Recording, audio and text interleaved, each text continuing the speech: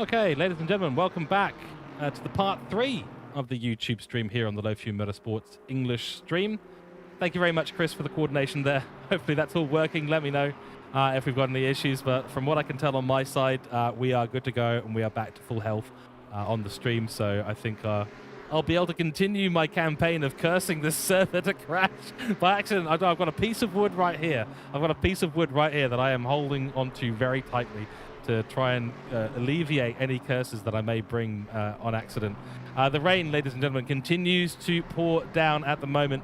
We'll give you a look at the weather forecast, but essentially what we got is about 10 minutes of light rain. We're about 5 minutes into that so far. Track was greasy last time we checked, so let's do another check on that and see where things are up to. We'll get rid of that overlay, go back here, and then we will bring up this overlay. It is damp, so we've gone from greasy to damp now, with 10 hours and 30 minutes remaining in this race, 10 km/h wind. So things are just going to dry up. This is what I was saying. Anyone that is pitted now onto those wet tires has made a massive mistake, and they will be seriously ruining that mistake in the next 20 minutes or so. I did just momentarily see a yellow. No, it was Konstantin Gorolek coming into the pits. In the meantime, Joe McLaren for ACC Italia. There is a battle. This is for P12 at the moment. Dafa Nebiel up there holding on to that 12th position. So the Ferrari being driven by a man called McLaren. Oh dear, and that is Dafa Nabiel driving off track. Not ideal at all. Apex X. I think they might have been the car that we saw in amongst the GT4s, excuse me, for a period of time that also went off. So they're not doing particularly well in these wetter conditions. You can see there is a dry line on the straight. It's wet on either side of it. So there definitely is a dry line. It's still good conditions out there right now for going racing. Looks like even the rain has actually by all means stopped. I'm actually trying to get an onboard with Dafa, see what we can see from his point of view. At the moment, I'd argue that there's no rain involved there at all. Let's just have a quick look at his helmet cam as well. No rain, but he is coming into the pit, so I do wonder if maybe, just maybe, he's actually been on the wet tire. Yeah, well, let's hope not, because I tell you, let's just check that. The predictions, P13, they've been out there for an hour, so no, they haven't. It's not an issue. And in the meantime, Brunier has just had a bit of an incident as well. Nearly on pace, nearly in the wars as another BMW comes on past. That is for position as well, so Renato Simic, the Alpha Racing team, has come on through. It's a Lexus, sorry, it's a Lexus. I do get confused. The rear ends of the cars do look very similar between the Lexus and the BMW. Almost exactly the same, in fact, but in this case, definitely not. So Sebastian Brunier did have a yellow flag against his name a few moments ago. Not quite sure what's gone on there. As we take a look at the back, at the top, I should say, at the top of the GT3 field, George Boothby now in the pits. So there you go. He will be losing some time. Where is Jeffrey Miguel Renault Ritchie? He is on the Nordschleife in turn 40 for Boomer Swad. Sasha Wozner 40 seconds behind. This is looking good for Sasha, and some really good lap times out there as well. In the wet, these guys have dropped from doing 8:11s to 8:38. So it's been 27 seconds a lap slower. But the trade-off then, of course, is that you're reducing the amount of pit stops that you're actually doing out there on track, which is absolutely key. So, I mean, at that pace, arguably, you'd be saying that probably the wet tyres are the go. But you can see the yellow stripes on the side of the tyres for Sasha Wozner. They have stayed out on the dries, and I think that is the right decision because they're not going to lose all that time. It's so important. In P11, Dennis Herzog for CRT, Callet Racing Team, and another one right there. And you got to be so cautious in these conditions. Oh, he hasn't slowed it down properly. Oh, he's kept it out of the wall though. Not too bad. Not a great bit of driving there from Dennis, but a good bit of recovery driving for sure. Saved it. Nearly put it directly into the wall. Shadow Realm themselves with damage at the end of a wet stint. That would be really bad situation for them. So, bit of a lucky escape. Pascal Girard, the Freelancer, and the Aston Martin is still making some good progress. 20 seconds. 22 seconds, in fact, behind the 112 car at the moment. So this is another battle that is starting to brew.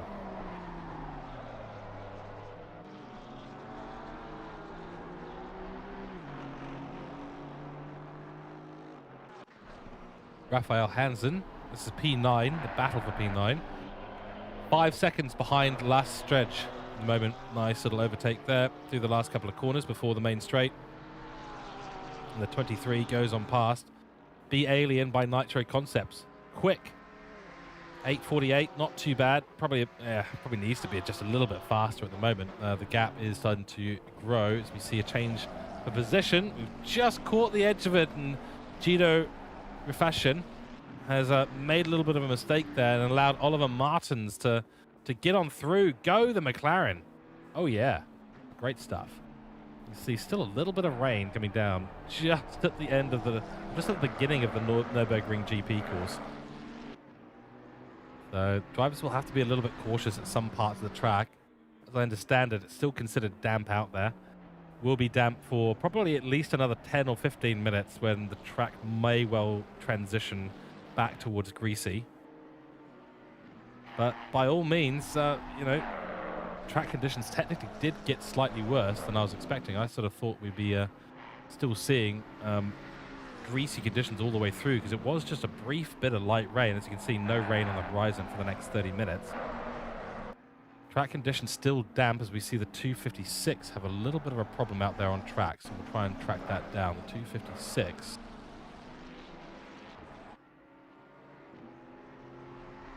Haven't found that out on track. There it is. Boris Scholk. Oh no. Boris. What has happened to Boris? Well, he's still driving out there, luckily.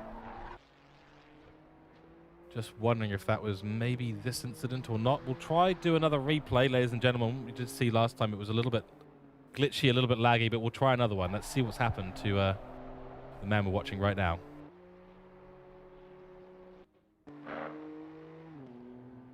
Will we catch it? Let's keep an eye. This is Boris Scholk coming through the fast section. Very wet through here still. Miss. Yeah, there you go. He's just cooked it ever so slightly, but actually a really good bit of driving. Slammed on the brakes and was able to pull it up before he ended up in the wall. So not too bad at the end of the day. Will cost him a little bit out on time. Ricky Lafleur still leading for the BMWs, so Cadillac Racing Team. And the solo drivers, man, I cannot get over how cool this is. To do a 24 hours solo is just absolutely unbelievable.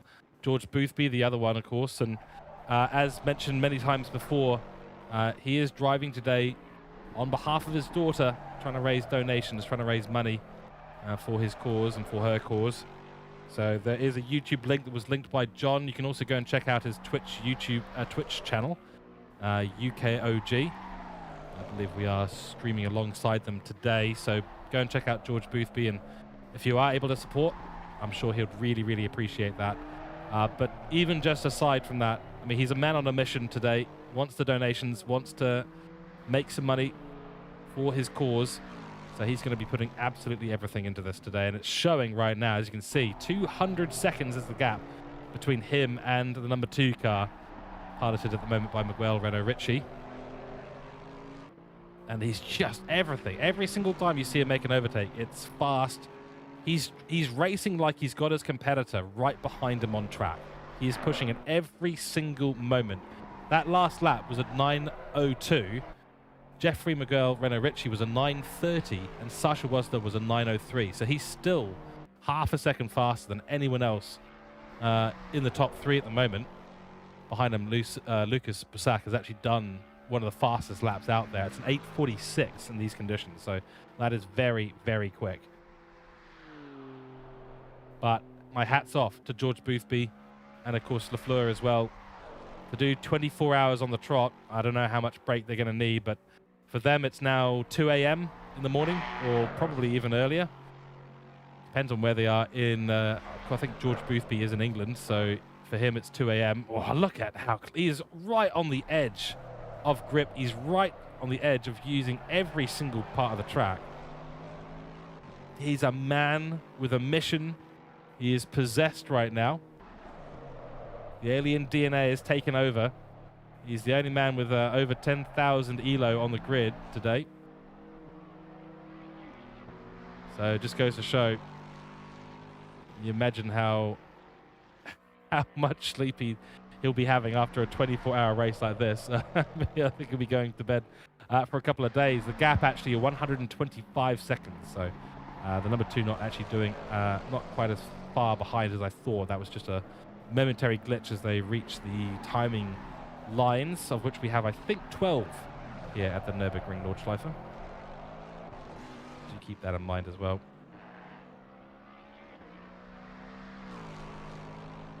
Looking around the grid, everyone else separated relatively large gaps, except for Dennis Herzog.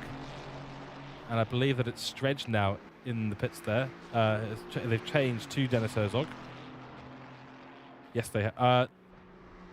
My apologies. Yes, it's Dennis Herzog in there at the moment as Pascal Girard comes into the pits and gives up P6 to Lucas Rode. So number 76 has now regained that position, and they find themselves still only 25 seconds behind Sasha Wozner. This is going to come down to those last couple of pit stops are going to be so critical for all these drivers. Who's going to have a really fast pit stop at the end, a short, fast pit stop? Who's going to be running long? Oh dear, that is the 162, going for a monumental spin. It just never ended, did it? Crikey, Tobias Sivert. He's still on the grass, but he's not put it into the wall from what we can tell.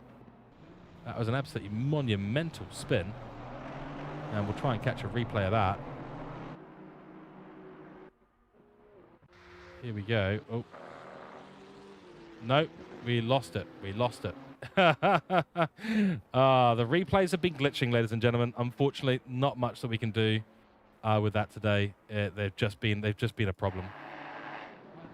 Remy, we're about to come off the replay in a few minutes' time, so there we go, back to live pictures now. So Tobias Sivert has managed to get going again, so no issue there for him. Yeah, I do apologize for the replays. It's one of those ones we haven't actually encountered this before. I haven't seen this before. The replays are so glitchy. I know there's a lot of cars on track. I know that I'm connecting from New Zealand, but it shouldn't be this glitchy. It's something to do with the ACC client at the moment, or something. Something's not quite right, unfortunately.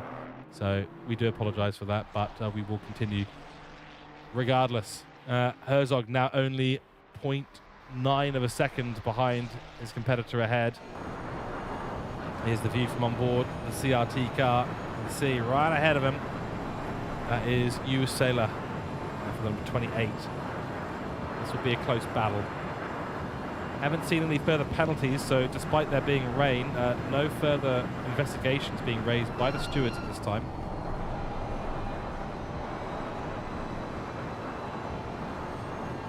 Let me know, who's your favourite to win the race today? Keep me company in chat during the night shift, where I'll just have to find ways to entertain myself. I'll just let go of this piece of wood and start talking about how cars on roofs and servers are just the best of friends.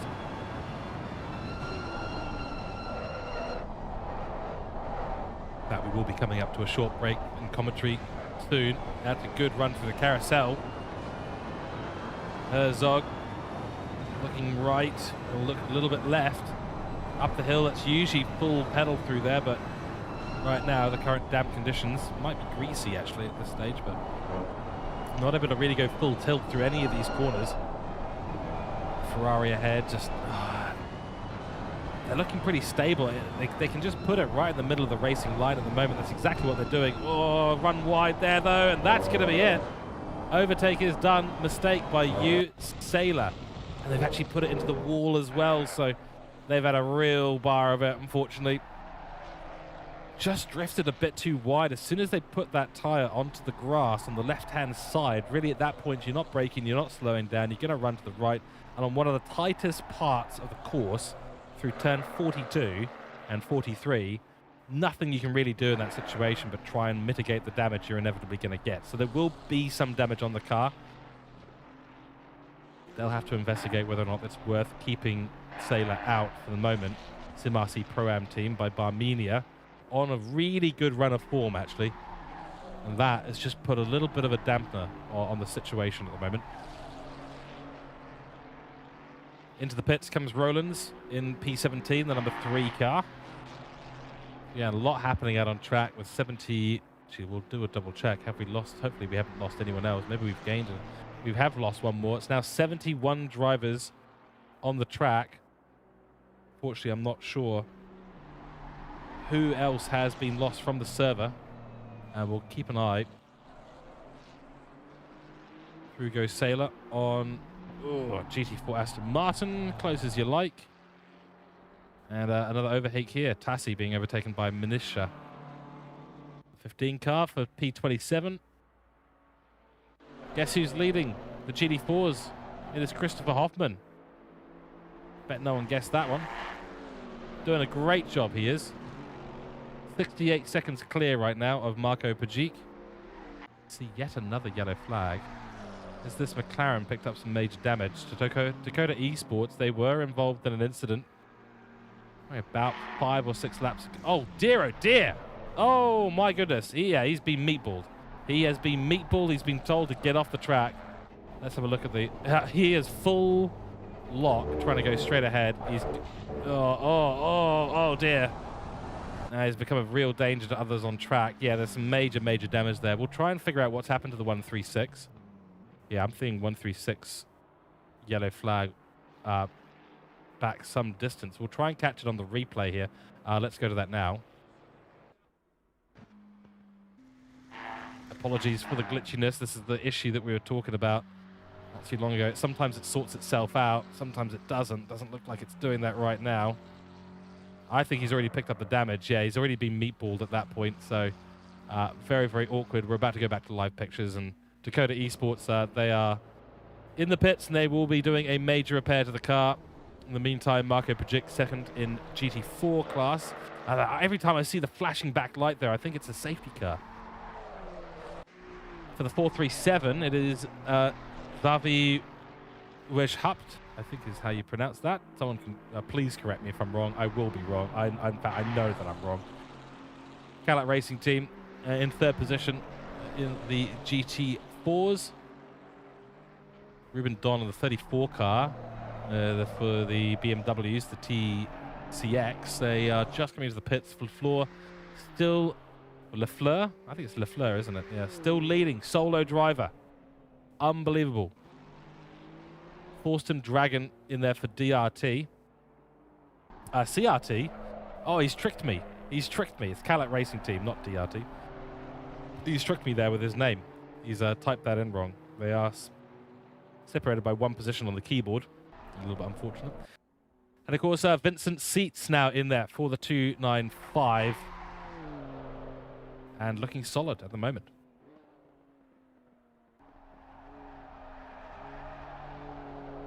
All right, ladies and gentlemen, in about 10 minutes, we've got a drive-through cleared now for the number 50. So it looks like they've had to go through. So some people are picking up those drive-throughs, unfortunately. That is another car looking much slower than he should be. Mikhail Krasov. Yeah, they've got some damage to the front of the car. I'm not quite sure what's happened, but something nasty has happened to that car. Not looking at a good situation. And guess what? That is for position. Here comes the number 666, and Nalhala Racing goes on through, picks up what is essentially 6 now in the GT4 competition. So that's a big blow for Mikhail Krasov and the number 40. They're sort of just slowly making their way now back to the pits. They'll have a bit of damage to repair, but sometimes in these situations it's really good just to have a little bit of a breather, have a quick break, and that is a very laggy connection for Dmitry Panarin. Daniel Burke is also going very sideways. We're hoping we're not having some sort of connection issue here, ladies and gentlemen, but it does potentially appear that we are, so it's looking a little bit better. So again, you'll have to forgive me. The server is literally on the other side of the planet from me. And despite me having the best internet you can possibly get in New Zealand, and we have some of the best internet in the world, I will tell you, unfortunately we cannot change the speed of light. We cannot change the laws of physics. And simply put, there is too much distance to make this completely smooth. But thank you so much for your patience so far, ladies and gentlemen. As I said before, in about 9 minutes, we'll take a quick commentary break. I go and stand up and get a glass of water, and then we'll be back with continued commentary as George Boothby continues his run of great form here. In the pits comes Lucas Rode, the number 76, making their third pit stop since me coming onto the comms box. We have 10 hours and 9 minutes remaining.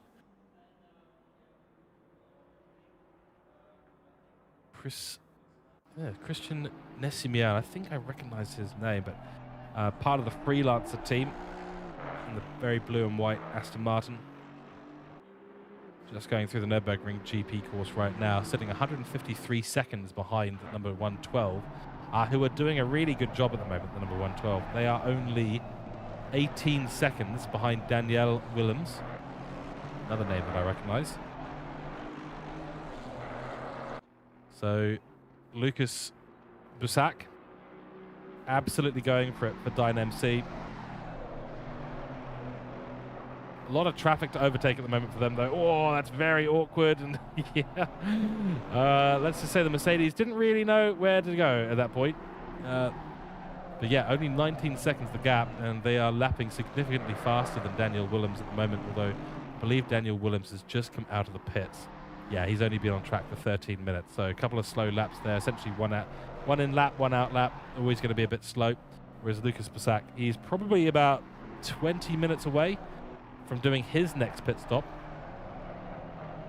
on the 97th lap of this race. And again, I'm trying to figure it out. Are we actually on the 97th lap of this race? I think my telemetry is playing tricks on me. I think we've done a lot more laps in this race. So just keep that in mind when you look at the number of laps done. It may well be 98 laps done since 5 hours ago when I started to pull the telemetry into my tool. So if that's the case, we may have done significantly more. I'd imagine we're probably up to... surely we're past 100. Well, let me do the math right now, actually. We'll try and do the math right now. I'll get out my calculator, and we'll see if we can figure this one out. Okay, calculator.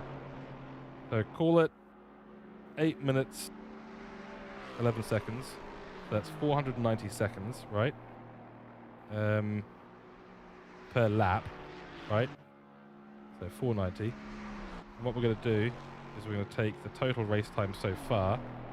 Total race time is that's 14 hours. Okay, so 14 hours times by 60 times by another 60. That'll give us a second. So it's 50,400 seconds so far. So what's that divided by 490? 102. We're actually not too far off. So given that there's a little bit of variance there, we are actually on lap 98. So I can stop being worried about that now. What about that equals 102. 14 hours. And I'm writing myself a note here on my post-it note to tell me to shut up about it being incorrect, the current timing. So it's all looking good on this side, that is for sure. In terms of positions gained, Renault Ritchie up 1 position ahead of Daniel Willems, down 1 position. Lucas Rode in 6th position, up 4. Emil Vogel, of course, just coming into the pits recently, I think, for the 181 race place. A lot of potential, need to execute in this latter half. They've got potential to get through on both the 76 and the 55 in this race, but they will need some clean and very, very fast stints in the next few hours, or they are not going to be in a situation to really make a good overtake. Joe McLaren up 6th position at the moment. Tim Decker for PSR down 11. Of course, the 181 down from P1 where they qualified. So just keep that in mind as well. In terms of pit stops coming up, we're going to see the number 4, Lucas Busak, is going to come into the pits shortly. So that'll probably put them, what's the time difference there? It's about 150 seconds. So it may not put them, it may put them in a solid battle between the 55 and the 76. We may have a 3-way battle starting to evolve there at the top. A yellow flag for Daphne Nabiel again. I wonder if he's been off track momentarily. May well have been. Lots of changing for positions at the moment as Tobias Savert goes up ahead of Tommaso Pagliai, I should say, and Daniele Maffioletti. DC Racing. Fabio Scheer as well. So all 3 of them losing some time. Incident between the 256 and the 312. That's Low Fuel Motorsport to Madcap in lap 82, turn 0, now under investigation. If we can find that No, because I only have timings, so I won't be able to go back and actually find that, unfortunately. So we won't be able to bring that up on a replay, but for anyone, if someone does know exactly what's happening, do let me know, and we will try and bring that up on track. And the GD4s, 33 seconds is the gap between P1 and P2. Here's Marco Bajic for the Alpine, heading through towards YouTube corner at the moment. 30 seconds is a very small gap now. It has come down substantially. Last lap for Hoffman was a 9:26. This lap for Marco, a 9:14. So 12 seconds it's come down. So no wonder we've seen a little bit of a difference there between the two.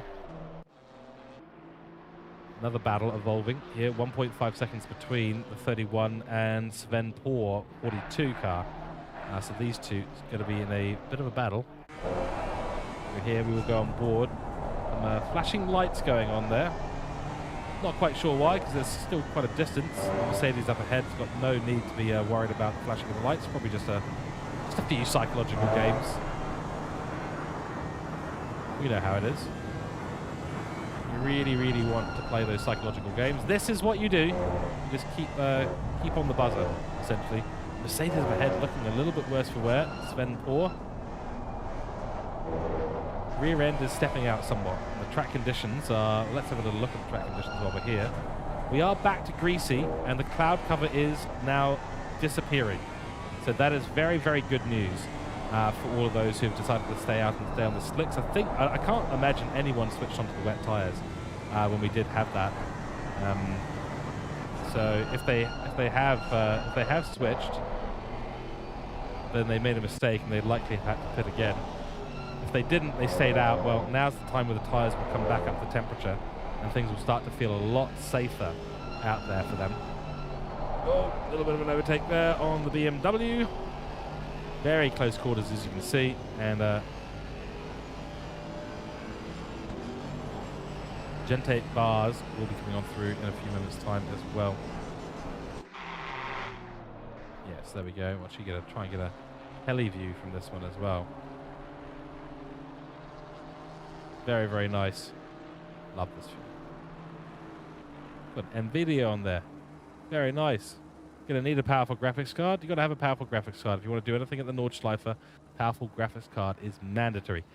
Lucas Busak, in the meantime, in the GT3 competition, is now down to 20 seconds behind Danielle Willems. These two are going to be locked in a massive battle all the way to the end for that final podium position. At the moment, I can't imagine the number 2 falling back behind either of them. They're about 100 seconds clear at the moment of the 255 up the top. So really, it's going to be whether or not Danielle Williams can hold off Lucas Busak. Both running in the 36s right now. 0.5 of a second difference between them in terms of lap times. So just keep that one in mind. That's going to be a race that is starting to really, really evolve. You also see the battle for P8 in this race starting to heat up too. And again, Raphael Hansen now back in the car for B Alien. Handed it off from his teammate not too long ago. Setting 36 flats out there at the moment. So one of the fastest teams on track, except for maybe the 55, who's just put in a 8:33. And then has immediately gone and made a mistake in the previous lap. Stewart decision, no further action between the 256 and the 312 Madcap racing car. Stewart's not finding anyone at fault.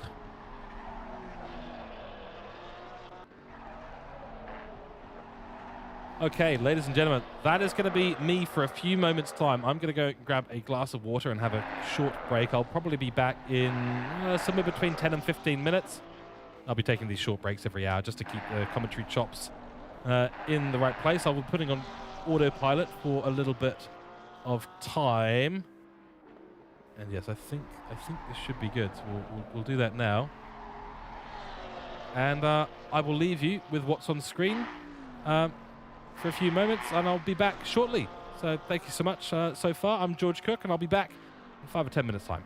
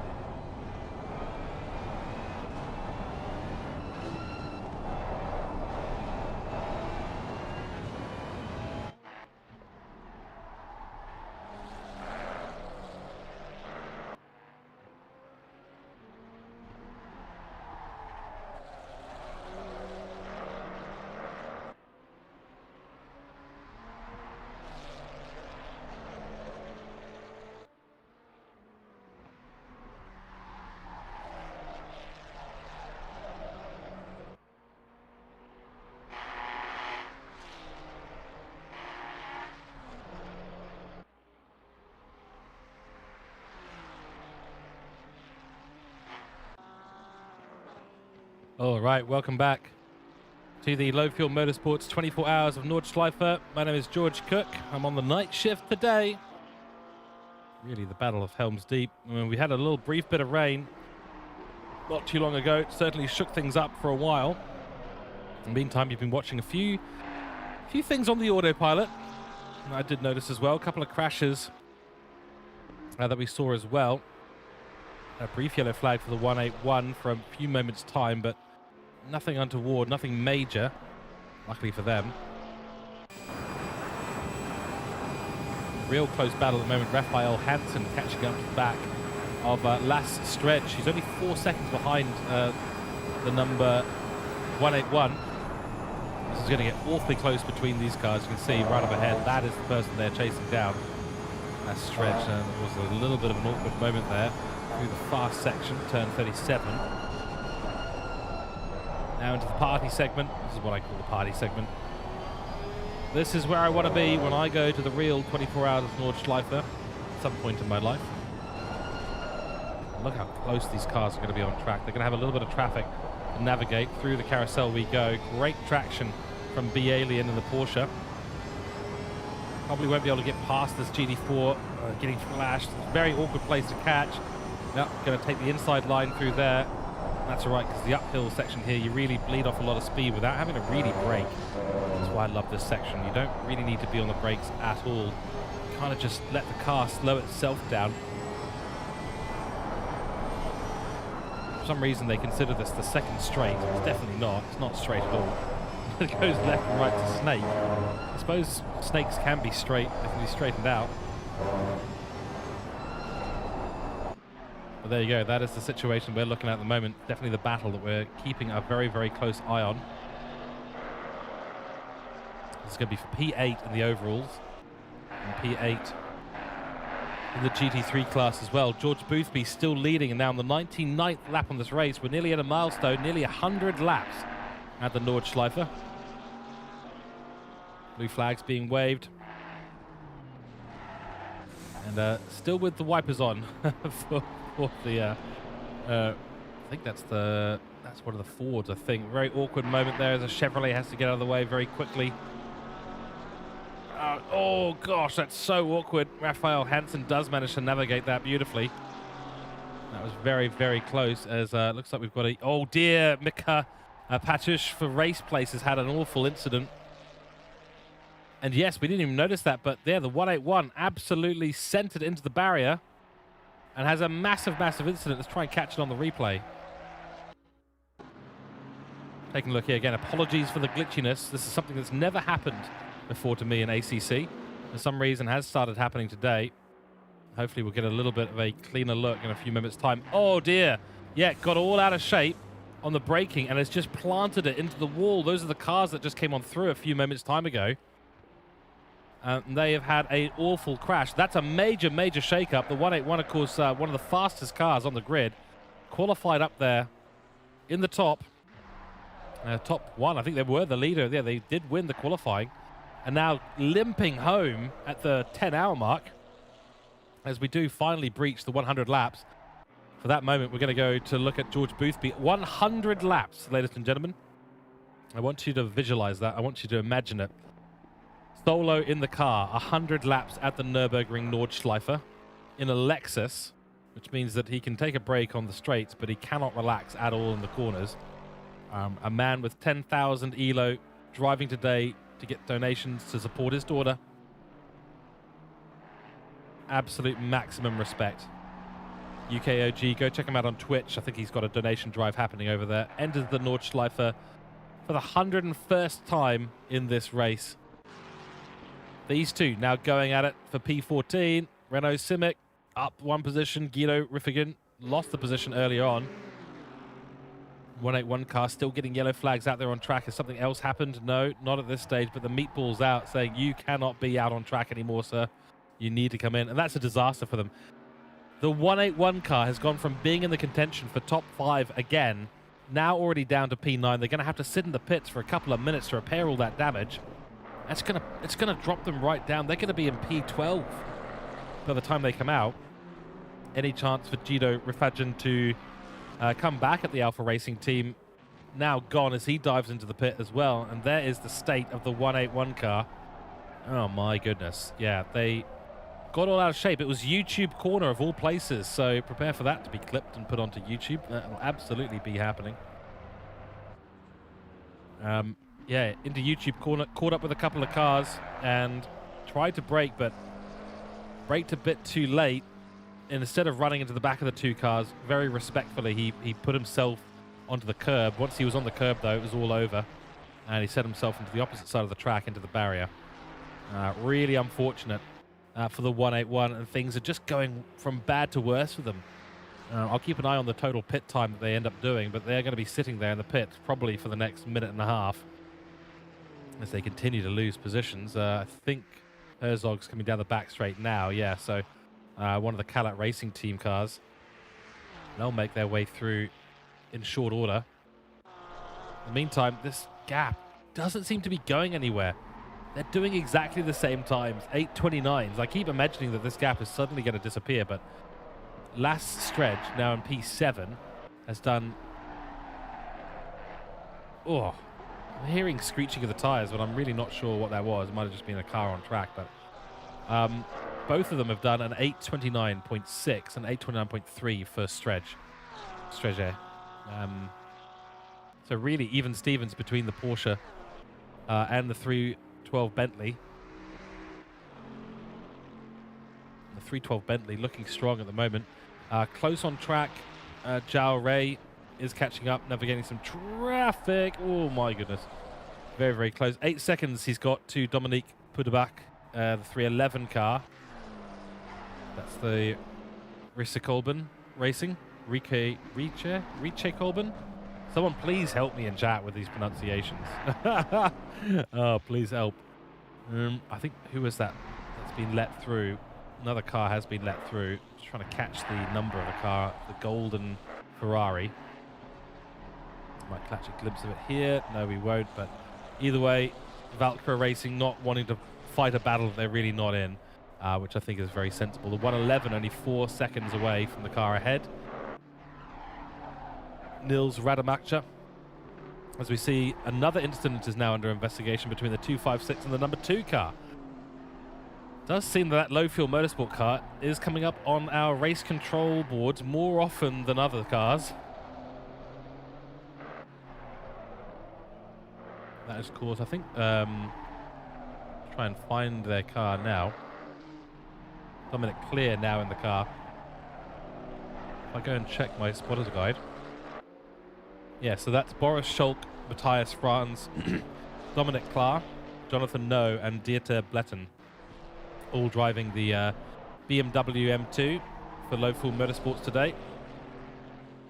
And, ooh. Yeah, well. At the end of the day, look, the blue flag rules are quite simple. The car who has been blue flagged holds the racing line and stays predictable. Simple as that. So there is no need for these cars to be moving out the way. It often creates much, much more confusion, which is something that is to be avoided at the moment. Now, quick recap. It is Ricky Lafleur, the Calat Racing team, currently leading the way for the BMWs by 164 seconds over Thorsten Dragon, another CRT car. So CRT 1-2 in the TCX class at the moment. Then in the GD4 class, not too many battles close on track, but Christopher Hoffman leading the way for Creme de la Course at the moment. In P2, it is Fred Olsen Forsberg for the number 5, and then in third, it is Xavi Wegehapt for the number 437 car. So we have a Chevrolet, a Alpine, and a Aston Martin. P123 in the GT4 category at the moment. Sitting there last at the moment, probably hasn't had a lot of screen time, Eric Lays for Gentle Beavers. Okay. Very interesting team name, that one is. And very colourful livery. I do like a colourful livery, and that is very colourful, so my hat's off. Coming down past Arenberg and through the dip and up the hill again towards yet another place that people like to take YouTube clips. Currently at the bottom of the GT3 category, but still on for a good result. Here we go. Now, this is what we've been wanting. We've been waiting for the Porsche of Raphael Hansen to catch up. And there's some interesting. Oh, wow, we've had something. Oh. Oh, dear, oh dear. Ladies and gentlemen, I think we've had something major happen.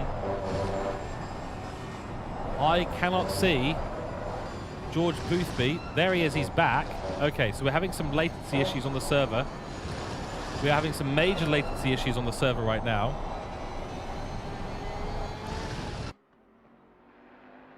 Okay, I think this is just on my side, everyone. I think this is just on my side. There is George Boothby. He's somehow lost one position and going sideways. So I think at the moment we're having a little bit of an issue with latency out there.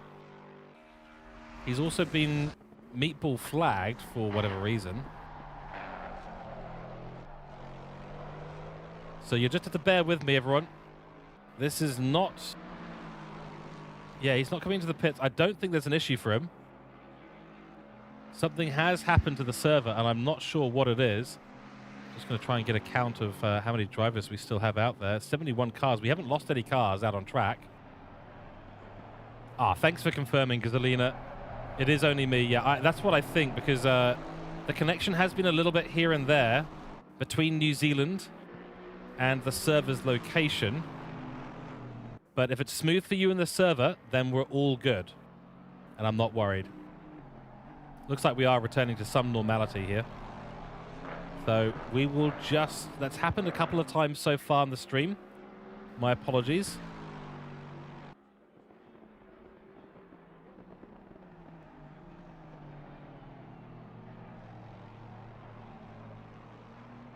Okay, no further action. Lap 82. George Boothby has ended up in P3 for some reason. I just wonder if that's a...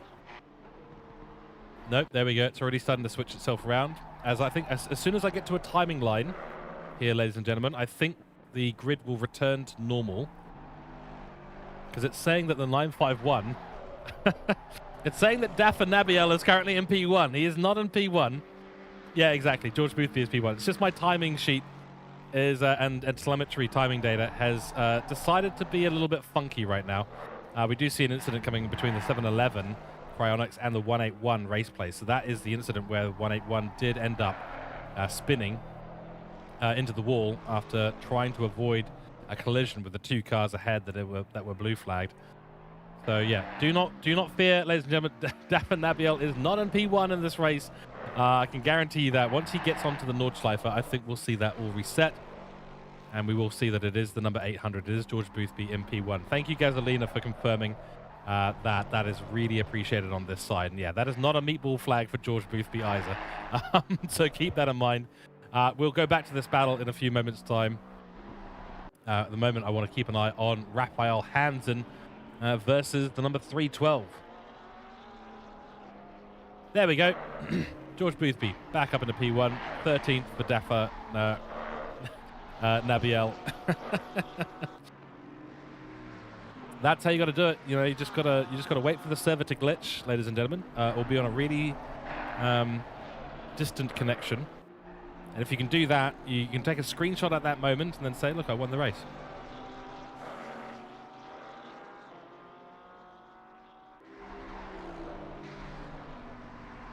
Okay, 1.8 seconds the gap between P8 and P7. As you can see, right up ahead, we were on board when we started to get some of those graphical glitches. There's the 312 just trying to get past one of the Aston Martins. Probably needed to do that with a little bit more alacrity, a little bit more speed. But that is holding up the Porsche. Porsche does get through. Now we'll continue the charge. Gap up to 2 seconds now between them.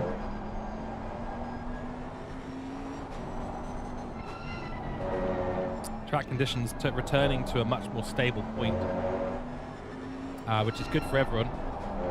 I'm expecting, though, to see some more rain. What do you guys think? How long until we see some more rain in this race? We'll have a little look at the weather report in a few moments' time, but as of right now, I'd imagine we probably have clear skies for the foreseeable future. We do indeed. It's optimum out there. It's cold, but it's optimum.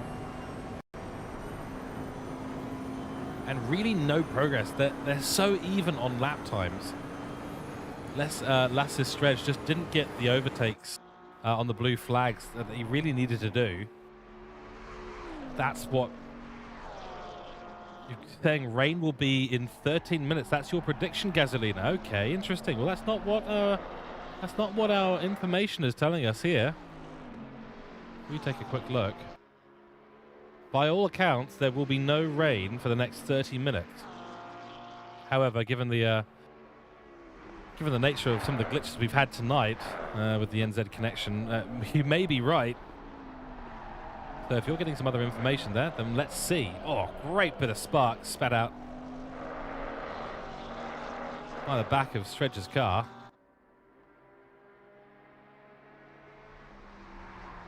We missed it. Okay. I'm not quite sure what you mean by we missed it, but maybe the server isn't telling us that the rain will be back. If that's the case, then we'll see in 13 minutes. If we do get some more rain, fantastic. Otherwise, it's dry condition racing for the foreseeable future in this 24-hour event. Love the sparks. Isn't that just brilliant? I love seeing it when the cars hit the underbody onto the curbs. It's absolutely glorious. Through on goes the 312. Oh, wow. Okay. Talk about getting off the racing line. Well, they really took a beeline and actually said, I'm going to send myself to the Shadow Realm to get out of the way of these two. It's the closest battle in the GT3 camp at the moment. Stredge knows he needs to hold on, needs to push this Bentley to the absolute maximum.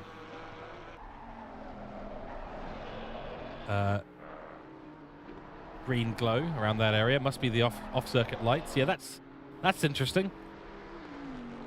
Green glow. The aliens are coming, ladies and gentlemen. They're picking up cows from the outside of the track at the moment. Luckily, they're not interested in racing drivers. They're too simple an organism to bother with, so they're gonna grab the cows and get out of there. Another bit of traffic to navigate. This is the tricky thing for them, and that is, if I'm not mistaken, that is Hoffman. George Boothby's lead now up to 200 seconds. Behind them, Danielle Willems in the number 255 in third position, 100 seconds behind them. Then 76 seconds behind them, Lucas Bussac. Christian Nessimian for the number 55 now in the car. These are certainly critical moments for these two guys here. And we should see some great racing between the two of them in a few moments' time. Actually, honestly, I feel like my connection suddenly got a lot better than it has been earlier on. Things are looking really, really clean and clear. So hopefully everyone's experiencing that as well. It looks pretty good on my side. I'm hoping it looks good on your side at the moment.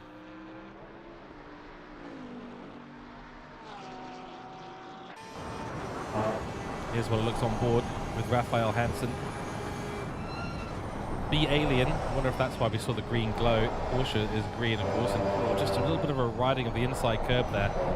Tricky to get it absolutely right because you want to be bleeding off the speed naturally, but if you don't quite bleed off enough, you will find yourself on the curb, and it just pushes you to the left, and you miss the next apex and then the next. This is one of those sections that has to be absolutely perfect.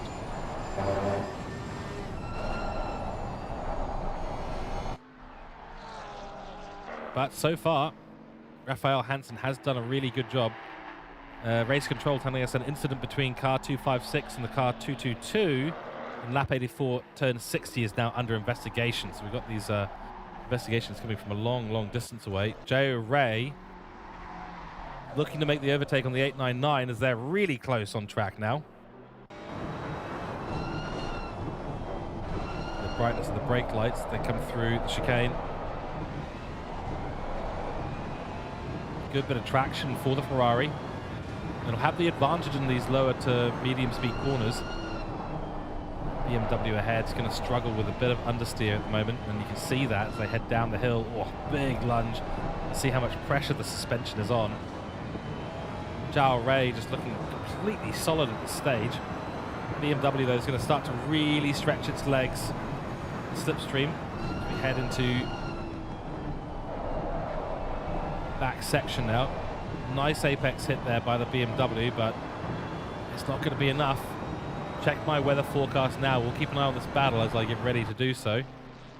They'll be side by side. Here we go. Down the back straight. Through turn 36. There's nowhere to go really for Zhao Rui. Valkyrie will just have to sit in behind and wait for an opportunity. You do not want to be side by side through this section of track. Well, yeah, the 899 says, no, you know what? You might be brave enough to do that. We're not going to do that. A little bit of a psychological ploy there from the Ferrari driver. It does go on through and up into P18. A great bit of racing between the two there. Nils Rademacher as well.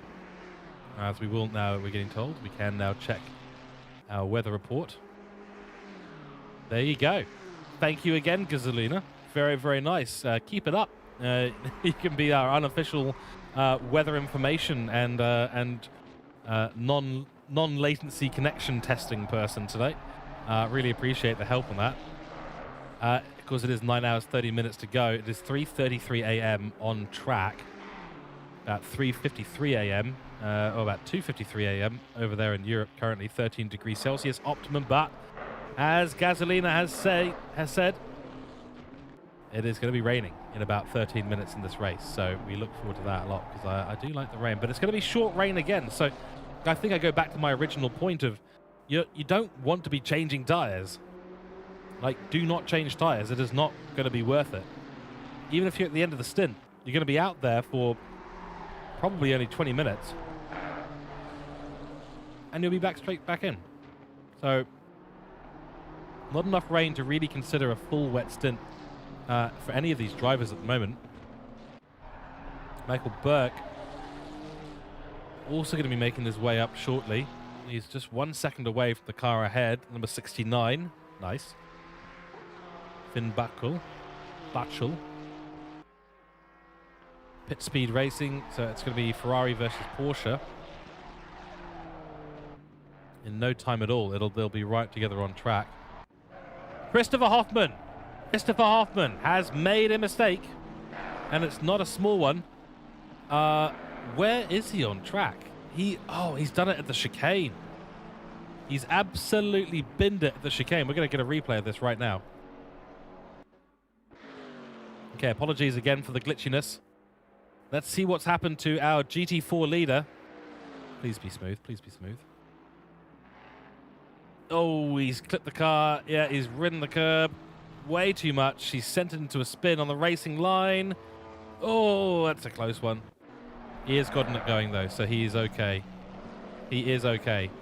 No problem there. Has he lost a position, though? Yes, he has. We have a change. And a race control saying 256 in the 222. No further action from the incident on lap 84. We have had a change of lead, ladies and gentlemen. Fred Olsen Forsberg for GT Auto is now in the Alpine and now leading the GT4 category. Christopher Hoffman, that's a big mistake. He's only 6.4 seconds behind. I don't think he'll have any damage from that. So I think he'll be good to go and put in some good lap times, but he has been running to a number out there. Unfortunately for him, that is going to... Oh, dear, oh, dear. Well, look, GT4s are having all sorts of problems. There we go. Straight off the track onto the kiddie litter. Through Arenberg, of all places, for Fred Olsen. Here's a meatball flag out there. I don't think it's for either of these drivers. They're totally fine. Another investigation underway by race control as well. So the gap between these two cars is only 3 seconds, and this is, of course, for the lead of the GT4 category. Another wide apex there for the Alpine driver. GT Auto. Is that GT Auto from Gran Turismo? Is that what I'm seeing? Is that what the livery is? Because that looks a lot like the GT Auto graphic from Gran Turismo 7. Maybe it's not. Maybe it's not. If someone wants to tell me the history of behind the GT Auto, do let me know. Through goes... Oh, it is a different driver. There we go. So it's been updated now. It's no longer Christopher Hoffman. It is now Ilpo Rutsalainen. Rutsalainen. Yeah, for Creme de la Course. So they've had a pit stop. They've had a change. How long has Forsberg been out there? Let's just have a quick look. Forsberg's been out there for 30 minutes. And the 501 have only just come into the pits. So there was quite a significant gap between them. But that has come down massively. And then with this mistake from, it wasn't Christopher Hoffman who made the mistake, it was Ilpo, the new driver they've put into the car. May well have been just cold tires. He's only just come out of the pits and then made that mistake. So I get the feeling that that was the issue. Still, 9 hours and 30 minutes to go, so really no issue at the moment for either. And good to see the switch up between the two. Sven Poor for Skidmark Racing. Shalomanda, I think it might be client side. I don't think his lights are broken, but when we looked at the replay, see if we can get a slightly closer shot. We'll get rid of the overlay. I don't think there's any damage on that car. Welcome in, NZR New Zealand Racing. Great to have a fellow Kiwi in here, mate. Fantastic. Are you watching from the North Island or the South Island? I won't ask you anything more specific than that, but welcome in. Great to have you here. You were over in YouTube for some time as well. So great to see you over here on the Twitch. So this is our former leader in the GT4 category. At the moment, we're unsure if there's any issues with the car. I don't think there is. The question that's been posed is essentially, do we have damage? Because it looks like there's no lights. I think it's just a client-side issue. Shalomanda saying, yeah, because no lights would be horrifying. Yes, it would. And I'm hoping for their sake. In fact, I think we might be able to go, if we go on board. Yeah, it must be client-side. I mean, I've got a relatively high exposure setting here. A lot of the drivers don't use. By default, you don't have a nice exposure setting set. So if he's driving in the dark right now, oh dear, oh dear, oh dear, oh dear, that would not be fun at all. David Andre saying, had the same issue with lights. Client-side issue, or is it... So when you were driving, you had no lights. You don't know how you fixed it, just went into settings and it popped up again. Weird. I have the same issue with the virtual camera as well. We disable that for the broadcast and we don't use the virtual mirror. But whenever I'm driving, I'll get put in the car and then my mirrors will disappear. And it happened one time in a race when I was particularly slow at Imola. And I came out of the pits just as the leaders came on through, and I didn't know where anyone was. So I had my engineer trying to tell me, go left, go right. And he said, go left. Made a mistake. I went right. And it all went wrong very, very quickly. And let's just say that we had an impact on the race today, on that day. So let's hope this is just a client-side issue. Then again, he did run through the chicane very nastily, so it's entirely possible that having no lights had an impact on that. Oh, we've got a change of position here as Dominic Puderback makes it on through. And Daniel Williams has moved up a number of positions there. No further actions between the 707 and the 255 on lap 80. You've had that bug before, the virtual camera one. Yeah, it's a real pain. The trick is to be on the right camera view, and then you switch to the view that you actually want to use. So you go to the view that you want to use -1. And then as soon as you get put in the car, start the engine, switch the camera. Yeah, that's exactly right. Yeah, it took me a while to figure out that was the case. And unfortunately, at that point, let's just say that, yeah, I didn't know that trick. Number 45 question from Searle. I'll try and find the 45 for you in a few minutes' time. We're just on board with Danielle Willems. I've got 46 there. Apologies, I'm just trying to find their position. There we are. Daniel Morello. So here's Customs GT. Yeah. Well, it's these little quirks, you know. You've got hidden settings in the JSON files. You've got hidden settings, hidden broadcasting tools in the server configs. You've got hidden SDKs.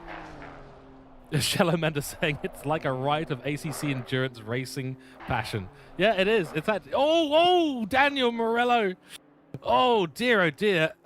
All the camera people at YouTube Corner will be very happy to have seen that. He's absolutely cooked it on the inside curb, coming down the hill.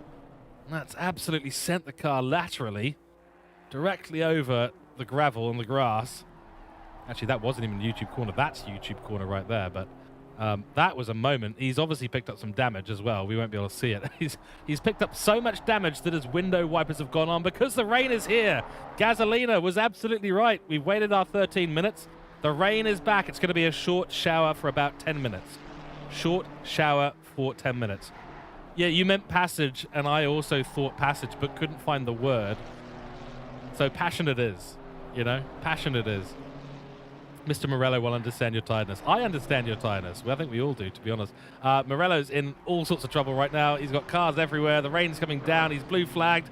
Oh, that's the back of the GT3 field trying to make his way on through. There's so much quicker through this section, of course. And yes, there we go.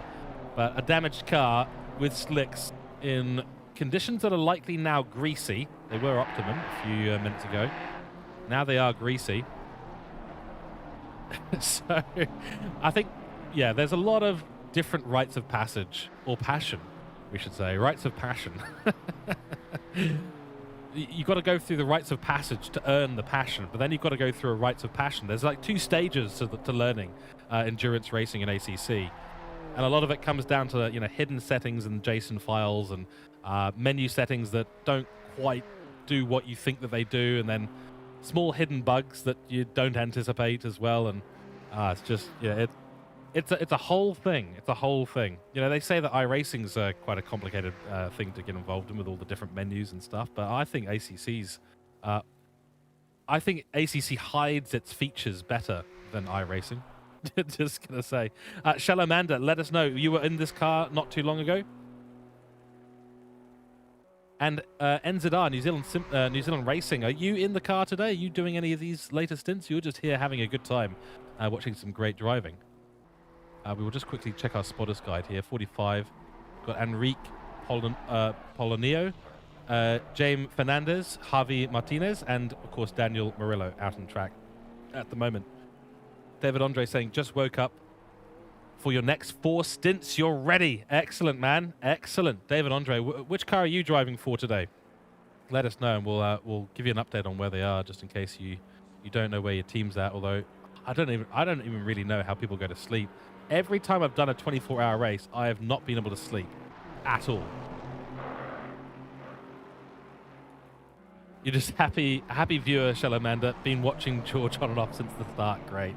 Thank you very much. I appreciate that. I haven't been going for too long now. I've been going for just over 2 hours, I believe. Before me was John Wright, the Scottish man with the golden mic. He thinks he's right all the time. I don't know why.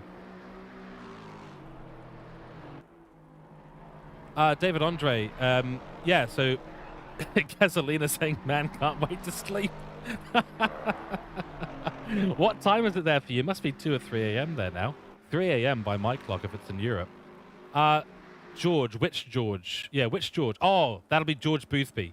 Shallowmander is talking about George Boothby, which makes more sense since he's actually been here the entire race. I haven't. So that makes more sense. I think it's not me, it's George Boothby, who, by the way, is actually still in the lead of this race in the rain. Look at that. Are we surprised? Are we surprised? No, we're not surprised, because George Boothby is an absolute legend. Maybe it's just something to do with the name George. Maybe we're all just completely crazy. It's entirely possible. I'm here solo in the commentary box for 8 hours. He's there doing solo driving for 24 hours. So George Boothby definitely doing the harder one today, but he's a man on a mission. He's taking donations and raising money for his daughter. Honestly, incredible to do a 24-hour race solo. And he is driving that car like he's racing a sprint race. That's the amazing thing. He is putting everything into it. It's the BMW, green BMW, gets out of the way of the number 2. He even fixed his stream overlay on the dotting a hoe for a couple of laps. No way. That's awesome. Probably in 1 hour if your teammate comes in. Hopefully they do, Gasolina. Gasolina, which car are you driving for today? Let me know. Let me know. We'll have a little look through there as well. Incident between the 501 Creme de la Course and the 88 We Play has been noted and is now under investigation. By the way, the 501, of course, Christopher Hoffman kept them in first place in the GD4 category for so long. Ilpo's come out, unfortunately made a small mistake early on and found themselves 6 seconds now behind the number 5, who is now leading the GT4 category. You're in the 295 car. Okay, fantastic. Let me have a little gander around the track. The rain is becoming a little bit more intense. Let's have a little look of our on-track data here. It is now considered damp out there, so this is as bad as it got last time we had rain about an hour ago. Didn't get to wet, but you can see the Alpine's body language of the car. It's not liking the conditions out there at all. So there you go. Oh dear, and Fred Olsen Frosberg has had a massive off there. That's damage for him. You can see the white and yellow flags all popping up now. Everyone having small incidents. The track has gotten to a certain point whereby essentially, yeah, we're in sort of danger territory. That is not the 295. Apologies, I've clicked on the wrong button completely. Let's take us back to Fred Olsen as they have a Ferrari GT3 car right on the back. New Zealand Racing saying, wish I was racing in that event. Honestly, I would love to race in this event, but to be completely honest with you, I do not have the driving skill to be on this grid and amongst these amazing drivers. I do not. I do not have the skill to do that. I can do commentary. That's where my real talent lies, apparently. 295. Apologies. There are 71 cars on the grid. Aha, here we go. So Vincent states, is that you driving right now, Gasolina? Are you typing in chat on the straights? Possibly not. Of course, alongside them in the 295 is Stefan Schwier's flyby, Stefan Luther, Bohain Adin Gashoff, and Vincent. No, that's your teammate you're spotting from. Excellent. Cool. Well, we wish you best of luck. You're 55th at the moment, and you are 3rd in the BMW category. So we were overdue for a TCX update. Gashoff. So we were watching you just before. Right. So when I was doing my initial updates, that was you in the car. Fantastic. Oh, David Andre, sometimes it's a little bit difficult to get involved. The time zone can be an issue. Also, just the level of skill and competitiveness. And the fact that it's a invitational spot, really, at the end of the day. You know, there's not necessarily as many drivers available from New Zealand. A penalty for the 88 car. They get a 15-second penalty for collision with Creme de la Course, the 501, formerly leading GT4 category. So that's a relatively large slap on the wrist from the stewards on that one. Damage is not activated. A lot of accidents without repairs. So I'm not 100% sure at the end of the day. I think people are carrying a lot of damage. I think it's more of a mindset thing in terms of the endurance racing. You can often deal with that level of damage a lot better in these sorts of long races where you just need to follow a plan. You know, it's precisely what David Andre has just said in chat. It is sometimes more clever to not pit. And that's exactly it. You may have some damage, but if you're going back into the pits, you're adding another 30 seconds or 40 seconds of the transit time. You're slower than your competitors. I mean, right now, Thomas Brunhuber probably does need to be pitting. He's looking out of shape in the McLaren at the moment. I think he may have some significant damage and maybe getting a meatball flag at some point, but hard to see. But at the end of the day, the more time you spend in the pits, if you're going in there just to repair the damage and you're not actually losing that much time, like think about it this way.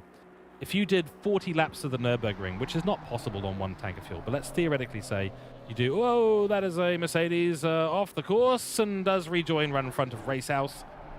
Luckily for them, though, no issues to come of it. We'll go bonnet cam view as we talk a little bit about strategy. Oh, David Andre, you got 40 seconds now. What car number are you? Are you the 88?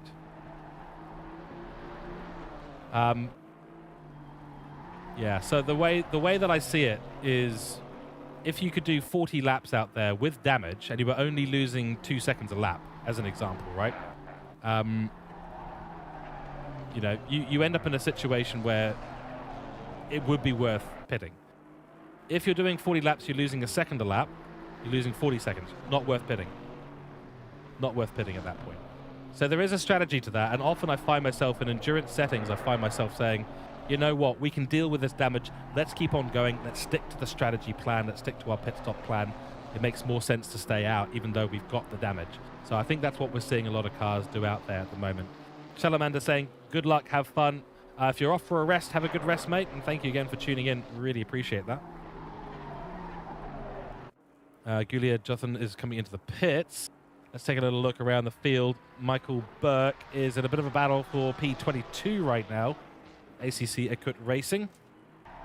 Absolutely going for it right now. Actually, I'm just going to have a quick sip of water, so I'll be back in 2 seconds.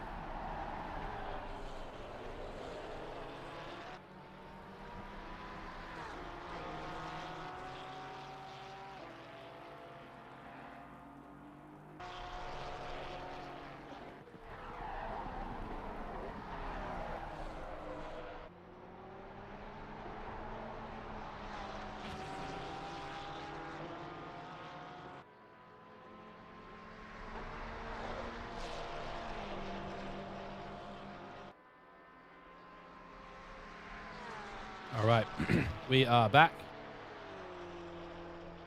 And yeah, these wet conditions, again, they'll be drying up very, very soon. Let's take a quick look. Yeah, track is still damp. The wind really hasn't gone anywhere, but it is now cloudy, and we will be returning, I suspect, to damp conditions soon. The 88 car, yeah, 25 seconds plus the 15 that has just been given to them. And that is why David Andre has been saying they've got 40 seconds, so they will have to come and observe that at some point. The 899 is coming to the pits. The 55 is right on the back now. Battle for P4 has finally kicked into gear. Okay.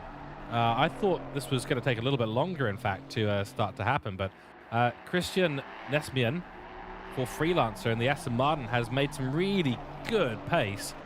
Danielle Willems, let's check the pit stops, make sure that we're looking at the right data. Daniel Willems has been out there for 15 minutes. Christian Nesman has been out there for 1 hour and 6. So there will be a pit stop between them, and that'll drop Christian behind Lucas. So they're not actually battling for overall position, these two cars right now. They are close on track in the top 5 for GT3 category, but they are not in a situation where they are actually racing for position at the moment. So after this next pit stop, the freelance team will still need to catch up about 60 or 70 seconds on them. Michael Burke, we're going to do a little bit of an on-board, I think, with Michael Burke. So we'll go on board with him as he tries to chase down the car ahead. That is Finn Buckle. Yeah, Finn Buckle, number 69. Very nice.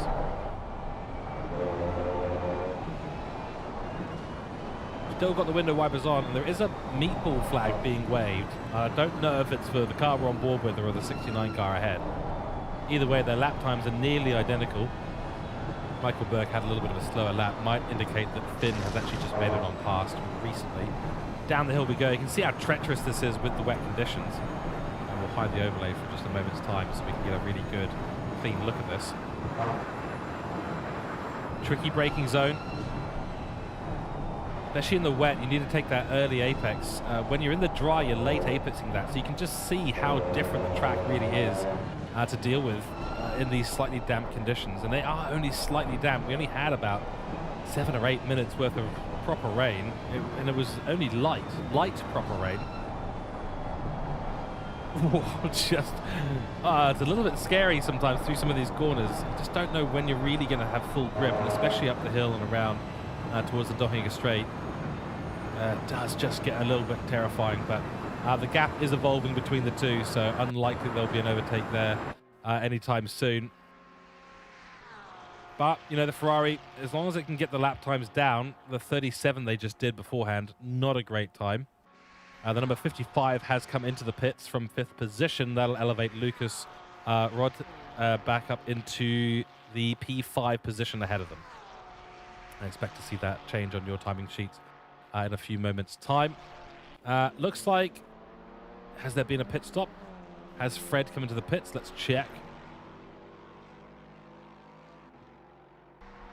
He has not. Fred has made some sort of massive mistake out there on track, and he has actually lost the position. I don't know if it's just time. Yeah, actually, not too long ago, there was a yellow flag for the number 5. We'll try and get a replay of this, so give me a moment here, ladies and gentlemen. Again, apologies for the glitchiness. some ACC bug going on with the replays right now, and it's just it's absolutely awful to deal with. But we just got to try and see what's happened to the number 5. This was when they went off, but I think they might have done this a second time. That's what's cost them. Yeah, that is what's cost them. Okay. There we go. That explains why the number 5 is now behind the 501 again. The gap is 6 seconds, so really just a reversal in the GT4 category.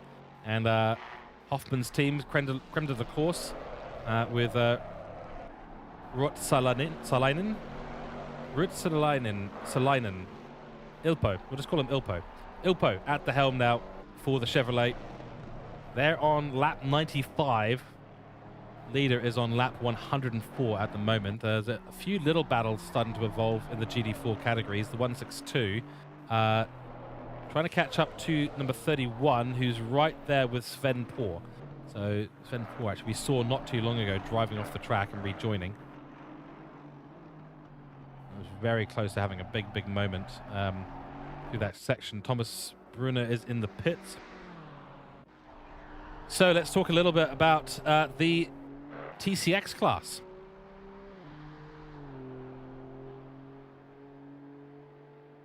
Well, what do we say about Ricky Lafleur? What we say is that he is currently 90 laps deep in a BMW M2 by himself with only 9 hours and 7 minutes to go in this race. Again, monumental effort. He's one of 2 drivers today doing the solo stint. The other is George Boothby. Behind him by 283 seconds, nearly 5 minutes gap between them. Thorsten Dragon.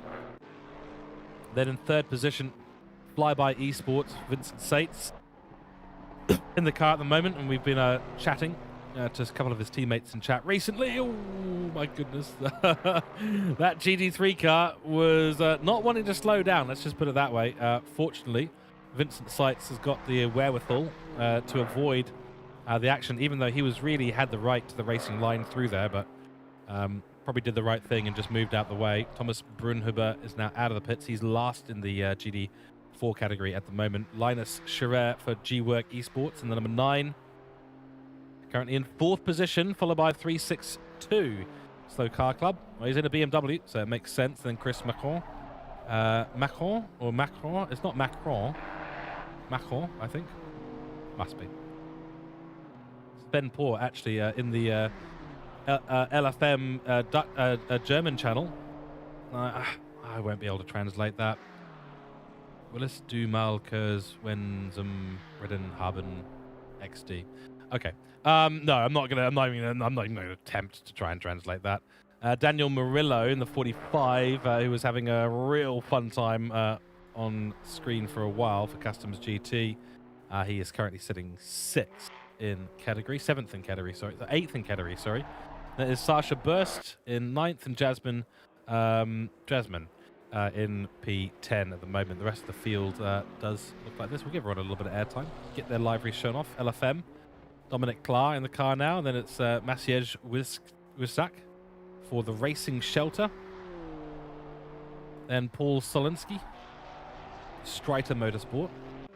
Jose Luis Arenas for the G29 team. What does he have on the back of his car there?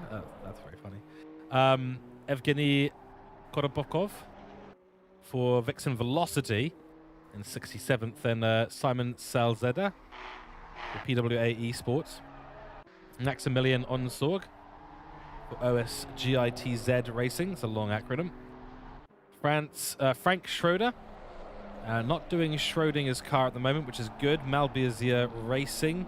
Up 3 positions in this race at the moment. Lucas Klein for Martin Sitt Racing. And then, last but not least, in 72nd position, we've had a car return to the grid. That's fantastic. Is Kevin Wilcom for Slow Car Club. So 2 cars they've got on the grid. 72 cars, so we've actually gained a car back, which is great. Not sure who that was, but someone has come back into the game. It's fantastic. Here's the onboard from Michael Burke. These 2 have been separated by nothing. It is the battle for P22. Change of position for 15th as Mechia Mix, and the 21 car goes up ahead to number 3. And the rest of the field looking unchanged at the moment. Rain isn't coming down, but yeah, at the moment, the windshield wiper is going left and right.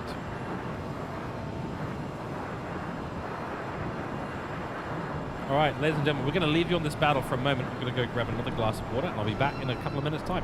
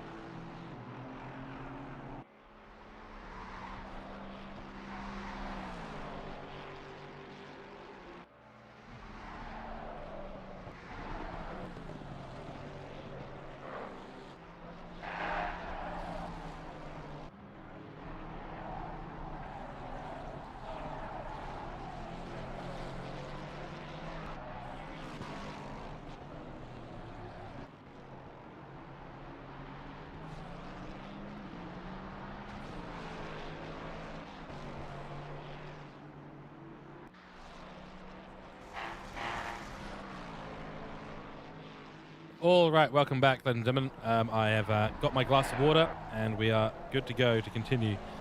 Mud Honey asking, is there a place with live timing? Yes, you see that pinned comment just at the top there. I will, I don't think I can copy that down to you. There we go. Yes, I can. There you go.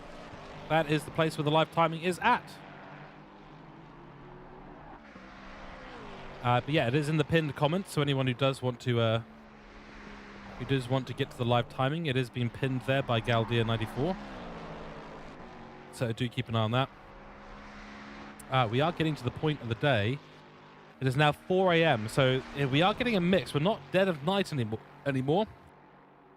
Michael Humer doesn't want to Humer being in 18th place anymore longer. He wants to find himself up in that 17th position. This has been a good little battle we've been watching while I've been taking a short break. By the way, for the drivers out there, if you are part of the team and you do want to be interviewed on the English channel, you are more than welcome to do so. You can probably find me on the Discord to let me know, but if you jump into the interview waiting room and then maybe have a look and send me a message, you might be able to find me on the Discord. But if you're interested in doing an interview, do let me know. We can get you in here for a chat. There's a couple of things I'll have to do to make sure that I can enable that, but just letting you know. If you want to do an English interview here on LFM channel for the 24-hour of Nordschleife, try and message. You can find me, George Cook, on the Discord. Send me a message and I'll put that into chat as well. You can send me a message and we'll try and get you in for an interview. All right.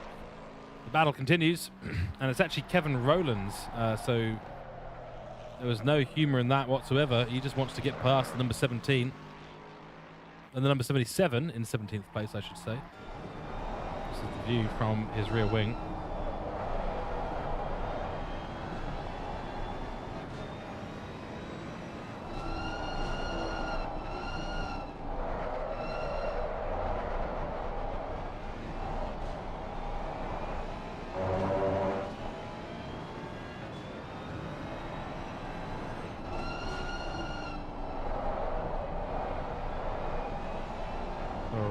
Again, apologies. We've got a few things going on in the background, so I'm just trying to keep myself up to speed with what's going on there.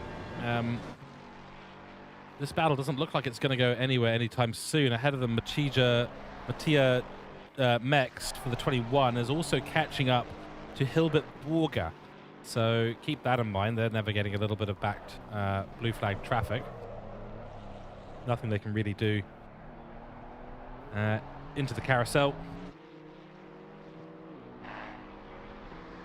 Let me know in chat, what's your favorite part of this racing circuit?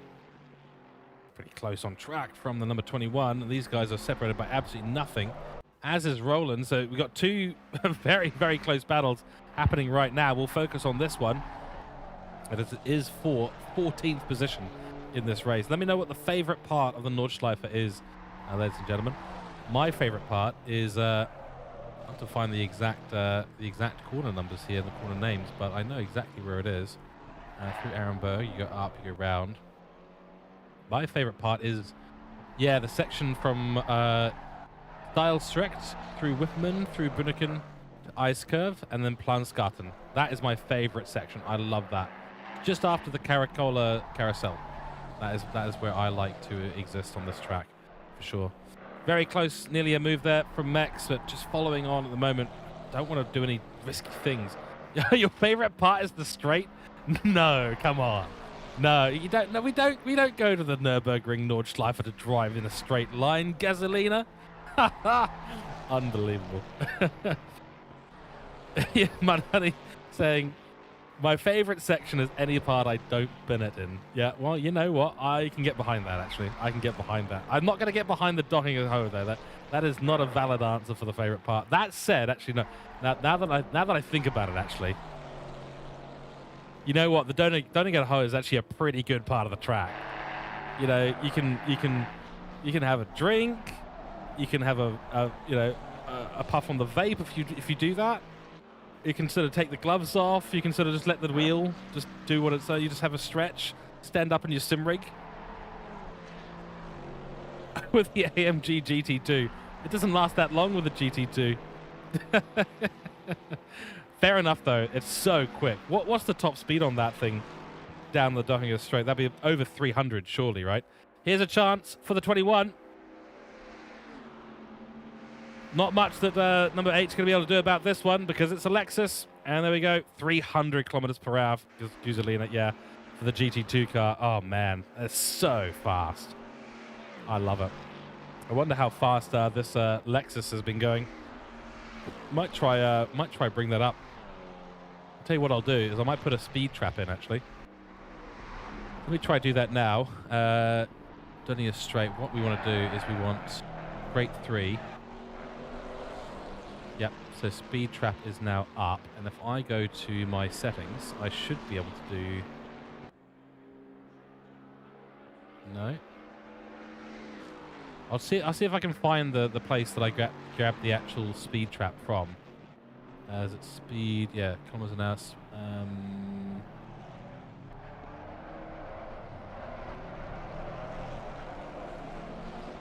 Hopefully we'll see some data come up at some point for it. But I'm essentially trying to freeze and do a speed trap at the... Yeah, there we go. It should start to come up. So once we get them transiting through the Dockinger Hoe, we should be able to see what their actual total high speed is. But I imagine the Lexus is probably going to be doing at least 292 kilometers an hour. Don't know what that is in miles per hour. You guys will have to convert yourselves. And that is a very damaged number 9 car that is being transited. Overtaken by the 21. Well, a lot of damage on the front of the car, so it must have had a bit of an incident. This battle is still raging between Ray and Roland. And the number 8 still hasn't given up, trying to get back past Mex. So, you know, the Lexus fast on a straight, but slow pretty much everywhere else. Race control selling us. Incident between the car 999 and the 77 Valkyrie car. In lap 97, turn 27 is now under investigation. That's the first half of the Nordschleife that they've gone. They're going to be investigating. So keep an eye on that. Valkyrie performance, of course, well-known team. Ray's been at the helm for a couple of hours now, I believe. And we'll be continuing their run of good form. A little update from the top. George Boothby, up to 5 pit stops since I took over. He's got Noah Sully Vasquez Rodriguez back in the car for number 2. Okay, and going quickly as well. Still at some a weird point of the weather. Let's just have a quick look. It is greasy now, so this is why the lap times are so slow at the moment. We do have a yellow out on track. I'm not 100% sure where. It could be actually literally anywhere, by all I could tell. So we'll keep an eye there. P3, Lucas Busak back in P3 in the 112 after a little bit of shenanigans with the pit stopping. But it has come back, and now we're all go. Swordline, welcome into chat. Please show my friend M. Tregub. I don't know the car number, but it might be 69. If it's number 69, I've been saying nice at that car for a while. There is the number 69. It is currently Finn and the car. Friend's name is M. Tregub. Let me just check my spotter guide, and we'll see if we can bring that up for you. Where is the... Just try and find that entry. Number 69, Stefan Vimosa, Sven Freitag, Tim Decker, and Finn. Might not be the car. Swordline, do you, let me continue to check, and I'll try and find Tregub. Do you know what class? Could you help me hone it down a little bit? What class are we? What class of car are they in today?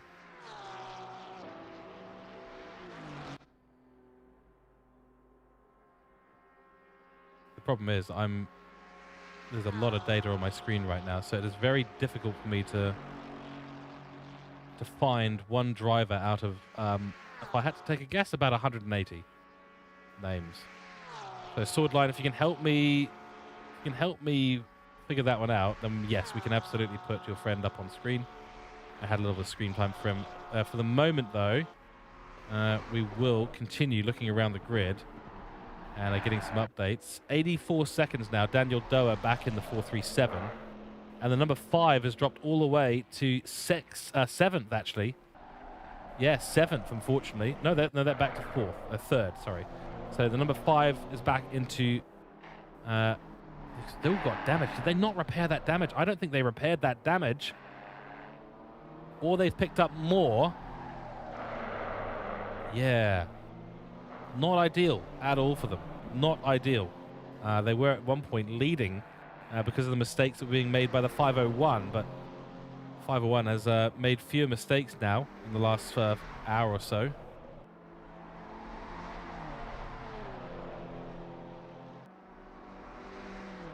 Yeah, unfortunately, Swordline, let me know in chat. M. Tregub. I cannot find anyone by that name currently on grid, so you'll have to help me just to hone in on who that is and which car they're in. Tell me the class of car that they're in. That would be really helpful. Lucas Road, now in the pits, so 76. That's a critical pit stop for them.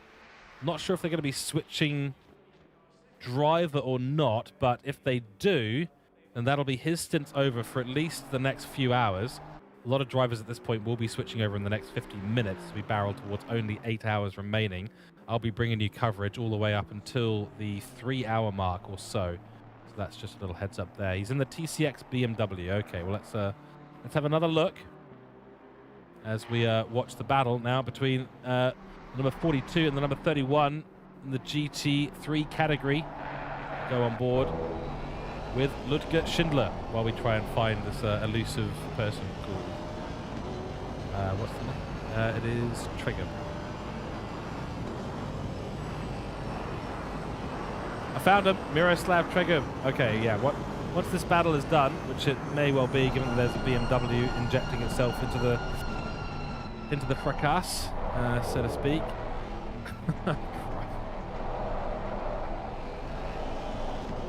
Actually, pretty even Stevens on pace as they go through that first corner, but yeah, the battle will still be raging.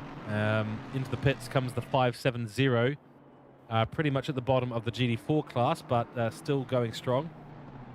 Here we go, Miroslav Trigub. So there you go, Swordline. This is your friend right here, Vixen Velocity. It's the number 70 car, currently in 67th position. And just to give you an idea of what it's like for your friend right now, this is the onboard shot. is what it looks like in the BMW TCX, the M2. Absolutely most welcome sword line. Yep. Wow, in fact, we'll give you the full view, even without overlays. There you go. We'll make it even more fun. Here's the camera view from the helmet. Oh, scary into there. Does get a little bit loose heading through the fast section. Usually runs it out wide to the right. Now you come over the lip, full throttle through this section and these cars, but a little bit of a lift there from Trey Good. As now we head into the party section, as you can see behind there. The party is raging strong here as the light does actually return to the Nordschleife. It is now 4:17 a.m. on track, so that's why it's getting brighter and brighter by the moment. In a couple of hours' time, we'll have first sunlight coming back through the clouds. We'll do a weather update in a few moments' time, but through the carousel we go, and getting close to the BMW ahead as well. That will not be for position, by the way. Here we go. A big penalty being given out to the number 77, the Valkyrie car, getting a 25-second time penalty for an unsafe rejoin, thus causing a collision. That is a big slap on the wrist. You've got to be so careful with the rejoins. There's not a lot of track to do it on. I think we've actually got a car just behind. Yeah, you can see it moving out the way now as one of the GT4 Mercedes comes on through. Great, there we go. Miroslav sends it on the inside. Lovely stuff. Actually, he's nearly side by side for a period of time.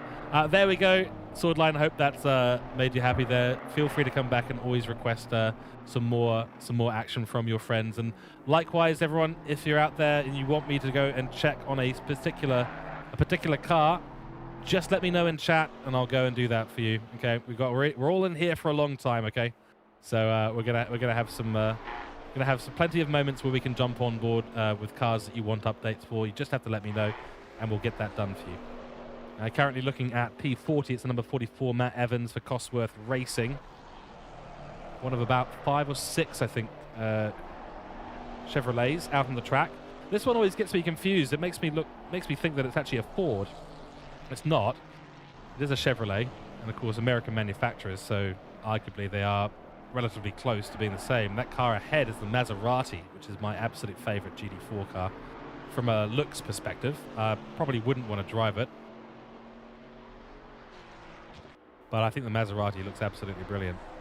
I think that is not Engel. No, not one of these cars. A couple of pit stops happening up the top of the GT3 class at the moment. Nothing with massive implications at the moment. Mohammed Azar has managed to get himself an Apex X up ahead of the number 8 at long last, but how long that will last is up for debate, given their pit stop time was very significant in the previous pit stop. They've had a lot of damage this race so far. They've had a lot of unforced errors, not incidents with other cars, but certainly unforced errors, and unfortunately that has sent them towards the bottom half of the GT3 category in today's race. They've got a lot of work they've got to do to find their way back up into those points. For example, they've got only 15 seconds ahead of them is Dominic Puderbach, who's only 23 seconds behind the number 21.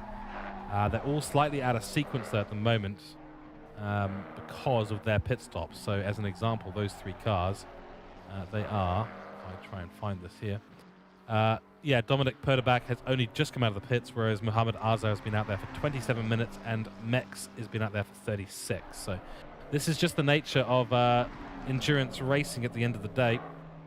All the strategy will be mixed up. What do I usually say? I usually say that it's like a tapestry or a woven piece of cloth or something like that. And basically, you start the race and everything's all tight and together.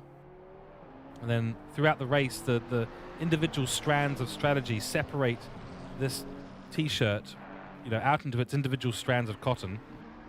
And then slowly towards the end of the race, when there's 2 hours and then 1 hour to go, it all starts to stitch back together.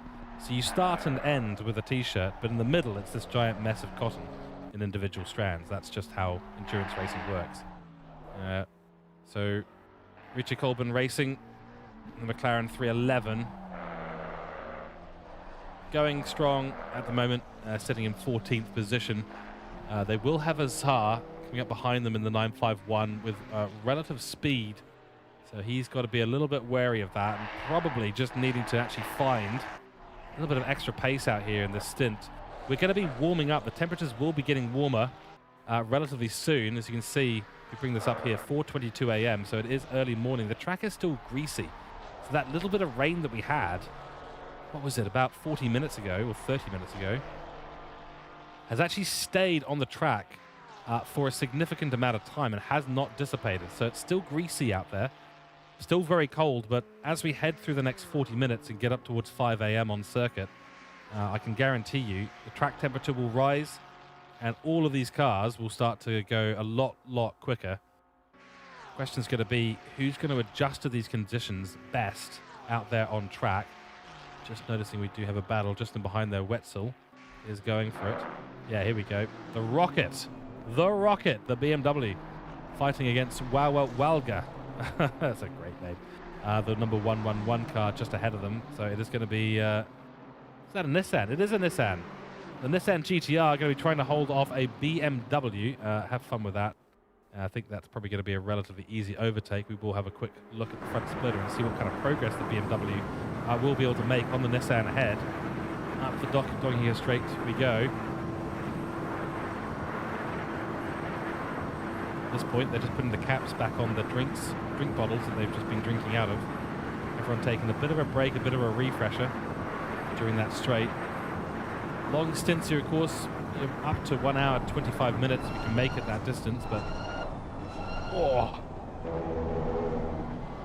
very tricky on the braking zone there for the BMW. Always hard for the BMWs to get things slowed down correctly, but the Nissan's so quick on that straight.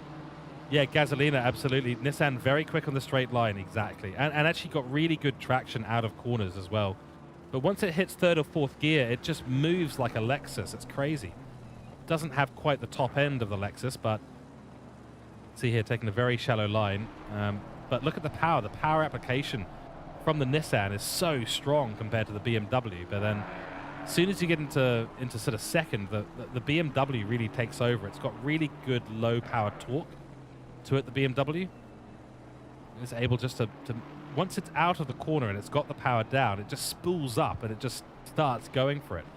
Which is great, but again, as you said, not quite as quick once you get up to fourth and fifth gear as the Nissan. The Nissan does definitely seem to have the advantage in cornering ability and turning. So just something about the setup. Bit of a wide run there from Kevin.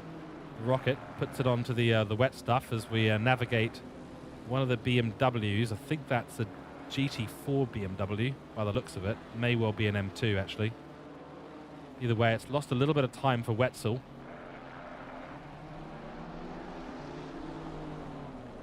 Honestly, not a massive problem for the BMW driver. We'll have a little look at what it looks like from the Nissan's perspective. And let's go to his rear wing. There we go.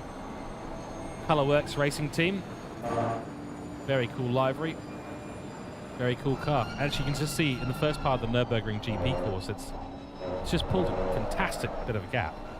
Race control telling us an incident between car 31 and the 136. That's Racehouse in Dakota. Lap 98, turn 30 is now under investigation. We didn't catch that one on cameras, unfortunately. So I'm not quite sure what has happened. But it is under investigation. Who's sending me stuff on Facebook? Don't do that. I'm busy. There we go. Turn that off. Excellent. So this is currently the closest battle on track right now. We'll just stay on board for it for a little bit. Gives us a little bit of car-to-car action. While we're doing that, the 501 in the GT4 class is still ahead of the 437, who've moved up one position ahead of Marco Pajic, the number 5, the Alpine driver, who were temporarily in the lead of the race for the GT4s, but no longer after several mistakes. And is there going to be a move here? Oh, that is a move and a half. Wow.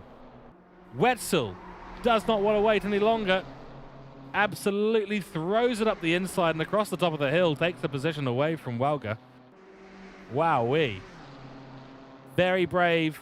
You've got to be very, very brave to do that, and he's done it beautifully. So well done to the BMW driver. That's brilliant, brilliant driving.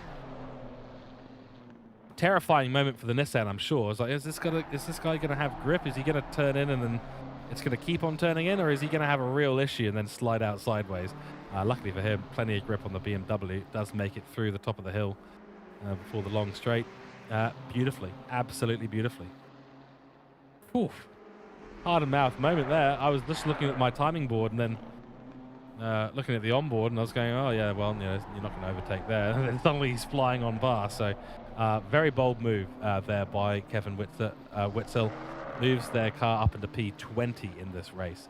As I was saying, back there in the GD4 class, number 5, still working their way back up. Do they still have that damage? They do still have that damage. So they have made the decision at this point that they cannot come in for a repair. That's not worth doing until the next pit stop. Where are they right now? If I go to the predictions of when their pit stop might well be. Well, they're only 15 minutes in, so likely that they've had a pit stop but have decided not to repair the car. That's what we think has happened. We've just had an incident there. Someone has dropped way down the grid. Is that... No, it is not Rosenberger.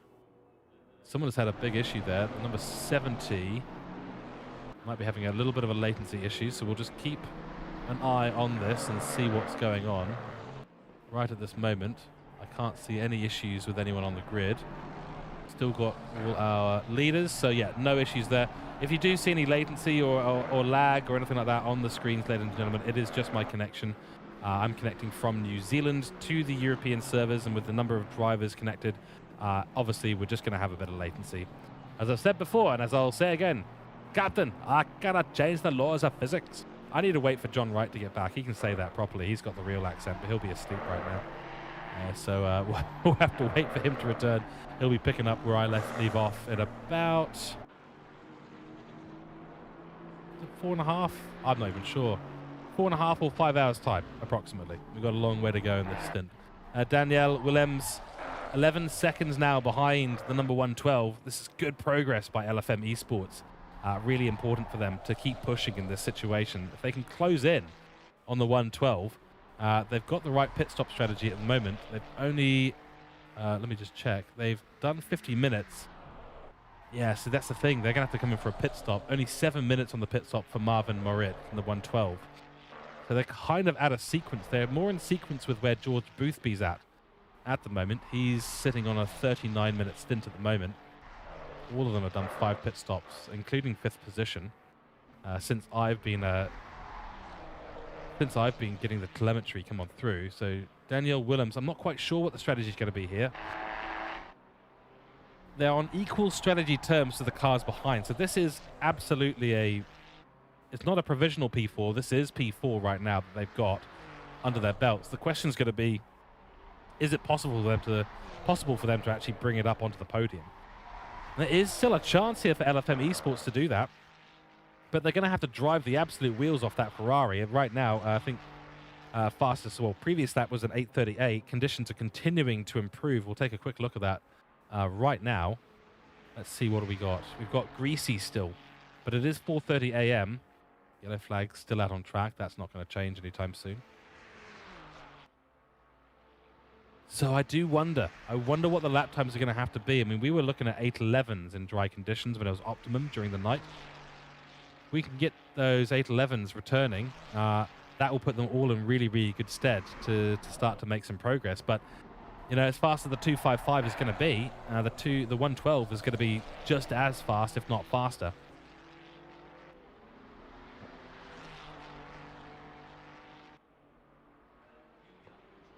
So keep an eye on it. That's what we're going to do. We're going to keep an eye on it. At the moment, we're in one of those little bits of lulls. Oh, hello, Gorilla Snapper. Welcome in to chat. You haven't heard commentary from me in a hot minute, and you missed it. I'm glad you missed it, mate. I'm sorry that it's been so long. Gorilla, great to see you out there, man. It has been a long time since we've had a chat or apologized to each other for crashing into each other on track, admittedly. Great to see you in chat, man. I hope you've been well. Ladies and gentlemen, Gorilla Snapper, absolute legend in the ACC community in Australia and New Zealand. Someone I know relatively well. Someone I've raced against as well. Yeah, the Watkins crash. That's exactly right. Yeah, how did it happen? I can't even remember whose fault it was. But basically, my car ended up facing the wrong way just on the entry to the chicane. And then suddenly Gorilla Snapper appeared on location. And let's just say that he didn't have a lot of time to react and may have gone straight into us. And Luckily, no one was holding the direct drive wheel at the time. I think that's the key thing. I think it would have snapped the limb or two, given what happened. But great to see you in chat, man. I hope you're enjoying the coverage. I'll have to come back and do some race comms where we used to race at some point. I've been very tempted. I've been in the duos series a little bit, but so far not found the time to really return. Yeah, exactly right. Yeah. We were just the innocent bystander. Well, there was, we obviously made a mistake. A real melee of cars happening just up here. Not sure if anyone's involved in it. Yes, it is. I think that might be. That is. Oh, sorry. That is Alexander. No. Well, that's the Alpine. It's the number 5 Alpine, the GT4 category. Just had another switch up of the results there for a second. Let's. Yeah, blue flags are being waved. We're going to go for an onboard now with Mohammed Azar as he makes his way past the number 5. The car, honestly, looks like it's missing a couple of windows on the left-hand side, right-hand side. So right now, Azar is trying to catch up, 3.3 seconds behind Alexander Meischt, the 311. That's the car you can see ahead on track right now. So a bit of work for the Lexus driver to do. Apex X been in the wars today. The wars. It's been a nightmare. Ah, mate. Saying, please come back, we miss you. Yeah, it's just been, I've been so busy. I'm running my broadcasting company and, work and job and all that. And I've had no time to have fun outside of doing the broadcast for the leagues that I'm involved in. So, yeah, I've enjoyed being on the track and duos. That race at Spa was just, it was great. I did a 78-minute stint on wets all the way to the end. 13th position we got from that. It was absolutely brilliant. That was great. I was just driving past people the whole race. Everyone stayed on slicks. Why would you stay on slicks? It's raining. Just make the change. Anyway, it was a bit of a potluck race, that one. Were you racing that one? Anyway, let me know. This is the continuation of the battle. We've got more traffic ahead. That's the 162 Mercedes GT4. Awkward place. Oh, very awkward place for Apex X. They're taking so many risks in their chase down of the 311 just ahead. Here comes race control with no further action. It's the call between the 31 and the 136 car. Lap 98, turn 30 was the place that it all happened, and drivers able to report these incidents and bring them up to race control, and that's where they do get reviewed. It takes some time given the number of incidents, the number of cars, and they have to do it within an hour and 15 minutes because that's how long the replays last if they record it any further than that. So we do often find that we get incidents reported from, well, it was lap 80, even now it would only be from lap 90 or so. We are on the 109th lap. And I do just want to remind, ladies and gentlemen, that our current leader of the race, George Boothby, who's probably getting less screen time than he probably deserves, but at the same time, there's just nothing happening around him because he's absolutely demolished the GT3 field. He's the man with 10,000 ELO. He's the man driving solo for 24 hours. He is now 15 hours and 30 minutes deep into this stint. Not just one stint, of course, but the session of racing. I think we should call it a session of racing. 15 and a half hours on there. He's over there on Twitch on UKOG. Go and check him out. He's doing this to raise money for his daughter. Not quite sure. I'm not at the moment currently informed as to what has happened there, but as I understand it, it's a very, very good cause, and if you can go and spare some times, or at least a like and a follow, go and check them out. And if you are watching here on Low Fuel Motorsports on YouTube, we do have the German channel happening at the same time. This is the English channel. I'm George Cook, and yeah, give us a like and subscribe and a follow here as well. Much appreciated. Gorilla, you're saying, yeah, it was. I made a very bad strat call, pit for wets after the safety car, but we ended up changing to the overpressure slicks in pit lane. Went all the way to last, recovered to P4. You recovered to P4? Nice, man. Damn, all right. I should have been driving faster, man. There was a period there where we were on the slicks, and I was thinking, I'll go long on the slicks. And it started raining. I went, okay, well, let's go wet. Switched to the wets, and it seemed good, but yeah, I mean, I just don't have the pace. I don't have the pace in ACC anymore. I'm completely washed up, even in the wet. Porsche is genuinely OP in the rain. Well, yeah. Did you have like a low wing setup on the Porsche? I'm assuming you must have been running a low wing Porsche setup, surely.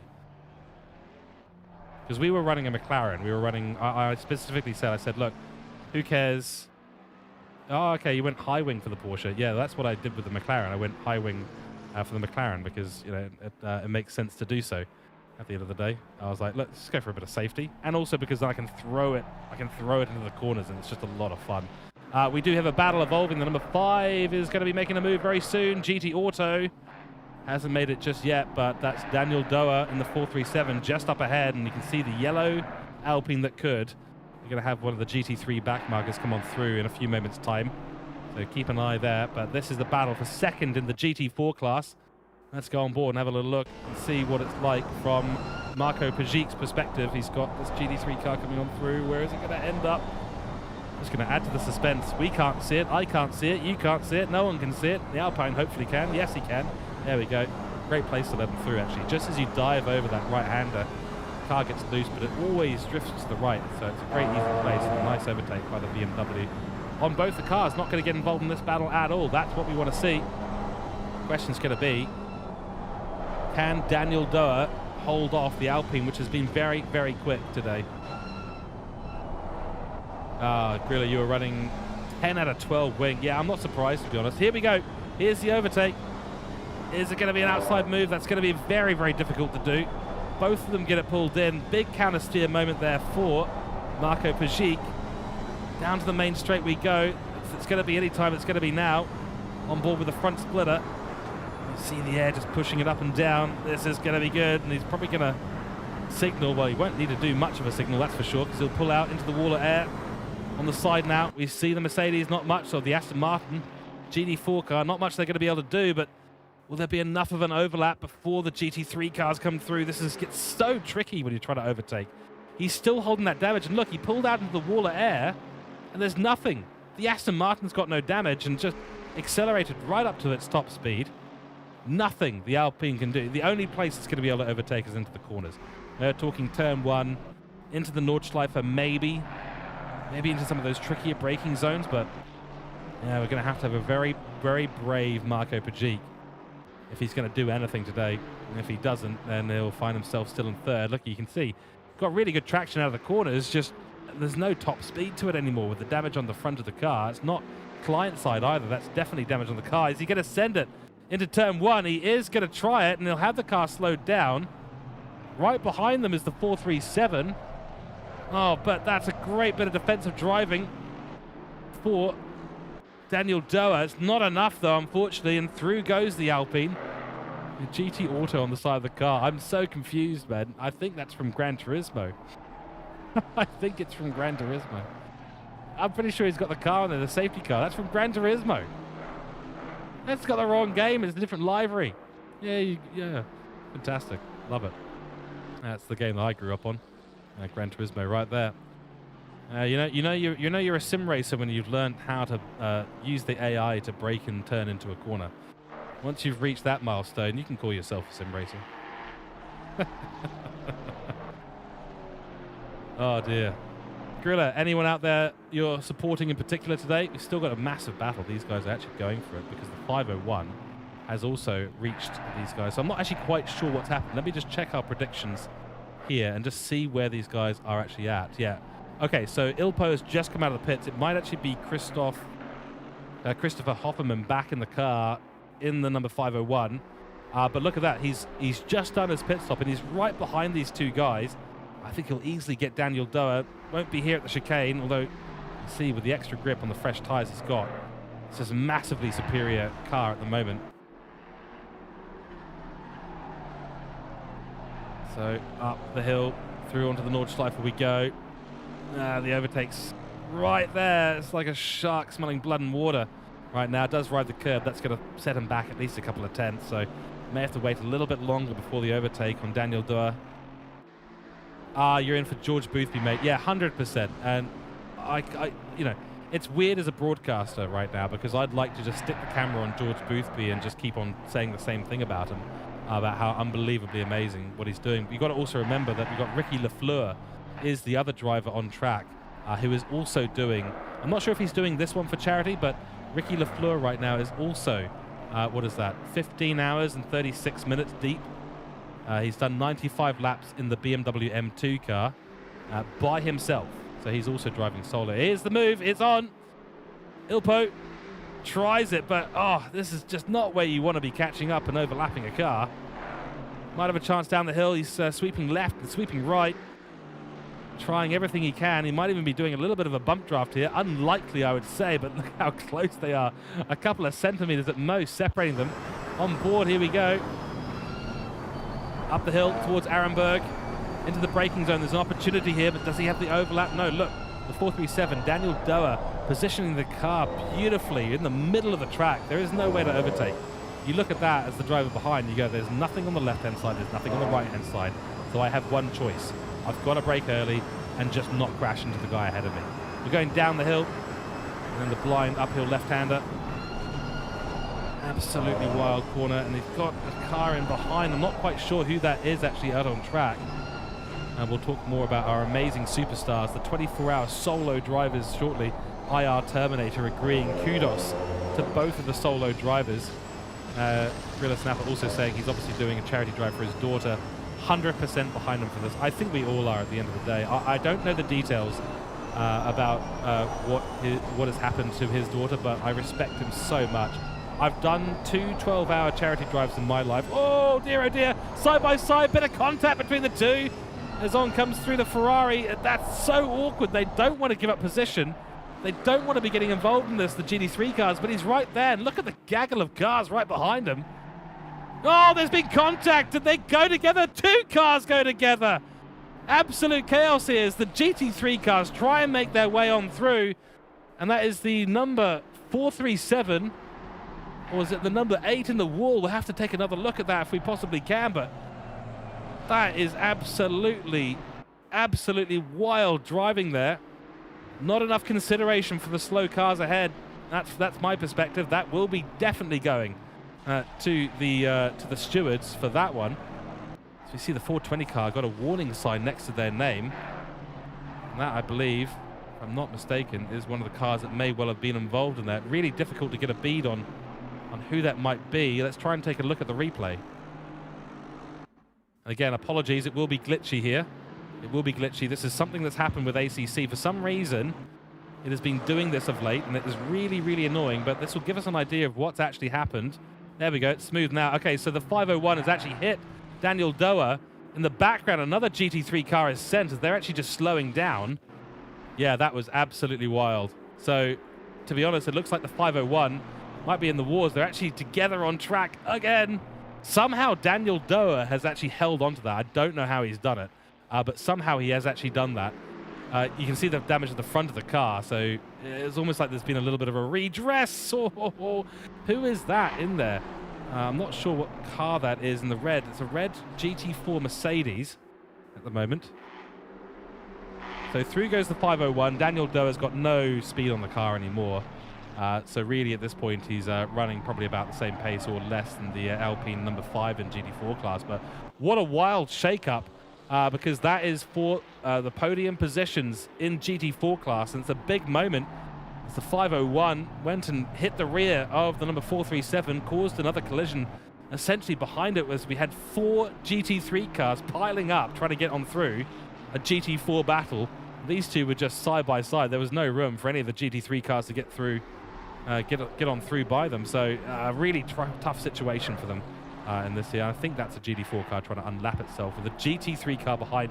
This is the nature of multi-class racing at the Nordschleife. It is so difficult. It's so precarious.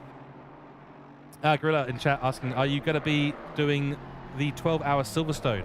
I think that's the idea, yeah.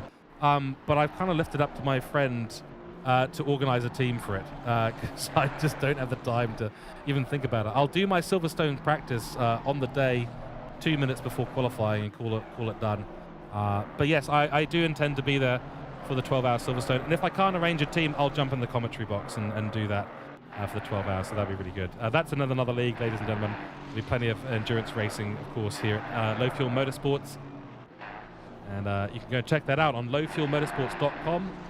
Go and check out everything that's coming up. Go and grab your ELO and jump into the daily races as well. Mud Honey agreeing with me that a couple of penalties there. I think a couple of big penalties, to be completely honest with you, because that was a big sequence of events and it's had some pretty significant impact on the top 3. in the GD4 class. Absolutely, and I hope to see you there too, Grilla. Yeah, it's going to be good. I have no idea what date it is. My friend will tell me. At some point I'll get a message to say, oh, there's a 12-hour on tomorrow. See you there. I'll be like, okay. So that's just how it goes. That's the level of organization I've got in terms of my racing career at the moment. My commentary career is much more organized at the moment. But yes, I had so much fun at the previous race, so I'm looking forward to getting back in the sim. You know, you buy all this expensive gear, you might as well use it at some point. The battle is on here for P22. Thomas Kuhl and Tim Decker going for it. Number 69 versus the number 43, and ACC Equip Racing on the money at the moment. Good lap times, 8:17. We'll do a quick check of the weather while we're here and watching this battle. Now, optimum conditions. We went from damp to optimum in about 10 minutes. So it's starting to heat up as well. We're actually up to 13 degrees Celsius, and it is coming up towards 5 a.m. on track. A little bit of a potential moment there for the Ferrari driver. But the Porsche's got good traction, and I tell you what, Tim Decker is putting the car in the right places. There's not really an opportunity for the Ferrari to come on through at the moment. Oh, a big launch down the jump, and yeah, the car just gets sent to the left, to the right-hand side. That jump is such a potluck. Just flip a coin and choose a direction, and you may go in that direction, but you're probably not. You're probably going somewhere else. Where you expect to go is not where you go. Every time I get through that corner and get through the jump and then straight into the double right-hander, I just think, oh, that was lucky. Yeah. And then when I crash, I go, oh, yeah, that's what I was expecting. Every single time. Oh, Aston Martin GD4 taking the inside part of the second carousel. That's going to be an opportunity for Thomas Kuhl to maybe put the car side by side with the Porsche, who's really stuck at the moment. It's a tight part of the track. They're coming up to the straight, so probably best just to hold off, get a good run through there, launch it to the inside line. That's exactly what he does, and that's a good way to try and defend. But now it's Porsche power versus Ferrari power. Down the back straight we go. Pulls out into the big wall of air. No sidestep opportunity really here, so needs to stay tucked in, but he's got a bit of overspeed that he doesn't want to avoid having that, but got to time it absolutely perfectly. I don't think he's got an opportunity this time round. So let's have a look as they head into the final couple of corners before finishing out lap 107. These guys 4 laps off the back of George Boothby.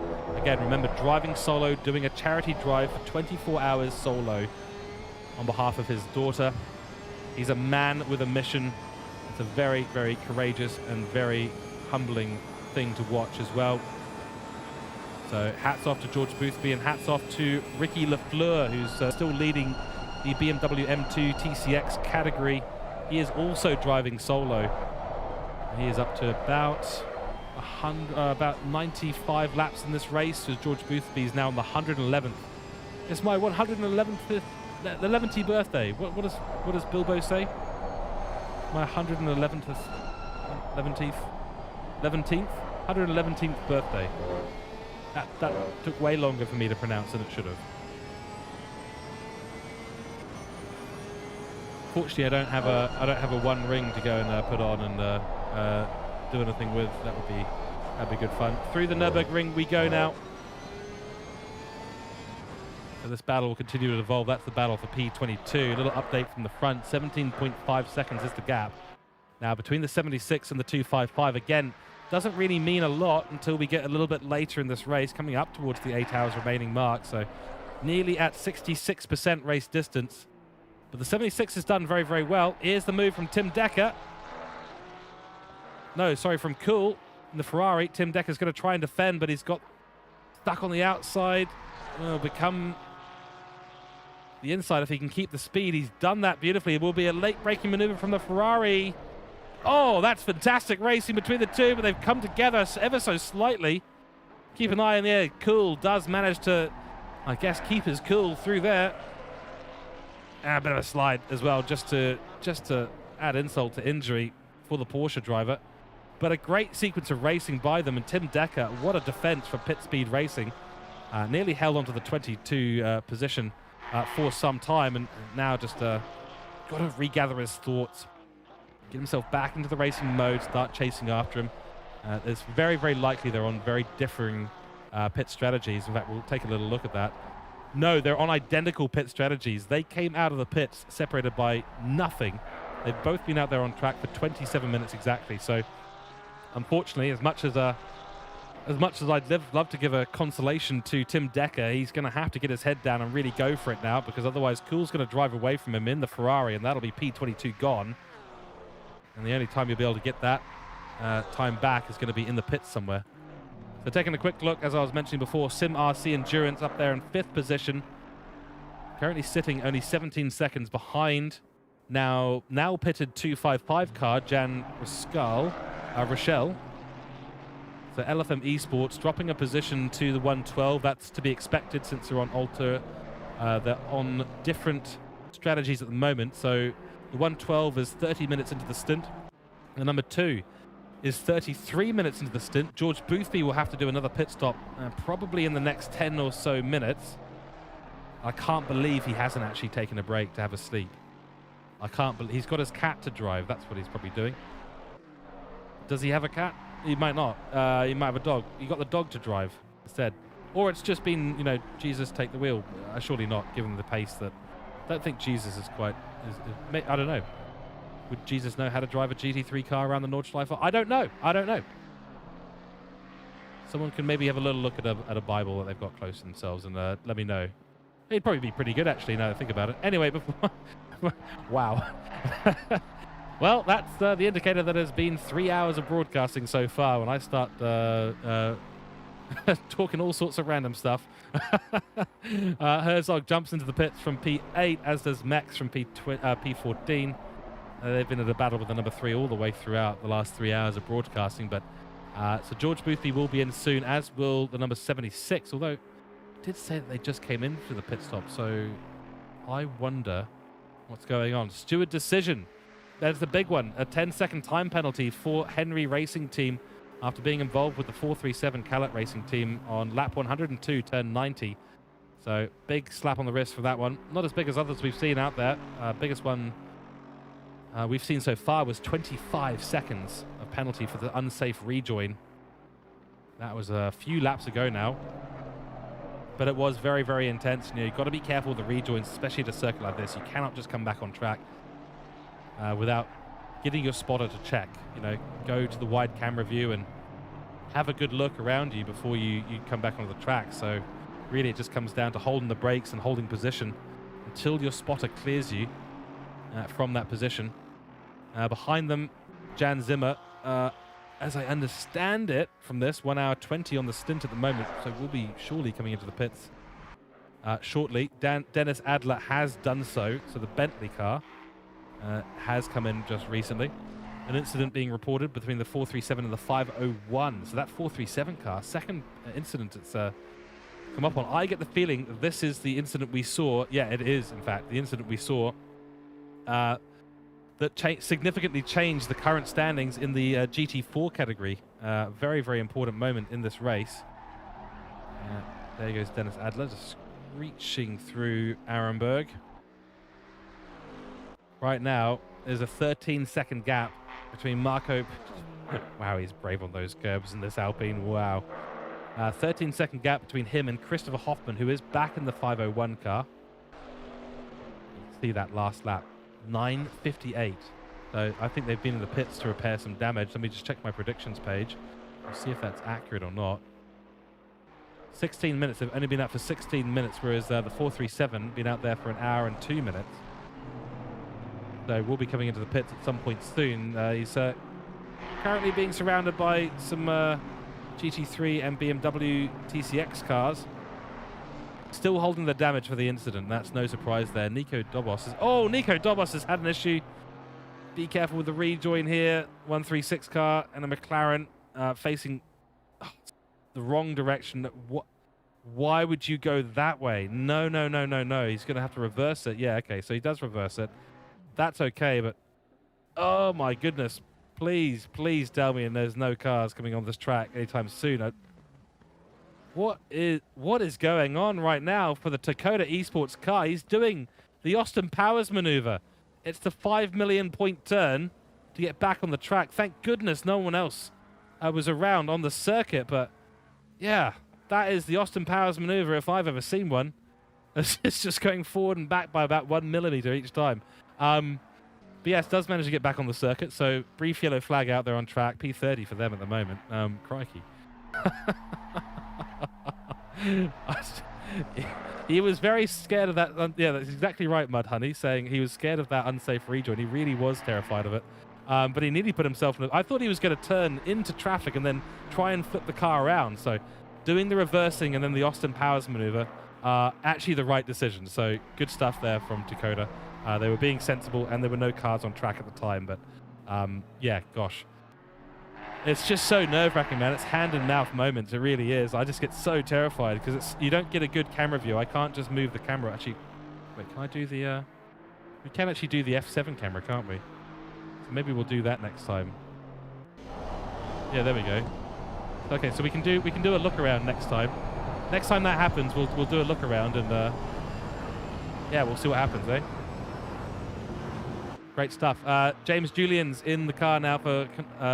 Nalhalla Racing, the 666. They've come up on our screens a few times, been involved in a couple of battles out there on track. Currently sitting about 7th, or I think it's just 1, 2, 3, 4, 5, 6, 7th.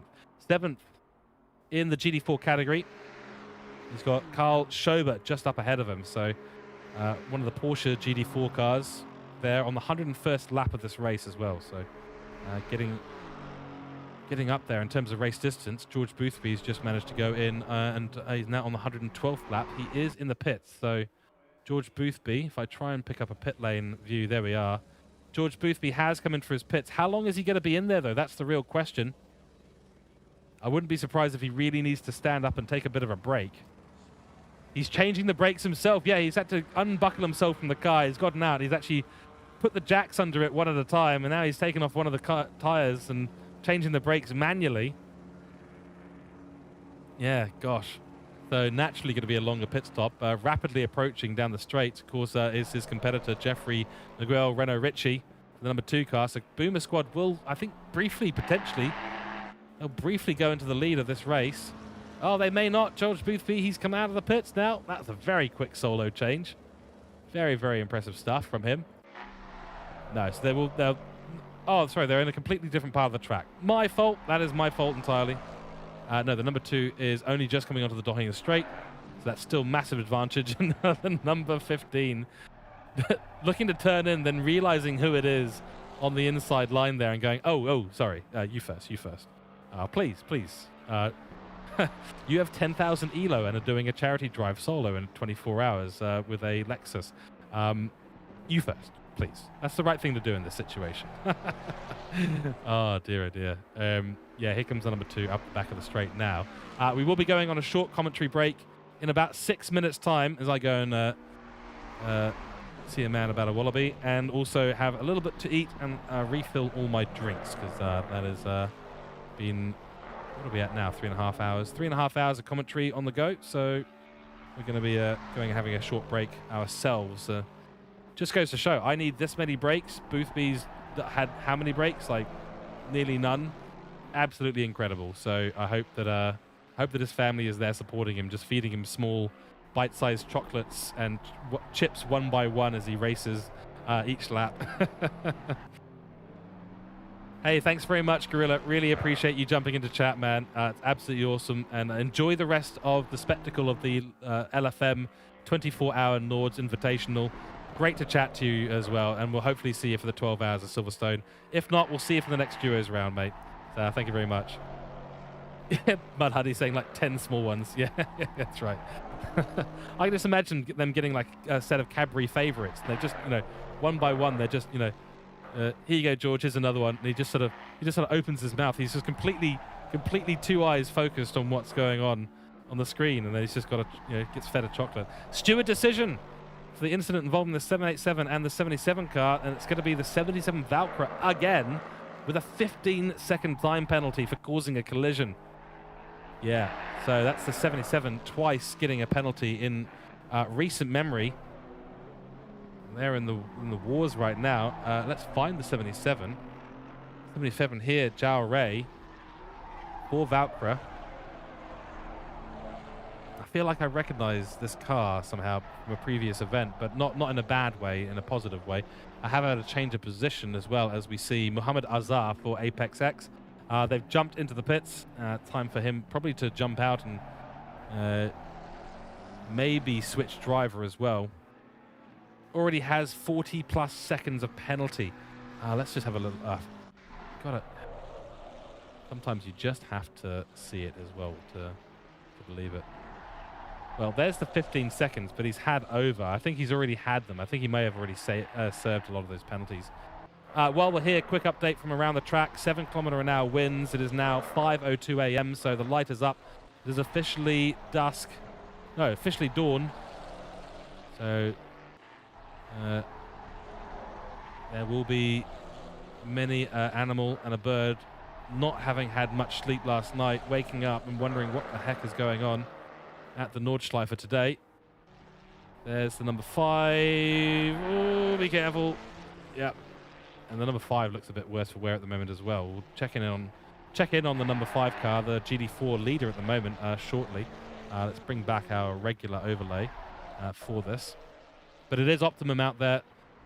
Temperature is going up on track, and now that we're at the 5 a.m. mark, it will only get warmer and warmer and warmer. Looks like sunny weather is on the horizon for the remainder of the day. Yeah, gotcha. No, we're probably going to have some more rain at some point. So far in the next 30 minutes, no rain predicted, so that's the key thing to note. There's Philip Engman jumping into the pits. So that's significant in terms of Azhar, who's now well out onto track. So yeah, that's a good situation here for Mohammed Azhar and the Apex X. They've actually brought this race really well back in the last 2 or 3 hours. So right now, the 951, which was struggling so much at the nighttime racing, they're making moves. They're moving quickly through the field. That's the 437 car. They're just about to get through. No, it's not. It is the other Khaled racing team. That's the problem with having so many DJ Khaled racing team. There's another one. There's another one. There's another one. There's so many out there that sometimes they get mixed up in terms of the livery. So Christopher Hoffman, MP2, and there is the number 5. Okay, so they don't have any damage on the car. That's definitely not the case. Incident between the car number 930 and the 110 in lap 87. That's a long while back. That's now under investigation. So race control just giving you a little bit of a heads up there for that one. So before I go on a probably slightly longer break this time, probably 10 or 15 minutes, probably likely to be 15 minutes, let's do a quick update for you all on all of our different categories here. Leading, obviously, still, and now by leading by... you gotta love this, man. ACC deltas can be a beautiful thing at times. He's leading by 9,658 seconds. Which I'm 100% sure that's not accurate, but he's leading by a significant margin. Let's just put it that way. His competitor is in the pits, Tim Orion. That's probably why, because it does the calculation based off the difference in speed at the particular spline that you're at, the particular part of the track that you're at. So the game is looking at that, and it's yeah, the game is looking at that and it's going, oh, the other car's slowed down, so we'll increase the delta, because it's trying to do basically an averaging function for it. So yeah, it does occasionally do end up with a slightly blown up number, but it's not 9,000 seconds. Yeah, Mud Huddy, about 3 minutes. That's what I was thinking about. Maybe 4 minutes. It's possible. Here's Khaled racing team moving past another Khaled racing team car being chased by Apex X on your screen right now. So that is the leader. Ricky Lafleur is now officially 16 hours deep. Here we go. Count down with me. 10, 9, 8, 7, 6, 5, 4, 3, 2, 1. Congratulations, everyone. You're now at 66% race distance, 33% to go. 8 hours. The last 8 hours of the 24 hours of Nords begins right now on the 112th lap, with sparks flying behind the man, one of two, who are doing the 24 hours solo, Ricky Lafleur, who really deserves more screen time than we've given him so far, but he's so far ahead of this competition. what an impressive drive this is from him. Absolutely brilliant. So there you go. That's your leader of the BMW class. Then it is Tim Ryan. They've just come into the pits and likely switched driver. And then in third, it is Stefan Luther for Flyby Esports, who've been holding on beautifully to that position. And I think still hanging about 5 minutes ahead of their competition. So very, very nice there. Marco Pajic is leading at the moment in the... Look at the size difference of the cars. The BMW just looks like some sort of monster truck compared to the Alpine. The Alpine is a particularly small profile of car in the GT4 class. It's sort of rather pathetic looking in a lot of ways, but I'm going to get some flack for that, I'm sure. We might have some Alpine fans out there, but to me it just looks like, I don't know, it just doesn't look like a fast car. And you know, it's a GT4 car, but it is quick. Anyway, it's just not my cup of tea, ladies and gentlemen. It's not my cup of tea, okay? But Marco Pajic and GT Auto have been driving fantastically well this race so far. They are in first position for the GT4 category. Behind them, it is Christopher Hoffman, involved in some pretty major incidents and likely going to be investigated and penalized. We shall see. We'll wait. We'll hold our judgment until time that the stewards come in with their decision. Creme de la course, of course. Of course. Of course, it's creme de la course, of course. Let's try and say that 50 times in a row. Anyway, they're P2 at the moment by 15 seconds... 15-second gap, sorry, between them and the number 5 ahead. Behind them, Xavi is in the car for Calat Racing. Have they repaired the damage, though? They have not. So they've actually switched driver but not repaired the damage. They're quite happy to go with their current plan right now. I would have thought the damage repair would have been critical at this stage. They are 117 seconds behind 501. But still, you know, they're third in the GT4 class, so nothing to scoff at, that is for sure. The gap now 60 seconds between Boothby and Miguel Renault Ricci, the number 2. But Boothby, congratulations, mate. 112 laps, 66% race distance, 16 hours done.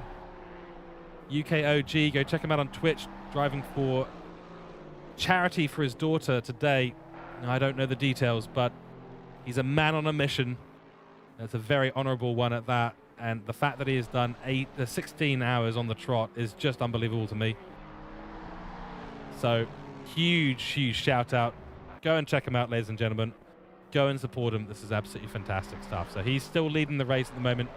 Then it is Jeffrey Miguel Renault Ricci for the Boomer squad. They've been a solid P2 all the way. He's raised more than... hold on. He has raised more than £8,000. That is absolutely fantastic. Well, we're going to give him an extra shout out here on the Low Fuel Motorsports English channel. George Boothby has done 113 laps at the Nordschleife on the trot. He is leading the race at the moment. And I think at the moment, just brilliant. We do not have the superlatives and the adjectives to describe how cool this is. So if you can go and donate, please go and do. What an absolutely mega drive this is. Just imagine it, 24 hours of driving at the Nordschleife in a Lexus. Unbelievable. Absolutely unbelievable. Anyway, doesn't take anything away from the number 2 car, who've been doing fantastically well in this race. Got a great gap between them and Marvin Moritz in the number 112. As I said before, there's going to be a critical switchover point between them, the 255, who is in 4th. That's LFM Esports team. And then, of course, the number 76, Simar C. There's a critical threshold that'll be probably occurring with about an hour and a half to go in this race, where these strategies are going to realign. And right now, the 76 is actually looking very, very good to potentially be putting themselves up into 3rd position. So keep that in mind as we watch on. Yeah, for now, ladies and gentlemen, I'm going to go on a short break. I'll probably be back in about 10 or 15 minutes. We'll put the Be Right Back screen text up on the screen so you know that I'm still away. Until then, we'll put on the autopilot and we'll make it just make it go a little bit slower. Last time it was jumping around a lot, so I don't want that to happen this time. So let's go on autopilot and we'll leave you to it. I'll be back in about 15 minutes time, ladies and gentlemen.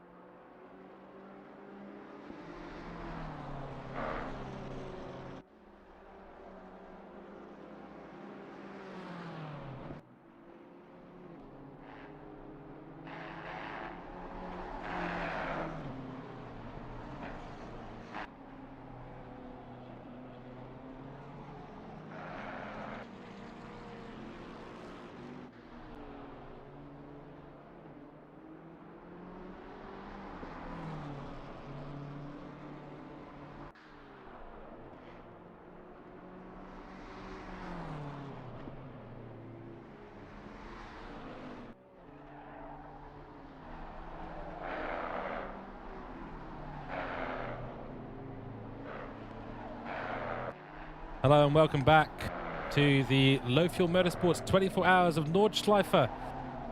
While these drivers are waking up and having their breakfast, I'm here having my dinner, which I had to get down rather quickly, but nonetheless we are back, and I will be with you for the next 4 hours. We are literally halfway through the commentary stint here. 8-hour night shift, what I like to call the Helm's Deep shift. From being down here in New Zealand. I'm never short of a Lord of the Rings reference or two. Mud Honey, welcome back into chat, saying I need to go to bed yourself. Yeah, no, stay up. Stay. I need your help. Stay with me for the next 4 hours. Then you can sleep for the rest of the day. All right? Deal? Good. I'm not going to wait for your response on that. I'm just going to assume that you're agreeing to that. I've also had Toasty AU jump into chat asking if we can get a replay of Valkyrie penalty. We will try to do that for you. That's the number 77 there. Where is their last incident? It's going back a fair distance. We may not even have it. There is the 77 there. There's a yellow flag. Let's try and get this up on a replay for you. Whether or not it'll work is a question that I will ask myself. So let's have a little look.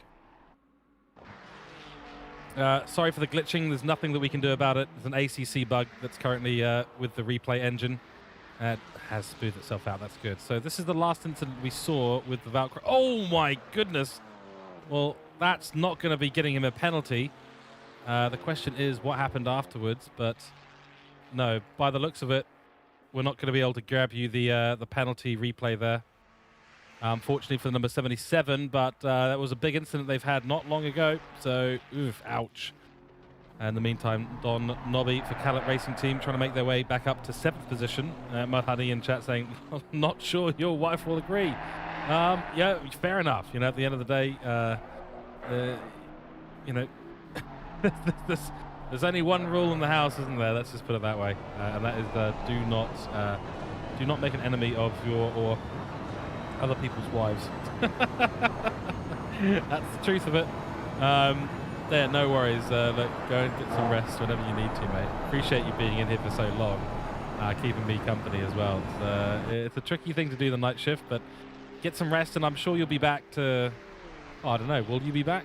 Hopefully, you'll be back. You'll be able to finish off the stream with the with John Wright, with the man with the golden mic.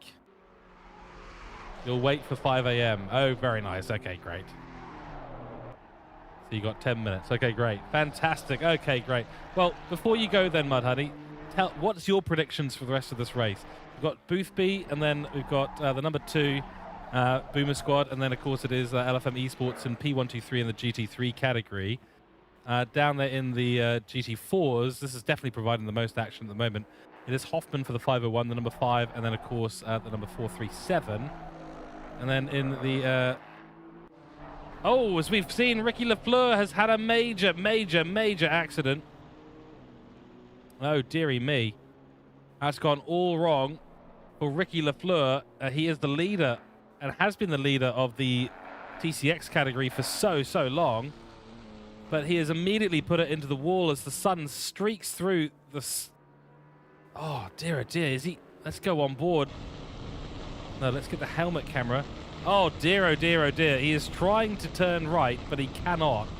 So all he can do is the NASCAR move around the edge of the barriers. Oh, crikey. Let's try and take a replay, have a little look at what's happened to him, because we can see there is an accident that has come up on our timing screen. So again, apologies for the glitchiness. Nothing we can do about that. He's had to turn in eventually. So... No, that seems to be all fine. Can we please get smooth running? There we go. Oh, here we go. He's going to turn right. Ah! That is the number 39 has absolutely smoked him out of existence.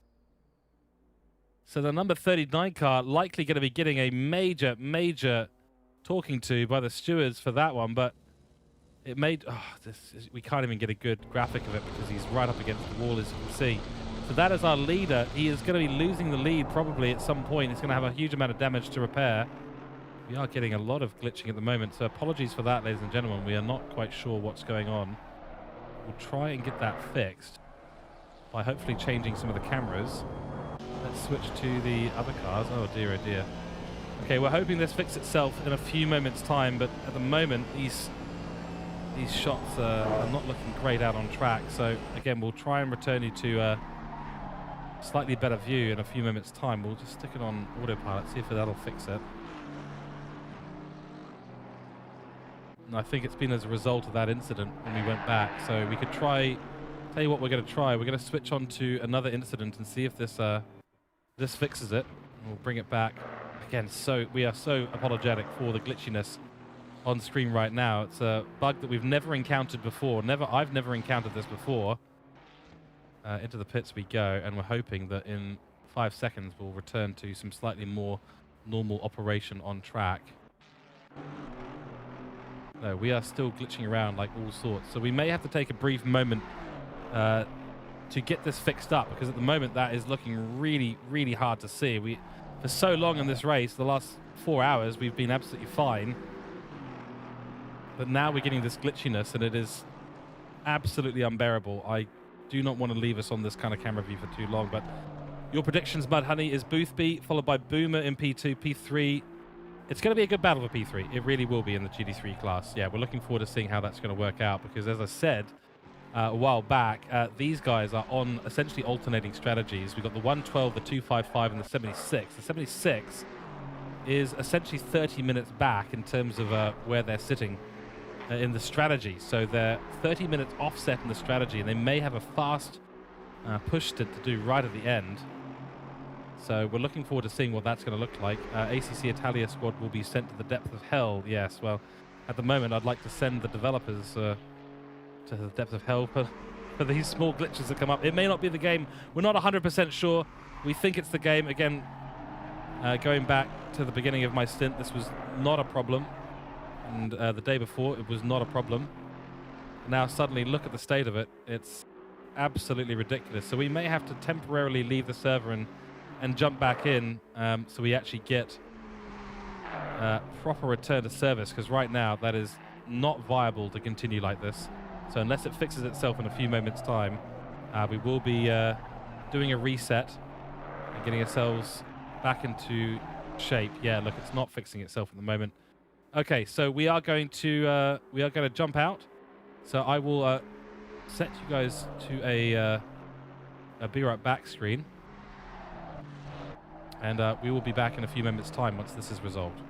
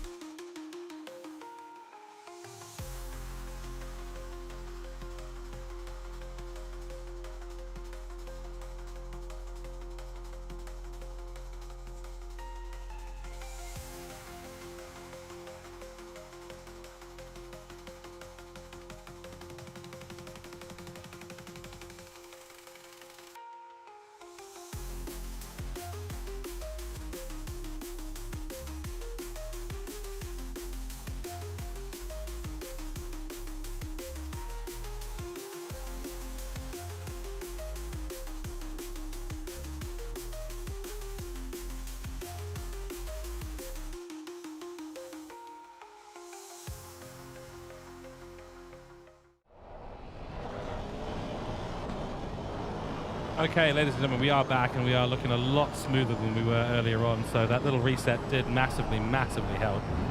We do apologize for that bizarre glitching issue. Might be a result of the replays that are happening. We did go very, very far back in the replay, so it may have been a result of that. We're not 100% sure. As we were saying, though, we have had a major incident, and that, of course, is Ricky Lafleur. We're going to go and check in on him in a few moments' time. He's in the pits right now and getting a huge amount of damage repaired to that car. A monumental accident, and it was the 39 car that went into him. That'll undoubtedly be raised with the stewards. Trying to find where the 39 car is. It was a GT3 car, just not 100% sure where they're currently sitting on track. We'll find them in a moment's time, but yeah, there was the 39. Yes, it was Joe McLaren's car, unfortunately. P10 went right into the side for them. Really tricky place to go and overtake. Beautiful scenes and shots as the sun does now rise over the Nürburgring Nordschleife. And there goes the cone. See you later. That's, of course, client side, so not a massive issue there. But by the looks of it, Linus Scherer is now in the lead, officially, of the BMW M2 class. Ricky Lafleur is still dead stationary right now. May even be losing. No, he won't lose the position to P2. When will he come out of the pits, though? That's the question.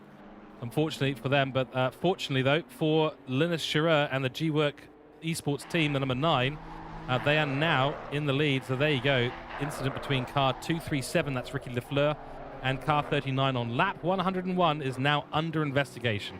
That is no surprise at all, and I suspect probably a hefty penalty coming somewhere, but it may be called a racing incident. We don't know at this stage. We'll reserve our judgment in the commentary box here until we know for sure from the stewards. They are, at the end of the day, the ultimate decision makers in this race. But a big shake-up, of course, now to the BMW M2s, and a chance for G-Work Esports to potentially clinch victory here. 7.5 hours to go. And, of course, Ricky Lafleur had so much pace. He's now back out on track with a repaired car, and he'll go again. He didn't make a mistake. Let's just put it that way. It was an incident on track with a car trying to pass on the inside up into that really, really tricky section. I'll try and find the name of it. It was through, yeah, Flansgarten. Well, actually, it was actually Sprunghugel, or Flansgarten 1. It was that section there. So very, very tricky section of racing track to be on. Yes, you're right. He is down into 4th, actually, as we do. Oh, my apologies. I've been looking at the wrong thing. Sorry, Thorsten Dragon. Thank you very much for calling me out there, Mud Huddy. Much appreciated. Apologies. The light blue versus the dark blue tags just caught me out ever so slightly there. So the 238 for Calat Racing are now the leaders. There's a chance for them to win the BMW TCX category today. Plenty of gaps between them and Stefan Luther, the 295 car, but they're now into 2nd, and it is the number 9 car. Chance for them to be on the podium today, assuming they're able to keep the 64-second gap between them and Ricky Lafleur. So it is P4. Thank you very much. Poor monogamous I can't really read your name out on chat. Here's the steward's decision, though, between Lafleur and the 39 car. 60-second time penalty for the 39 car for that incident. That's a huge slap on the wrist. That's the biggest one we've seen all race long, from what I can, for at least since I've been here doing the casting. That is a big slap on the wrist, and no surprise there at all. But the number 39 car and Joe McLaren, currently in that car, will be receiving that massive, massive penalty. Currently sitting in P10, I believe. Yeah, this is it. This is the 39 car right here. They must have come in and done a pit stop and repaired the damage. The car is looking okay out on track. But thank you very much, saying you are just fine, Mr. Low Fuel Motorsport Caster. Thank you very much. Much appreciated. Yeah, it's yeah. Let's just say it's already been a long stint. I've been in here for 4 hours. I think, let me check the broadcasting schedule. I'm just going to toot my own horn here a little bit. So far, the only other person to have done this long a stint has been Christian, so that's Chromedix, who did a big stint at the beginning. John has technically done 5 hours, but not in a row. I'm here for 8 hours in a row, continuously, solo as well. So John will be back when there's about 3.5 hours to go in the race. He'll be leading you through most of the remainder of the race. But thank you for your kind words there, poor monogamous. I won't say the rest of it. Great name, by the way. So yeah, big upset there in the TCX category. It's just been a really unlucky one there for Ricky Lafleur, who's driving solo for the entire 24-hour race and gets caught up in what should have been a very straightforward GT3 pass-by. Unfortunately, it didn't work out that way. Gosh, it's beautiful out there on track. We may actually have to lower our exposure settings. It's so bright that it's hard to see. Let me know on chat if you guys are struggling to see what's happening out there. It's rather beautiful. I'm seeing rather beautiful shades of all sorts right now, but we could always make a quick adjustment and just lower the exposure ever so slightly so that we're not all completely blind by the end of this race. That would be probably a good thing to have happen. But as I said before, the number 9 in the TCX class, they have got a wonderful opportunity. They were completely out of contention for a top 3 position in this category. Now sit 54th on track and 3rd in the category. That's a wonderful situation that they're in, and if they can take advantage of it, well, they're on for a fantastic race result. But having that at the cost of Ricky Lafleur, who's done just an unbelievable job in the race so far, yeah, I think we're all feeling a little bit unfortunate with that. Thank you very much, Mud Huddy, saying, looks good, got to sleep, have a good wrap of commentary. I'll drop by in the morning. Thank you so much for tuning in. We really appreciate it. And thank you for helping me figure out a few of the finicky details of what I'm actually seeing on stream. Have a good rest. Thank you so much. Let's take a little look now at the GT4 category. A little hard to get a gauge on the gaps between the cars right now, but yeah, and that's because Christopher Hoffman in the 501 is currently in the pit lane. He's just coming out of the pit lane, in fact, but he's lost the position to the 437. These two, not these specific drivers, but these two cars have been in the wars, and the 437 won't be particularly happy that it's got the 501 behind it yet again, but this is the battle for P2 in the GT4 category, and they are on for a monumental end to this race. 7 hours and 20 minutes to go, though, so long distance, and it could really go either way. Even just an erroneous overtake could potentially send one into the barriers. I do love the livery that Calic Racing Team have got on there. It's this sort of Borderlands style cartoon sort of looking thing. It is very cool, very modern, very up to date with what we see in the modern world of the internet these days. That is a blinding light. Call the weekend, get them over here to do a concert, because we are blinded by the lights right now, and the light of the sun. I don't know how the drivers are feeling about that. Little drop onto the grass or the gravel for Christopher Hoffman. I think he's still in the car at the moment. They have actually served the drive-through not too long ago. So just bear that in mind. That's why they're slightly out of position. They were solidly leading the GT4 category for a long time, but they have ended up in a situation that has dropped them back into P3. So that's why they're fighting with the 437. They've also come together with the 437 on lap 101. It was deemed the mistake of the 501. Penalty was applied to them. Here goes the Chevrolet through the chicane. A little bit hard to see where we're on track, but we're getting there. Once we turn the corner to the left here, that stadium will get the sun out of our eyes, and we make our way onto the Nordschleife into Sabine Schmitz curve. Great stuff so far. Let me know if you're enjoying the broadcasting today here on Low Fuel Motorsports English channel. We also, of course, have the German channel running simultaneously, and to you live from both YouTube and Twitch. If you are joining us on Twitch, give us a follow. Really appreciate it. Oh, a big moment there for Christopher Hoffman. Scary moments as he tries to get these tyres up to temperature into a zone that'll actually allow him to push and chase after the 437. No urgency, just take your time, creme de la course, or you will find yourself potentially in the barriers before you know it, and you don't want that. So, and if you, of course, you're watching on YouTube, then please do give us a like and a subscribe. It is really appreciated here at the Low Fuel Motorsports channel. And returning for the last 4 hours of my stint is going to be myself, George Cook. And it has been great to return to the Low Fuel Motorsports space.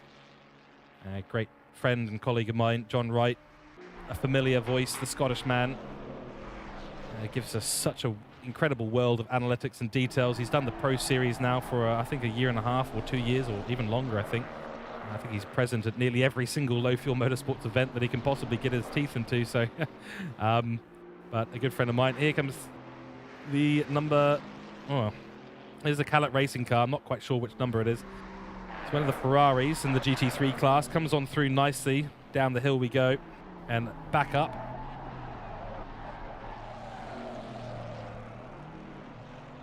So the real question for Christopher Hoffman, can he and his teammates work together and find a way to push the 437 Not literally, but, you know, figuratively get it out of the way, get past it, retake second.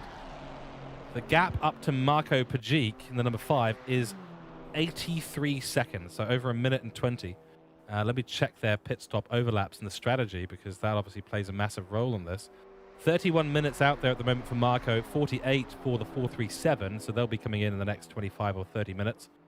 And of course, Christian Hosmer has just completed his 8th pit stop since I started gathering data earlier on.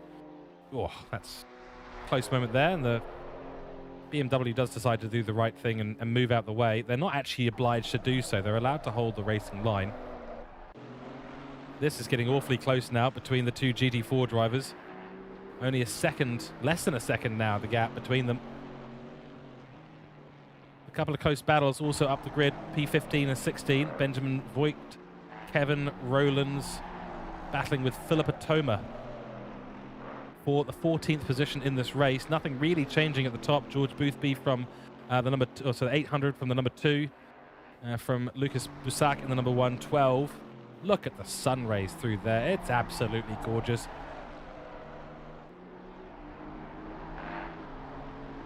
It is absolutely gorgeous. This track is brilliant. I love it when it goes to sun down, but also sun up. Absolutely brilliant. So anyway, before I continue to get blinded by the lights, we'll continue with this battle. Battle for P2. But provisionally, there will be a pit stop relatively soon for both 437 and the number 5. And that'll put them probably in the region, the area that the number 501 can then temporarily retake the lead. The question is going to be, how's that going to pan out when we're another 4 hours down the line? Because once we're down at that point, the pointy end of the race, the strategy, if they end up with having to do a short pit stop right at the end, obviously they'll lose a bit of track position and they'll have to fight their way back. Not easy to do when you're right at the end of your tether, at the end of a 24-hour race, and you're looking to find pace all of a sudden. Some drivers love it, some drivers do not love it at all. At least from my perspective, I love to do that. I love to have a short stint at the end. Here goes the number 501, and I think that'll be easy pickings. Yes, it is. Again, old tyres versus fresh tyres. Not really going to have a competition through that. And it was a good run on the exit of the carousel too, for the Chevrolet. Chevrolet that looks like a Ford. A Ford that sometimes looks like a Chevrolet. In the GT4 class, that is, just FYI. Having a little look on board now with Zavi.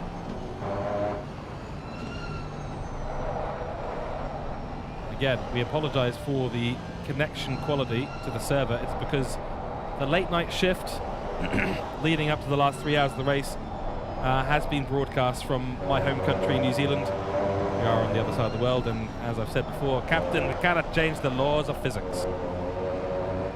So, unfortunately, the speed of light being rather fixed, and yeah, it just means that we have no option but to have rather significant ping, but I think it's holding up relatively well. We had a few moments ago a problem with the glitchiness on track.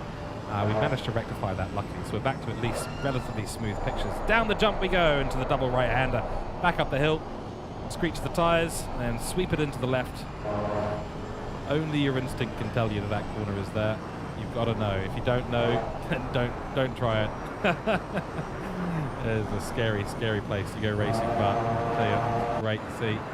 So we have a little look around the field, and that is going to be an overtake by Hendrik Zimmerman, SL Racing. Not had a lot of screen time today, but they're making a great overtake on the number 88. Will they be able to hold it around the outside? No, they have to give that up. Not willing to hold the pace around the outside apex. So it gives the 88 another chance to hold on to this position. Good racing out on track by these two. Very respectful at the moment. 555. And actually, no car really has been out of the wars today. Everyone's had an incident. Everyone's had something happen to them. Here's another name that we like. Benjamin Voigt versus Philip Toma. Toma? Yeah, Philip Toma. Again, my pronunciations, I do apologize. Correct me if I'm chat. If you know that I'm wrong, correct me in chat. Just let me know, all right? Seriously. Oh, dear. Reminder, of course, you can become an LFM Patreon. Head over to lowfuelmotorsport.com/Patreon and go and get yourself supporting a league that is now up above 250,000 members. bringing out brand new technology in the world of ACC sim racing and beyond now, of course. Branching out into a number of different platforms as the buffet of racing sims continues to expand. Today, though, I'm so happy we're here on ACC PC, racing at the Nordschleife for a 24-hour race. I think in the last 12 months, LFM have put on about 3 or 4 of these events. I was involved in one, the second one that was done just after Nordschleife released. We had a caseking.de LFM Nordschleife 24-hour. Had the likes of a number of very, very high-level drivers, including George Boothby. I think including one of the German teams who were incredibly quick that day. Then Jardia's team as well, who were great right up until the end and then had a bit of a problem. May have sent it into a barrier and cost themselves a significant position. And I was very fortunate to be able to broadcast the start and the end of that race. Into the pits comes the number 55, so this battle is going to be lightening up somewhat. Let's take you through the gaps as they stand right now. You just have a smutty mind, don't you, poor Mono? I'm going to call you poor Mono from now on. You just have a smutty mind. Yeah, Boothby, yeah, he's doing well. Look at him. Look at him go. Will anything stop this man? No, it will not. He's a man on a mission. He is doing this drive today solo, 24 hours. Charity for his daughter. They've raised over £8,000. It's incredible to see it happen. He is currently 166 seconds clear of P2. Also happens to be the number 2 car. Foreshadowing. We shall see. Noah Sully Vasquez Rodriguez currently at the helm of the car in the number 2 for Boomer Squad. Setting great lap times, 809.3, whereas Boothby's been very consistent. An erroneous 813 on lap 116, but genuinely been around the 810, 811 mark the entire race, as has Lucas Boussac in P3. So that's just keeping an eye on P3, because P3, we believe, is the position that is really up for contention at the moment. Unless something massive happens in this race, like an incident or a crash by Rodriguez or by Boothby, they have locked in the P1, P2 positions, and there is really not a lot that other people are going to be able to do. This is a GT3 car trying to unlap itself. Looks like the 23 car. Yes, it is the 23 car. The number 23 Porsche, the B Alien car, green, appropriately green, of course, by Nitro Concepts. So they'll get an unlap on the number 2. Their last lap was an 8:23. Julian Sauer in the car at the moment. I can't see anything around the chicane at all. The light's too bright. We actually may have to turn down the exposure settings on the game. Let me know, chat, if it's getting too hard to see, or if it's getting too washed out. We'll make a change and get that change, because it is. I can't see it. I can't see anything right now. Oh, but it looks beautiful, doesn't it? Oh, take a screenshot. Oh, wonderful. So the only gap that's really of a significance here is the 16-second gap between Lucas Road and the number 255. 20 seconds, actually, the gap. It's slightly changing because they're coming across the first timing line and the pit straight. But John Rochelle for LFM Esports back in the Ferrari.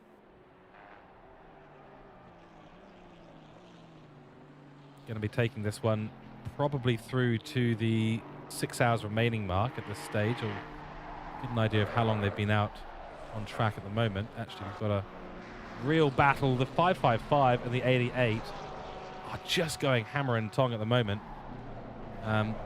Looks like, yeah, Rochelle has just come out of the pits. So the number 4 just out of the pits. That's why the distance to the number 676 with Lucas Road is so different at the moment, and jumping around a lot because they're still getting back out on track to that first timing line. This is quite the gaggle of cars. So we've got the 88 leading this pack, followed by the 555. Then it is P2. That's the one. That's the number 2 car, flashing his lights, saying, "Hey, you need to let me through." And then the number 23, who's clearly got a lot of pace, also trying to come through. We've got an incident. Michael Bremer has absolutely binned it. Oh, look at the state at the front of that Ferrari. Not good, not good. Number 28, we'll go back on board with that. Let's have a quick look at the replay of this. Again, the glitching again. So apologies for the glitching. for some reason we can't get rid of it no matter what we do. So some sort of interaction with well, we think it might be latency related. Okay, so he's hit the he's hit the edge of the curb there, put the power down. It's all gone wrong, and yeah, he's had to park it up on the inside curb. Not a great situation. Oh no! So it looks like the replays are actually causing this latency here. We may have to reconnect again. That was the only thing that solved it. Okay, ladies and gentlemen, I do apologize once again, but looks like the replays are having a seriously erroneous effect. Seriously erroneous effect on this. And apologies, we are just trying to get this sorted out. Nope, that is not working. Okay, ladies and gentlemen, we'll be back in 2 minutes' time. We'll go on mute and we'll just get this sorted out and resolved.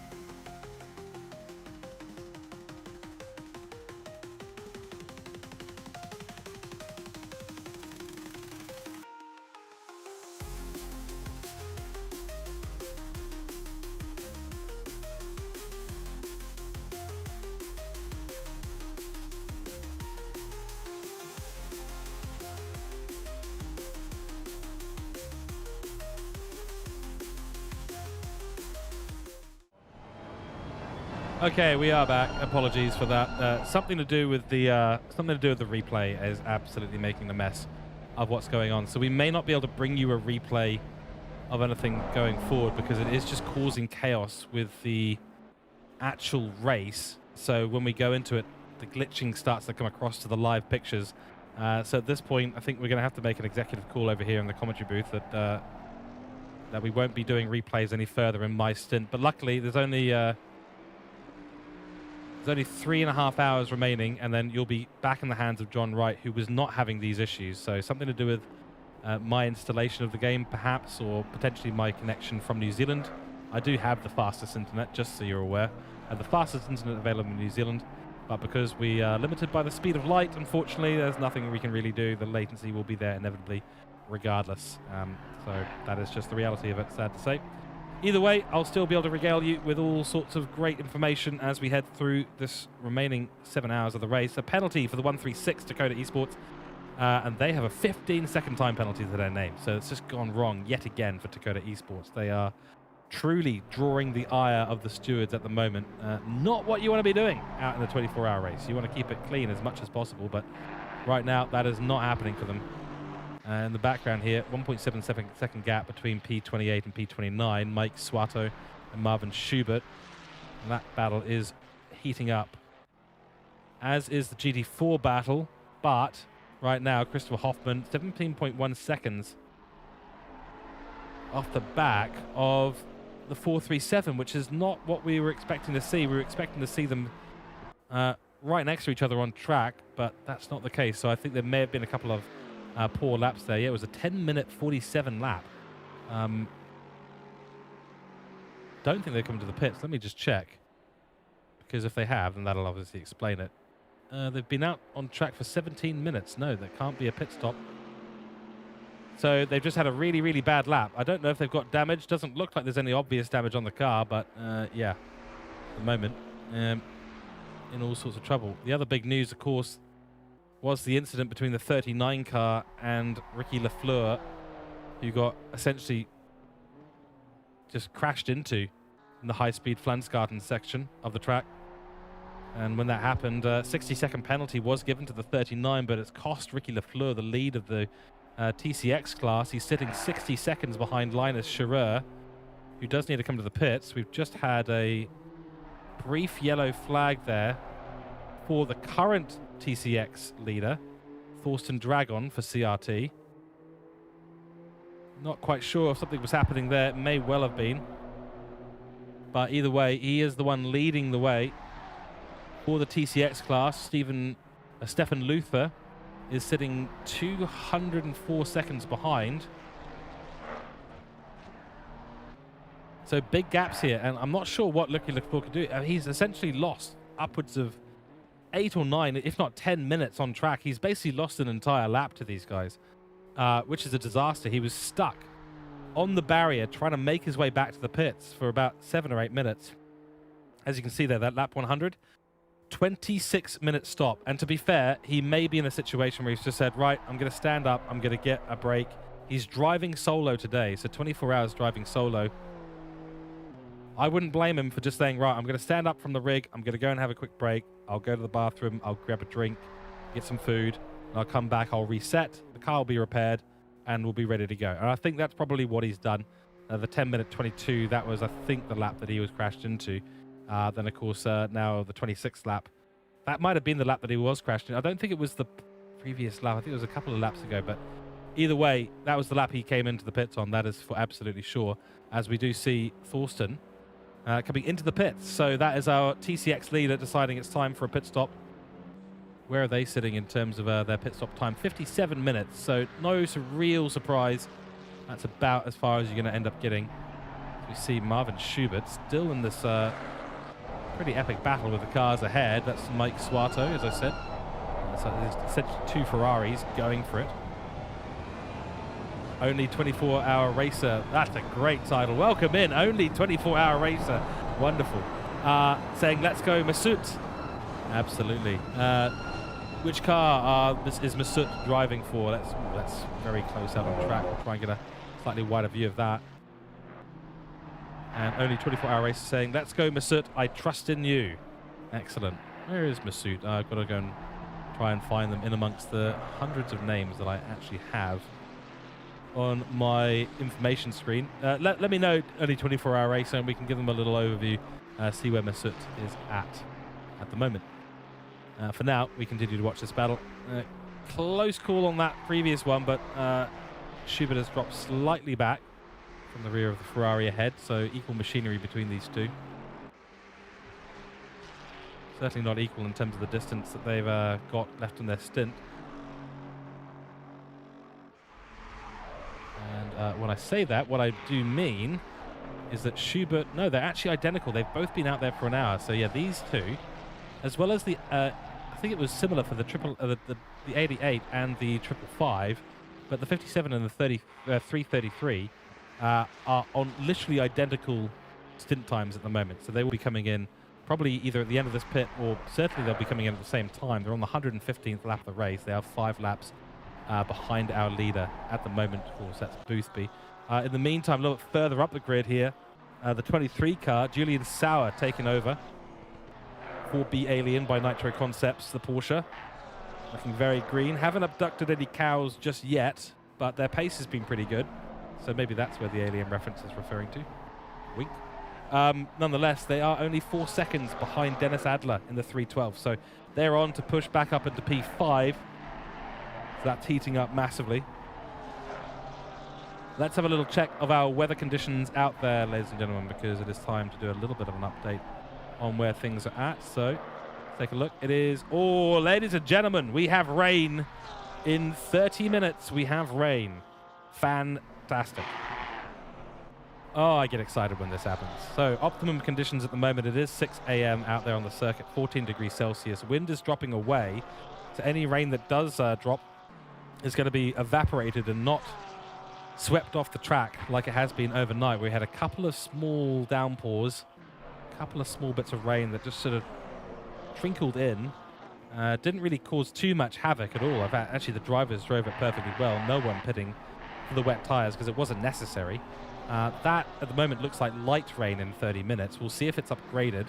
So we'll keep an eye. So at about 6 hours and 30 to go, we'll make sure that we switch back and check in on where that rain is going to come on through. That's going to spice things up, I think, because as the track heats up, some decisions will be needed to be made. And if there is at least an hour worth of wet weather coming our way, these guys will have to go onto a wet tire to make it work. And there could be some real switch up in the strategy between the different teams.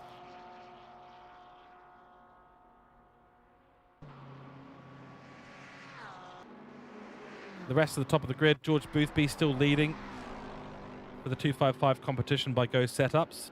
Racing solo for 24 hours, giving the flash of the lights as he makes his way past. Very deep into the chicane there, but no surprise.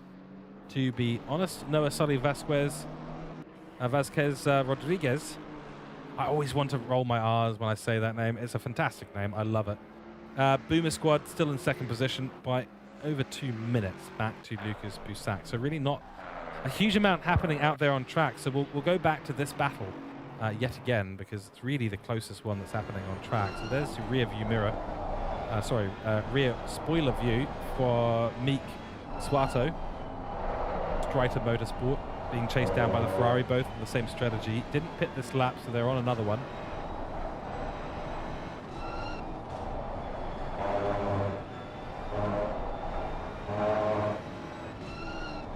Keep an eye on this. Reasonably decent entry there for the number 333. 57 is looking comfortable, but at the end of the day, it's a tricky one to sort of to tell between there, because it's equal machinery, both Ferraris. 296 GT3 car. Very happy that we're not seeing any 488s out there on the grid at the moment. Mako, oh my goodness, that is Fabian Happ in the 555, and we can't bring you a replay unfortunately because it will glitch out the main game, but it looks like him and Marco Pagit has actually come together right at the end of the lap and caused a rather large collision. The 555 will continue on. Doesn't look like that much damage at the end of the day for the car, but right at the end of the lap, they've had all sorts of issues. Now these two Ferraris navigating the traffic up ahead. Oh, but the 333 is not going to be particularly happy with that. Oh, should be diving to the inside. GT4 cars have got right to the road. They've got to make a clean overtake, and that's what the 333 does manage to do. He'll start his charge back after the other cars shortly. Behind them, another GT3 car, which will be lapping them in short order. I'm just trying to remember which livery that belongs to. Is it the 43? No, it is not.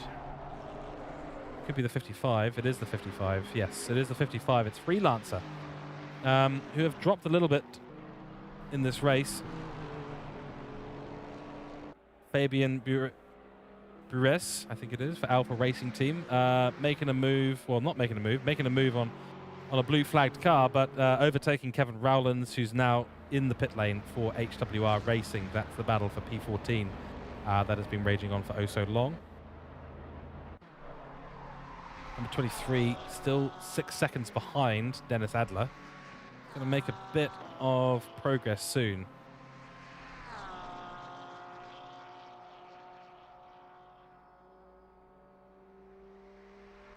Still trying to find out who this May Soot person is. Is that Make? Is that... here we go. Oh my goodness. The entry into the pit lane is side by side, and let's have a quick look. There we go. Look at this. Oh dear, oh dear, oh dear. Make and Marvin are absolutely identical entries to the pit lane. They are on equal strategies. They're pitting at the same time. We'll stay on board with this. We'll see if we can catch one of them coming out of the pits, because if they've gone in at the same time, chances are they're going to come out at the same time as well. And there'll be a real scrap into turn one to see who's going to get that. So, yeah, quite like these situations when they do arrive. So, Schubert slightly earlier joining the server, so he does start the pit lane a little bit further up. We'll wait for Suato to come out of the pits. And I mean, I'm assuming at this point they probably will be changing drivers, but with 7 hours to go, well, technically 6 hours and 54 minutes, they may be doing a double stint, just waiting for their other drivers to wake up and get things going again. 5:30 a.m. currently in Europe, so still very, very early out there. So really on the graveyard shift at the moment. Had a brief yellow flag from WOA Colorworks, but nothing to be said about that. And looks like Marvin has got out miles ahead, so advantage to the 333. The 57 had to stay in the pits for a little bit longer. That's very likely to be a response to some damage that they may well have picked up. So just getting that repaired and getting back on track and getting going again. Thank you, only 24-hour racer. I can't read German, unfortunately. So I'm not 100% sure what you're saying. If you are saying that in the EN channel, the English channel, I'm not 100% sure. But you said Star, Meek, Mein Ik, Natuurlijk. Your mistake? Yeah, all good. No worries. That's Mike. So unfortunately, Meek is Mesut has unfortunately lost the position there in the battle. But 12 seconds is the gap, so it's not massive. We've had an incident with this car right here, the number 15. I think they were just slow on track. I don't think they've actually hit the wall or anything at this stage. And yeah, we are, I mean, honestly, we are in a little bit of a lull right now. Not a lot happening out on track. So we'll keep an eye. We're actually going to chuck on the autopilot to see if it can find us little battles happening here and there. There's Ben Georgiev, 404 speed not found. Trying to hold back a Lexus at the moment, but I get the feeling that is not for position. No, it is not. No, it's not for position. So has had a long pit stop just recently. Does get the blue flag. There'll be a McLaren up next to try and make their way through. That looks like Dakota Esports just in behind. So getting some lovely views now from on track as the sun does start to rise over the Nordschleife. On track time is 6:13 a.m. There's the onboard. You see the sun starting to glisten across the tarmac. There goes Dakota Esports in the 136 car. Up and over the rise. Oh, looked a bit dicey there for Dakota Esports, but they do keep that car going in the right direction, so that's good stuff. And down the hill we go. Love this section of track, but you can see how bright it is with the sun. Not super easy for the drivers to deal with, but they've been slowly weaned into it in the last couple of hours since the sun did start rising at about 4 a.m. or so, track time. Track time's about an hour behind where we're at in terms of the race time. Race time right now race time is 6:14 a.m. So we're well into the morning now here at the Nordschleife for the LFM 24-hour Nords.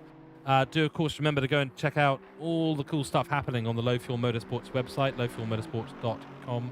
And a big thanks to all our sponsors, Go Setups, CaseKing.de, ACC Drive, to name a few, that is. And there's a few more, of course, but Hessner. There's so many sponsors. It's fantastic. And what an organization LFM are. And a big thank you to them as well for allowing me to be here for the graveyard shift, the night shift, the Helm's Deep shift. For the 8 hours. It's going to be the longest stint of any commentator on the English side of the channel. Not nearly as long as George Boothby or Ricky Lafleur, though. 24 hours at the wheel, driving. That's absolutely incredible. I still can't get over it, really. We're looking at Christian Nesmian, a freelancer. Currently in 15th position, just about halfway around the Nordschleife. Here's the fast left-hander at the top of the hill. Now into the braking zone. Just line it up nicely. Yeah, it takes a nice angle into there. Widens it up. Gets it turned in. Nice early apex on that one. Hug the curb. Put the power down early. That's the trick to this one. Put the power down nice and early so you can get a good run into the carousel. Absolutely key. Tony Starr for Nahala Racing. Just come out of the pits as well, so a driver swap for them. Currently sitting P38 at the moment. I've had a little moment there with one of our drivers. We'll check in on that soon, but an incident between Slow Car Club and Nearly On Pace and lap 102 is now under investigation. You can actually see him behind there. That's the 39 car that was involved in the incident with Ricky Lafleur that sent him off track and down so many positions. So they'll be doing a bit of a recovery drive at the moment as well, getting past the Nissan. Nissan doesn't want to fight that one at the moment. So a few GT3 cars to come on through for Tony Starr. We'll go on board and we'll watch these GT3 cars make their way through. Oh dear, scary moment for the Nissan. But Tony Starr has to move back onto the racing line, and there will be an opportunity here. He'll go around the outside. Will the Nissan GTR? Yes, he does. Easy as you like. We've said it once, we'll say it again. Blue flag here is very, very, very, very difficult.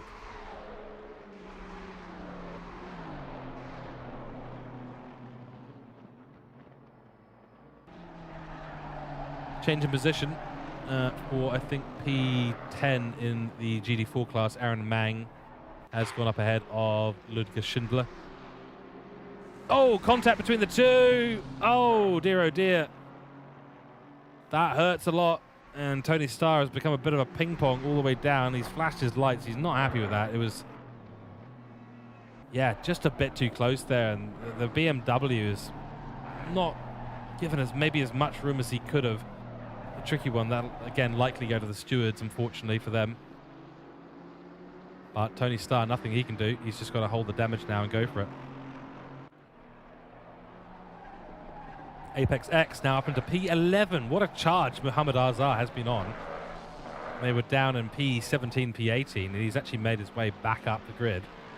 They had a pretty shocking overnight stint. Didn't go their way. And there's the penalty coming in for the 899.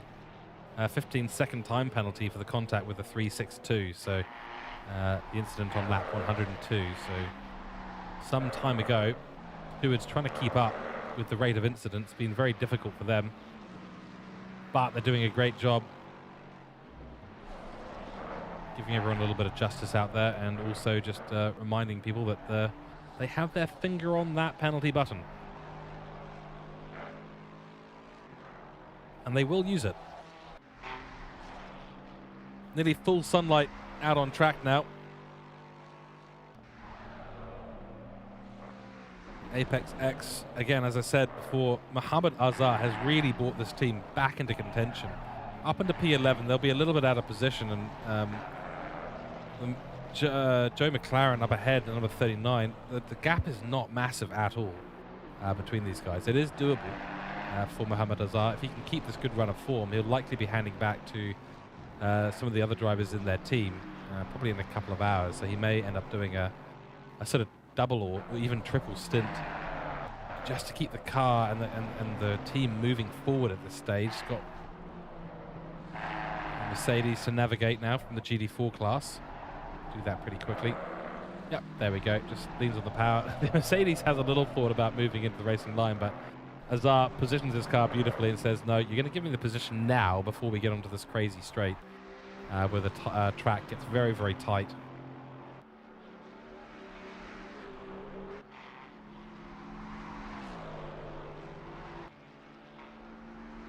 Great shots from on track. Love to see it.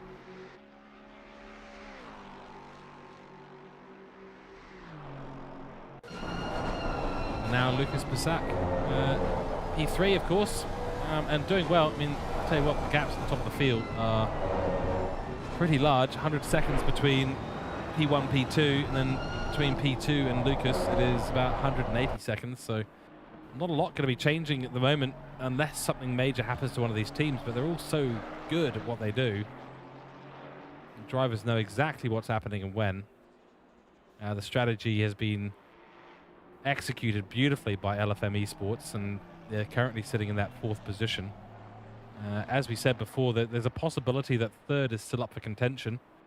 So between the 112 car, the 255 and the 76, there's a possibility that this is going to swing one of their ways rather rapidly towards the end of this race. We probably won't see that play out right up until the last hour of racing, where 2 of the cars will be finishing up a longer stint and the other may be going for a shorter stint with 30 minutes to go. We think that's going to be Lucas Road. So we shall see. A little moment there for the 23. Does manage to get on by. And the 181 car, sad to say, has been in the wars today.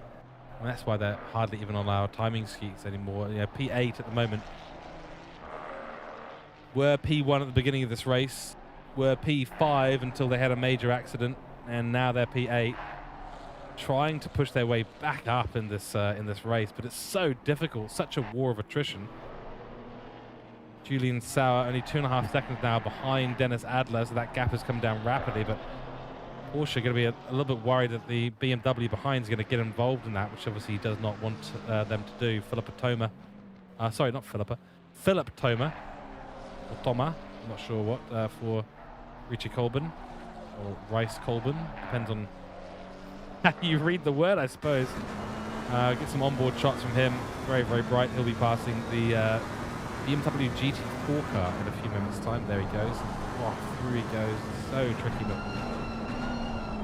let's take a little look at our rain because we knew that it was coming in, and looks like it is still 30 minutes away. So I guess, my guess is that that's about to change 10 minutes to the rain in about 5 minutes. That's my guess. 5 minutes we will likely be seeing the rain be 10 minutes away. So again, we'll keep a close eye on that. For now, watching the number 9 car. Sorry, the 9th position car, the 137. Dennis Herzog.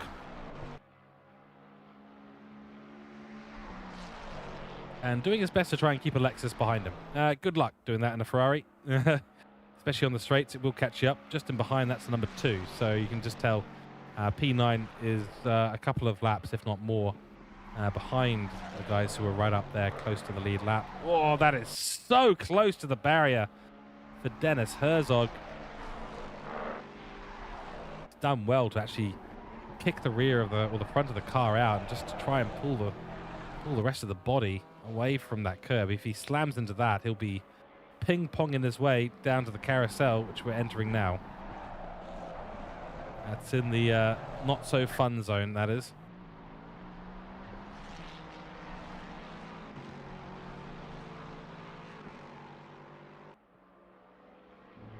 Let me know in chat. Have you updated your predictions? Who do you think's going to win? Who are you supporting today? Let me know. Nalhala Racing and the Rocket involved in an incident on lap 110. That is now under investigation.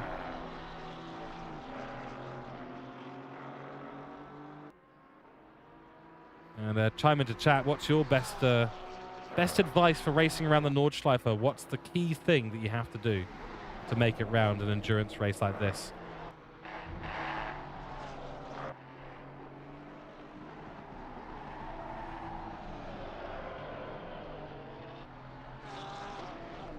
We are going to take a 5-minute break here in the commentary box, so we'll be back in about 5 minutes. We'll leave you with the action here with Finn in P21.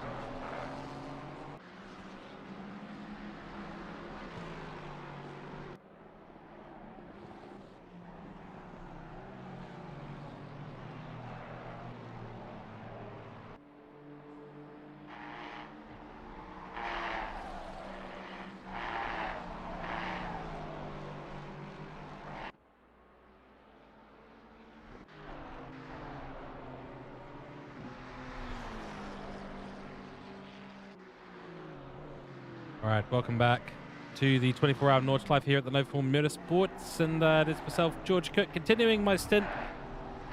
5 hours deep now.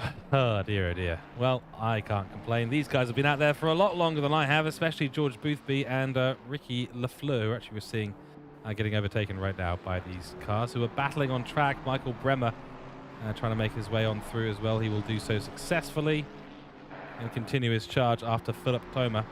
Probably one of the closest battles on track. Julian Sauer, this is actually getting very close as well. This gap has closed in from over 10 seconds to where it is now. Look how much pace. The braking for the Bentley. Very tricky concept to get your head around because it doesn't do much of it. They often call it the Boatley. And in this case, in dry conditions, yeah, you know, it's not too bad. It's been brought well back into the fray in terms of the LFM BOP that is applied. So hats off to the guys working on the parity measures at LFM BOP. They do a great job. That's why it's so universally recognized and used. But Julian Sauer now really in the box seat, and he's going to be going for it. Let's get some onboard shots here with the number 23. Car up ahead has had a bit of a run on the grass. Looks like they haven't hit the barrier, or maybe they did briefly, but no major issue there for them. Lucas Road now in the pits in P5, so that's going to be important in the scheme of things. He'll come out still ahead of Dennis Adler in this battle. They're on board with at the moment. I don't think Julian Sauer really wants to press the go button too much. Yeah, he's backed right out of that part there. Happy to stay in the slipstream at the moment, probably conserving a little bit of fuel. Not going to do wonders for his tyres, but not going to matter once he comes into the pits, which will happen eventually.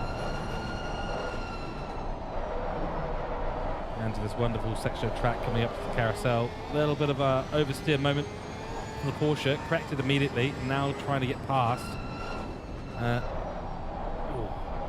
Fleur, who does do the right thing and stays on the upper part of the carousel. Dangerous place to go. You have to go so slow around the top of the track. Otherwise you end up in all sorts of trouble, that's for sure. Miss an apex, hit an apex, hit the curb on the outside line, now tuck it into the right hand side. Power on nice and early. You're right up to the edge of that curb. Saves you a lot of time if you do that. Be very, very quick through this section, but Julian Sauer probably realizing that it is now, let me do the math on it, 18 hours into this race. Realizing that he just needs to take it easy and not do anything silly, because one small mistake here will cost them big in this. They've made up a whole bunch of positions, well, one position technically, but they've had to catch back up throughout the night stint.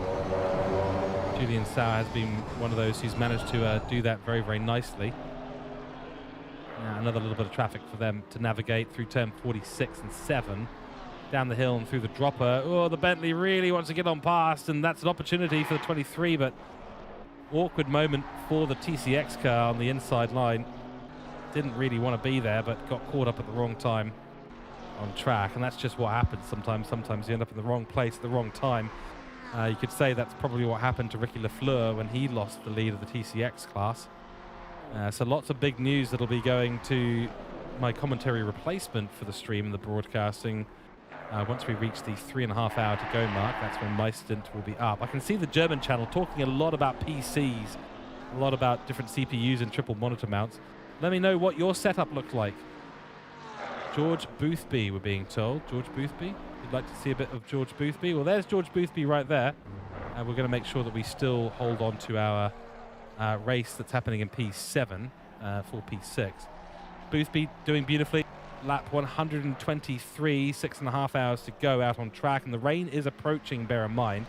You see it getting slightly grayer out on track now. Let's check in with our weather report. So bring it up. 10 minutes till the rain, and that's a little bit heavier than what we were expecting. We were expecting light rain. That looks to be medium rain. So, yeah, going to be an interesting little 10-minute downpour by the looks of it. Certainly going to... Probably they're not going to want to jump onto the wet tyres. What do you guys think? You think wet tyres will be the go for this one? I get the feeling that slicks are going to be the preferred option. They'll all stay out there. The Bentley going defensive as the 23 Essentially takes the outside line at the moment. Philip Toma has had a big crash there for Philip Toma. Oh my goodness, that's a horrendous rejoin. And the number 2 car, no, that wasn't the 2 car, was that the... That was the 112 as Toma spins again onto the racing line. Oh my goodness. Please be careful. Yeah, get into that runoff area. Oh dear, oh dear. Terrible rejoin. Great reaction speed from the 112 to avoid an incident. Philip Toma nearly caused a horrendous accident. I believe he spun on his own. So he's done that really, but he spun again and then sat on the apex, and luckily there's a bit of runoff track just behind the apex, and he was able to get there. Do you see videos of people having silly antics? There's something wrong with his car. Yeah, he smashed into the barrier. I'll tell you, he has had a serious problem. Let's just go on board and just have a look at his steering. Steering seems fine. I think he's just got a bunch of suspension damage. Yeah, look, the rear end is bouncing up and down. That's indicative of a real problem with the rear suspension. So that is what's happening. That is what's happening. The number 2 car has come into the pits as well from second position. They'll stay there. Saying, yes, George Boothby here at Team George Boothby is quaking in fear at the prospect of a wet track. Wait. you're not... George... Oh, dear, oh dear. The 23 has gone off. We actually just missed that. I was trying to read the comment, trying to understand the comment. But that is Julian Sauer. It was so consistent. It was so clean. And then he's gone and made a bit of a mistake. Just coming onto the Nordschleife. Very easy to do on that chicane, and he's done that. Luckily, no damage to the car that we can see. So we'll get away with it. Paul Mono saying, that is you in the car parking. The market car park. Yeah. Man, I drive slower than a snail in the car park. I've had one too many young children jump out, and adults in fact actually jump out from their cars thinking there's no one there, and then suddenly there being me there. So I drive like a grandma in car parks nowadays. Not that I drove fast beforehand, by the way. It's more that I just abundance of caution. The rain is here, ladies and gentlemen. Okay, time for crazy, dangerous track conditions to continue. Love it. Love to see the rain arrive from a viewing perspective. And look at that BMW. It is attacking right now the 23, who was attacking the 312, but no longer. And all these sections through here, even Arenberg, the braking zone through here can be very tricky when it starts to get a little bit wet. We'll have a quick look at what the track conditions are looking like. We're already at Greasy, and that rain is going to be here for at least 15 minutes. This could be a big change. Joe McLaren with 70 seconds, Engman with 15. Of course, the number 39 picked up a 60-second penalty as a result of hitting our former leader and 24-hour soloist, Lafleur. Tough navigation through there. But this rain's going to be a lot more significant than the previous rain we've seen. This could potentially trigger some pit stops. It could trigger some choices to be made. And I'm trying to interpret this comment. Paul Mono saying, yes, George Boothby here at Team George Boothby is quaking in fear at the prospect of a wet track. Well, I think you might be impersonating George Boothby. I'm pretty sure he's busy, but if you're there on behalf of George Boothby, and again, I don't know. I'll just have to take your word for it. But George Boothby afraid of the wet track? I don't think so. I think he'll thrive, won't he? I mean, he's just slid through that corner, so he's clearly feeling okay. Let's see what happens, but the rain's solidly coming down now, and it will be here for at least 10 minutes, and it'll probably get heavier than it is right now, currently light. It will move up to a medium amount of rain for at least a 5 or 10 minute period, and so this track could well get beyond damp. It could go wet. If it goes wet, yeah, right now we're still at Greasy. George Boothby, the driving is so superb. It's superlative. It's brilliant. It's excellent. Every single part of the track, I keep thinking he's going to drive off the track. No. Pixel precision, exactly what we should be expecting, and that's exactly what he's producing and has produced for the last 17 and a half hours of... I can't do math. Yes, I can. 17 and a half hours. 17 and a half hours of this race. In the background, Dennis Adler and Julian Sauer right together on track again. So those two will be going for it in a few moments' time. Quick update from around the grid. George Boothby from Jeffrey Miguel Renault Ricci, and it is Lucas Bussac. Nothing really changing in the top 3, but as we said before, keeping an eye on P4, Jan Rochelle back in the car for LFM Esports, followed by Lucas Road for the 76. And they are coming into the pits. Okay, this is going to be our indicator here, ladies and gentlemen. We are going to have a solid look at what choices are going to be made by Lucas Road and the team at Sim RC Endurance by Barmenia. Now, we'll be able to tell. You see the yellow strips on the side of the tires. That indicates a slick tire.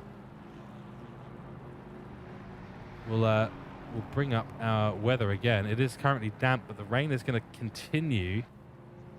And if he ends up on a tire that does not have the yellow strip on the side, we can tell that it is a wet tire that he will be jumping onto. So we're going to stay here and watch this closely, as we're seeing white flags on many cars out there as they drive slowly around the track, maybe trying to just bring themselves back into the pit stop. That looks like the 501 going out. Let's just have a quick look at his tires. By the looks of it, he may still be on the slicks, but there's also a graphical glitch where it doesn't actually update the tires as well. So Daniel Bourne on the attack, Michael Humer on the attack at the moment. Let's check in with... That is a wet tire, ladies and gentlemen. The 76 is taking wet tires, and he won't be the only one coming into the pits and doing exactly that. Dennis Adler briefly showed up on my screens there for some reason, but then decided to disappear.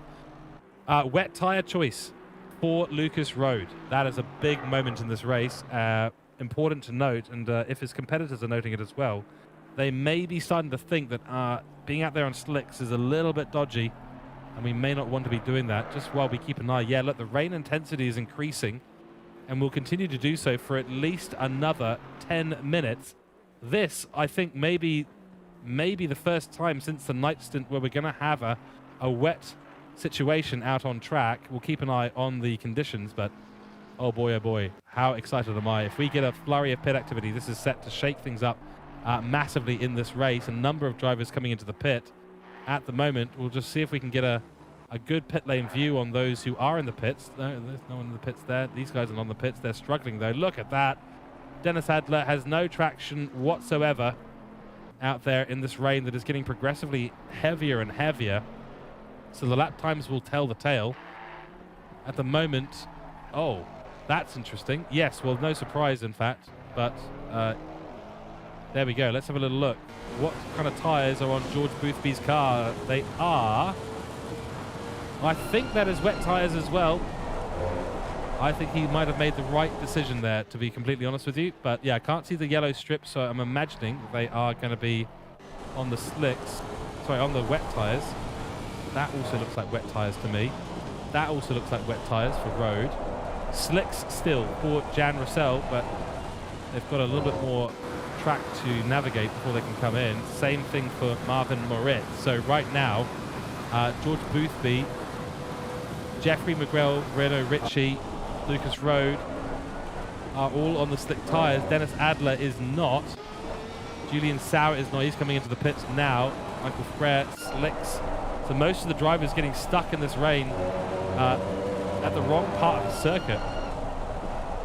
The track is now officially wet for the first time in many, many hours. I don't know quite what happened in the first part of the race, whether or not we had some wet running conditions or not, but if we did, then, or if we didn't, then this is the first time we've had a proper wet track. The rain will be getting lighter and lighter from now on, but it's only 15 degrees Celsius out there, 4 kilometers an hour wind. So it will not be drying up anytime soon, ladies and gentlemen. That is exciting because that means we've got a real race on our hands right now. And this honestly has really put a bit of a sinker into the race of the 112 because right now Lucas Road is catching up hand over fist. This is monumental. This has worked out so well for the 76, who could well have been out of contention for the remainder of this race, now find themselves with at least half, if not 60 or 70% of the lap on wets, when their nearest competitors for P3 are still on the slick tyres and running around there at a really not good pace. Their deltas are 30 seconds out right now. So they're doing nearly 9-minute laps out there at the moment. Whereas the 76, I think once we get around and figure out exactly what this lap time is going to look like, I think you'll find that he is in a significant positive delta to his competitors. The gap right now between 4th and 5th, that's to the wet tyre runner in P5, is 156 seconds. So quite some distance, but no, I think that'll be quite massively changed once these guys get round. Moritz is still out there on track. Again, this is the problem when you get caught halfway or even at the start of the lap on slick tyres. I mean, it's probably still doable, but the conditions are definitely wet, so the engineer in-game is going to be screaming at them, saying that the wet tyres are optimum. One exciting way to shake things up. Let's take a look at how this has impacted the GT4s. We'll have a little look at their tyres. That's still slick tyres for the leader, number 5, GT Auto. Slick tyres for Sergei Sebastian returning to the car in the 437. And slick tyres for Chris Warner also jumping in. So at the beginning of the early morning stint for these guys, creme de la course, looking to get back up to a higher position. Ben Zietz has actually jumped onto the wet tyre, so he's in a good situation. The I Believe I'm Fast Henry Racing Team gets Stan back in the car now after a well-deserved sleep, I'm sure. On the slick tyres, will be going slow, as is Mark Philip Enders. Ooh, dear, oh dear, oh dear, oh dear. So a lot of cars getting caught out at this point in the race. Michael Humer still going for it. I believe I am fast. Okay, I won't sing ever again on stream, but that is what is currently ringing around my head at the moment. Julian Sauer still not on the wet tyre. Yes, he is. So he's on the wet tyre now, and has Dennis Adler. Yeah, Dennis Adler has done the same thing. So both of these cars who were locked in barrel, locked in a battle, I should say, not in a barrel. Locked in a barrel. The Drunken Sailor, is that what this is now? We commentating on a ship race to the Caribbean. First one to Tortuga gets the gold. I don't know. That's my brain starting to fade. Unfortunately, we've still got 3 hours to go till I switch over, so it gets so much worse. But yeah, it is indeed wet tyres for these two, and they'll be going for it. I'm so keen to see what the gap is going to be. He's not coming into the pits. Jan Rochelle for LFM Esports is not coming into the pits, and neither is Marvin Moritz. They're playing it out. So we've got the 112 and the 255 staying out on slick tyres to maintain their advantage to the 76. That is a very, very bold call. What are their lap times going to be? Well, the 76 had a 9-minute, but that was an out lap. 8:55 for Jan Rochelle and a 9:36 for Marvin Moritz. Also not locked in a barrel. Just clarifying, just confirming, not locked in a barrel currently. They were probably at some point, but I don't. Help. Let's go on board with Raphael Hansen, who's taken up the challenge of being the first one to escape the barrel.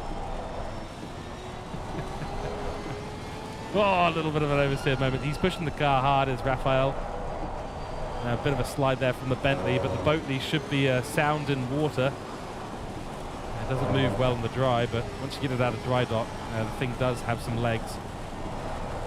Or fins, maybe. They've all got fins. Okay, I'm starting to not make sense to myself. It's all good. That is a car around. Oh, it is number 2. Oh, that is a huge accident. And a significant one as well. We're trying to get a better view of it. Oh, crikey.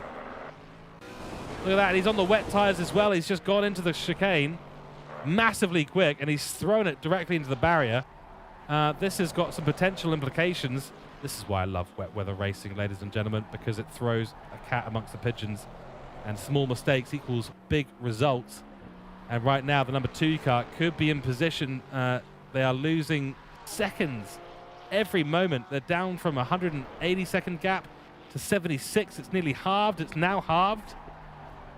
So the Dyne MC team are on the slick tyres. The number 2 was on the wet tyres, but look at the state of the car now, and getting pressed by the 39. So Joe McLaren, or his teammate. Oh, pwah, crikey! That is a big accident there. And once again, on the slick tyres, Davide DeMarco jumping in for Joe McLaren, and he slammed it into the barrier, trying to make his way past Jeffrey Miguel Renault Ricci. That's very awkward for them. It looks like we've had another yellow. Oh, slow car issue there for Jan Rochelle, who's meeting traffic at the wrong time on the course. Oh, this is very, very intense, because this has thrown everything to the wind. These two still locked in a battle for P6. Sebastian Zahetner.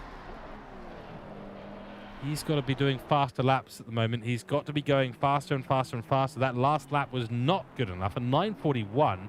I don't know why he is so slow on the wet tyre. He should be well into the 8s.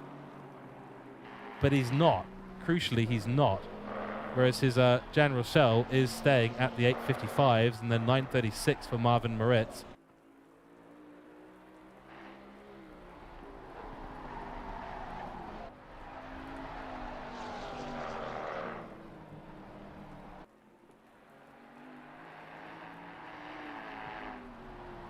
Keep an eye on this battle. We'll continue trying to evaluate the scenario that we've ended up in. 80 seconds is now the gap.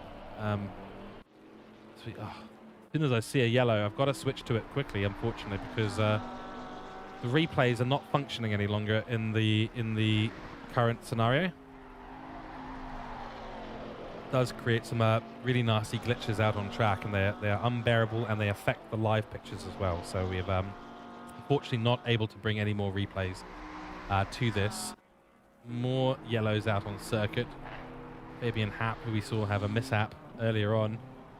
David Weil for GTV. No real change in the GT categories, other than the fact that Sergio Sebastian has lost the position to Chris Warner. Let's check in on the TCXs. Tim O'Ryan is now in the car for Calat Racing Team.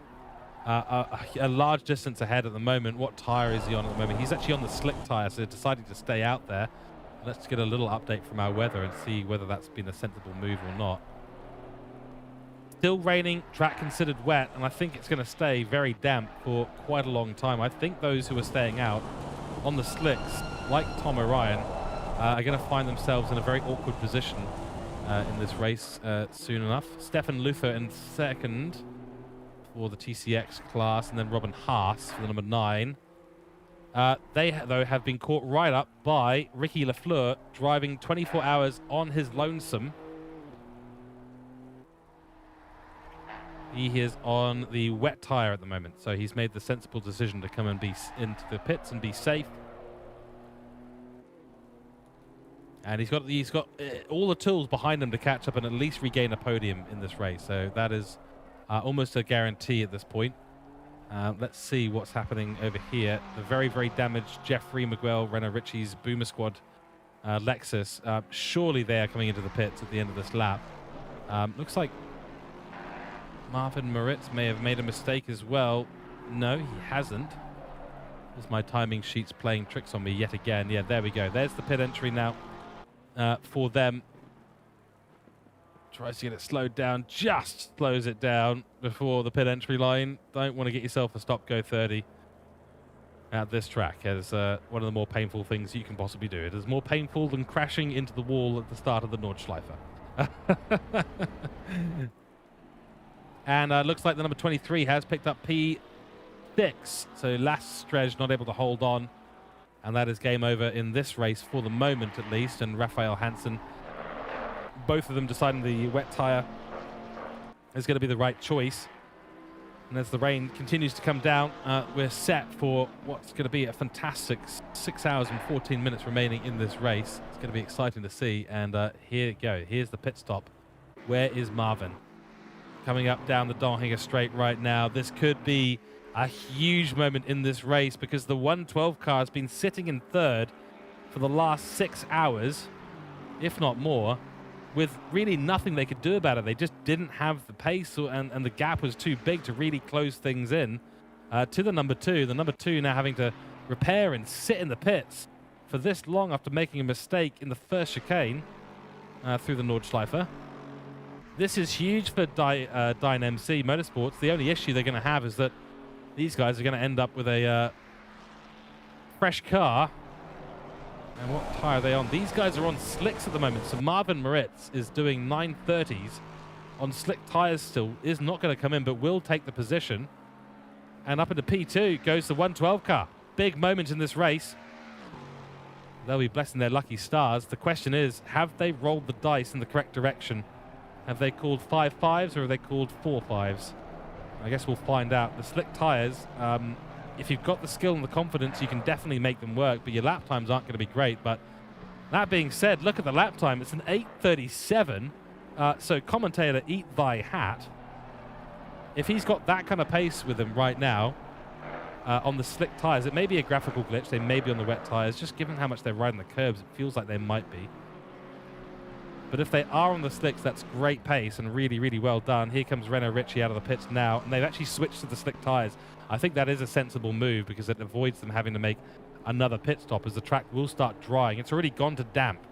So the track is damp. Those who've pitted onto the wets have probably may have made a mistake. I would have been on the wet, so I would have made that mistake as well. But fastest lap with Miguel Renault Ritchie from some time ago. But the track is damp. It'll go to greasy once the rain starts to cool down and go away. And that is big. So we don't know what the implications of this are going to be. But basically at this stage, if you've been onto the wets, you've lost a pit stop. And that is not going to be good for many drivers out there at the moment. So again, we'll see another flurry of pit activity probably in the next 20 or 30 minutes of this race.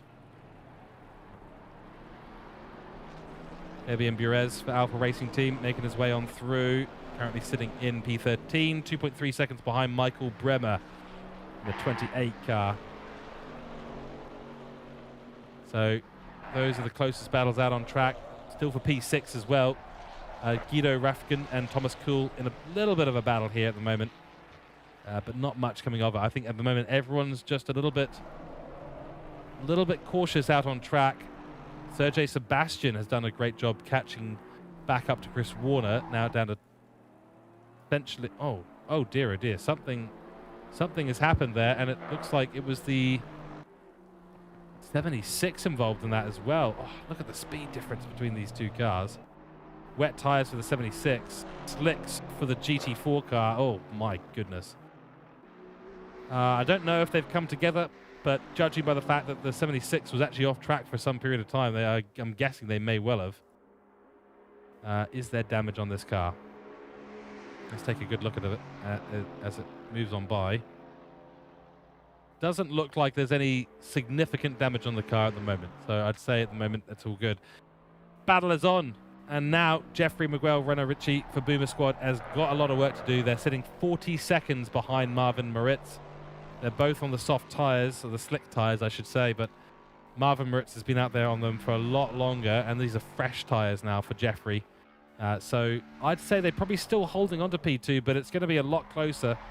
They're not going to have quite as cruisy a time as they've had previously in their battle with the number 2, with the number 112, I should say. So this will be a good one to watch, and a good one that'll evolve in the next couple of hours.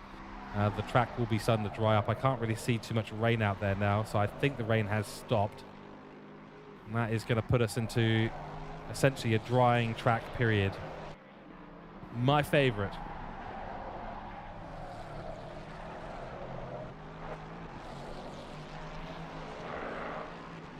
Right, well, we're going to take a very quick break here in the commentary box. We'll be back in about 5 minutes' time. We'll see you then.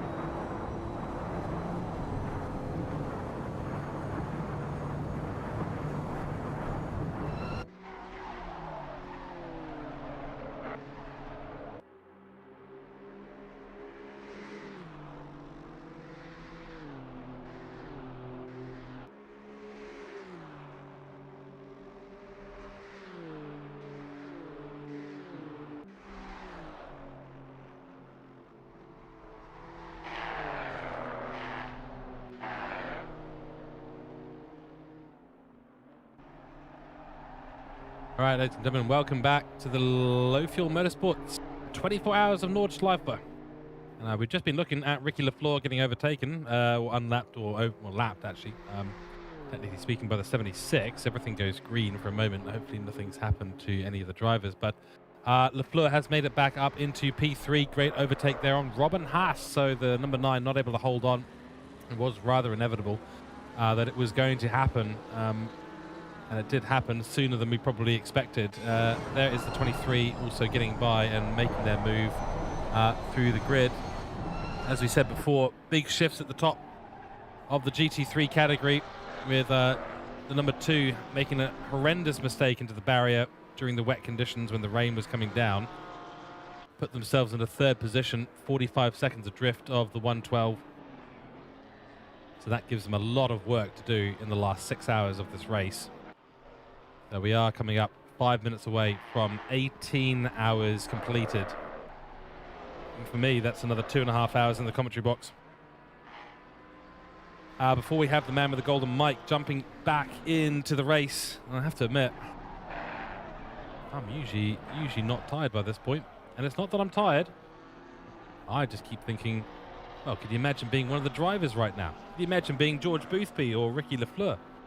Been driving for 18 hours out on track. Yeah, so a measly stint in the commentary box compared to that, if you ask me. Either way, Raphael Hansen has been doing well. P6 for them now, ahead of the Bentley. Their next target is going to be the number 76, but they are 200 seconds behind at the moment. Puts them into the unlikely range. Ooh, little slide through the Sabine Schmitz curve for the Porsche. If you're going to build up some style points at any point, it's probably there. Probs at George. David Andre, I think that was probably directed at the German chat. Here goes the number 23, trying to get past the 37. Didn't want anything about it. Well, not going to be particularly happy either, then, I suspect. The Boatley drifting through the corner. Makes their way past the 37 as well. Michael Bremer has made a position up to P12 on Christian Nezemian. They've come into the pits for number 55. And as has Fabien Burez, the number 21. So those guys just sitting outside the top 10. All on a similar strategy at the moment. Doing 905s, 906s out on track. William Barber and Cosworth Racing, one of the teams deciding that staying on the slicks was the right idea. Do wonder if we're going to see a situation where we see the guys who are clearly on wet tyres, like George Boothby, wondering when they actually come into the pits to change back on the slicks. Let's take a little look at the conditions. It's now damp, there's no rain, and it is heating up on track. It's now 7 a.m., so 16 degrees Celsius. No wind to really kick that water out the way.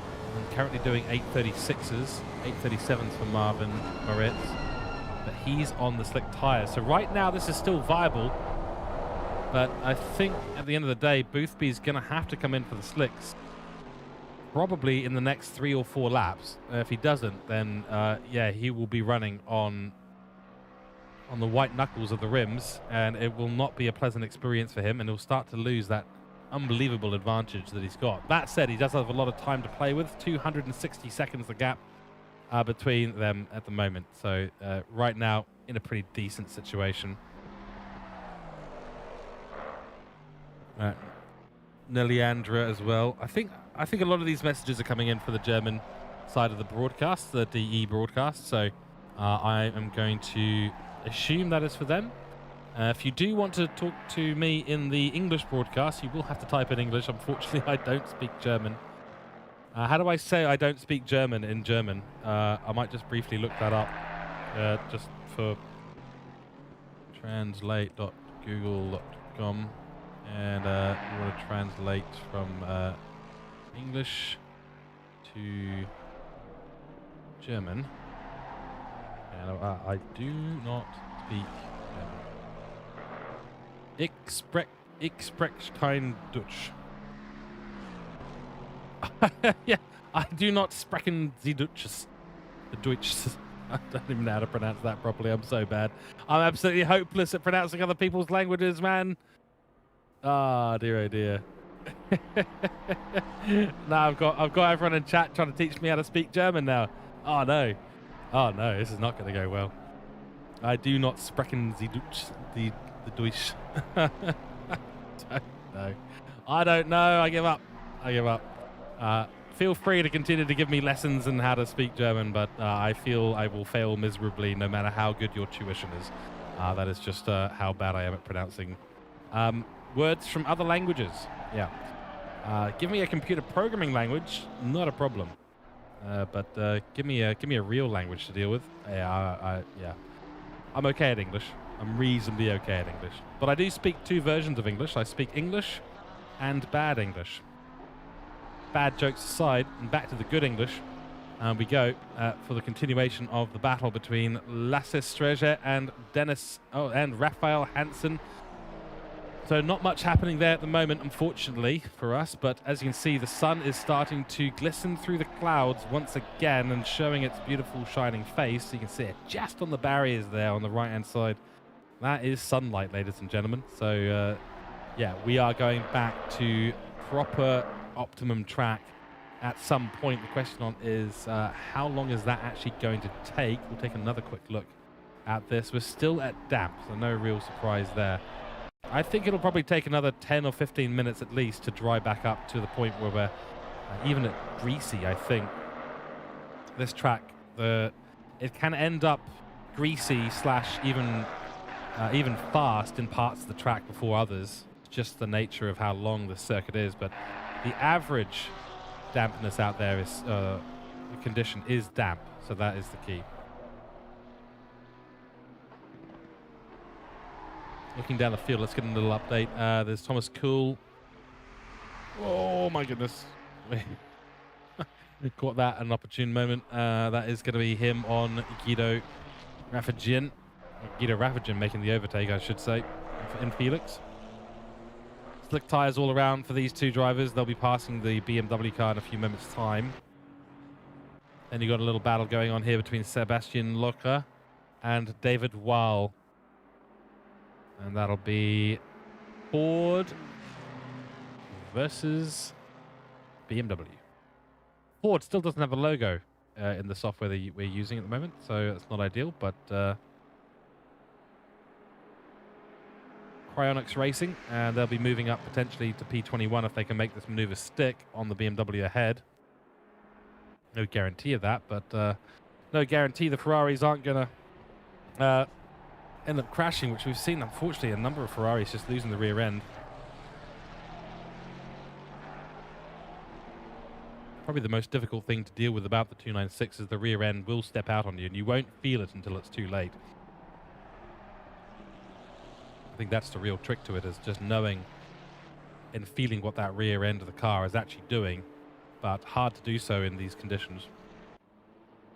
Over in the GT4 category, Chris Warner is leading now and I'm no surprise here, Creme de la Course doing well because they stayed on the slicks all the way through.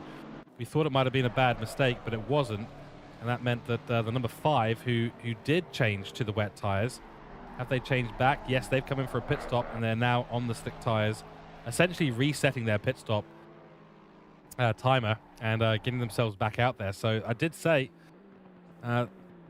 we were wondering, we didn't know, is it going to be rain and it just, the track stays damp forever, or is it going to be dry moments later? Well, it looks like it's all power to the slick drivers. The ones who've done that have been the winners. Sergei Sebastian, the 437, still in third. 60 seconds behind them is Jakob. Oh, we've had a major incident out on track. Yeah, Fabian Happe has found the barrier there, unfortunately for himself. In the wars today, really, the 555. Then it is Mark Philip Enders, 36th position, and 5th overall in the GT4. Got Stan, and the very colourful... What is that on the side of the car? Oh, I never noticed. Is that a people carrier? It's a people carrier. It's a people carrier. Very nice. Good work. Round of applause. Tony Starr in 7th in the GT4 category, and then William Barber for Cosworth, who stayed out there on the slicks all the way through. Sensible move from them. Back in the TCX category, Tim O'Ryan still leading the way by now 17,000 seconds, according to my software, which is wrong. I don't believe it's 17,000 seconds, but that's what I'm being told.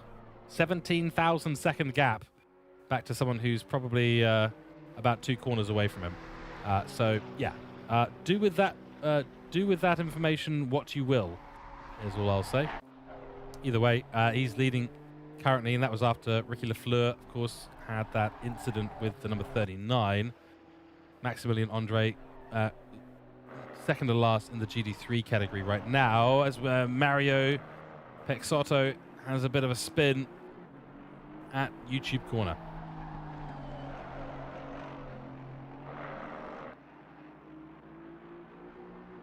So he's sitting well down there in the GT4 category at the moment. Ricky Lafleur has had to come into the pits again. He's moved back onto the slick tyres, and that's neutralised his advantage that he had over the number 9.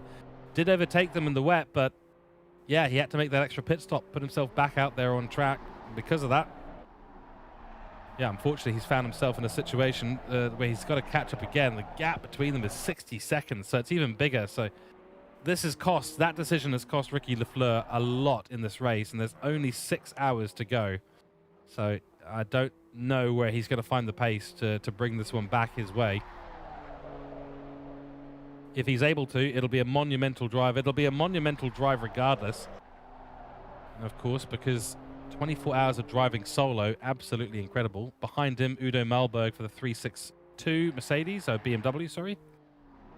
Where is my Mercedes that I do love so much? The BMW is there. The BMW. Oh, I'm looking in the wrong class. Wow. Where is the BMW I'm thinking of? The 162, that's what I'm thinking of. Yeah. Leonard Reichling in the car now for the 162. And another incident out on track. Who is that? That's Pascal Kosebek. Okay, so the 228 has had a bit of an issue as well. Oh, look at the sun. Absolutely gorgeous. Absolutely gorgeous. Yeah, we're going to have to turn the exposure down. I can't see anything. Can you see anything? I can't see anything. I think we might actually just do that very, very quickly here because there's so much exposure now. I actually just can't see what's going on track. So yeah, that was your standings at the moment. Not a huge amount has changed in the lower categories, but 25 seconds is the gap now for Moritz to Renault Ritchie. Key moments in this race to be played out, all back on slick tyres, as is George Boothby, so he's also come in for a pit stop to change those tyres back to slicks. And they should be good to go, and good to go racing for the remainder of the race.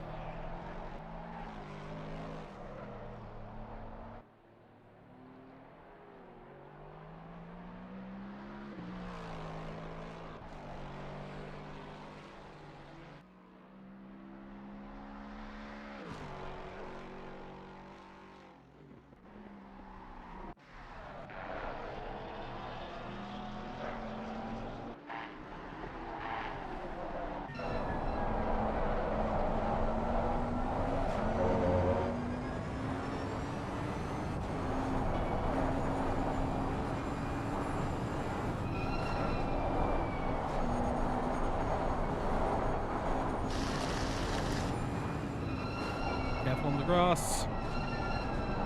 Getting some onboard shots of Lars Stretch for Madcap Racing. And my previous commentator, John Wright, was talking a lot about them. As the maybe incident there from Zahentner, 76. Has been in the wars and losing some time, but yeah, no, they've just come to the pit, so that's why. I was going to say the gaps between P3, 4 and 5 are definitely closing up, but that pit stop from Zahentner puts them slightly out of contention again for P4. So some more work to be done there by the 76 at the end of the day.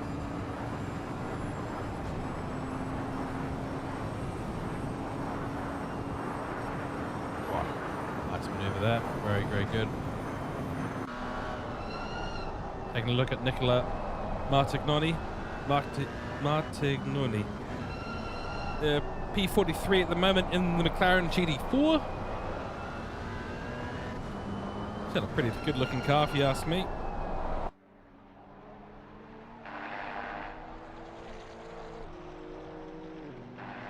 Alright, ladies and gentlemen, we are going to leave you with a short break here while I go and get myself a little bit of dinner. It is that time.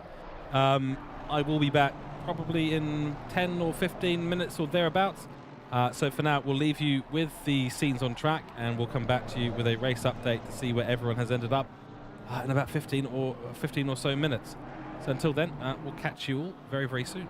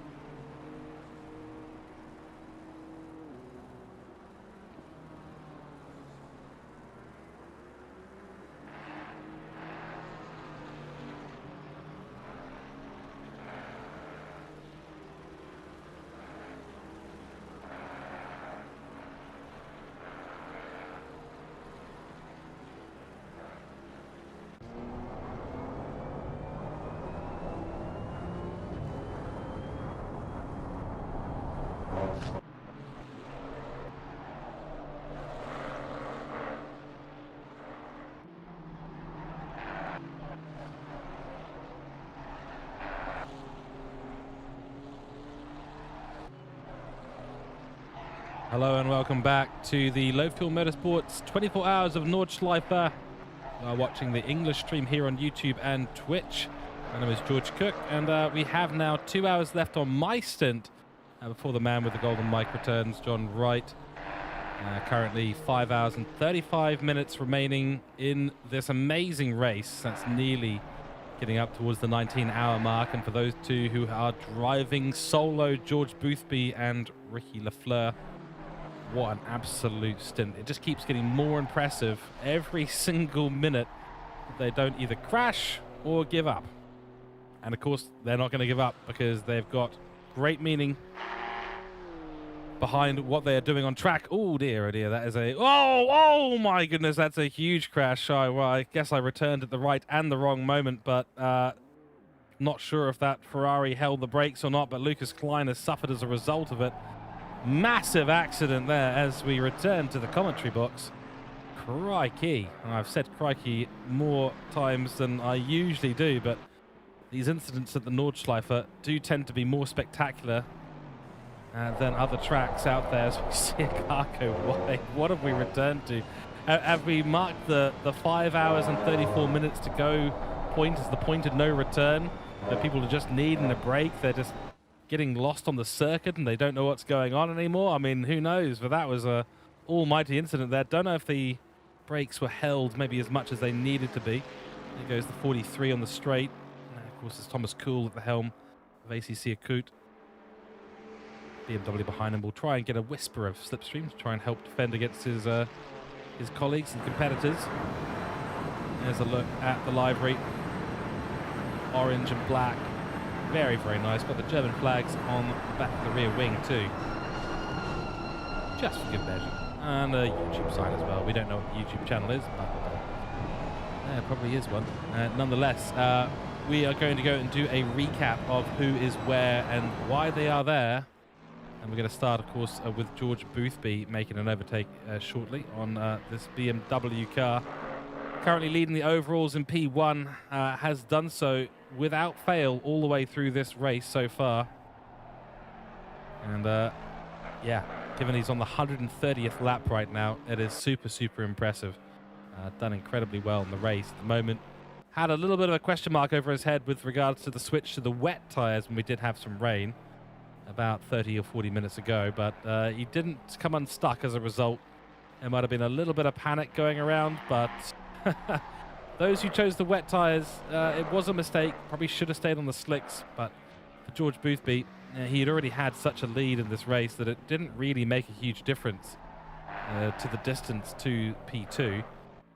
By the way, that is, of course, the number 2, who did have a monumental accident. They have found their way back up in front of Marvin Moritz. I'm going to check the predictions and just have a little look, see when there was a pit stop. Yeah, 22 minutes ago, the 112 did come into the pit. So on a slightly offset strategy once again, but only 21 seconds. That means that in about 30 minutes or less, when the number 2 car, who's on screen right now, when they come into the pits, it means that Marvin Moritz and the 112 will retake that P2 position. So P1 seems to be all sorts of locked up at the moment.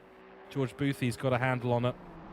But the question is going to be around who's going to finish P2 in this race and take the honours on the podium, the second podium spot. Is it going to be the number 2 car? It'll feel like it's poetic justice that they finish in P2, given that they're the number 2 car. Or will it be the 112 car? Probably taking a slightly lesser dose of poetic justice there, in the fact that their number ends with a 2, so they could easily finish in number 2 as well. So we'll see. But the number 112, of course, the Lexus for Dyne MC Motorsports by Kalanick. Marvin Moritz has been putting in a mega few stints the last few hours to try and keep them in contention. Has done so very, very well. Again, was actually one of the only cars not to take a pit stop to switch onto the slick tyres. It was the wet tyres and the combination of wet tyres and chicane that undid the number 2. Also going to have a massive accident. That is why we now have a massive battle on for P2 in the GT3 category. It's fantastic to see. Oh, that was on the bleeding edge of grip right there for Marvin. He's, yeah, that was very, very close. In 4th position It is LFM Esports, down by 70 seconds at the moment. Still an opportunity potentially to bring themselves back up into contention, passing a very green, very damaged BMW on the outside line. They are on lap 129, so this is not completely out of the question that they can pull a rabbit out of their hat and bring this Ferrari back up into that top 3.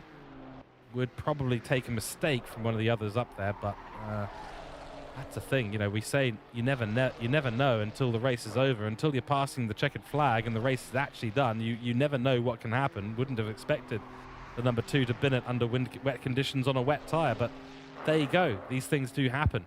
So opportunities abound for Jan Rochelle and the team, the 255. Then Thomas Ryder now in the car for Sim RC. It was Zeitschneider for a while. Zetenta or something, I think it was previously. Driving the car. A livery that you can see from a mile away that you wouldn't miss if you'd ever seen it before, that is for sure. Sim RC Endurance by Barmedia. 5th position at the moment, 145 seconds away. I think P5 and P6 have relatively locked up. Raphael Hansen at this point just needs to drive away from the man that he's been fighting, the Bentley, for oh so many laps, and the Bentley now sitting 20 seconds adrift of the Porsche. That was a battle that was separated by 0.7 of a second for about 2 hours on track. Now that Raphael Hansen has gone on through and started to make some progress, he's currently running 6 seconds a lap faster than Lastrej. So just goes to show you, once you're released into clean air and you can really get your head down and get some good lap times in, you can put yourself in a pretty good situation pretty quickly. Dennis Herzog driving by someone who's been on the grass momentarily. I think that might have been one of the GT4s. Behind him in P9 it is Nico Benzler in the 181. And again, down 3 places, but they qualified essentially in pole position. And it's going to be a day to forget, but they'll still take some happy memories. They've had some good racing with some of those around them. They're only 23 seconds off the back of the 137. So still a big opportunity here. They could find themselves back up into at least the top 8. That would certainly be some form of reconciliation for the race that they've had. Big moment for them, running straight into the wall at least once, unfortunately, in the last 5 hours or so. Not a fun thing to have to encounter. Oh dear, oh dear. It's been scary. Welcome in, Spacey YY. You've been watching on YouTube, but everyone is here. Yeah, the Twitch stream is definitely the most popular place to be. Although, yeah, we've had a few people in chat on the English stream, but welcome in. Really good to have you here. Tell us who you're supporting. Are you driving out there today? And who's your favorite to win? Let us know. Great to have such participation throughout the race. Of course, I'm here on an 8-hour solo commentary stint, so all the comments in chat are really appreciated. If you want to have a conversation with me, I'd love to have a conversation with another human being right now. Oh dear. We are at the phase of the race where the strategies are starting to play out, but we haven't quite gotten to the point when they all start to bring themselves back together, when the urgency, still isn't urgency right now. They still need to play that strategy game and just play it safe in a lot of ways. And once the urgency starts to ramp up as we head towards the 2-hour mark remaining, you'll see all the strategy coming back together and reforming this tapestry of the endurance race that has unfolded beneath our feet and in front of our eyes. Spacey saying, wish I was driving, but I have a kart race myself today, so couldn't make it. That's gutting, but hey, at the same time, you've got a kart race. So that's pretty cool. That's pretty cool. At least you've got some racing to do. That's the important thing, right? You're cheering for Valkyra 77. We've had a lot of Valkyra 77 fans. Are they popular? They seem to be one of the more popular, other than maybe George Boothby. They seem to be one of the more popular teams out there. We're going to check up on the 77 at some point soon. Yeah, P10 is Davide DeMarco. And holding on well, 60 seconds behind him, Mohammed Azar on a charge back. Sun streaks down onto the track. Beautiful shots through this section of track. 10:34, 35, that section of straight, just wonderful to drive. Mohammed Azar 65 seconds. I think it's going to have to be done in the strategy if they're going to make it. But he's on pace at the moment. And that's the key thing. He's driving 7 seconds a lap faster than Davide DeMarco in P10. So there is an opportunity for him later in this stint and later in this race. Marius Debridge. I'm not even going to try and pronounce that. I don't know what that character means. It is Marius. And trying to get himself past some blue flag traffic. Oh, what an unbelievable mistake that is. A little bit of patience would have gone a long way there. Unfortunately, he's been a bit impatient with it. Rode the curb. And that sent the car flying. It's actually a miracle he didn't pick up the other GT4 and BMW cars in that incident. He's gone tumbling and spiraling around. This exposure is getting too much. I'm going to take a moment here, ladies and gentlemen, and just chuck you onto a pause screen while I go and change a setting or two, because it is getting very hard to see. The exposure is just a little bit too high. So I'll be right back in a few minutes' time.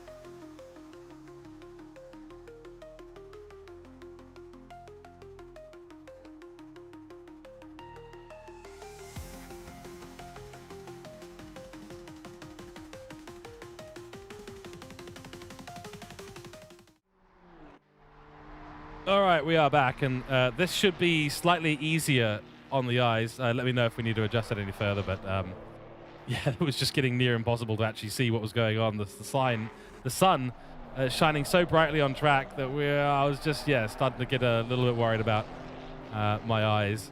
But yeah, it does seem we have a lot of 77 fans. Let's have a little check up. Kelvin Human in the car at the moment. Yeah, 8:25 the last lap there, lap 127, so clearly got some pace out there today. Not really in a massive battle, although I have to say Thomas Kuhl is a cool contender to catch up to him. He's 4 seconds behind at the moment. You can see they're separated by not a lot on track at the minute. And that could be a potential overtake. Currently running in P18 is Valkyra. Behind them, P19, Thomas Kuhl. Looking further down, and we have a battle on here in the GT4s, ladies and gentlemen. We have a battle. GT Auto and Marco Pajic, the Alpine. They are currently ahead by only 27 seconds. Chris Warner has closed that gap down. He's just coming across the finish line in a few moments' time, but the Chevrolet is right there, and they're not separated by a lot on track. And then only 11 seconds behind them is Sergei Sebastian. A couple of really good laps by him, 9:02, 9:05. Put him well into contention. So this is a three-way battle potentially for the lead of GT4 class happening and unfolding before our eyes. These three have been embroiled in this battle for a number of laps, but mistakes and crashes and all sorts of kind of put a little bit of a dampener on some of their hopes. I mean, to begin with the 501 car, I mean, really, they were in the box seat for this, but small mistakes crept in, caused some big upsets, and then the rain started to come down, and it all really changed. Spacey saying, car just looks so nice, but every livery on the 296 looks good here. That is very true, actually. Very, very true. Gasolina, welcome back. I hope you're all good. The gap between top three of BMW, yes. Well, I think that we should be cycling towards that gap in a few moments' time. Let me double check that the cycling is there. Oh, hold on. Tower data cycle. There we go. As you can see, the gap between Tom O'Ryan and Schwier's flyby is 19,262 seconds, which is wrong, just so you know. It is not 19,268 seconds. It is a full lap. It is a full lap. Tim O'Ryan is on the 114th lap. Stefan Schwier's, I think it is, for Flyby Esports, is on the 113th lap. But as you can see, they're not actually separated by that much on track. Let me do the math real quick here, but 19,294 seconds. How many minutes is that? Got my calculator here when I was calculating if we were on the right race lap, which we are, luckily. 19,290 seconds divided by 60 is 321 minutes, which is 5.3 hours. So the gap, according to ACC, between P1 and P2 in the TCX class is 5.3 hours, ladies and gentlemen, which is why it's wrong, because that would put them back at the 10 hours to go mark. So there you go. Spacey, I couldn't agree more, man. Every single livery on a 296 here does look great. I wish there were a few more McLarens so I could show off some of the more of the McLarens, but certainly the liveries that have been on the Ferraris have been absolutely fantastic. So Tim Ryan leads us in the TCX class from Steven Schweers. David Andre is right down the bottom. He's in between him and Ricky Lafleur, who has made a move and got himself up ahead of Linus Scherer again in the number 9. So just made me want to go back to sleep. What, the math was too much, was it?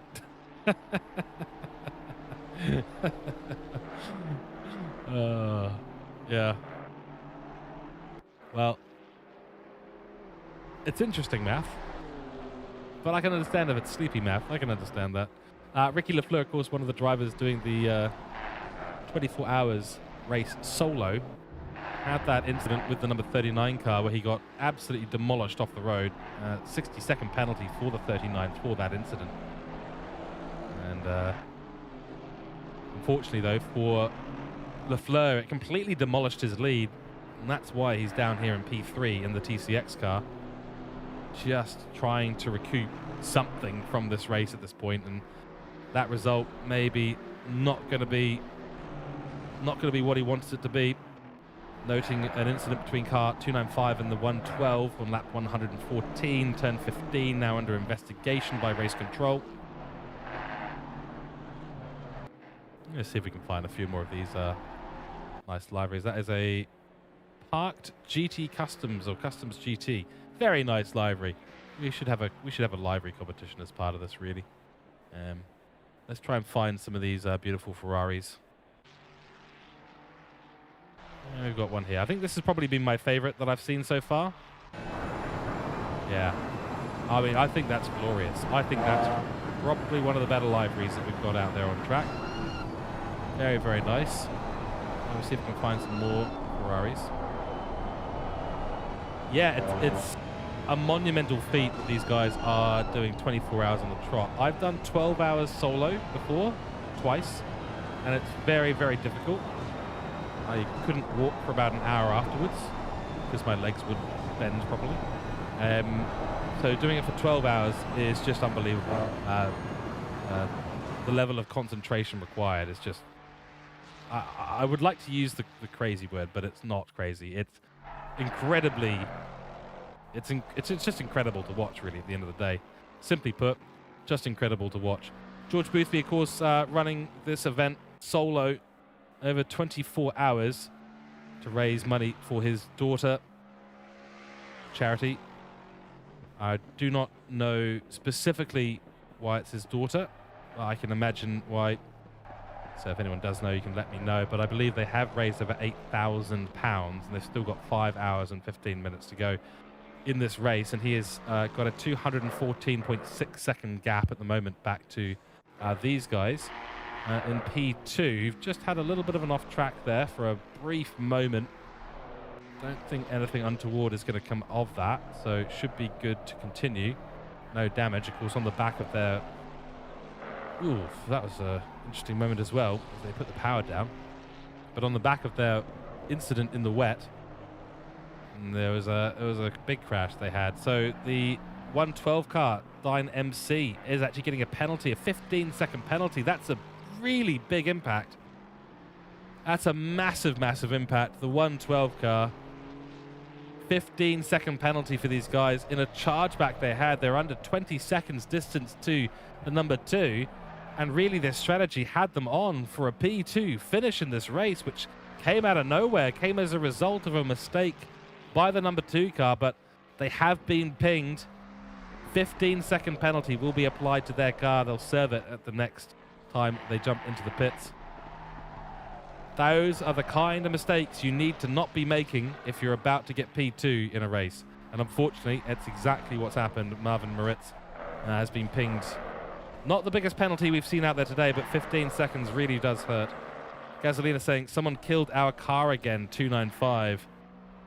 Let me find the 295. I am trying to recall. If I try to recall, you guys are... There we go. These guys right here. Flyby Esports, that's right. Well, yes, but you're still running second in the class. So at the end of the day, I'd say that's pretty good. Pretty good overall. Nico Benslet for the 181. Actually, these guys are probably one that we need to keep an eye on. They're going to be bringing their super quick drivers onto the field. They're all super quick drivers, to be completely honest with you. But 25 seconds is the gap to Dennis Herzog in the 137. So there's some big opportunities there. A little bit of a yellow. There's a bit of a slowdown for the 137, getting on through past the BMW. Thank you very much, Spacey, for jumping in and joining us. We really do appreciate that. Give us the old like and follow and all that sort of stuff. And thank you again for tuning in. We really appreciate that. Take care and stay safe and enjoy your kart racing as well. Good luck. Go get the win for us, mate. Go and do it. Just don't T-bone anyone into a barrier, right? And stay safe yourself. Oh, fantastic. Seeing a lot of people saying moin, which I believe means morning in German. Someone can correct me if I'm wrong, but I'm guessing that's what it is, because if I woke up after for a 24-hour race, I'd be saying morning as the first thing I said. So I'm guessing moin means morning. Someone can confirm that for me. Gasolina saying check replay if possible. We can't do any further replays, unfortunately. It's been causing glitches with the game, and basically what happens is that glitching that we saw in the replay, it starts to affect the live shot, so we have to rejoin the server, which is not good for everyone. So unfortunately, we've had to make the decision not to continue with the replays at the moment. So feel free to describe what happened to you guys in the chat. But unfortunately, unless we catch it live, we won't be able to replay it for the moment. It's very frustrating because I've never had that bug in ACC. Do see another incident being called by race control. 666 and car 45 on lap 120 turn 0 is now under investigation. So expect to see a result for that coming up at some point soon. No massive changes around the rest of the grid. Again, we're probably at least a couple of hours out before we start to see a lot of these strategies start to come back together. It's what makes these middle stints in the commentary box very, very difficult, because you end up with very small amounts of action. There was a lot happening just as we got into the commentary box. Heading towards that night stint, everyone's trying to gain position and jostle for it and set their team up the best way they can for that night stint. And now we're in the point where people are getting a little bit tired, or they're just waking up and getting sort of into the groove of it again, figuring out where they've ended up on track and what they can do for the remainder of the race. So that is the key part of the Enduro that we're currently in. Yeah, I don't want to say a lull, because it's not really a lull at the end of the day. There is stuff happening.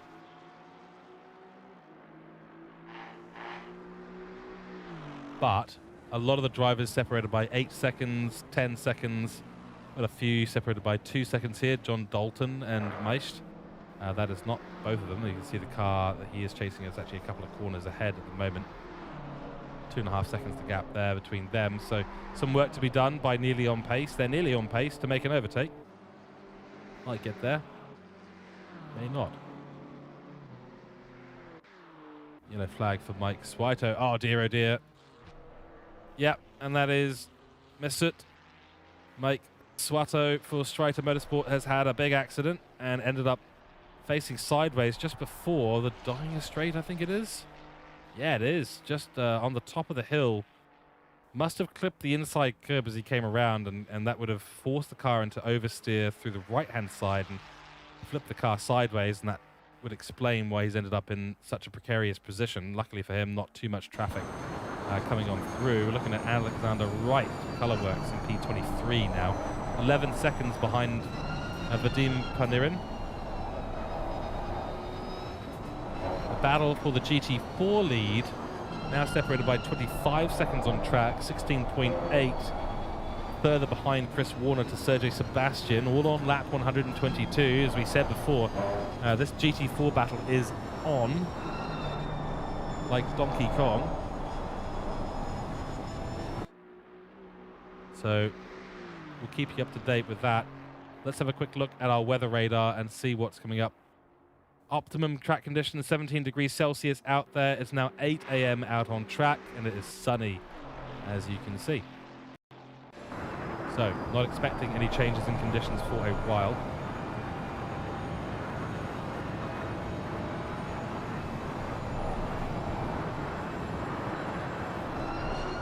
Steward decision between Nalhala Racing and car 45 is a 10-second time penalty for the 45 car.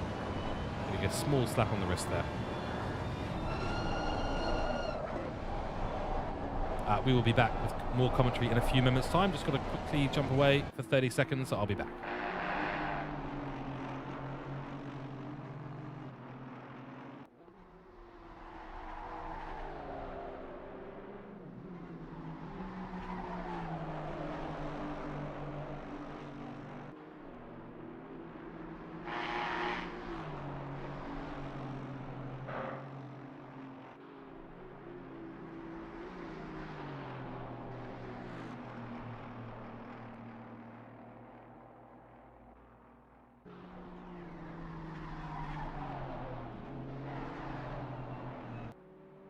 All right, and back we are. And race control raising yet another incident there on track. I'm fascinated by why ACC is telling us that there is a 20,000 second gap between the 238 and the 46, and why there is a 10,000 second gap between the 44 and the 666.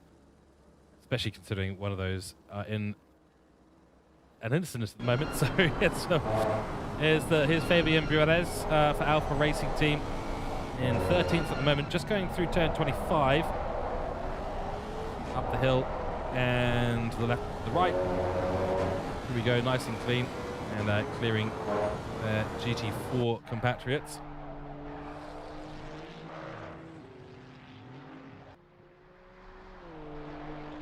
Down the hill we go through this wonderful section of track. And that is Ricky Lafleur, the man doing the 24-hour challenge solo, getting overtaken. I think that was the 137. Certainly one of the Ferraris with yet another interesting colour scheme. Looks a lot like the Sim RC colour scheme to me. Just had the whole screen flash green, which usually only happens when someone leaves the server. We are at 68 drivers now, so that puts us up to, I believe, 8. No, that puts us up to 10. Unfortunately, cars who have not finished this race. That's a shame to have that many, but still plenty on the track, which is great to see. I always do say, oh, that was close. Joe McLaren does get out of there unscathed, luckily for him, and luckily for the BMW that he's just overtaken. But I do say this about endurance events. It's not really about where you finish. It's actually just about the finishing. And if you can get to the end of a 24-hour race, you've got memories with friends for the rest of your life, and that is worth more than winning a race. So, sounds cheesy, it does, but I think everyone who finishes an endurance race is a winner. And, you know, if you've got hardware difficulties, it can be tricky. On board now with Sebastian Locher. 19. Around the outside at turn 7 of the Nürburgring GP course. There's the steward decision. No further action for the 295 and the 21 car on lap 115, turn 18. Cryonics Racing, and a very colourful livery. Very detailed as well, actually. I better zoom in on that, would look pretty good. Sebastian Locher. Driving on through, the 23 is just up ahead of him. I'm not sure if he's lapped or not, but given his position, P19 probably is. Looks like we may have just had a massive accident. No, it wasn't a massive accident. It's 2 pit stops. Oh, thank you, ACC. Fantastic. Yeah, that'd be great if they weren't considered yellow flags, but unfortunately they are. So we don't actually see the pit signal. For whatever reason, we don't see the pit signal, so we can't actually tell between a genuine yellow flag and a safety and a pit stop, which does make things just a little bit awkward. Alexander Wright's in P21, one of only a few Nissan GTRs out there on track for this race. He'll try the cutback maneuver on this BMW. The BMW was thinking he'll get out of the way of the racing line, but no, just needs to stay on the racing line. And that's really the best way of doing it.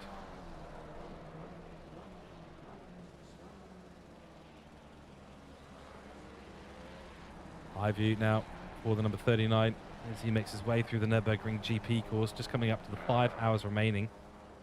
133 laps done by George Boothby. Maven Murat still has that penalty hanging over him. If we just bring up the... There we go. You can see the 15-second penalty there for the 112. This is... In the meantime, that means the number 2, which is in the pits, will lose that P2 position for the moment, but 15 seconds penalty and also a pit stop required means that that'll be changing once again in the next probably 8 or 9 laps in this race. It'll swing back the way of the number 2. He's just coming out now, and is it Richie again? Let's keep an eye. It'll probably tell us a little bit later on, but Jean Roussel also just coming around the final corner. Will there be a pit stop now? Don't think so. Car's looking rather dirty, but I think the cars start to look better when they're dirty, to be honest. It's nice to have a clean car, but oh boy, show me the cars after a 24-hour race. It's just brilliant. The amount of dirt they end up getting on the cars, just unbelievable. There goes Jan Roussel on Tony Ryan. 238 car leading our TCX class at the moment after that unfortunate incident for Ricky Lafleur that took him out of the lead. Luckily, there's a Calat Racing team car to pick up the pieces when an incident does happen. So the overall winners will be Calat Racing because they've just got cars everywhere on the grid. Takes a keen eye to know when it's a 238 versus a 237 side by side.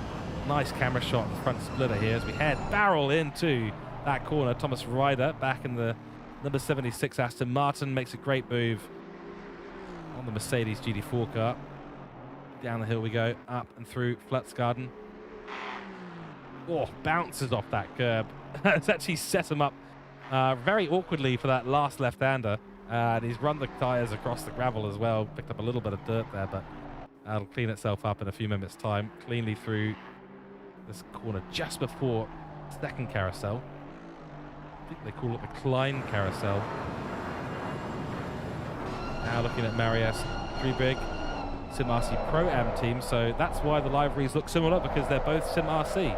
I've answered my own question, and actually running in P13 right now, very respectable for them. And here's Hoogland. Not in a battle between these two cars, just FYI, but a nice little overtake through turn 34. As we do see the 55 car jump into the pits, so Benjamin Voigt has jumped into the pits on lap 131 for him. Won't have a big impact on Robin Hoogland at this stage in Felix Racing. Really, they're looking at their races kind of with Sebastian Locher, the 717, and trying to stay out of the way of the 111 car. And that's going to be the key thing for them.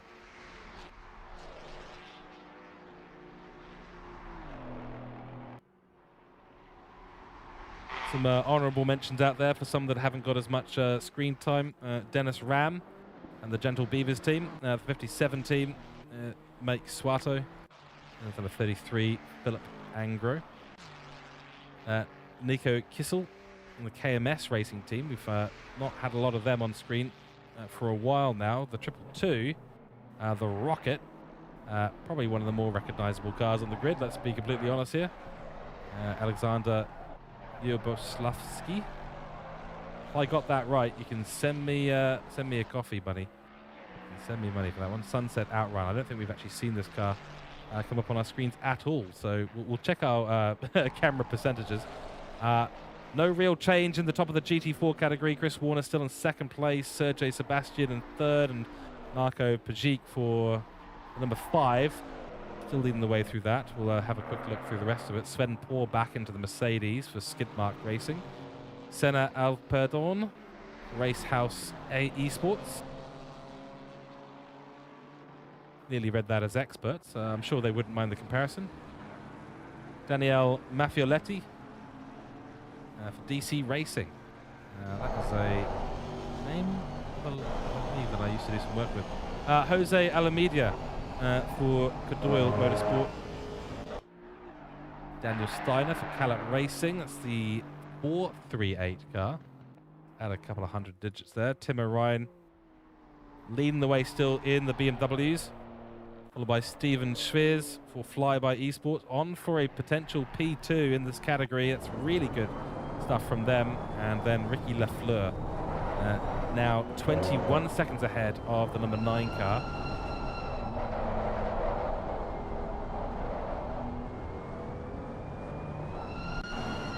Julian Schreback has been, unfortunately, in the wars today. The little McLaren that could. Very green, and unfortunately, just not finding any pace out there. They're behind the top 4 BMWs in the category on lap 113. So unfortunately for them, really, really off the pace today. Looking a little bit further down the grid to those further down. PWA Esports, Simon Salzida is sitting there in 65th. Venji Koropokov, Vixen Velocity, Tim Itzenberger, OSGITX at TZ. Bit of a broken front end of that car. Not gonna lie. Frank Schroeder. Alsbia Racing, Woody Woodbreaker. Woody Woodbreaker, great name. Slow Car Club, and in the 110, then Lucas Klein is the one in the bottom spot at the moment, 69th on the grid. We have actually had a driver return, so we're now back up to 9 drivers on the grid. It was probably either Woody Woodbreaker in the 110 or the 502 that came back onto the server, which is great to see. By the way, ladies and gentlemen, in chat, if you do have any questions, if you want me to focus on a particular car, just have to ask. That's all you have to do. Just jump into chat and ask any question you want, make a request, and we'll try and get that executed for you. Ooh, that's nice and close, but Lucas Klein gives the right amount of space and allows the faster Mercedes GT4 car to come on through. Good stuff there. No real change in the top 3 still at the stage, although Marvin Moritz will have to be coming into the pits at some point. Gasoline, I couldn't agree more. Woody Woodbreaker should be Woody Woodpicker or Pecker. Yeah, it should be Pecker, but then you're infringing on copyright and Disney will knock on your door and ask you to cease and desist. So probably Woodbreaker is probably not the worst idea out there. Yeah. At least it's accurate. Still breaking wood. You're pecking the wood, you're breaking the wood. You're breaking the wood, you're pecking the wood. But watch out for those lawyers and the subpoenas. If you ignore the subpoena long enough, they'll shoot the subpoena in through your front door window. Some sort of newspaper gun. You know those guns they use for shooting T-shirts into crowds? They'll do that, but they'll do it with a subpoena. But something out of Harry Potter. All these blasted letters all flying around. It's just subpoenas. Cease and desist. Oh, gosh.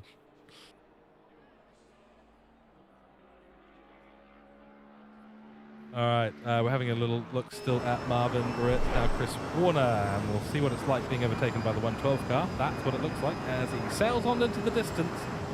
Lovely, bright and sunny out there right now. Let's take a little look at the track conditions, get a little update on that. You see that 15-second penalty still hanging over the 112's head. 17 degrees Celsius, no change there. Optimum track conditions. A little bit of cloud starting to creep in on the circuit. Could indicate that we have rain on the way in the next hour or two. We shall see. It is 10 past 8 a.m. on track, 7 a.m.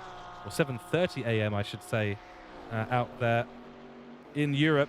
Here in New Zealand, it's 8:30 p.m. As we see, ooh, ouch, ouch, ouch, ouch. Oh, close as the 23 nearly gets picked up by Henrique Machado. rejoined the track and wasn't really that aware of what was going on behind him. It looks like that happened at Arenberg. It did.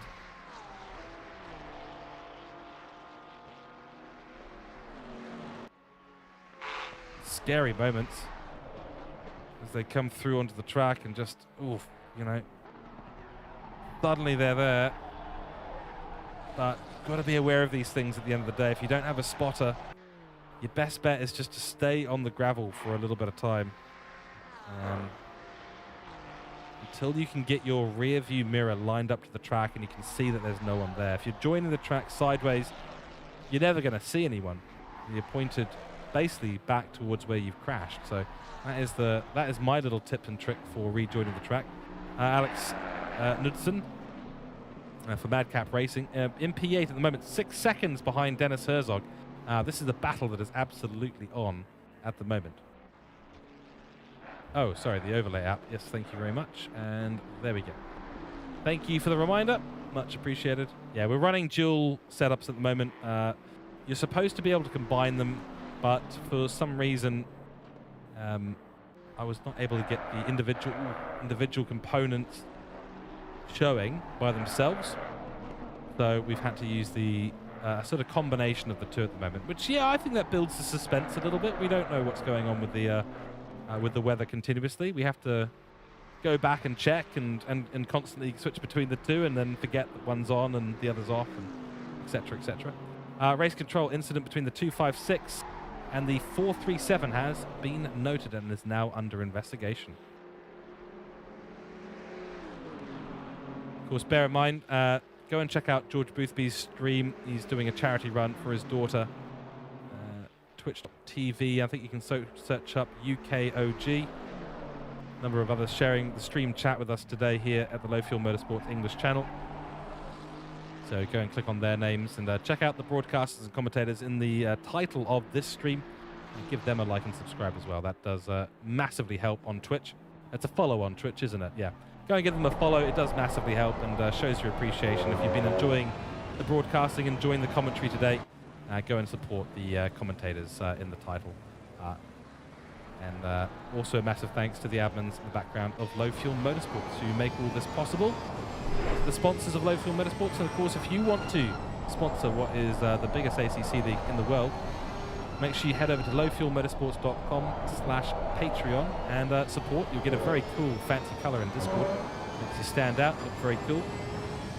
And other than that, plenty of other ways to support and to get involved in the racing. Lots of stuff coming up on the calendar for Low Fuel Motorsports at the end of this year.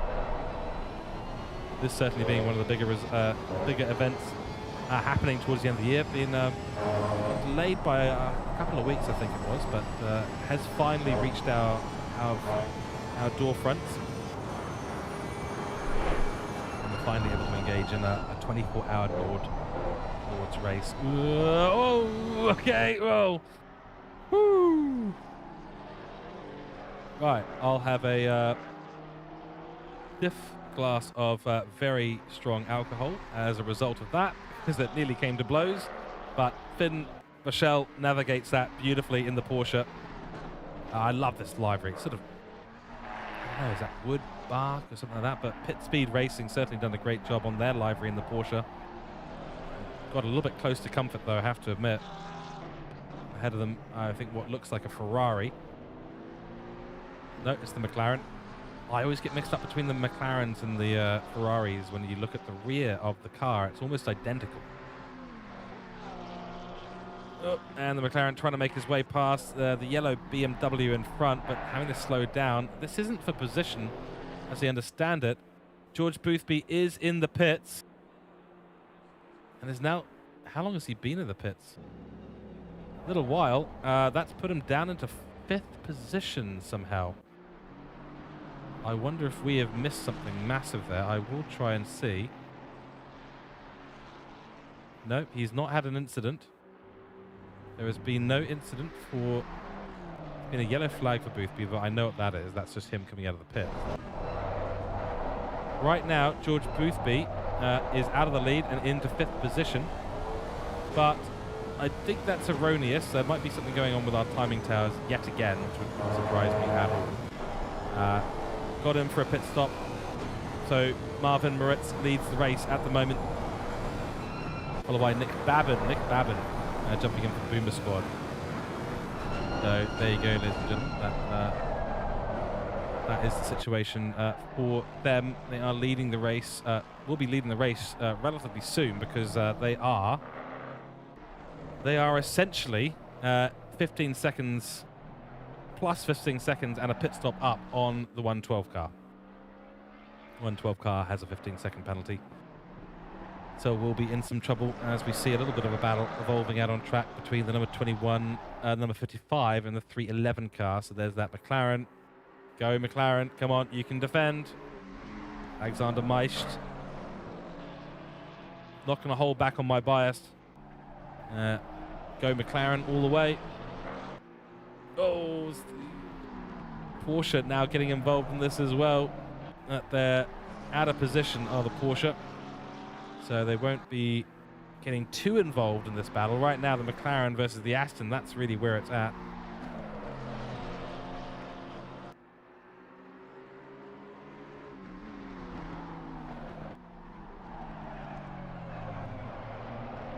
A little bit wide off the apex there for the McLaren, and the Aston Martin's got the opportunity to maybe sweep to the outside and force the issue, but has to move back to the inside. It'll have to be an out-braking maneuver, and the McLaren can't turn in at that point, so good move.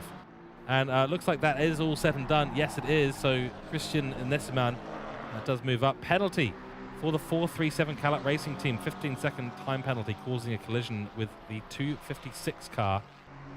Is Boris's car. A fair few penalties. McLaren runs deep into corner just before the long straights, midway through the Nordschleife. So unfortunately losing a bunch of positions in quick succession there. George Boothby, of course, returns to the top spot. It was actually a timing tower glitch. So he wasn't actually ever in a situation where he wasn't in the lead of this race. In comes the number 112 to the pit stop. That's an important one for them. They've got to bleed that 15-second penalty, as well as get the new car in, a new car in the driver. We're going to put a new car in the driver. You heard it here first, folks. No, they're going to put a new driver in the car, most likely. Marvin Moritz has been going for so long out on track. And as you can see, this is just going to bring the number 2 back into that P2 position. The 255 is 126 seconds behind them. So unlikely to get up get any kind of advantage as a result of that pit stop. There is the 76 making its way through the fast right-hander, coming up towards the first carousel, saying nothing to it, but there certainly is. Tricky part of the track to navigate, really, let's be honest. Through goes now Nick Babin. Boomer squad retake P2 in this race. Let me know who you're supporting. We've got 4 hours and 47 minutes remaining in the 24 hours of Nords. Who do you think is going to have it?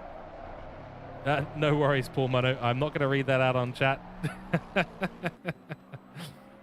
I had to ban some of my commentary team from using the soundboard, because one of them was using a sound effect that you've described there, and not in an actual stream, but just pre-stream, just to have some fun. I came in, they were going on, and I was like, hi, yeah. So your boss is here now. Hi, I'm here. Do you want to stop that? Just so I don't have to have a panic attack while you guys are streaming, please. Oh dear, oh dear. Yeah. Luckily my team are pretty good. Pretty good with that, but we like to have a laugh. That's one of the important things. And that goes for the drivers as well. Make sure you have a laugh. It's not all serious stuff. We go sim racing, but at the end of the day, if you're not having fun, then it's not a hobby.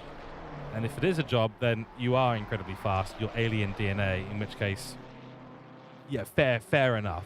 But find a way to have a laugh or something from it at some point, please. I think it's very important for us to make sure we have a bit of enjoyment in what we do. And if we don't have that, then yeah. So Marvin Moritz out of the pits now, and has, I believe, let me just check very quickly, I believe served the penalty. Yes, the penalty has been served. So this is equal standings now out there on track. And Moritz is only 30 seconds behind Nick Babin. Babin will need to come into the pits in about, well, only 17 minutes been out there versus Moritz, who's only just come out of the pits. So, yeah, we shall see. Oh, Swordline, welcome back in the chat, saying, hi, it's me again. How's my friend M. Traegub70 doing with his TCX BMW? Cyclex actually, oh, thanks for that. SE_259 says he looks stunning. Well, let's find out, shall we? Let's look for the number 70. There he is, Miroslav Traegub. Well, I'll tell you what, the front of the car doesn't look great, but there you go. If you like these kinds of liveries, then I'm sure you'll be a fan. Once you see some of those Japan anime car meetups, and it's very impressive, the artwork they put on the side of it. Incredible.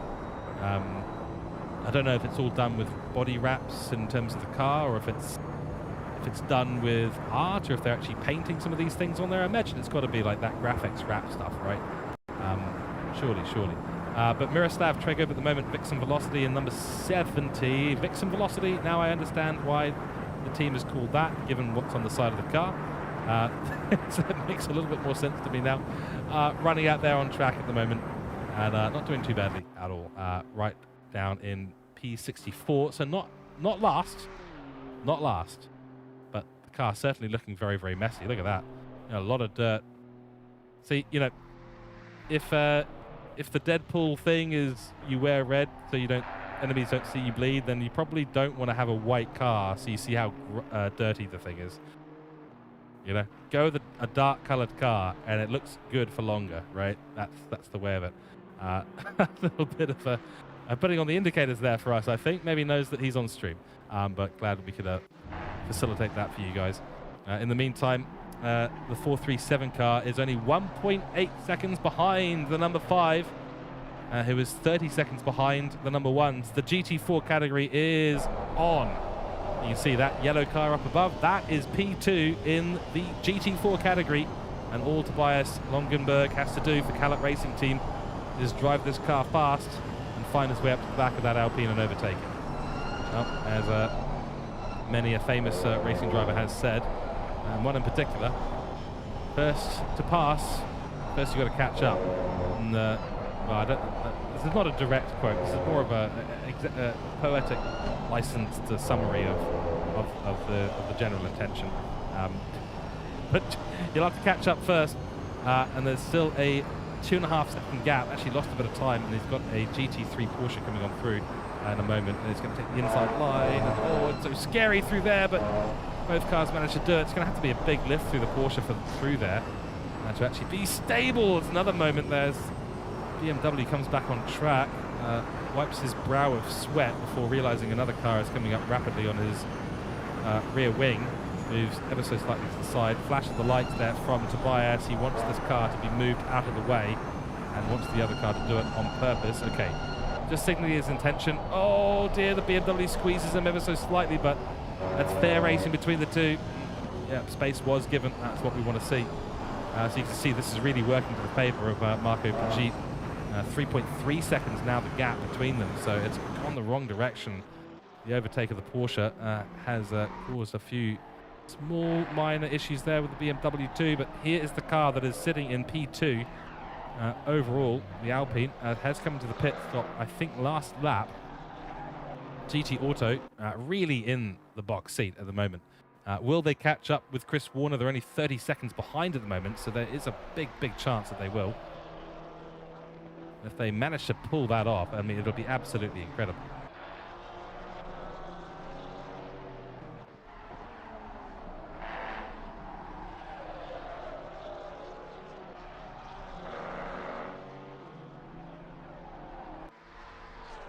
Right, just reading something in chat.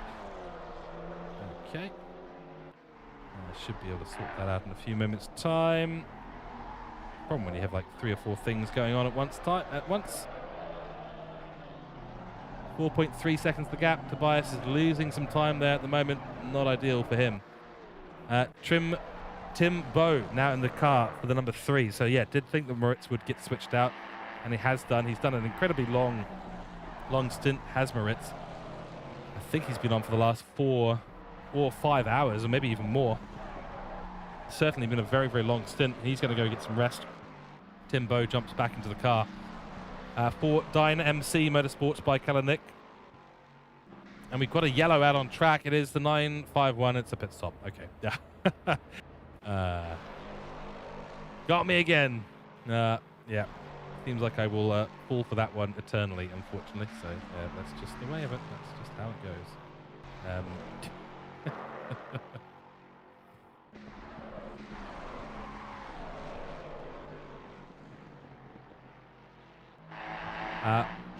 For all those watching in on YouTube, give us a like and subscribe here on the Low Fuel Motorsports English channel.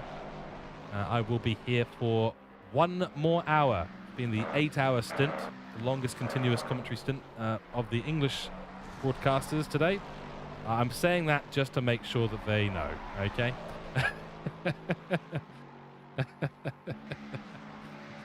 Just so that they're aware. They'll see it on the broadcast plan. They'll go, what is that? What is that mad person doing? But hey, that's the way of it. But welcome into those on YouTube. Welcome into those on Twitch as well. We've got a shared Twitch chat today with the German channel as well as the other channels we're going live to. Remember that you can go become a Patreon of Low Fuel Motorsports, lowfuelmotorsports.com/Patreon. You can jump into the Discord, download LFM Hub and get involved in racing in under an hour. Sign up with your Steam or sign up with the Discord account and get going, get building that ELO. Maybe one day you'll be at 10,000 ELO like this man is. Actually, it's 10,111 is his current ELO rating at the moment. So most of the rest of the field, I think some of the better drivers in the field are sitting at around 8,000-ish. And we've got the likes of Luke Addison and such who are out there in these teams.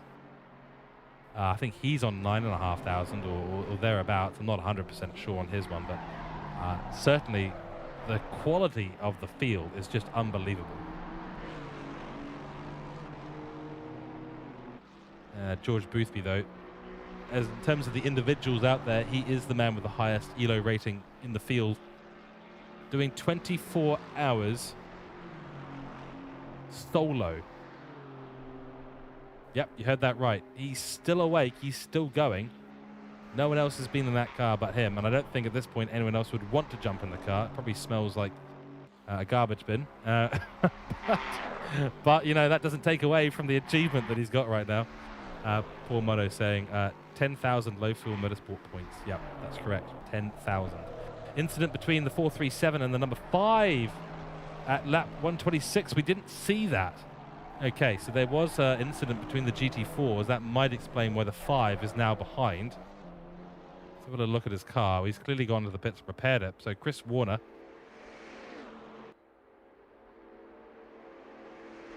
For Cream de la Course, currently leading the way in class. We'll have a look at our prediction screen. Just have a little look at what's going on. Yeah, he's just started the stint. So this is actual position. The 501 is back in the lead of the GT4 category, and by some margin, 30 seconds, and then it is the 6-second gap between Marco Pagit and Tobias.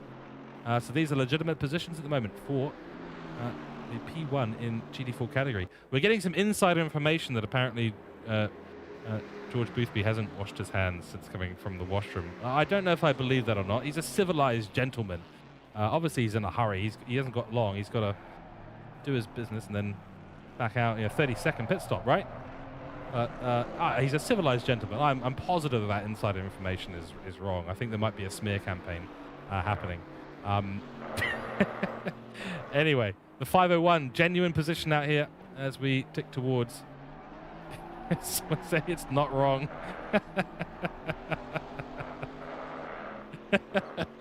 I don't believe you. I don't believe you.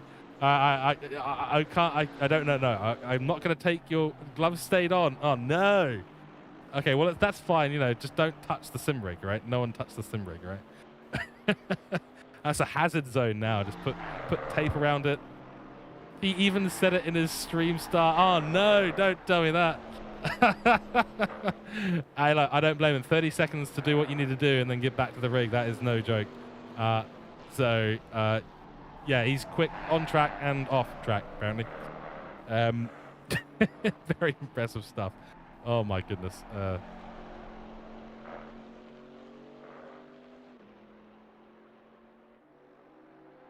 Give me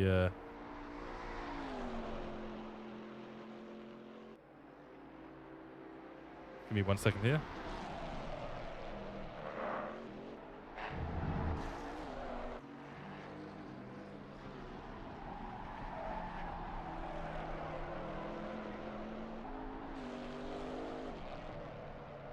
There we go, race control, steward decision for incident involving car 437 and the number 5. There was a penalty for the number 5 GT Auto, 10-second time penalty. Okay, that is big because that brings Tobias Laugenberg in the 437 back above them. Next time there's a pit stop, we will end up sorting that out. And I've just got to go and click a button somewhere. As weird as that sounds, I do have to just go and click a button. All right, fantastic. I have clicked the button. Button clicked.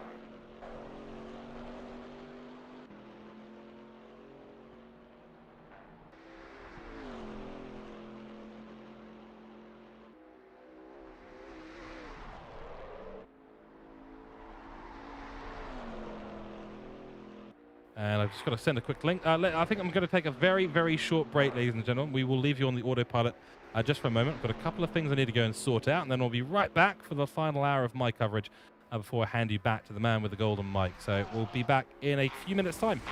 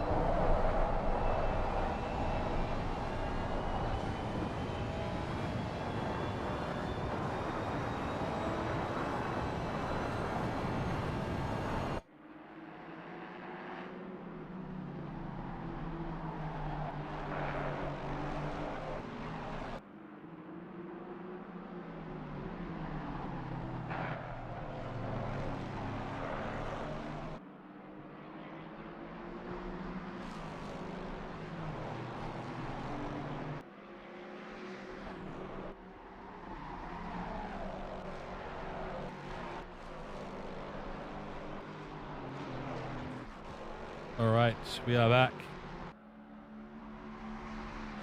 Again, getting towards the end of my stint here in the commentary box at the Low Fuel Motorsports 24 Hours of Nordschleife, supported by all the sponsors you see down the bottom left of your screen. We're currently looking at Tim Bo, and he is driving for Dyne MC at the moment. And what a wonderful job he has done. Really picked up the pace for this team. But Moritz, before him, done an unbelievable job. Welcome into chat, Monkey Matt. Welcome in. Great to have you in here and supporting me for this last hour. We're on lap 137. George Boothby still on his solo mission for a 24-hour race, still leading the way. It's just unbelievable pace that he's got. He's still got 220 seconds between him and Nick Babin in P2. The number 2 car able to get back up into that position as a result of the 112. Essentially getting that penalty, the 15-second penalty for passing a back marker. And that's what you've got to try and avoid in these races, because it does cost you. The other one, of course, is Ricky Lafleur, also driving solo for 24 hours. Still got 4.5 hours to go for himself. Don't know if he's streaming at the moment, but Yeah, he's going to be on it. Yes, Monkey Matt, you heard absolutely right. 24 hours solo, Ricky Lafleur and George Boothby. George Boothby is doing a charity drive for his daughter.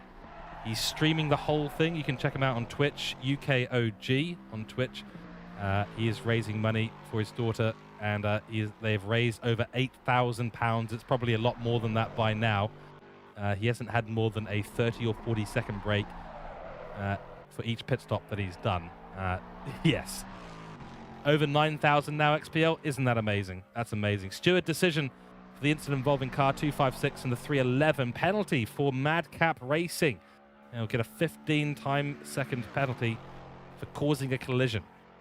Not gonna go a long way in their race, that is for sure.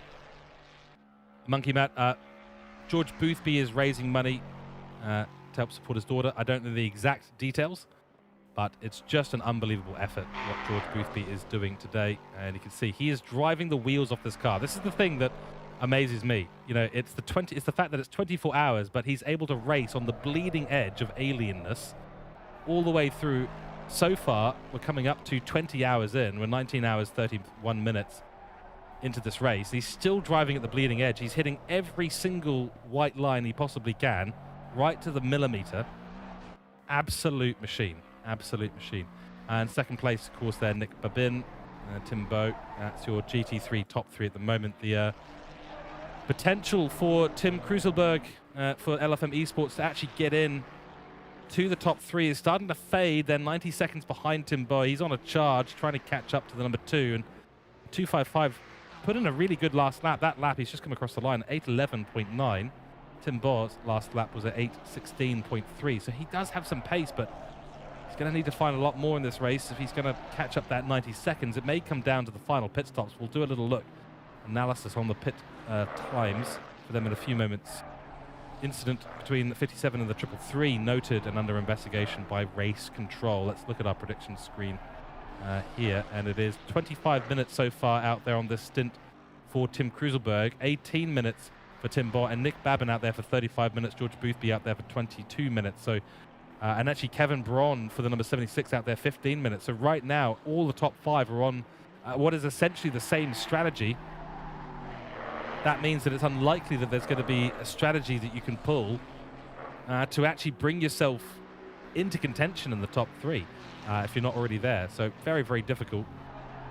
Welcome in Angry. Welcome in Wobber as well, lurking there. Franitz as well. Welcome in, everyone. You're all waking up, and well, some of you will be waking up. Some of you will be just coming out of your stints and or stopping the engine, stopping spotting for someone out on track. But if you're just waking up, it's about 8 a.m. now over in Europe. That'll be where most of our drivers, engineers, and team members are going to be coming from.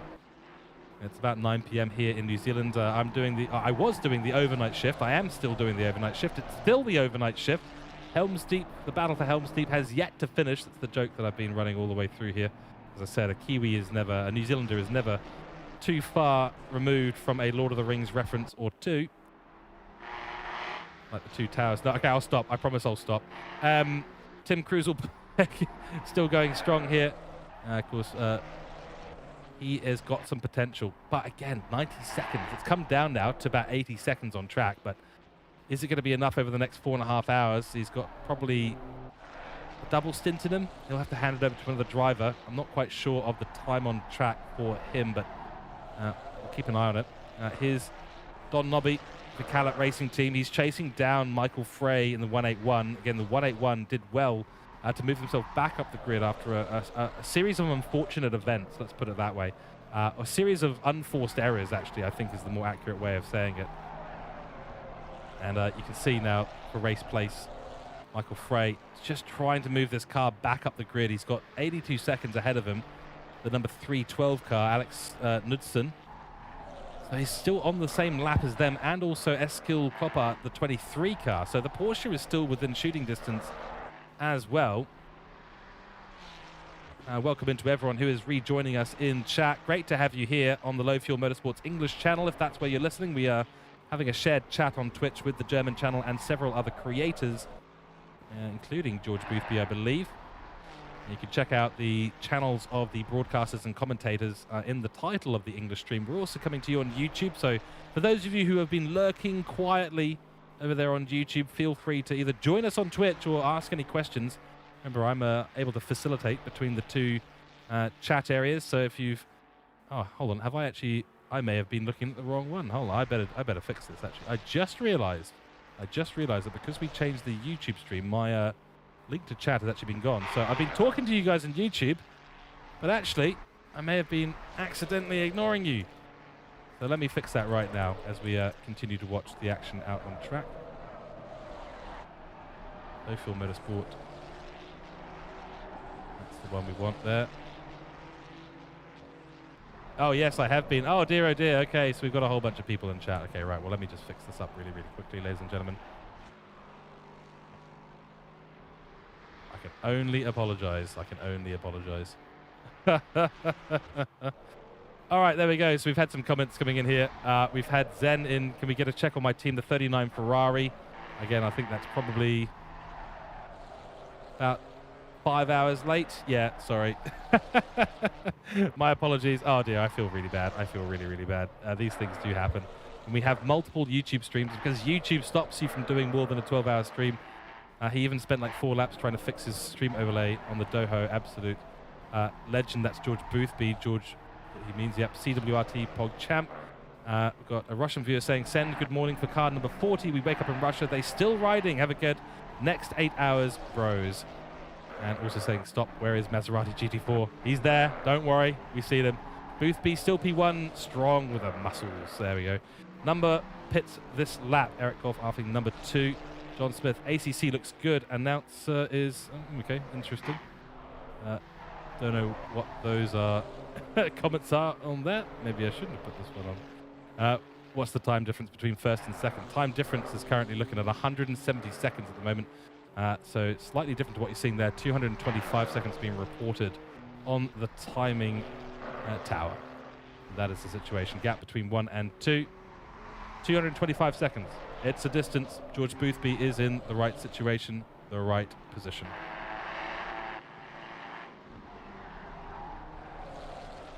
All right, we're going to have a little look around the different categories.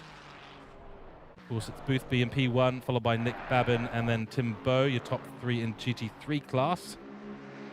Looks like a pit entry for Dennis Ram. Yeah, he's just coming to the pits, that's right. Chris Warner in the 501. There's the decision. It is a warning for the 57 by the looks of it. So got a little bit lucky there, I think. A little bit lucky there.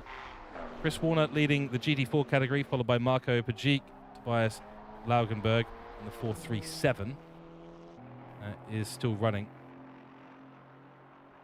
in 3rd position. 177 second gap back to 4th in the GT4 category, and that is, of course, Maximilian Prahl. So unlikely to find his way back up at this stage. And then looking at the TCX category, Fabio Greiner for Callet Racing Team. 50th overall, first out on track. Got the lead once there was an incident with Ricky Lafleur. Stefan Schwiers for Flyby Esports.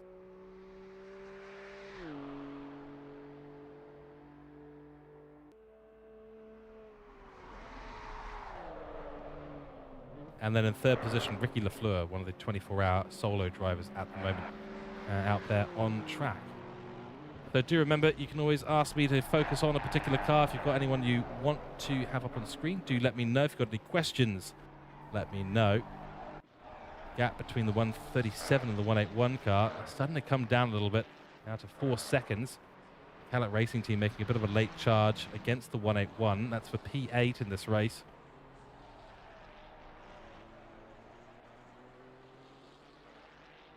Keeping a close eye on that, as we do see a little bit of close racing starting to evolve here between the 333 and the 222. Although, now that we're reaching the Nordschleife, the timing tower is starting to grow a little bit. 16 seconds, 17 seconds. Yeah, the gap there is a little bit bigger than I thought. Christian Hernan is a fair distance down the track at the moment.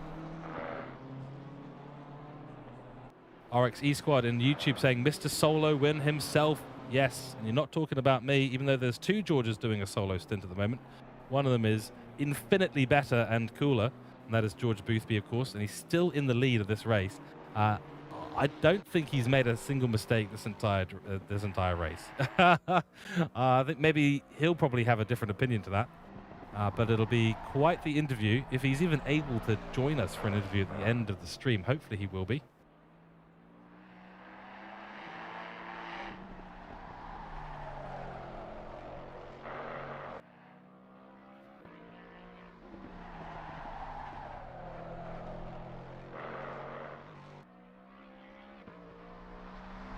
Five seconds now the gap for P8. So I think Don Nobby here is actually losing out on track. Unlikely that there's going to be a change for that position anytime soon. The 181 driving away at the moment, but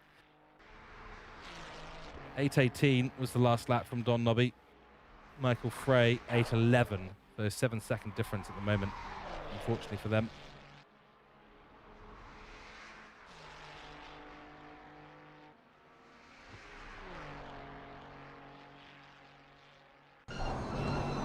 Right, we're going to go on board with Tobias. I will be back in a few moments' time. I'm just going to go grab a glass of water. Oh dear, Michael Frey. The 181 driving off the course. Ah, that's awkward.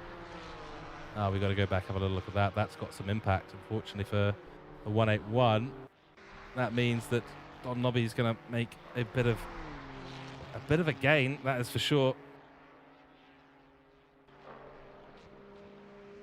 Cadillac Racing now within 3.5 seconds. So these small mistakes start to creep up, catching a slower car as you go into Arenberg. Very awkward thing to do. Luckily for them, both of the cars, they've avoided contact, from what I can tell. All right, I'm going to go grab a glass of water. I will be back very, very soon.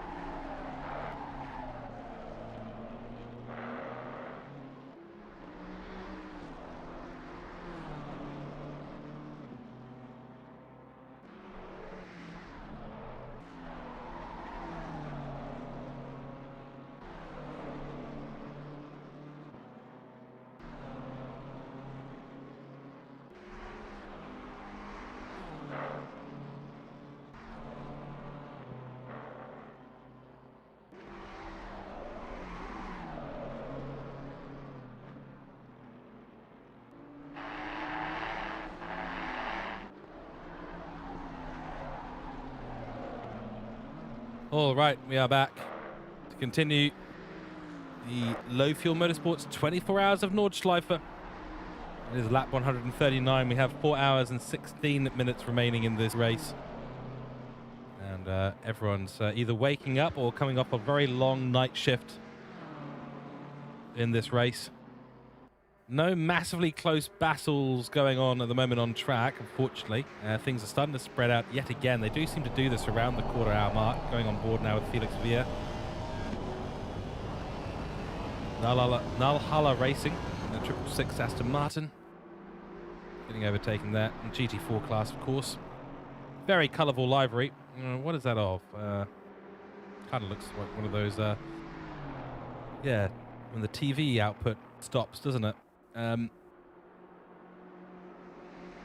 Pretty cool overall, though, I have to admit.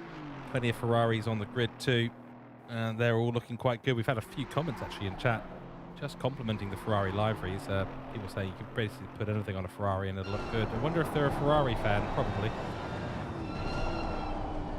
Now, that is a very damaged McLaren GT4 car in behind the 137. Let's take a little look at the track situation out there at the moment. It is still optimum, 18 degrees Celsius, 1 kilometer an hour wind, so the wind has really died down, and cloudy conditions out there now. Take a look at Philip Thoma.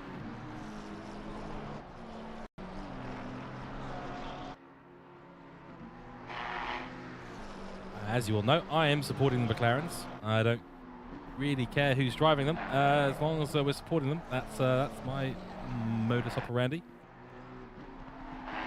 McLaren comes into the pits for the 39 out of 11th position now.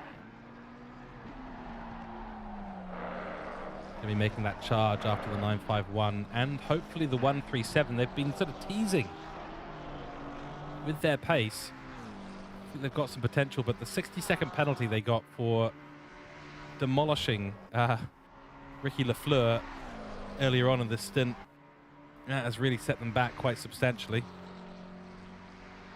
The gaps between the TCX class at the moment also continuing to get larger and larger. That's unlikely to change, at least in the next 45 minutes or so. Chris Warner and Marco Pajic and Tobias Logenberg, the top three currently. Excuse me, the top three currently in the GD4s, separated by not much on track, about 50 seconds between them, all on the 128th lap of this race. For comparison, it is 121 laps for the leader of the TCX class, and 139, nearly 140 for those at the top of the field. So we'll see in a moment. There's George Boothby, soon to be making his way past the number 5 car.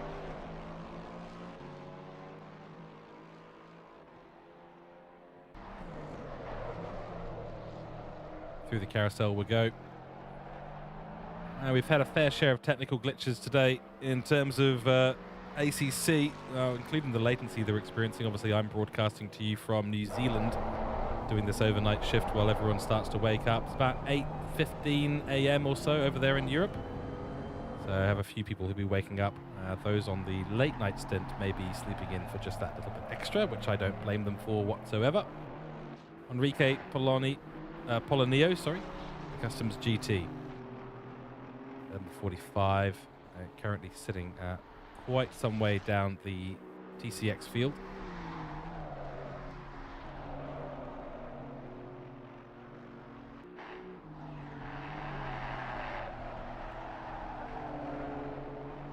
Remember, you can support Low Fuel Motorsports with the Patreon.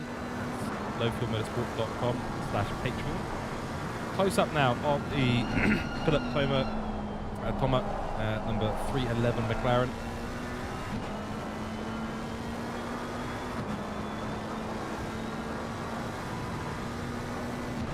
Likely just come out of the pits a few moments ago, actually, and we'll have to do a little bit of work to get their car back up into a good position. Currently in P18, 36 seconds between them and the 77 car, Valkyra.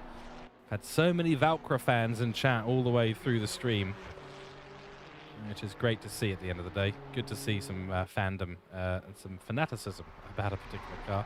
Probably one of the better liveries out there as well. I've had a few favorites on my list. So we do see an incident. No, it is a pit stop by them. And it's Henrique Machado, currently in the car behind the wheel. YouTube corner, don't make a mistake. Yeah, you know that goes onto the socials.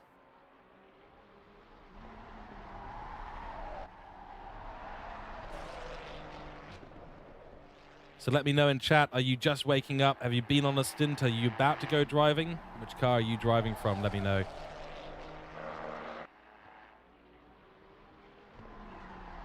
Very consistent laps there from Henrique Machado. 8:17.2, 8:18.9, 8:17.8. Is finding a good rhythm out there at the moment, which is important. Especially while you've got clean air, if you can just keep putting in those consistent laps, you pull yourself back into the range of competition. He's got 21 seconds to gain. The car ahead of him, Bastien Hoper in the number 43, currently in P16. So there is a target out there that he's shooting for at the moment. And these lap times are looking good. Bastien Hoper's last lap was an 8:17.4. And of course an 8:17.2 here from Henrique. If he can find his way down into the 16s, there is a chance that he can pull in that 20-second gap. Right now he's 0.5 of a second up on his delta. 1.3 down from Bastien, so this might be a good lap just to reel in the fish, so to speak. Now onto the Dohinger straight.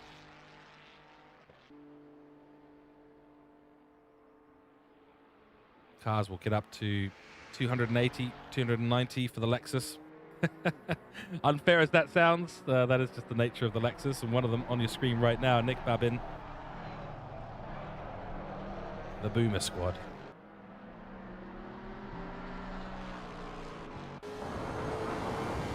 And we go on board as we watch how easy the overtake technically is, but whoa! Yeah, threw it up the hill there, very, very scary, but Nick Babin is not wasting any time at all.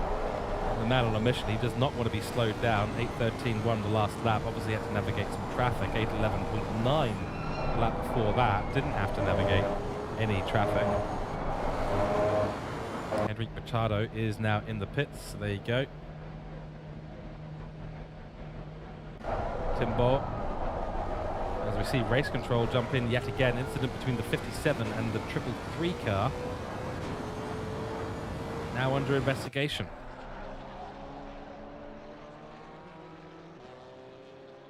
Not 100% sure what's happened there between those two cars, but we will find out if there's a decision from the stewards. Stenner, Apeldoorn, Racehouse on your screens right now. Very consistent lap times. Sitting in 42nd position at the moment. That'll put him about 10th in the GD4 class.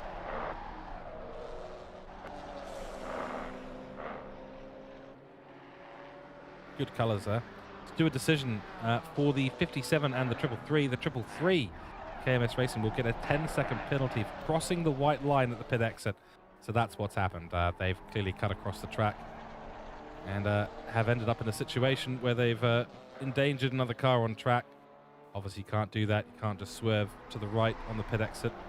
It's always very tempting to do so, I will admit. I've always been tempted to do that, but yes, you get penalised, and rightly so. It is a dangerous, dangerous manoeuvre to do. Especially with how unsettled the rear of the car becomes under braking once you get to that 150-metre board into turn 1 of the Nürburgring GP. As soon as you get there, and if there's a car suddenly moving to the left-hand side, cutting across the white line, there's not a lot that you can actually do out on track to avoid an incident, because you're already cutting into the right, so getting naturally squeezed already by the natural pit lane exit. We've got a car coming across to the left there. Yeah, it's not going to be fun. You're not going to have a good time. Little update on P18, P19, and Tom Muller, 1.8 seconds behind the number 77. So Valkyrie just coming into the pits and coming out in a close proximity battle now. Well, we're hoping that Tom Muller will be able to make something happen as Alex Knudsen comes into the pits from P9. There we go there, Madcap Racing. They'll be serving that 10-second penalty that they picked up as well.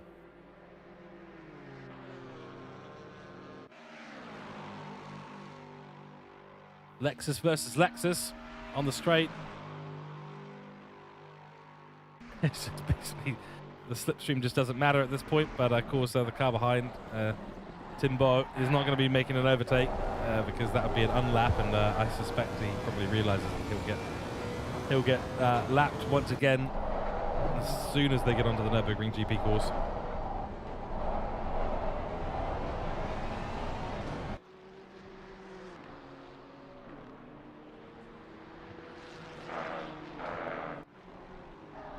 ACC Italia, what a race they've had. It was all going quite well, really, until they made that accident with Ricky Lafleur. Once they had that 60-second penalty, they've been dropped all the way down. Now sitting in P10, though, so they've done a good bit of work to bring themselves back into contention. Car now with Gianluigi Guida.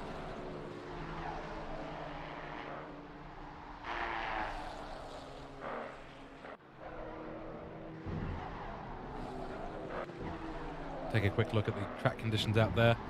Has anything changed? No, not really. Still optimum. Still a bit cloudy, but plenty of sun. 18 degrees, 9 a.m. on track at the moment. With, of course, 4 hours and 4 minutes still remaining in this race.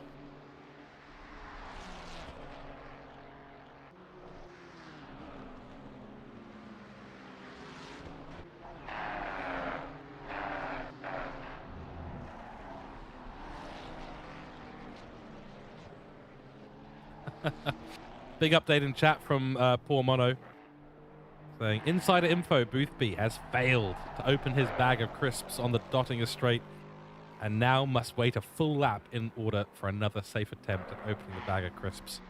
Oh.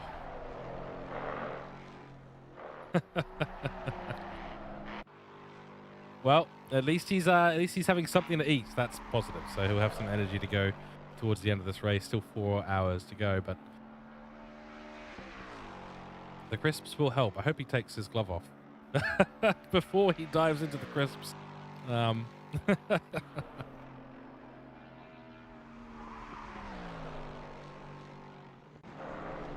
Robert Curlin on track, very close to the number 28.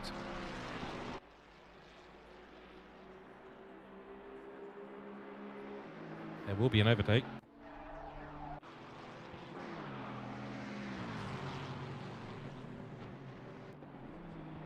And there it is. Nice maneuver into turn one. Had the overspeed from the Lexus, and that's all she wrote. 28 couldn't hold on. Couldn't hold on to that at all. But the 21 has run very deep and gone loose. That's probably the real fallacy of the Lexus. Just so much power, but the grip is just not always there. And the 28 just goes, okay, well, I'll have that position back and just wait for you to do it again. There's a Aston Martin GD4 just up ahead, blocking the way. They'll both get past with relative ease. Down into turn 9, I believe, just before the Schumacher S's. There we go, both make it through. A little bit of a deep run there for Michael Bremer. But really no opportunity for the 21 now until they get to the back straight. So Schumacher S, here we go.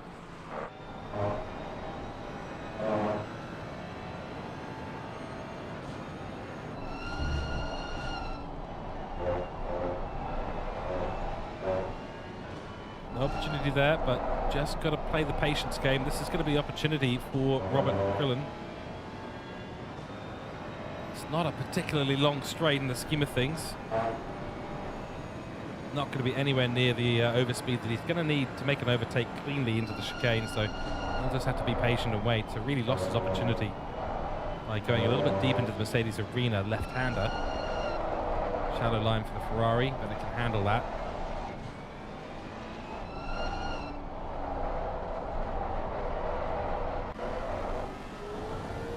Not really hitting the apexes as the Lexus. It's all about the top speed. It'll do 290 on the Dottinger Straight, but it will not handle these corners particularly well. You can see the Ferrari just not galloping away, but prancing away.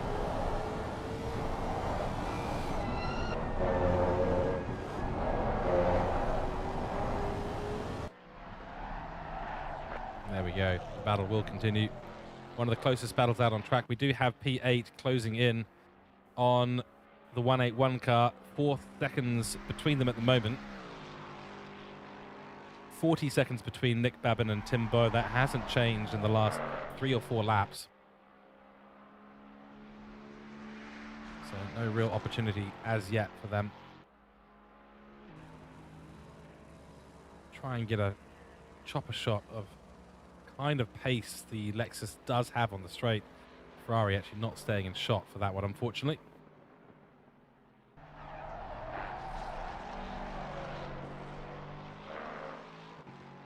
Insider info, Boothby has failed again in opening the bag of crisps. Oh, no.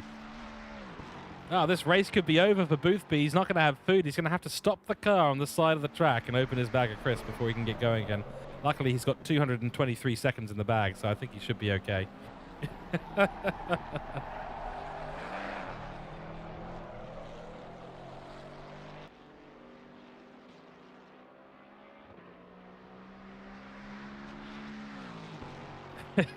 It's a disaster, ladies and gentlemen. Boothby can't have food. He can't ingest energy. Well, he's going to need it because we are now 20 hours through this race in 3, 2, 1. And that is 4 hours remaining in the 24 hours of Nordschleife here at Low Fuel Motorsports. 20 hours done. Many people waking up to see what's happened to their team during the night stint.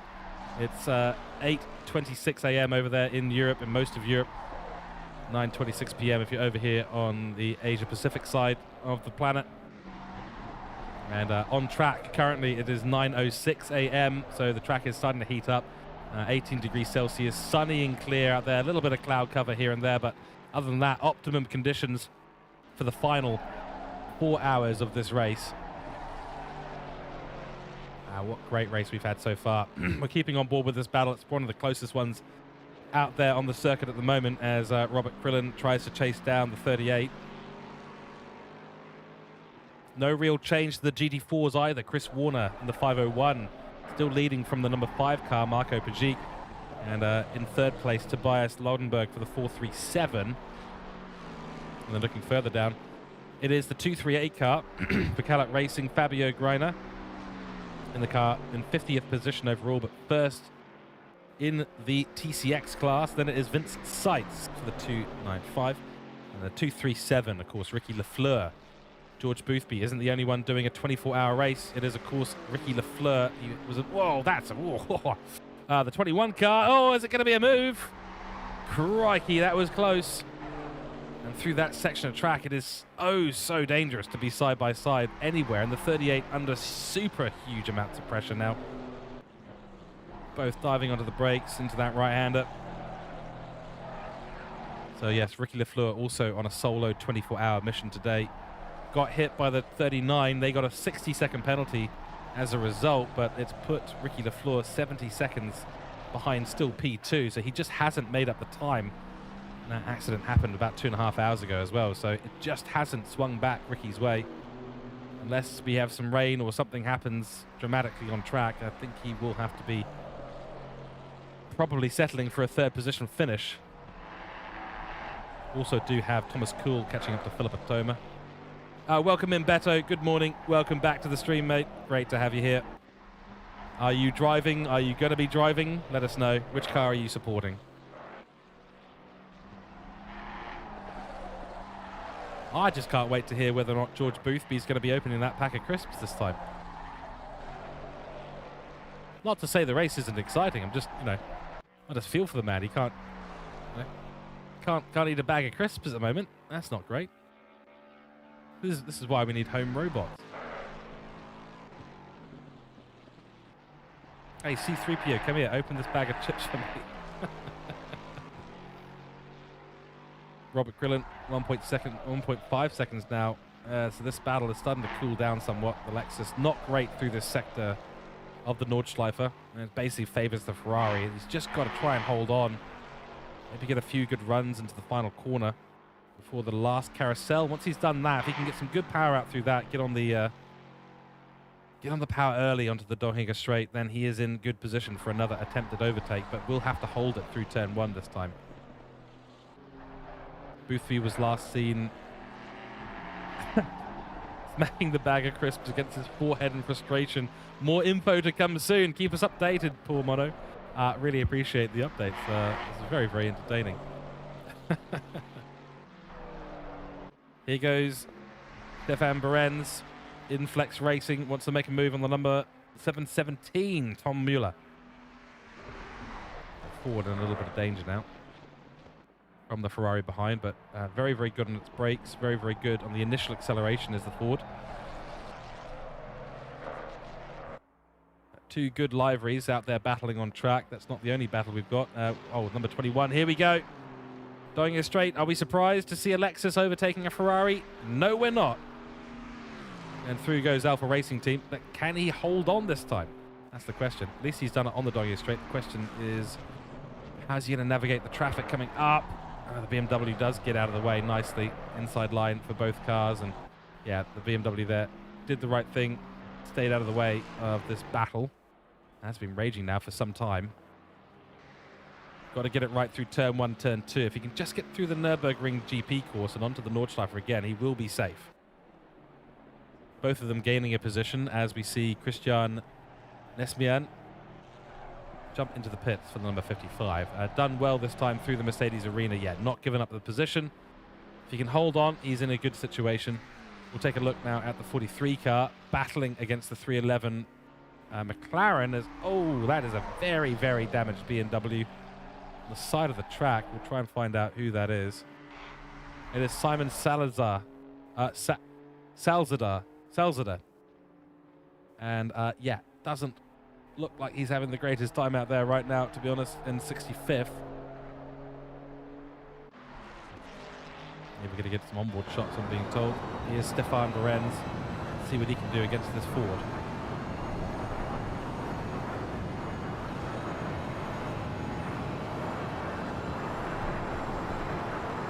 Whoa! Nearly side by side. In fact, now side by side as they go through that very tricky left-hander. Actually, very easy left-hander to be fair, but it gets very, very difficult if you're side by side. But Stefan Lorenz does make the position. That camera view makes it look like they're hitting the barrier every single time, but they're not. They're actually just hitting the outside part of the grass. There's a surprisingly large amount of curb to be used on the right-hand side there, just before you hit the barrier. You do need to use that if you're going to be fast, but it's not confidence-inspiring because it's covered in grass. Your first instinct is, I shouldn't drive over that. The Crisps have won. No! Don't tell me that, Fia. No, don't tell me that. As in the Crisps are unopenable and have been sealed with industrial strength glue. Is that what you're telling me? Oh, man. Here I am with a bag of crisps sitting nicely open on my desk. Oh no, Fia. Oh no. George Boothby's in trouble, ladies and gentlemen, and it's not because he's 262 seconds ahead of his competition. It's because he can't have a snack. The crisps have been sealed with industrial strength Gorilla Glue, and he will not be opening them anytime soon. Third attempt has failed at opening the bag of crisps at the Dogging Straight. Professionals, his wife, have been notified to help with the matter. He's bringing in the support crew. I mean, if we're honest, after 20 hours of racing, would you be able to open a bag of crisps? And don't lie to me. I don't think you would. I wouldn't. I'd be sitting there, you know, trying to open it the wrong way, laterally rather than, or horizontally rather than vertically.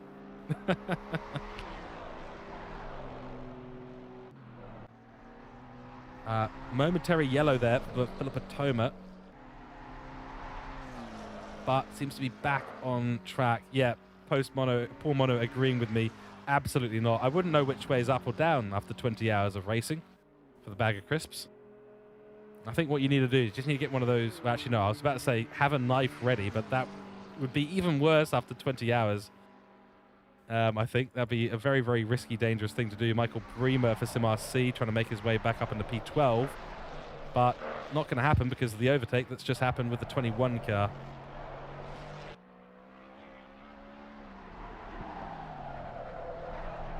Everyone said I can even tell on the German stream there, Bernd is to be say Der Kampf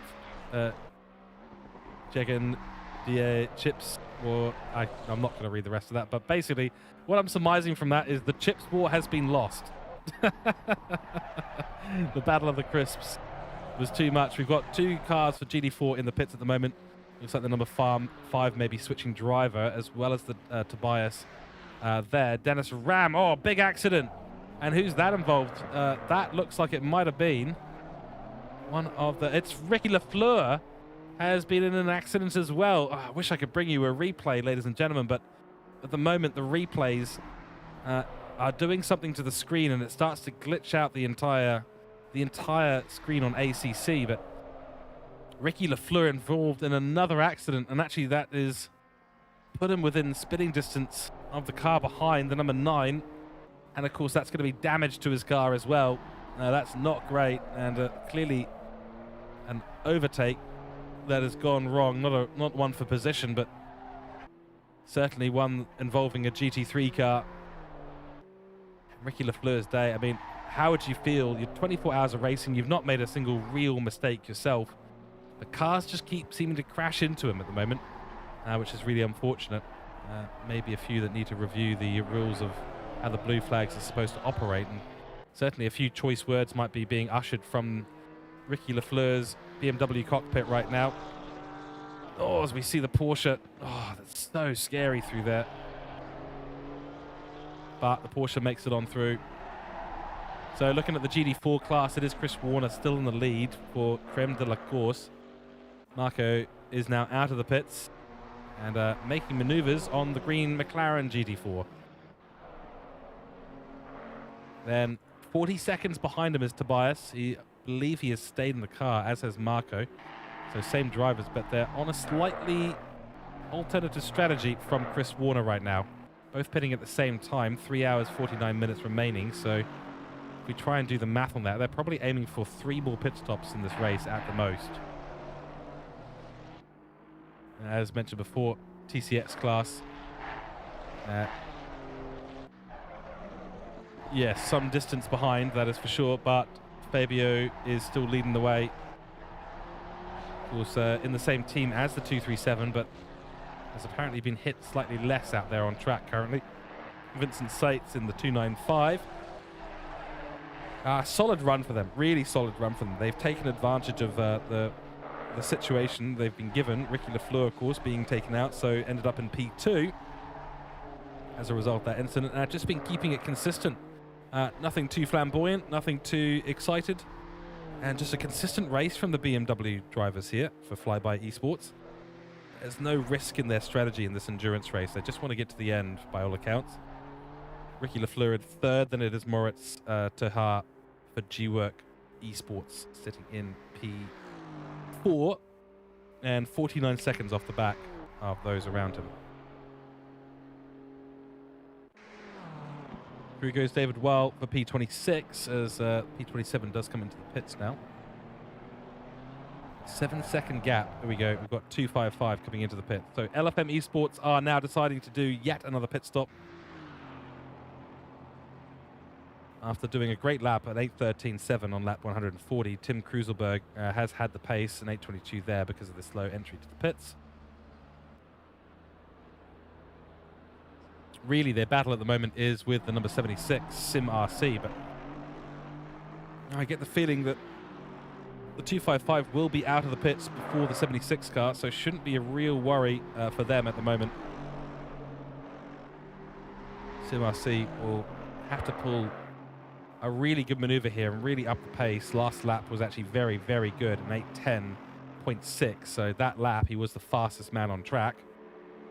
Welcome in, Ari Gatai, saying, how are my guys on the number 15 Ferrari doing? Well, let's have a little look. We'll go and check for you. Number 15 Ferrari, Alexander Zavagin. So the old Sunset Outrun team. Great stuff. Looking a little worse for wear on the car, let's be honest, but after 20 hours and 14 minutes, are we really surprised? No. And any damage on the car surely repaired. Currently P27. Last lap, 8:31, averaging around the 8:23, so about 10 seconds off the ultimate pace of the top cars, which is not too bad, given P27. They are 5 seconds, or they're no, actually some distance, actually. They're a fair distance ahead of the number 28, and they're about 90 seconds behind the number 26 ahead of them. So, Arigatai, that is where the number 27, so P27 is at. Number 15 car. Done 7 pit stops by my counting. No drive-throughs, no stop-goes. And I don't believe any penalties to their name either. We'll just switch over and have a quick look at that. No, but the car behind has 10 seconds, so there you go. Pretty safe and sound in P27 at the moment for the number 15.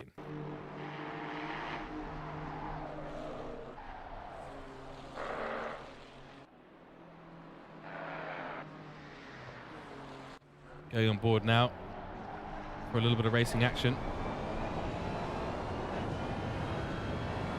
Aragatai saying, yay, go team. Yeah, absolutely.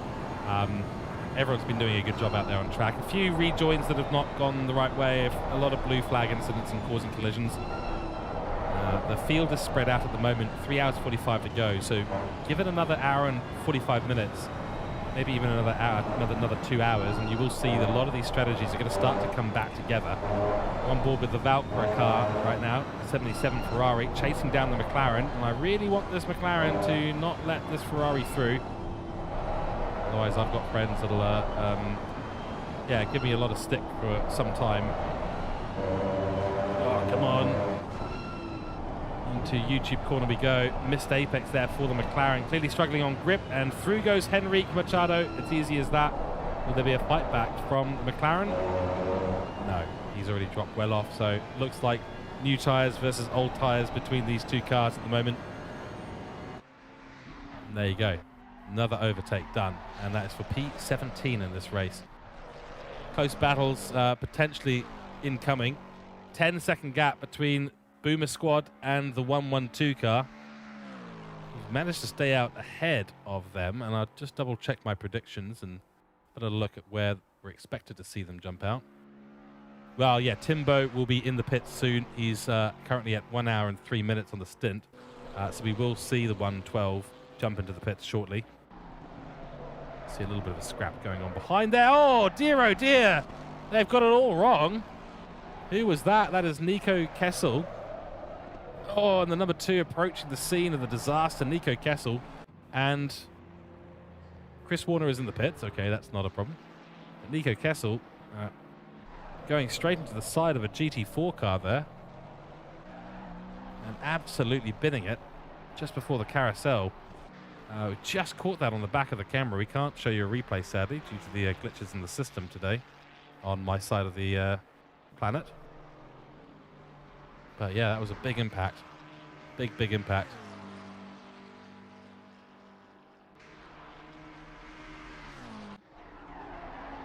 There's the Bentley.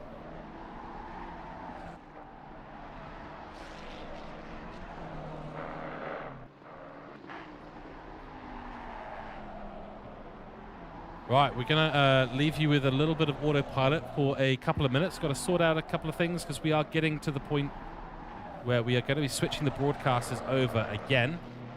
So give me 2 minutes and I'll be back with you.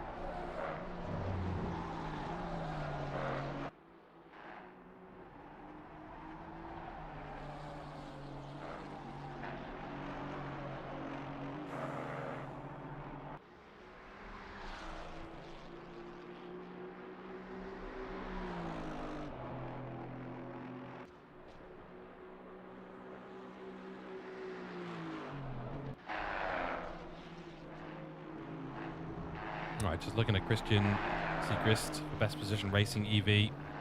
Haven't had a lot of screen time, 162, and it wasn't a lot more, unfortunately, as we see Timo Spicker try and make his way past. BMW does sensibly get out of that one. Do you need an update on the chip situation for George Boothby? He's lost a bit of time because he's coming to the pits by the looks of it, so he's jumped in for what will be probably one of maybe 2 or 3 more pit stops.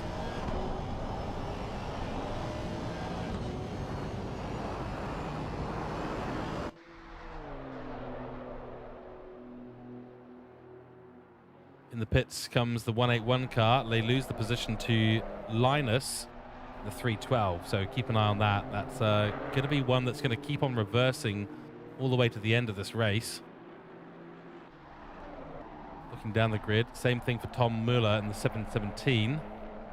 Been overtaken by the 88 for position 20. Vadim Panarin on the 140th lap. Leaders on the 143rd lap currently. So George Boothby still doing a great job. No change in the GT4 competition. 30 seconds between Chris Warner and Jonathan Seville, now in the number 5. And another 30 seconds, 40 seconds actually, between Sergei Sebastian and the number 5 car. So the 437 still going strong. That's unchanged at the moment. No gains by the 711 in 4th in the GT4 category at the moment. And a similar situation, the 238, sorry, Tim O'Ryan still on this very long stint, but doing great work out there, holding onto the position beautifully. Vincent Seitz is a long way back from him. That's unlikely to change. Moritz Tahar now jumps into the number 9, but 13 seconds back is Ricky Lafleur. So keep an eye on this, because Ricky will be trying to make up for lost time now, and needs to put himself up above that position. You see briefly some yellows coming on track as Maximilian Andre for North Racing gets sort of bullied out the way. One of the back straights, turn 35, he's just gone through there. But certainly the number 9 car, they've got some potential. Consistent lap times in the 924s at the moment. Is it going to be enough, though, to keep them ahead? 13 seconds to gap. Last lap from Ricky Lafleur, 9:45.8. At the moment, it won't be enough.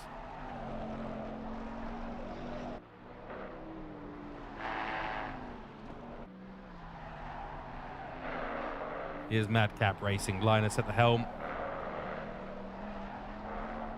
Bentley does seem to have a lot of trouble through that corner. You see it just having to make an extra bit of steering input at the end, and just before they come to the left-hander and then down the straight.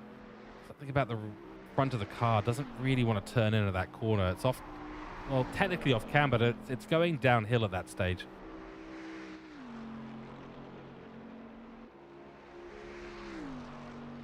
So for some reason, the car just does not want to play ball.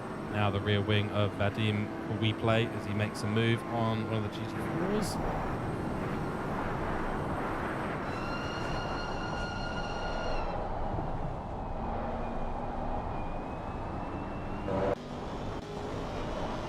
Of a second here. We're just having a look there. This is a proper battle that's happening now between these two, Daniel Ignacio Cadoyle, and this is not for significant position, but this is still position P46 in the overall race, and a good little battle that we get to go on board with now.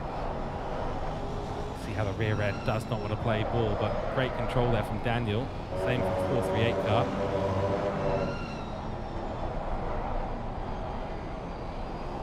Might be a bit of a tire difference between the two. You can see the extra grip that Daniel has. Both of these are Aston Martins, so shouldn't be a huge difference between them. Outside of the tires. Now let's see how these GT4 cars handle the jump. Pretty dicey, I have to admit, pretty dicey, but that's not really much different to any other car. Over the blind corner to the left, and now down to the blind corner on the left. The car's rear end doesn't want to stay in line there at all. Interesting, a little bit of a lift there on entry for GT4s. Early braking for these guys. Not a lot of aero on the car to really help slow it down. The GT3 cars really just plow it through the corner. Just little tap on the brakes to 50%, release it, and then just go for it. Oh, that's a very wide line. Misses the apex for the 438. Opportunity for Daniel now to stick his nose in. Certainly he'll be patient, wait for the doing straight, get that slipstream, and then go absolutely full speed at him.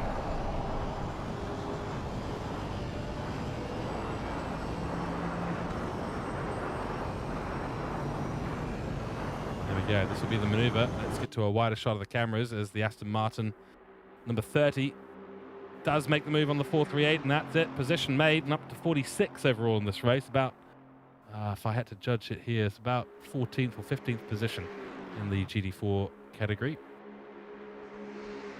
Looking further up grid. Nothing has really changed in all the categories so far for the top 3. Or even the top 4 or 5, certainly not in the GT3 category. It's all looking rather spread out at the moment. I've said this before, I'll say it again. This is really the lull in the activity through this period of racing.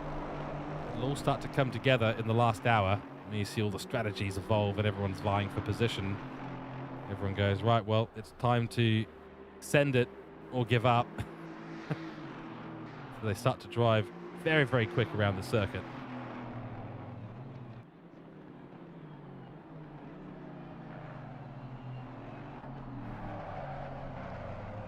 We'll be joined in the commentary box soon by John Wright. He'll be back for, I believe, a couple of hours, and then I'm not sure if he's doing the stream end or not today. He may stay in the commentary box for that. He'll be waking up, I'm sure, soon to relieve me. In the meantime, we continue to keep an eye on what's happening around the track. And we do have a brief yellow there for the number 2 car. Looks like they're unaffected by it though, so do you have these erroneous yellow flags occasionally come up on track? It says that something's happened, but it hasn't. I do understand the yellow calculation is usually done with a rather complex calculation, a little complex algorithm that has to be executed to actually figure out exactly what the number is. There we go, overtake done on the 437 car. So the 437 car, the 438, both Aston Martins, both in the GD4 category, both from Khaled Racing. DJ Khaled, I think is what we're going to have to call him. And another one, and another one. Yes, I've made that joke already, but I will make it again.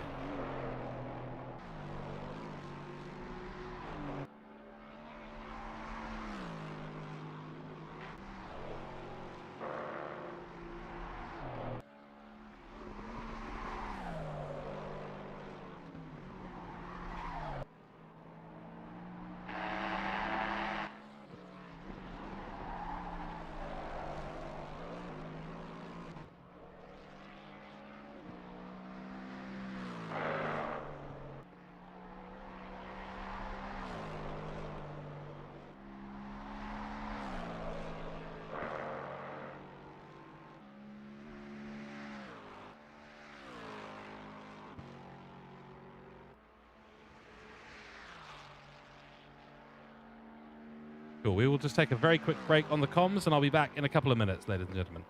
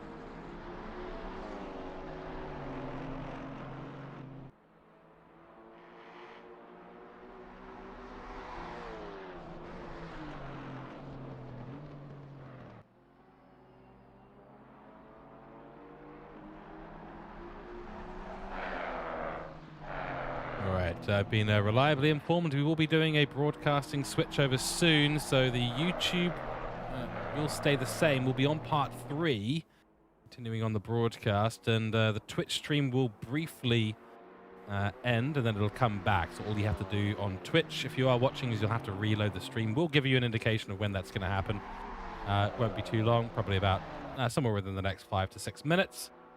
And on the YouTube side, it might just blink briefly, but it'll return on the same same channel. Incident between car 31 and the 333 on lap 130, turn 100 is now under investigation. Race control reliably informing us that another incident has crossed their desk. So they will get that on onto their replays, and they'll figure out whether or not they're going to penalize whoever it is. We didn't catch that one, unfortunately, on the stream today. Affected slightly by the replays not performing the role they should be. Every time we switch to a replay, it starts to glitch the cars out. We return to the live views, and the cars are still glitched out. So it's obviously not interacting particularly well with either it's this many cars on track, or it's the Nordschleife, or it's my install of ACC. We don't know. We didn't have time to debug it, unfortunately. So that's just unfortunately the situation for us today on this long stream. But you'll have 3.5 hours of stream still to go. Starting off with a couple of hours with the man with the golden mic, John Wright. I believe he's making himself a cup of tea right now in preparation for a couple of hours before we do a final handover, and I'll just double check who that might be. Looks like we're going to have Ben returning to us. He started the stream off today. Yesterday, I should say. Yesterday, wow.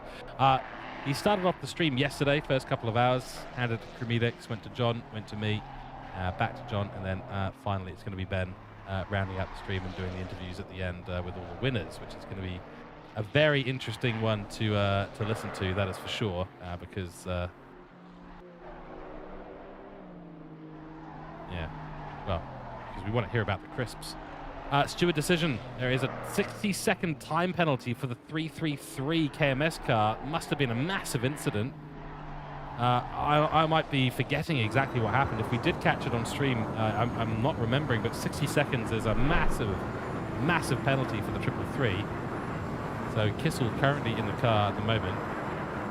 And yeah, he will have to serve that in relatively short order. Let's just do one final update on the track status for you guys. Drive through for the 717. 70 seconds of penalties for the... Oh dear, there is the number 20, number 88.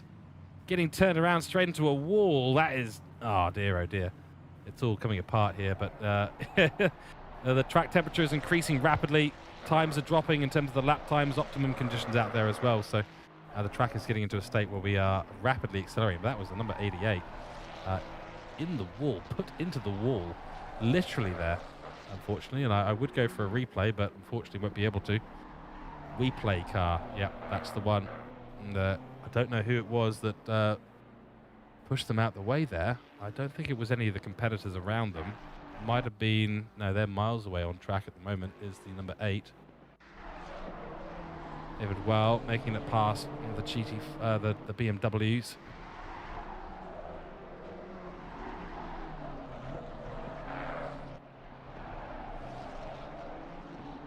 Just trying to sort out a technical issue on our sides. Some people joining the server now to spectate, not seeing any cars, so we're just going to make sure we get that sorted out before we continue into the handover to the next stream. I'll be with you a little bit longer as we continue to run through the grid. No change to the top of the GT4 standings. Christopher Hoffman is leading by 37.7 seconds from Jonathan Seville, the Alpine, a tiny little Alpine car. And then, of course, the 437 is in third place for Callet Racing. Have been into the pits recently. And they're sitting 101 seconds above Jacob, who is driving for Cryonics Racing. Great livery, this. Love to see it. Look at the detail on that car. Absolutely brilliant.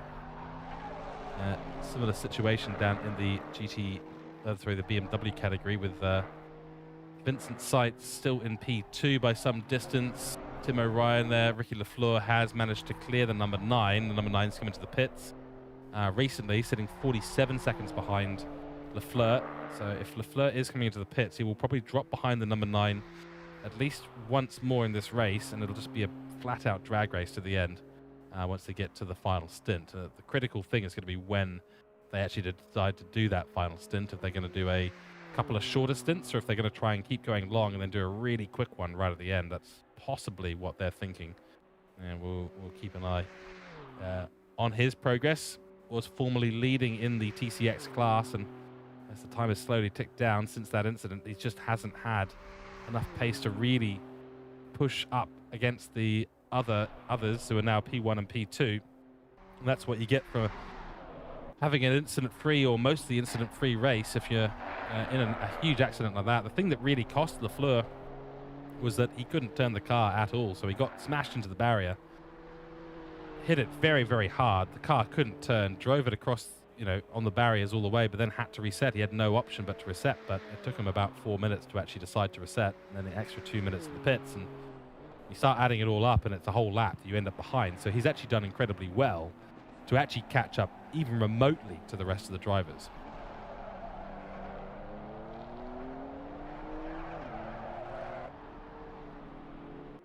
All right, we are going to go on mute for a moment. I will be back before I sign off for the day, but we'll be back with more commentary in a few moments' time.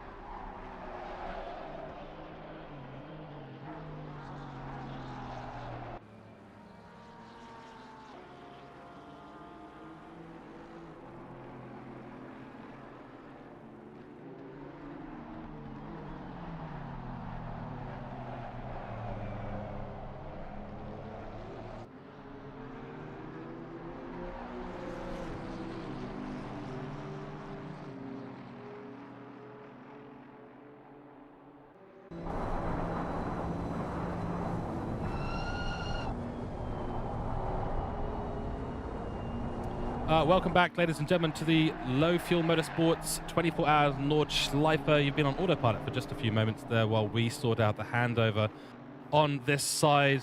And this side of the ditch, it is getting late, and therefore it is time for me to hand you over back to the man with the golden mic, John Wright. I've brought him up to speed with all the antics and crashes, the weather, the incidents, as much as we've been able to see with the replay glitch that's been going on throughout my time on the broadcast tools. But as that time comes to the end, I will be saying a few words before we say goodbye. But before then, John, welcome in. You're not unfamiliar with what happens during the night shift in an endurance race for 24 hours. Anything I've told you that was unexpected? No, I mean, let's face it, it's late at night. GT3 drivers are driving cars that are 4 times faster than anything else and often make contact with the slower classes, thereby ruining their races. Don't think I've missed out much there, but yes, that would be the overnight stints. Of course, we'll be getting updates on Crisp Gate as far as Boothby is concerned, and we will be flogging everyone ahead of Ricky Lafleur to get Ricky back in the lead after he was carelessly taken out. But I do believe he's back up to 3rd place. Come on, Ricky, you can do it, lad. He is indeed. I think he needs to do another pit stop. Might put him a few seconds behind the number 9, but he's got the pace. Let's just put it that way. Every time he gets close to getting that overlap, it does seem like another car comes in and sideswipes him. So I think he might have a bit of a magnet somewhere on that BMW today. Unfortunately, his counterparts in the 238, not the same issue. They seem to have a repelling magnet, a north-facing magnet of some kind. But yeah, great. Well, I will be leaving you, of course, in the very, very capable hands of John Wright, the man with the golden mic. So until then, it's been an absolute pleasure being here on Low Fuel Motorsports. My name's been George Cook, and I'm so glad to have been able to bring you the last 8 hours of commentary. Do enjoy the rest of the 3 hours and 18 minutes in this race. Good luck to George Boothby getting that pack of crisps open. Hope his donation drive has been going well. I know that they're over £9,000 raised now, which is absolutely unbelievable. So ask anyone in chat, they'll give you the full history. I tell you what, John, it's been absolutely incredible. My hat's off to the 2 drivers doing the solo 24 hours. Pleasure, and I will hopefully see you guys at some point again on the Low Fuel Motorsports channel. Thank you to all the admins, thank you to all the drivers, and thank you to everyone who's kept me company in chat today. It is much, much appreciated. Until then, we'll go on mute. You will have to refresh the YouTube stream. You will have to wait for the Twitch stream as well. You won't get a super heads up, but as soon as you see a black screen, give it a refresh and you'll be back on with John. Until then, from myself, George Cook, it is good night and goodbye. Well, good morning and goodbye.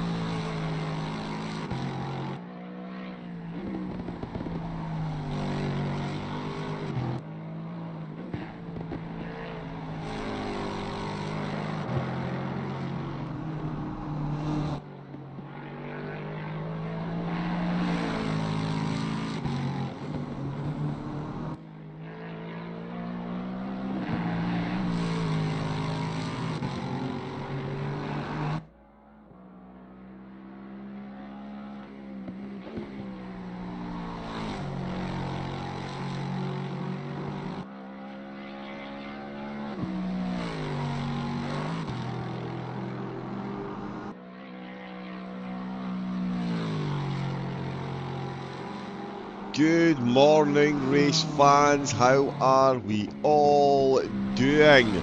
It has been 20 hours and 48 minutes since the race started. Unfortunately, I've lost all my overnight telemetry, so I'm a little bit blind as to what is going on with a few of the things. We do know, though, that was George Cook in the commentary box. We've got George Booth on screen, but that was George Cook in the commentary box. Of course, part of Track Spot TV, taking us through the previous 8 hours of the race. Quite a stint from the Wonder. I did say he was the Wonder from Down Under, and that's exactly why.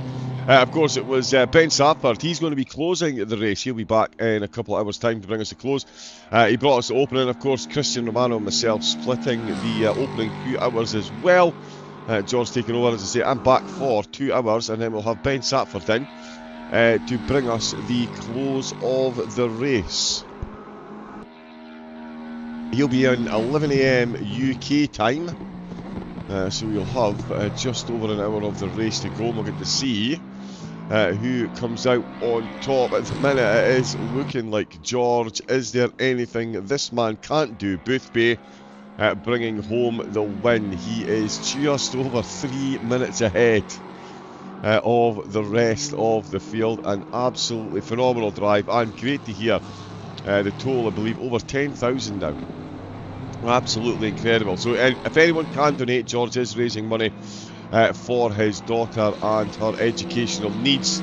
There is a video on YouTube. Make sure you go and watch that, and then if you can, throw some money George's way to help with the ongoing costs required. But you can see impressively in the lead, Renault Ritchie for the Boomer squad. They are in second place. They've got over a minute themselves back to third place. Dynamic Motorsports by Cal an inch there. Lexus in third. Jan Ruchel for LFM Esports.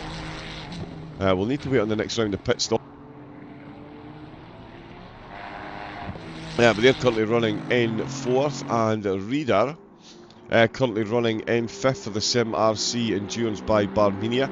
I will apologise in advance. I'm a bit like 1 o'clock half struck. I finished at 1 o'clock this morning, and then yeah, some of the neighbours decided that was the perfect opportunity to let off some fireworks around the neighbourhood. So yes, a nice peaceful trip to bed last night was had by absolutely no one. Christopher Hoffman, he's not a peaceful night either. The Creme de la Course GT4 car still leading the way in the GT4 class. Jonathan Seville, he's back at it for GT Auto. They're still in a podium position. Third place in the fours is Calit Racing. Sergei Sebastian out behind the wheel of their Aston Martin. We've got Cryonics in fourth place, and in fifth position, Geet Stan out behind the wheel. He's pretty much done the same shifts as me. Oh, and their livery started working. Excellent. I love to see it. Good stuff, good stuff. In the BMWs, absolute heartbreak for Lafleur. A 1 minute penalty was handed out to car 333 after the contact, which saw Lafleur tumble from the top spot. He has recently been in the pits, actually. He is out in third, but as you can see there, he is a long way to go to catch up to Vincent Seltz, Flyby Esports. I might need to reset this, actually.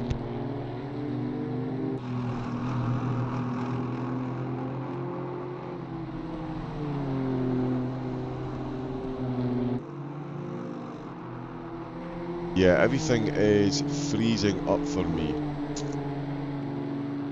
Not so great.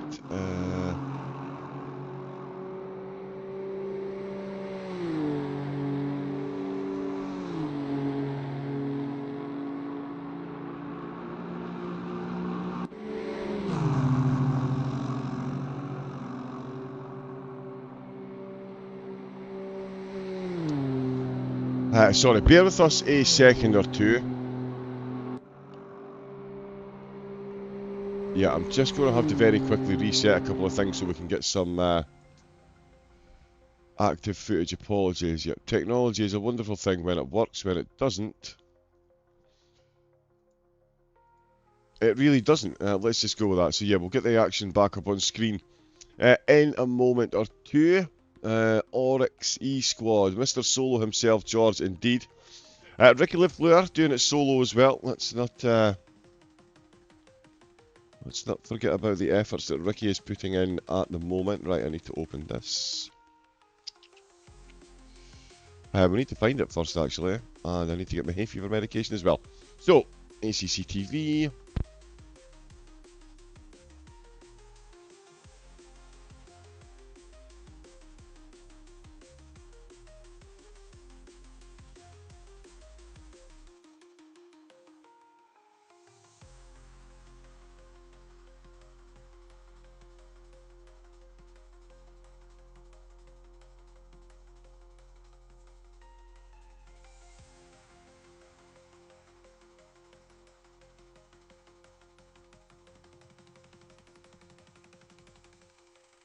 It's a temporary stay in the action, as I say. We're just resetting some of the vital equipment in the background.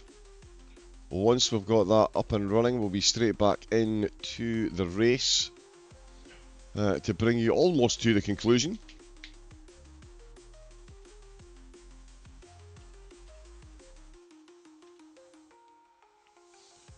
And it should be, yep, there we go.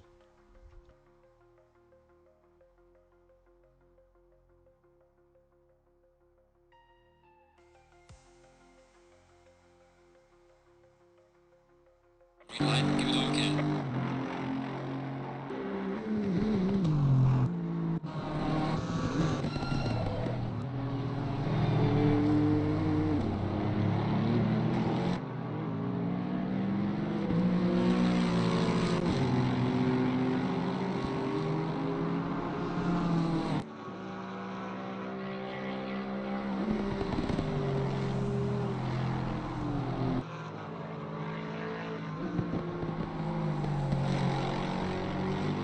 Okay. Aha! There we go, we have actual control of the cameras once again. Ever so slightly useful.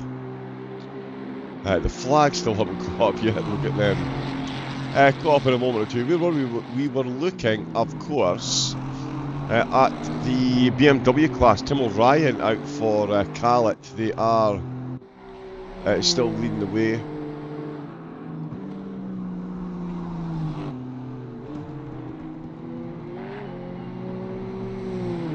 Still a few cars popping up on the telemetry. Looks as Ricky Lafleur. Where's he gone?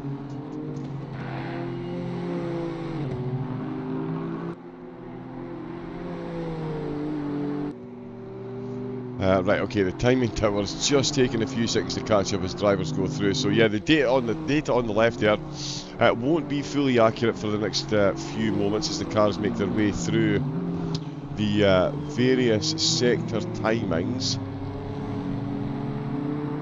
Ricky Lafleur.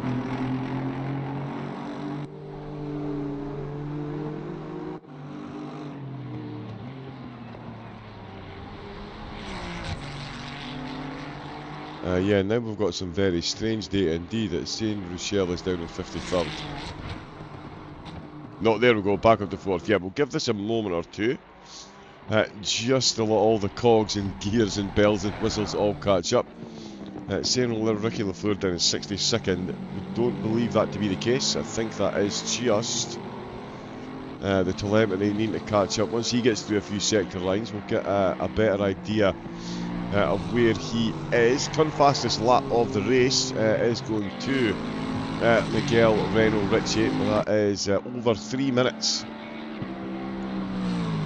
Oh, sorry, is it 3 minutes again? Yep, the timing just taking a moment or two to catch up.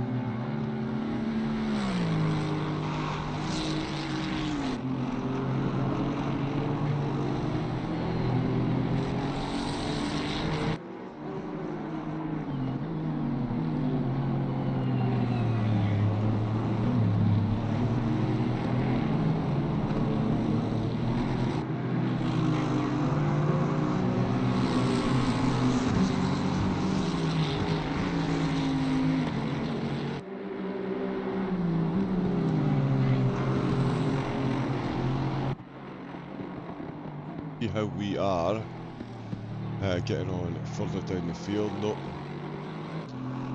They're still all chorring about. There we go, Ricky Lafleur back up into third place. There's still more changes going on. It's flashing red. We've got penalties coming through as well. Hopefully my browser source is popping them up. Feed not working, but that's okay.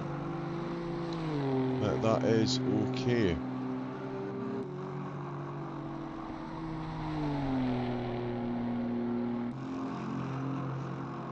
Not sure why the race flags aren't working, but everything else seems to be, so yeah, confirmed.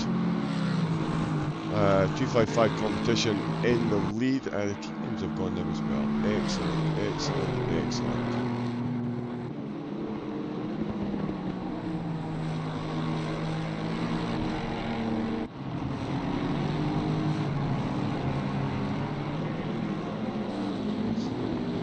Right, okay, there we go. So flying slightly blind at the moment. Last 3 laps. We're getting there, we're getting there, we're getting there. Right, Jan Michel, yeah, confirmed back and forth, so he is not running massively down the order. But we're looking at the BMWs. We've still got, out of the 77 cars that started, still got 69 of them left after that. Well, that's 21 hours. Has now elapsed. Of course, a 1 hour 10 minute stint timer for the drivers to adhere to. So they are only a couple of pit stops away from getting themselves to the end of the race. It's been an absolute barn burner so far. Malik Melo Pacula getting a shout in the chat. I wonder where is Pacula driving?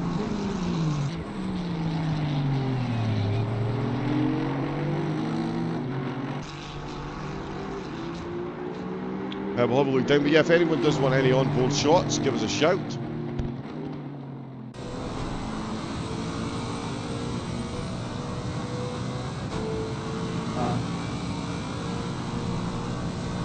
Yeah, give us a shout in chat, we can get some onboard shots. We're on board with George Boothby at the moment. An absolutely Herculean effort. I mean, doing a 24-hour race is one thing, doing it solo, absolutely incredible. He is leading the way. And of course, the only comparison we've got to this is Luke Whitehead doing it last year. He did it solo and finished in 3rd place. Boothby looking to go 2 spots better if he can. Oh, looks like Wetzel's got an overtake lined up as well, so let's jump on board and see what's going on there in 27th place. Team Purple Deluxe. In the Rocket, they've got Delerba just ahead of them in the Extreme Ferrari. Let's get some rear wing shots there. Now we see the bright BMW now in all its glory in the morning sunshine. Morning sunshine, which is looking to continue for the moment. We do have constant cloud cover, pretty much have done for the entirety of the race, for quite a few wet periods as well, and plenty of time for the heavens to open once again. We're tearing through turns 46 and 47 inch corner. And that's a bit wide there from the BMW. We've got Walker as well just ahead of them in the Mustang. Oh, he's got a bit of damage. So there's been something going on there for Locher. He's had a bit of an incident, and Kevin Wetzel taking it off track there. No, it's taking away from the cameras again. Yeah, taking it off track there and losing that momentum. He had then 1.8 seconds down. More cars coming in to the pits. There's Seacrest coming.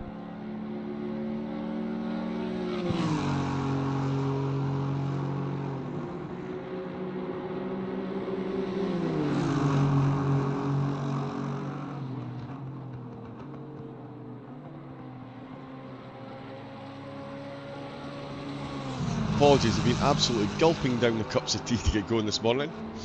It's, yeah, not exactly settling. There we go. Tim O'Ryan for Khaled still in the lead, as I say, in the BMWs. Oh, we've just lost a car. We're down to 68. And I'm going to turn those flags off because they're not updating correctly.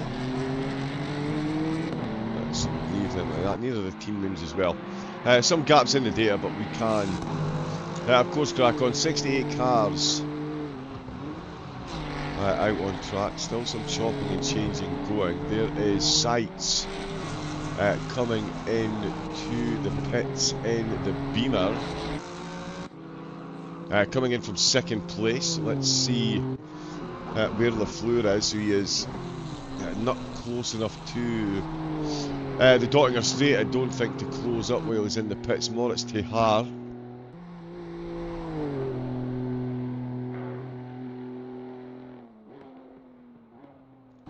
And where is he? Yeah, he's about a minute down on Lafleur again. We'll need to triple check that after a couple of sectors just to make sure is the full data that's coming through. Switch off that alarm, of course. There we go. So Sights still stationary. Where's Lafleur? Yeah, just coming at the start of the Dottinger Straight now. So I think we're going to see the BMW Sights make his way out of the pits pretty comfortably. Lights are flashing though. Has been stationary for a while now. 22 degree track temperature. I wonder if they're now going to start double stinting the tyres. I'm not really sure this is the type of course where you can. It did suggest that earlier on when the temperature was lower. 22 degrees, not bad.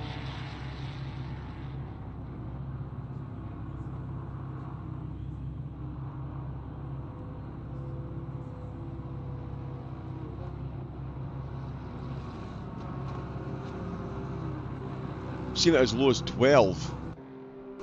Actually, I meant to check with George to see if we did get any lower than 12 degrees. Lafleur is absolutely moving, and Sights is still stationary. No, he's only just moving now.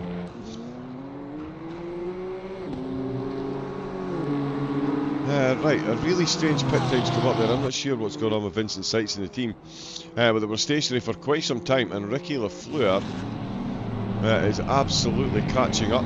He's just out of the pits as well. So yeah, he could still be on for second place here. It's certainly looking good on the podium at the moment. We've got David Andre in the GT4 McLaren. He is behind the lead BMW of Tim O'Ryan. He's actually closing up there. We can see it closing up very quickly indeed, as you would expect.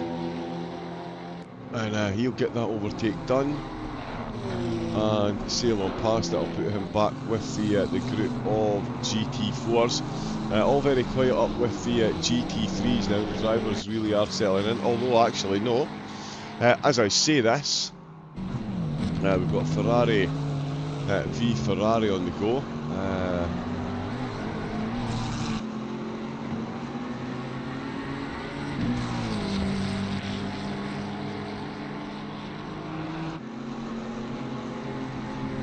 Still not getting the team names up, unfortunately.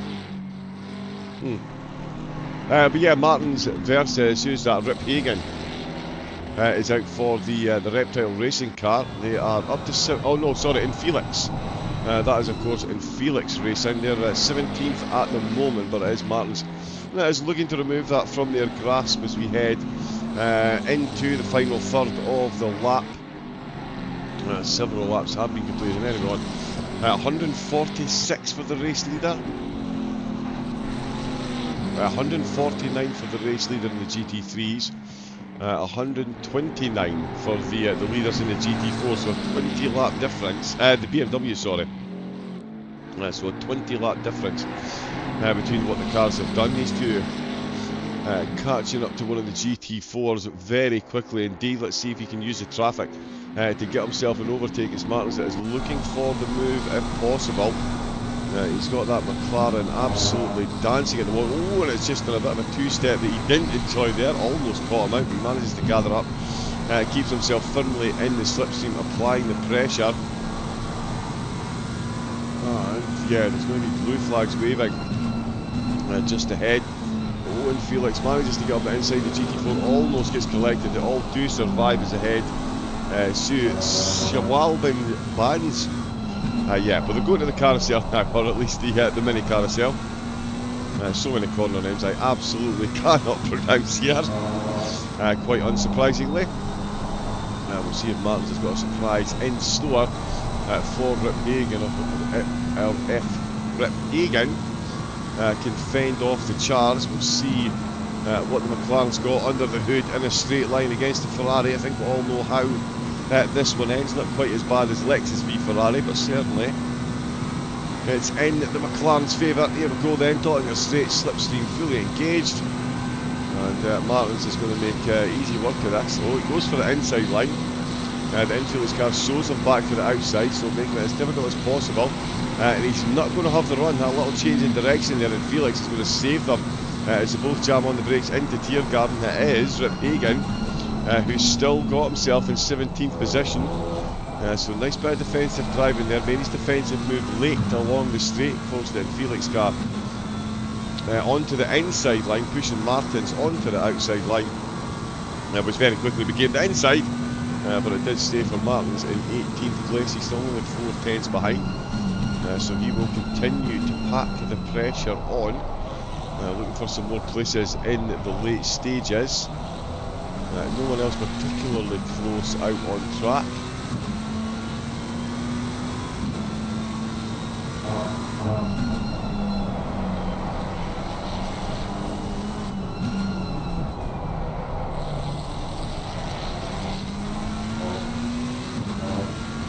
Let me see. Yeah, hello again to everyone in the chat, YouTube and Twitch. Thank you for all the likes and subscribes. And to everyone that's been in the chat, we've got quite a few people on. Jeff Gordon, Eric Golf on the YouTube, Tyrannosaurus Phil, we've had in as well. Hyundai 1, welcome in everyone there. Gazgalina in the chat, got all of ACC driver swap. We swapped drivers and oh no. Oh, so that's the car that's just disappeared. Oh, that is so unfortunate, guys.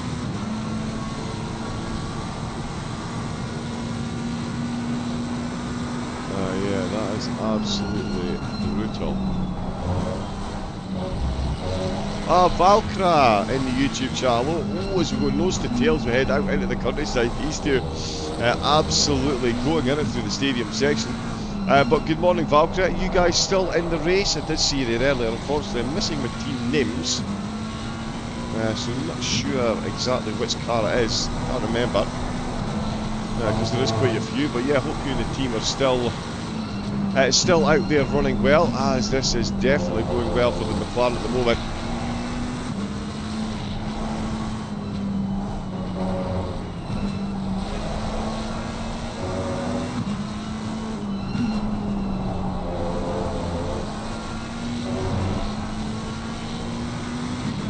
Oh, the BMW, he indicated to the left to say he was going to the left. The Ferrari still went to the left hand side, ended up on the grass. He's massively lost his momentum here. The McLaren just can't find a way past. Oh, he almost finds his way at the barrier. Does manage to hold on to it just, and that's giving him a little bit of separation. P16, right, okay. Oh, so just ahead of this little battle that we've got going on. Oh yes, Sadowski, there we go. In the Ferrari. Huge Ferrari fan. So absolutely on board with this. In Felix. Still fending off Megan's. Benjamin Voigt comes into the pits. I believe that's MRC Endurance. No, that is Freelancers. My apologies, that's the Freelancers. So 11th place there in at the moment. More pit stops have taken place as well. Luca Ben in the Bentley's come in. Gladigue has been in as well for Khaled. Fabian Bures goes past Voigt. So he's got that one done. Let's keep an eye though on Martins. Kevin Wetzel, sorry, just having a bit of a moment in his BMW, but he is still running nicely. So again, we'll keep an eye on Martin. Still as you were in the GT4s, Hoffman leading, Seville leading, Sebastian, the top three there. And in the BMWs, Schwieners has come out for flyby. He's taken the seat for one of the penultimate phases. Pierre Wolf, yellow flag. Is that in the pits?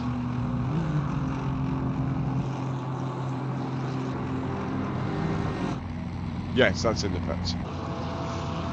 So there we go. Tim O'Ryan still leading the way in the BMW. Schwieners in second, and Ricky Lafleur is now only 13 seconds down on second place. Another solo driver here, himself and Boothby, both doing it solo. Boothby winning for Lafleur, was leading for a long time. Got himself caught up in an incident with a GT3. Finds himself back at third, as I say. He is making good progress against the Flyby car ahead of him. So I'm sure he will be determined to get himself back up a spot. Pierre Wolf having some serious issues in the pit lane by the look of it. Hopefully he can get those sorted. Oh, Martin's in. Oh, Rip Hagen.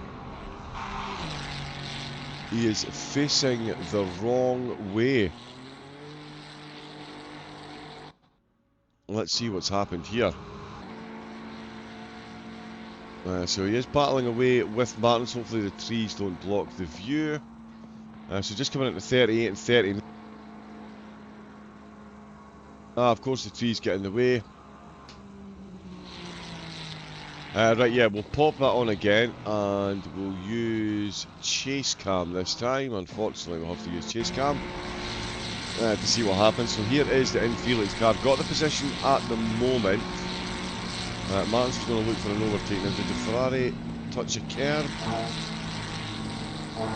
Oh, yeah, bounced off the wall, completely unsettled himself. Wow, Martin's did a phenomenal job avoiding contact there, and Rip Hagen, who's had a good solid couple of laps there, now does find himself behind Martins and carrying a fair bit of damage as well. Oh, that is in the German chat. We have we are back, but now we have to fight for P2 in the BMW. Okay. So didn't make it back in, thankfully, but yeah, got a battle on their hands. Oh, Geet Stan. Yellow flag as he makes his way out of the pit. Some of the liveries have started working, some of them have stopped. Very confusing times. Very confusing times.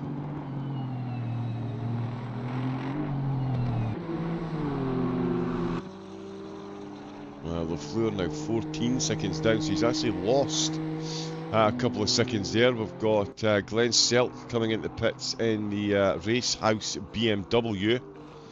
That's in the GT4 class, of course. I wonder how accurate the stint times are going to be on screen. Let's have a look and see.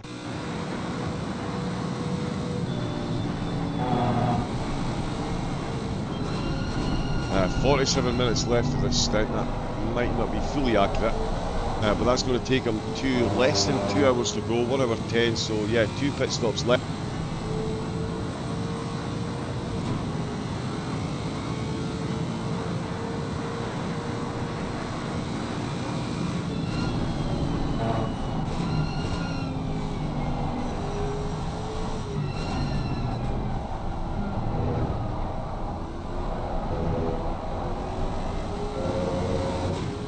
See what he does in the Lexus, and if anyone is watching the stream, keep us up to date. If he does manage to get the pack of crisps open, do let us know.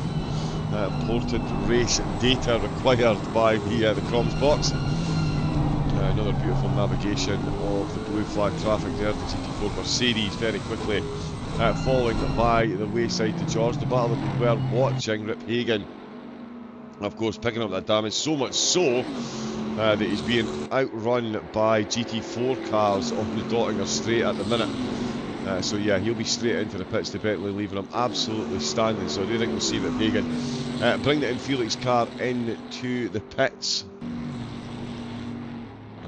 Yeah, I'll still leave him on a 2-stopper till the end of the race.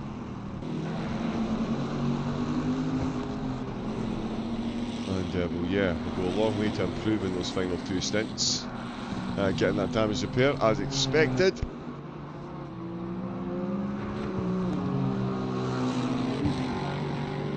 Rip Hagen coming around, and as expected, the T that had been gulping down absolutely coming back on me.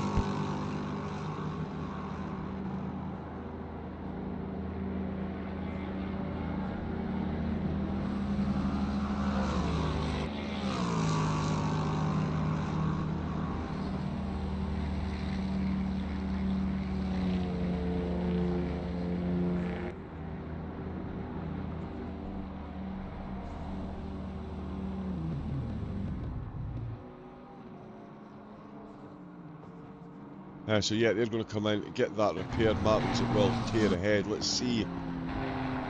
Joe McLaren for ACC Italia.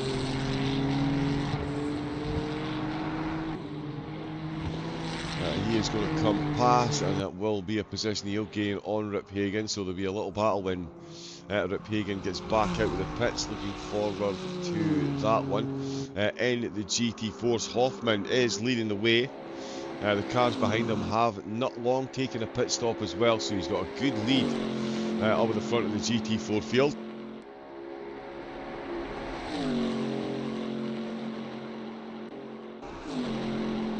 Yeah, I'll be looking to keep that going for the remainder of the race, of course. That's Inacio in the GT4s. There is Seville for GT Club. Still in second place. Laugenberg's just taken a pit stop as well, so that puts him a minute behind the GT Club car in his Cala. So 2 Cala cars still on the podium. Maximilian Prahl in 4th place, and Jan-Erik Kugel in the Porsche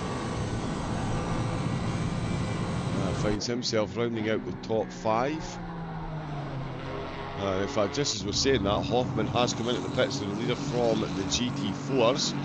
That is him into the pits. Rip Hagen is still in there, getting that damage repaired, as Tone Star from Nalhalla Racing, we can see pulling in behind there. There's another oh no, is that, sorry, that's is another GT4. David Andre coming in. There was a BMW as well, Max Musterman coming into the pits. Wow, quite a few of them coming in at the moment. Musterman in from the BMW class. There he is there. Just appearing. David Andre with the yellow flag. He's in the pit lane, so that one doesn't count. Getting all kinds of ghost climb up on the screen. Rip Hagen on his way out, gets the car repaired. As expected, doesn't look overly repaired, but I imagine it will be. No point in getting to this stage of the race. And then risking 21.5 hours of work by running in a damaged car. So yeah, I think that is just a graphical glitch. He's got the GT4 leader just ahead of him. Hoffman out of the pits and maintains a 24-second lead over the GT Club. So Jonathan Seville got his work cut out for him, catching up and getting the race win here with only 2 hours and 38 minutes to go. I'll be here for an hour and 10 of those. That's already been 50 minutes I've been in here. It's absolutely wild how time flies in these races. And then of course we'll have Ben Sapford bringing the close of the race. He'll get to announce the winners. At the moment it is looking like Boothby is on form for the win. Oh, and he's in the pits.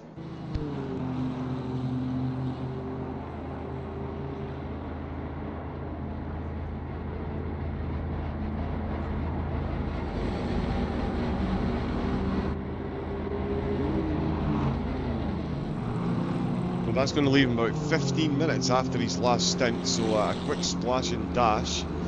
Actually, no, he'll probably go for a full service pit stop because he does have time. Yeah, he's got time, so it'll be another full service pit stop. I don't think he'll risk running a set of tyres for any longer than he absolutely needs to. Leonid Makovkin is still the driver Or sorry, he is now the driver in second place. There's been another swap for the Boomer squad. Let me just confirm. Yeah, Breno Ritchie handing over to Makovka, of course Barbin and Vasquez Rodriguez. Both of them in stints in the overnights. Where? Well, yeah, they are a fair bit down. Boothby has an absolutely astronomical lead. I know at the moment it says 4 seconds, but that is going to build rapidly. Makovka, nowhere near the Dottinger straight at the moment. Still the 3 Lexus leading the way as Raphael Hansen in the Porsche for B Alien by Nitro Concept pulls into the pits. Very unmistakable livery on that Porsche. So that's them pulling in for another stop. Again, that's going to leave them about 15 minutes after the next stint with the 70-minute stint timer.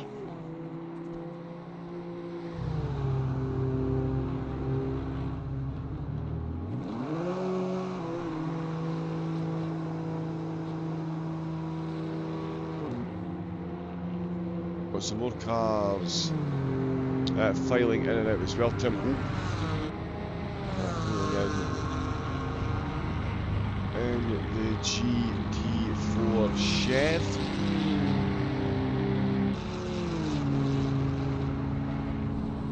Low fuel line LFM. Oh, okay, yep, that's in the German chart there. I wasn't sure what that emote was there in the Twitch chat, but of course joint chat we've got between the German, the Spanish and the English broadcast, so do feel free to jump in. More cars in and out of the pits. Hooper, Bastian Hooper still out for ACC Acute. They've been a bit up and down in the race, currently running in 15th position. So good second half to the race. Nico Benzler back out behind the wheel of the Ferrari for the race place team. Outside the top 5 at the moment, only 30 seconds down though, so anything happens, right back in there.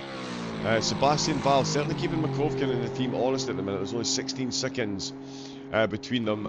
Val will be at the pits pretty soon though, so that'll extend that gap by about a minute. Makovkin, we're getting more representative, some more representative data on the gap between the top 2, and it is tearing back towards the 3-minute mark. So yeah, Boothby, it's been an absolute masterclass that he's put on up at the front there. Some penalties being served by a couple of teams in those last pit stops as well, which is helping stretch and close some of the gaps. There's Benzler right on cue, right on, there we go, Benzler right on cue. Coming out of the pit, no he's not.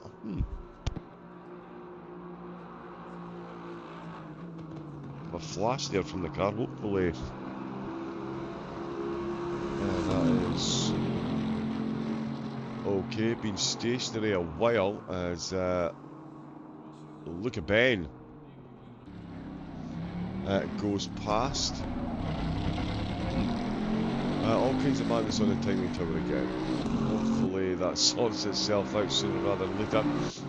Hoffman still leading the way from Seville, from Laugenberg now behind the wheel of the Calet car. The top 3 there. Eric Tugel in 5th position still. We've got Julier Youthen behind the wheel. Have absolutely brutalised that. And Matt Evans, there we go, that's what I can say. He is ahead still of Valhalla Racing. James Julian's behind the wheel there. Jeff Ewart just outside the top 7, but in the top 10. Armand out in the Mercedes. They've recently been into the pits as well. And Mirko Fiorentini 10th place in the GT4s. In the GT3s, Grenier leading the way for Calet. Then it is Flyby in 2nd place, and Ricky Lafleur still in 3rd. Hasn't taken a pit, he's only just taken a pit stop. Is 2:15.76 on Spa good? Not particularly, no. You probably want to be looking about another second or so off that, I would say, to be competing up at the top end. Lafleur in third place. I'm only joking, by the way. Of course, that's a good time. I think we'll all know that anyway.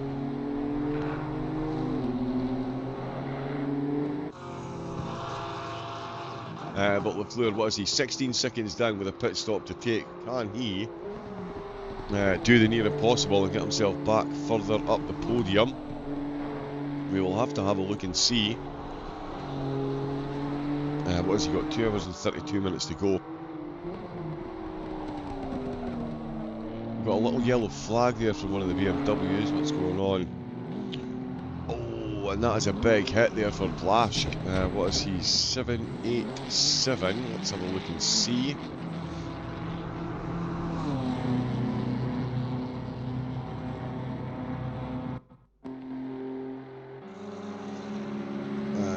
So Lexus successfully goes past again because of the trees. We'll jump on to chase cam just to make sure we can see.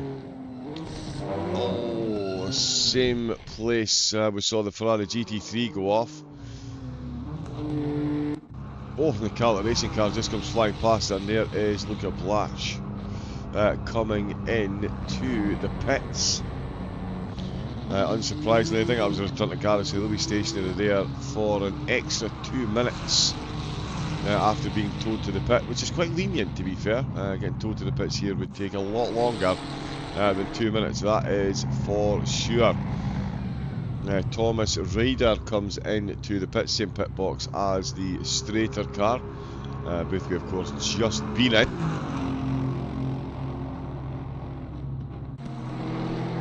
Cameron's struggling to keep up.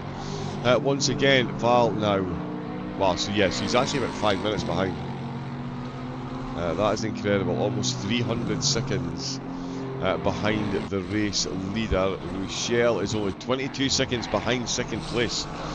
So the podium battle in the GT3 is certainly not over by a long stretch of the imagination. And yeah. Absolutely still in the hunt. I know that the Sebastian Val. Oh, that's the dynamic by Kalinich's car.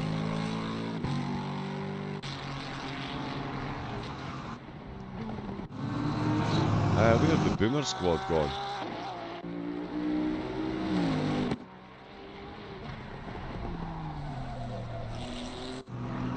Oh, we lost the Boomer squad. No way.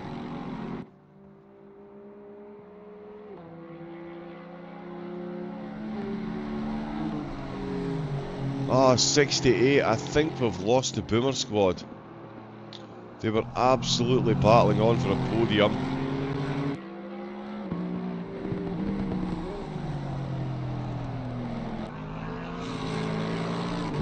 Can't see anything in the Discord chat. Ah, that is a nightmare.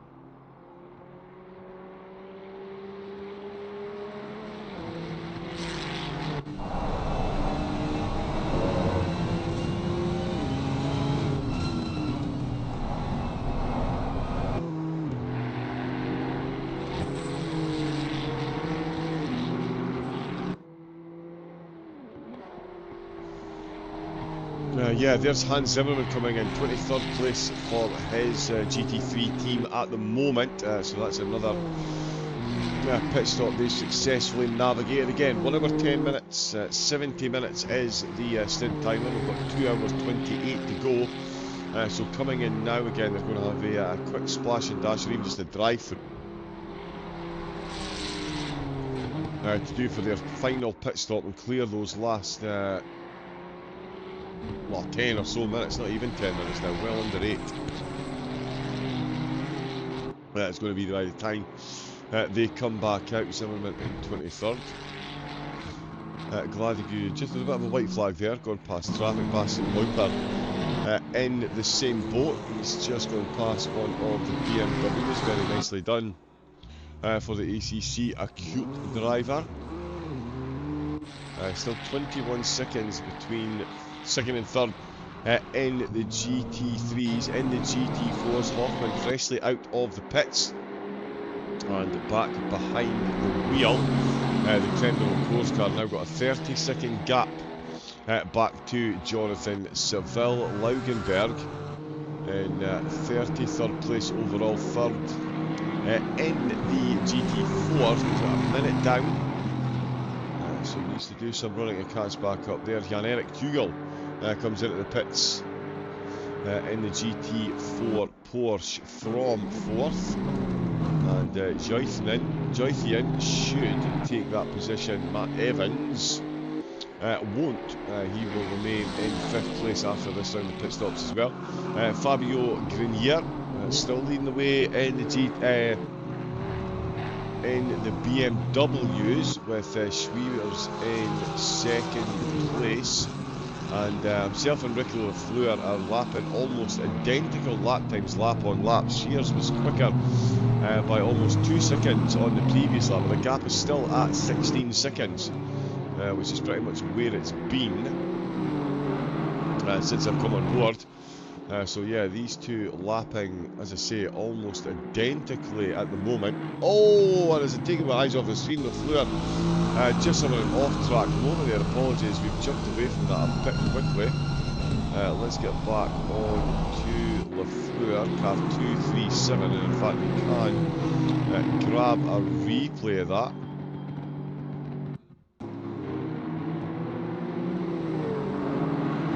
And yeah, this is where the fatigue sets in. Oh, he was right out on that curb there. He's he's misjudged that.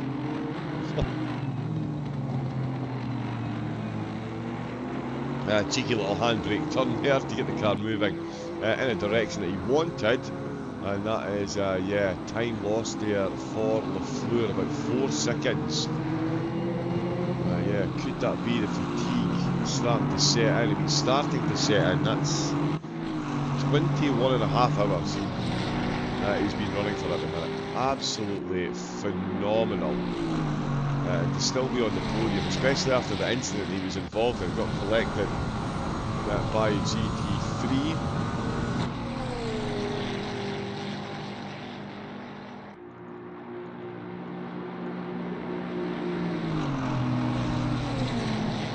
But yeah, still running very nicely indeed in 3rd up until that incident. He will gather himself up. I'm sure that'll be a nice little wake-up call to get him back out and running solidly to the end. But a splash of water on the face perhaps to keep him going. It is all going to be absolutely necessary.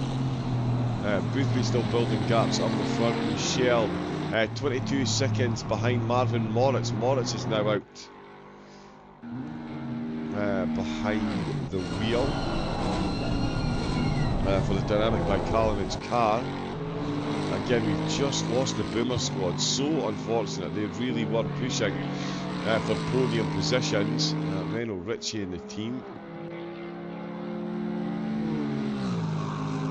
No longer in the race. Absolutely savage after 22 hours.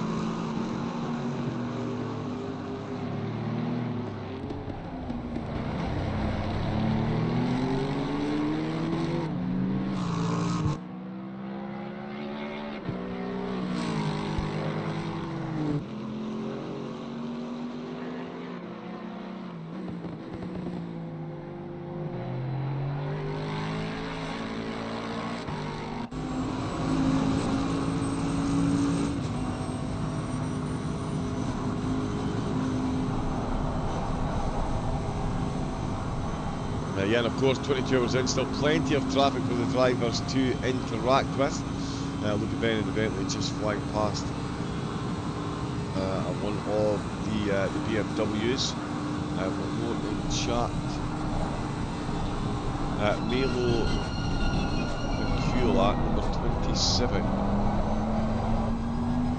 Let's have a look and see.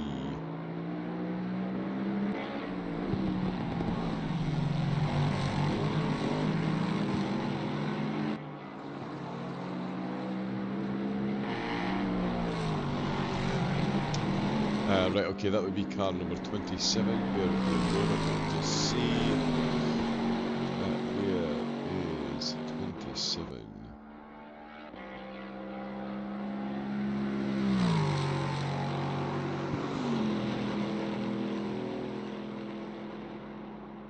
Ah, there we go. My apologies. There he is.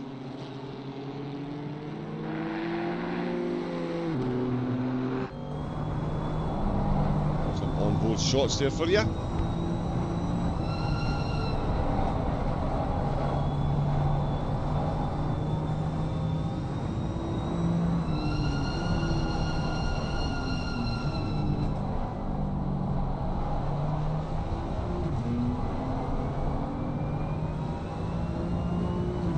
In fact, one of the BMWs just ahead of him having a bit of a yellow flag. Oh wow, a bit of a yellow flag is a bit of an understatement.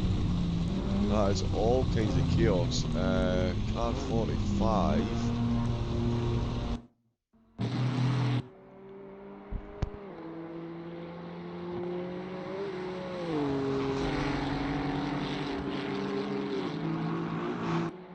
So let's see what's happened here.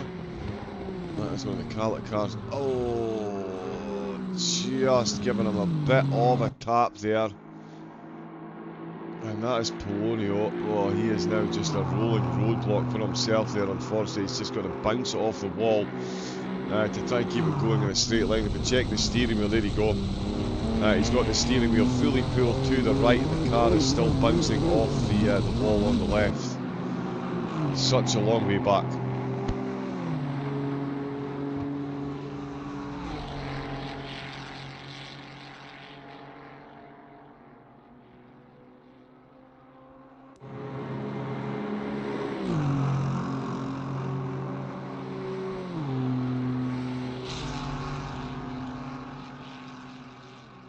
Yeah, the Dottinger Straight will seem a million times longer for Polonia at the minute. That is not ideal at all.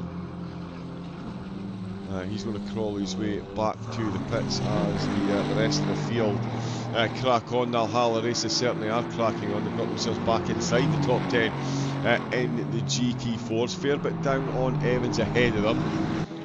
Enders in the Porsche, 32 seconds down on Jouthian, so could see a change there if we do see any late mistakes. Still no change up at the front of the GT3s though.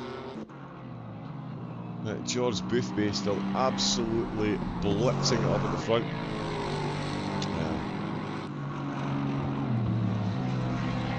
Yeah, almost 5 minutes ahead.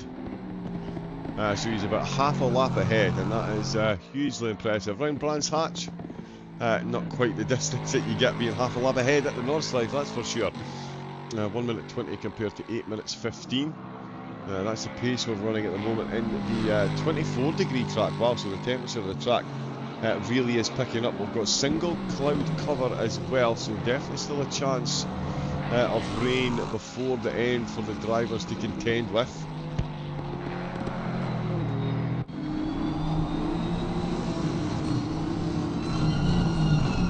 As Colourworks just being lapped here by one of the Aston Martins. Colourworks currently 21st place. They've had a bit of a tough race themselves, but they've toughed it out and still running just outside the top 20 seconds down on 20th position.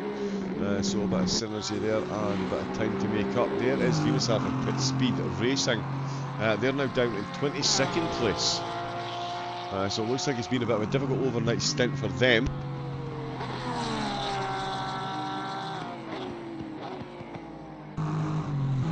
Yeah, difficult stint for them in the overnight. But again, they are still running, what, the 41 seconds down.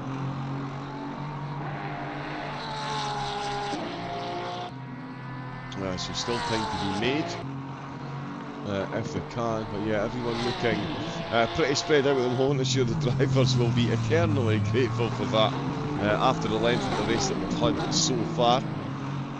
2 hours and 18 minutes left to go.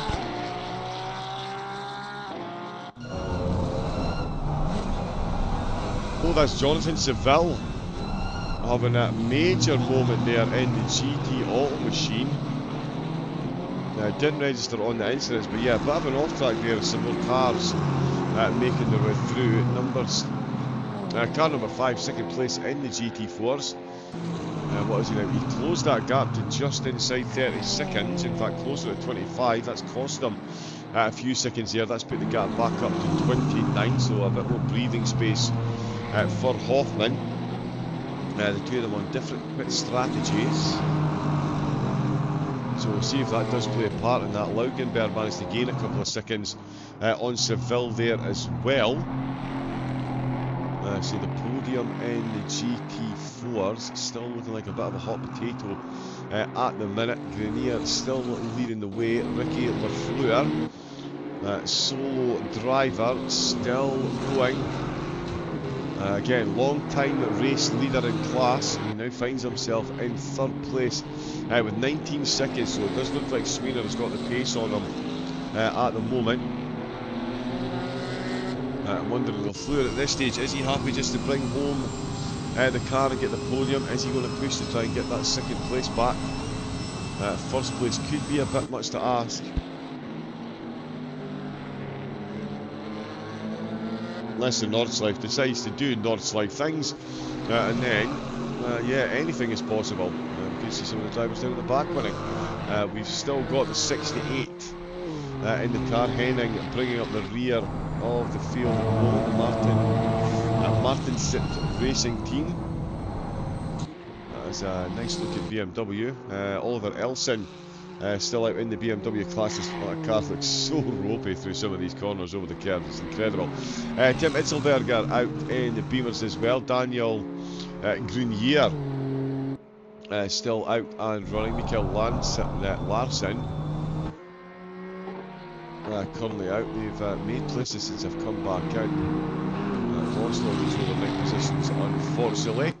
Korobkov was out earlier on when I was riding the mic and is out once again.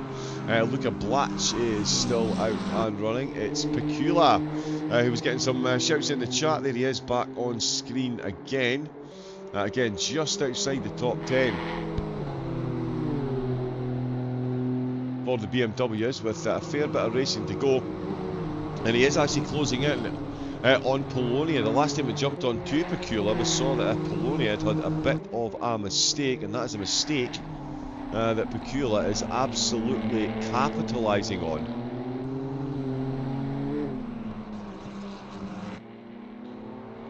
Yeah, he really is. Just checking the chat there. Yeah, the social links in the chat. You'll love to see it.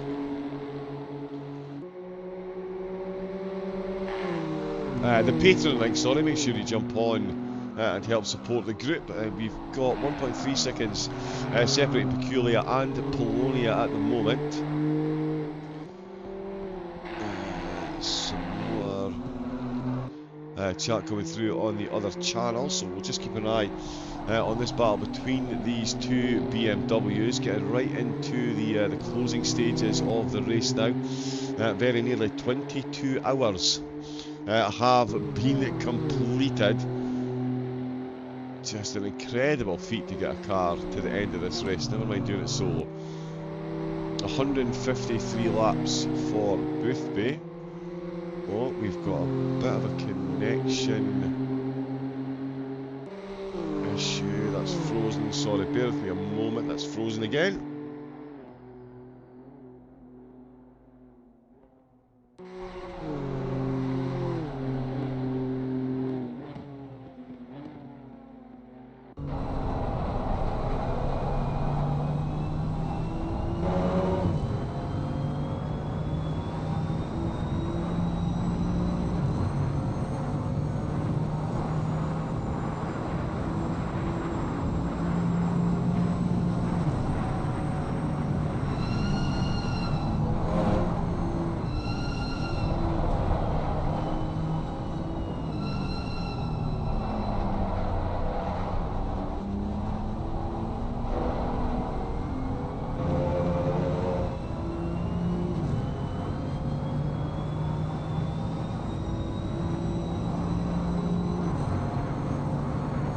The ability to change cars does seem to be a bit temperamental. There we go. Hopefully we don't lose it completely. Polonia definitely looks like he's losing Pecula at the moment, though. That gap now stretching back towards the 2-second mark, so whatever was slowing Polonia up, he seems to have corrected it. Got his car absolutely flying once again, maintaining that gap as much as possible. Back down to 1.3. They're keeping it interesting, that's for sure. On the rear spoiler of Polonius, we can see them coming through turn 31, so just reaching the halfway mark of the lap. Well, yeah, another few corners to go before they reach the halfway mark of the lap, given the length of the lap. Boothby, the GT3 race leader, just coming through the stadium section once again.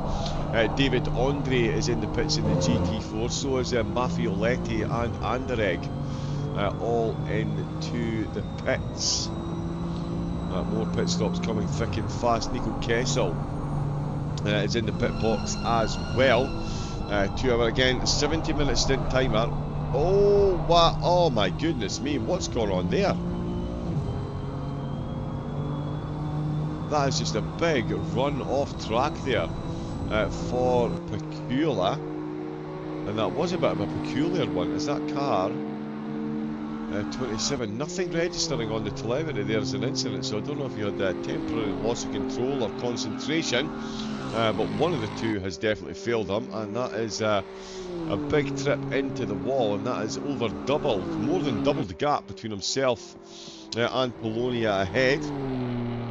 So the Customs GT car will be a bit happy that that has happened behind him. Fabio Grenier just getting involved. We've got lots of cars just out of the pits making their way past, more blue flags as well, but he is still out and running in first place. Got a good gap over Swears in second. Lafleur is starting to close. Oh no, it's just dipping below the 18-second mark, so it's down by about 1.5 seconds from the last time we checked in. So he's definitely got his tyres into that comfortable operating window, and he is moving back towards second place. That is definitely going to be the one to watch going to the end of the race, that is for sure.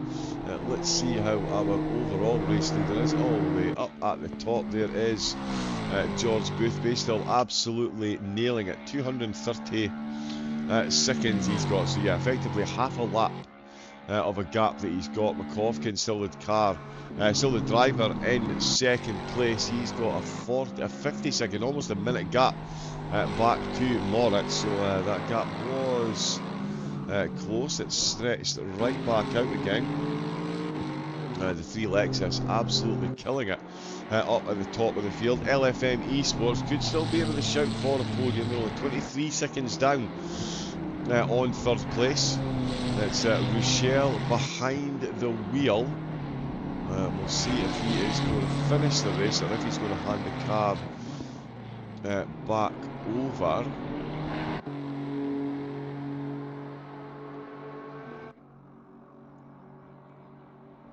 Oh, my apologies, we've not lost the Boomer squad.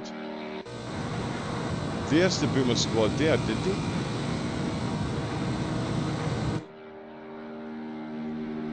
Yeah, I'm a bit confused by that. They weren't on my timer a while ago.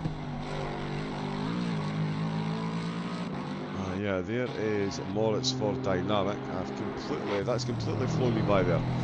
But yeah, the Boomer squad are still connected, and they are still running in second place, and they are running themselves into the pit. So this will be their penultimate planned pit stop before the end of the race. They've got one more to go to clear the stint timers, and hopefully that's all they'll have to worry about. Where is Moritz? Moritz is on the Dottinger straight, so he's going to take second place back again. Where is Jan Rochelle? Another 24 seconds down, and he's just coming on to the start of the Dottinger straight, so he is going to get close to McCovkin on exit. McCovkin just pulling into his box now, and here comes Moritz. He is flying through. Oh, we've got a yellow flag, big yellow flag. Robert Krillin. That is a monster contact with the wall for the number 21. We can catch a replay. Nope. Sorry, 2 replays that we need to look at. This is the end of the incident. Oh, he's almost got beached on those curves. I've said before, these things higher than the Dutch tourist, and the cars, yeah, could definitely beach themselves if possible. Once this replay finishes, we'll get a look at the actual initial incident. Again, chase cars so we can avoid the trees. So heading up to the carousel. Oh, and he's just exited a foot or so too early. That's absolutely bounced him into the wall, and then the Austin Powers 64-point turn as we saw to right the car. That's cost him a fair bit of time, and that damage is going to keep costing him time until he comes in and gets that fixed. That's going to be the priority there. Kevin Wetzel pulls the rocket into the pits as well for another stop again. Due to stint timers, this will be the penultimate planned stop for a lot of the cars. Bakula comes into the pits as well, no surprise there after the damage that he picked up behind Polonia. Oh, we've had one car join back in, we're back up to 69. Right, so I wonder, was that Boomer squad then? We're back up to 69 cars. I think they have disconnected and reconnected. Terhar into the pits. Lafleur still ahead of him. He is now 81 seconds down on Swear, so he's just taken a pit stop. So that's Lafleur, another driver, in for the penultimate time, or penultimate planned trip into the pits. We're already an hour and a half into my stint. We're going to have Ben Stratford in about 30 minutes taking us through what will be the last hour and a half. We are running slightly later than planned, so we will be finishing slightly later. There was a bit of a delay to the start of the race, which obviously means the end of the race won't be at the as scheduled or advertised time. Let's get this back onto the timing screen. So yeah, still 2 hours and 5 minutes of the race to go. 30 minutes with me, an hour and 35 it's going to be then with Ben. He'll get to bring home the closing action, and the way the strategies are panning out, there could well be some big changes in places coming in the closing hour or so. A couple of cars pitted just outside the 140-minute mark, so they're going to have to do at least a drive-through to clear that stint timer, so they can navigate their way through the final few minutes of the course, final few minutes of the race.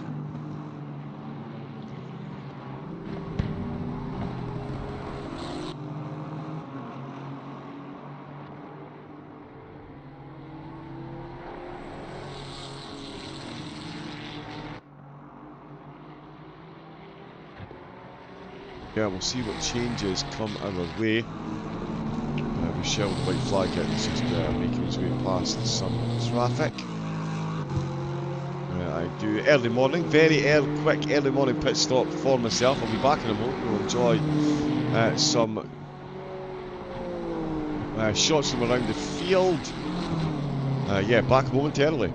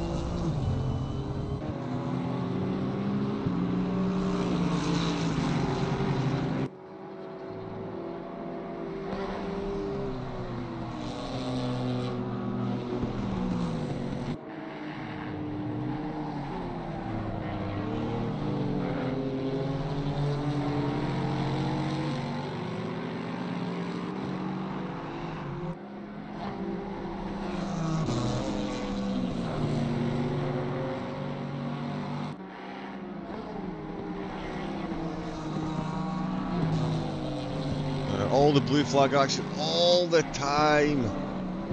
Malberg there for SCC. Just take the slow car club just taking himself off track to let one of the GT3s through. Top three all Lexus. Is that the fastest car at the Nords? It would appear so. It would certainly, although it is George Boothby driving the lead Lexus. In second place, we've got Moritz, Busak, Addison, Val and Bo. And in third place is Renault Ritchie, Nick Babin, Vasquez Rodriguez and Leonin Makovkin. So all very, very, very quick drivers. But yes, it's safe to say the Lexus certainly enjoying the top-end speed advantage it has on several parts of the course. It is a tight, twisty course, but there's a lot of places you can get absolutely flat out. And along the Dottinger Straight, they're absolutely murdering the cars for speed. Let's see. Oh no, it's Renault Ritchie we want to stay on road with. Let's have a look and see what he's clocking when he gets onto the Dottinger Straight here. As you can see, there goes Racehouse's BMW, like it's absolutely standing still. That's Renault Ritchie topping 250 kilometres an hour, 260 reached and reached. He's going to get this thing beyond 270, very close to 280 by the look of it. 276, 277, drop back to 276. So yeah, 277 kilometres an hour they're topping out at on the Dottinger Straight. There isn't any other. In fact, 278. There we go. They're down 281, 282, 283. Wow, 283 kilometres an hour along there. Let's see. Oh, Rochelle has just come to the end. Well, so he's about to be lapped.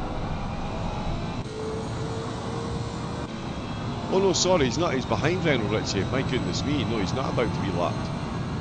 He's only 3.4 seconds behind, I think. Has Renault Ritchie recently come into pits?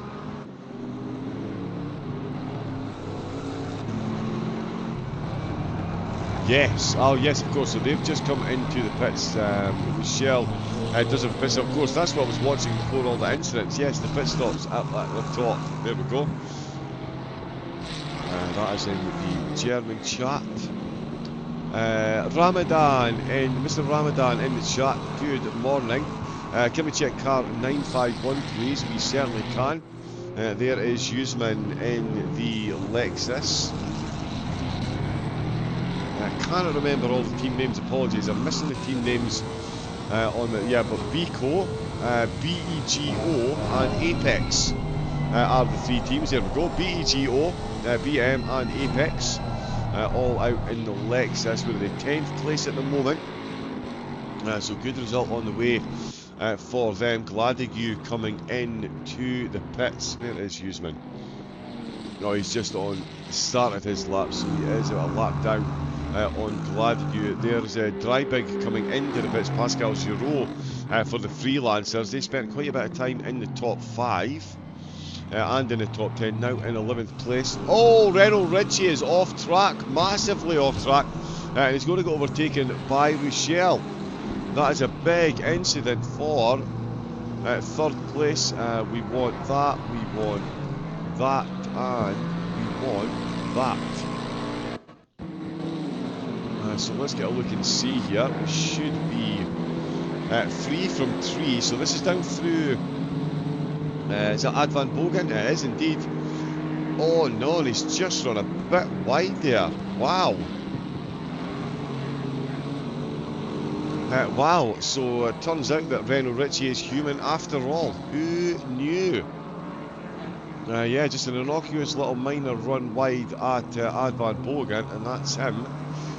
Straight off track and onto the gravel. That puts him back into 4th place and puts Rochelle up into 3rd. Now they will swap positions again when Rochelle next comes into the pits, but again this podium battle, I did say no way dead, and it is still absolutely a hot potato.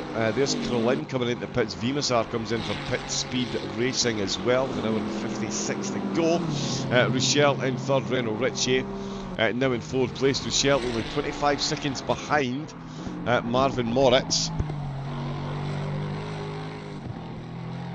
And that certainly does wonders for Moritz in the team. Oh, Sadowski just popping a yellow flag there for the 77.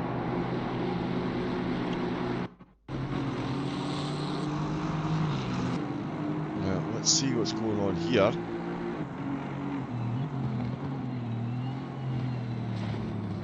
Oh, it's another carousel casualty. Oh, wow. Wow. Tank slapper on the way in, didn't even make it halfway through the carousel, and the rear end got thrown absolutely asunder there, every direction except what Sadowski was needing, and that is a big spin there. He's still got a bit of gap back to Uderbach, but you can't do that too often in the closing stages, or you will come a cropper, as we've seen. Where are the BMWs? Lafleur over a minute behind, so there's been more pit stops there, I think. Grenier still leading the way for Calit Racing. It's Flyby in 2nd place at the moment, and Calit still running in 3rd. We'll get some camera time for Lafleur. It has been an absolutely incredible drive from the solo driver. He's actually had a decent amount of camera time so far, and then deservedly so himself and Booth. But yeah, Lafleur, again, for anyone that is just tuning back in the overnights, he was unfortunately collected by car 333 in the GT3s. The car that made contact with him was given a 60-second penalty because of the contact. Lafleur, though, that has all but killed his... Well, it's not all but killed his chances of winning. We've still got 2 hours of the Nordschleife to go. If it can happen in the opening 22, it can happen in the closing 2. That is for sure. Let me just put my jumper on. Bastian Heuper. He's made his way into the pits as Lafleur cracks on. How many laps is he deep into this now? Lafleur, what has he done? 134 laps. Which is not too shabby. That's 22 behind the GT3s.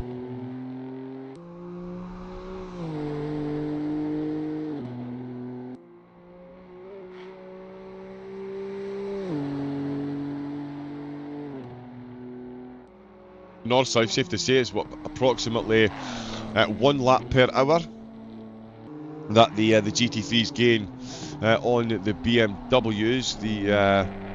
The GT4s, where are they looking? 144. So yeah, a few down. There is Sadowski coming in to the pits. No damage on the Valkyrie car, thankfully for them. We've also got, yeah, Bastian Heuper on his way out of the pits. There we go. The ACC Acute team.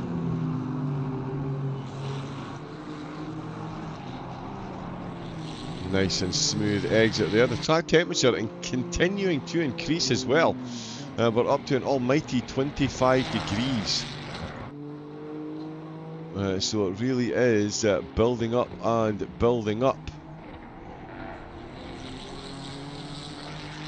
A few notes going off there in the German chat. Again, if you are in the chat, we have the chat combined with multiple streams. We've got German, Spanish and English all running at the same time. Don't be scared to pop in and say hello. And again, if you do have any cars that you'd like updates on, we're more than happy to do some onboard shots as well.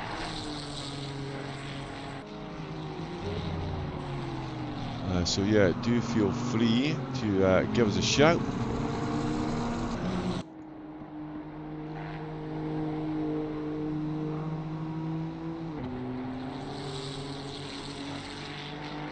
No, that was in the German chat as well. So is that one. There we go.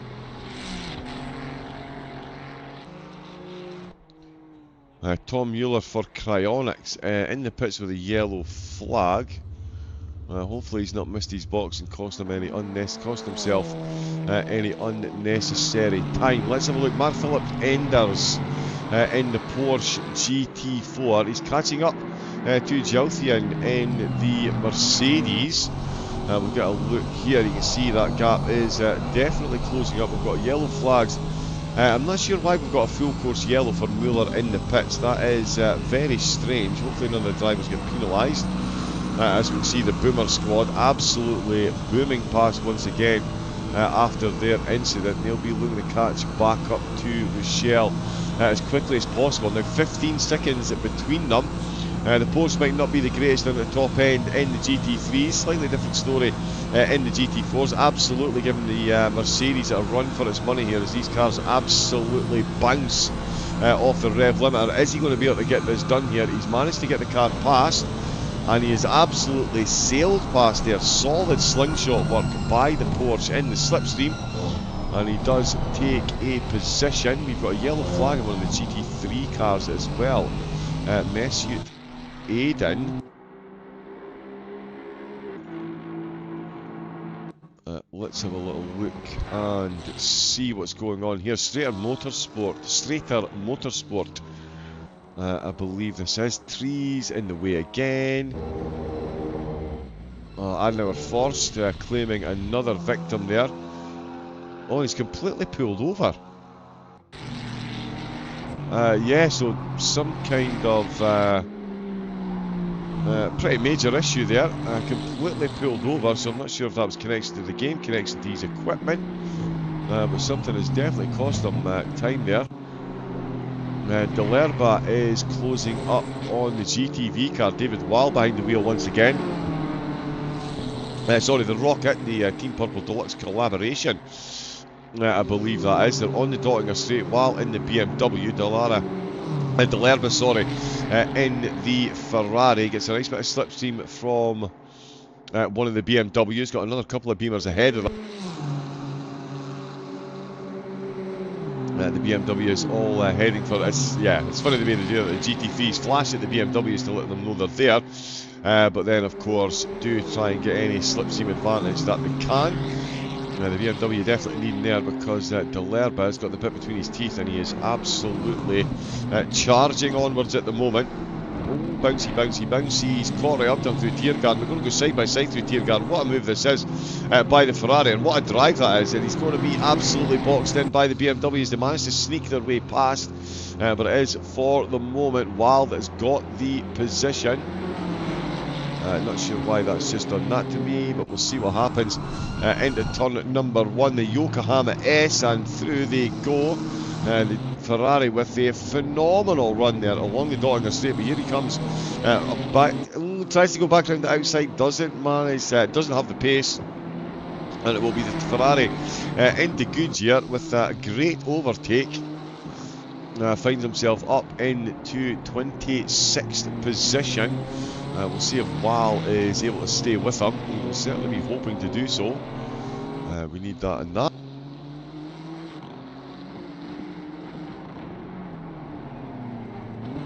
So yeah, only 4 tenths separating these two. No more pit stops in the GT4s.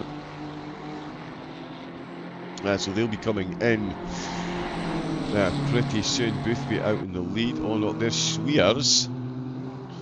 Been in and out of the pits, and here comes Lafleur. He is not far behind at all after that pit stop. He's going to have to take a pit stop soon as well, but he is definitely keeping second place, exceptionally honest at the moment. Schweers and the Fly B team are going to bring this home. They are going to need to be absolutely on the ball because Lafleur most certainly is. Did have an incident a few laps ago, but he's looking well recovered from that, and he is absolutely flying. What has he got that gap down to after that pit stop? 21 seconds. Yeah, so he's having himself some fun. Schrabach in the GT4 McLaren finds himself pretty much in the middle of the BMW pack. He's behind the top 4 at least. So he's got a bit of work to do to catch up there before he gets back up to the GT4s. That could be an uphill task, much like the task that Delerba currently has, trying to get rid of Weil's attention behind. We'll jump on a splitter cam, we can see just how close these two still are. I think one of them is just coming to the end of their stint. Delerba, you can see the Ferrari again. It's an it is absolutely majestic through the mid-corner phase.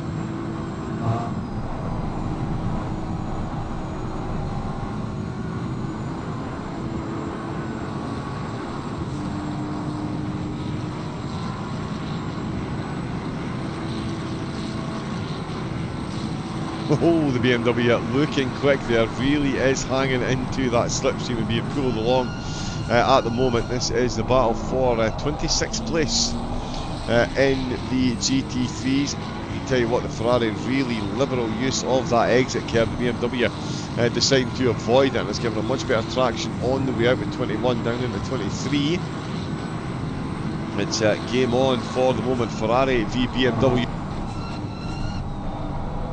in the German countryside. Oh, I'd never forced. We've seen quite a few mistakes here so far. Both of these drivers making it through. Again, a liberal use of the curves by the Ferrari, not so much by the BMW. So yeah, the BMW maybe running a bit of a different setup on the springs. Not looking to be kicked back. The Ferrari definitely looking a lot more planted over the curves. Although just to say that the BMW does manage to just overcook it on the brakes ever so slightly to put an extra dent or two back in the pocket of Delerba.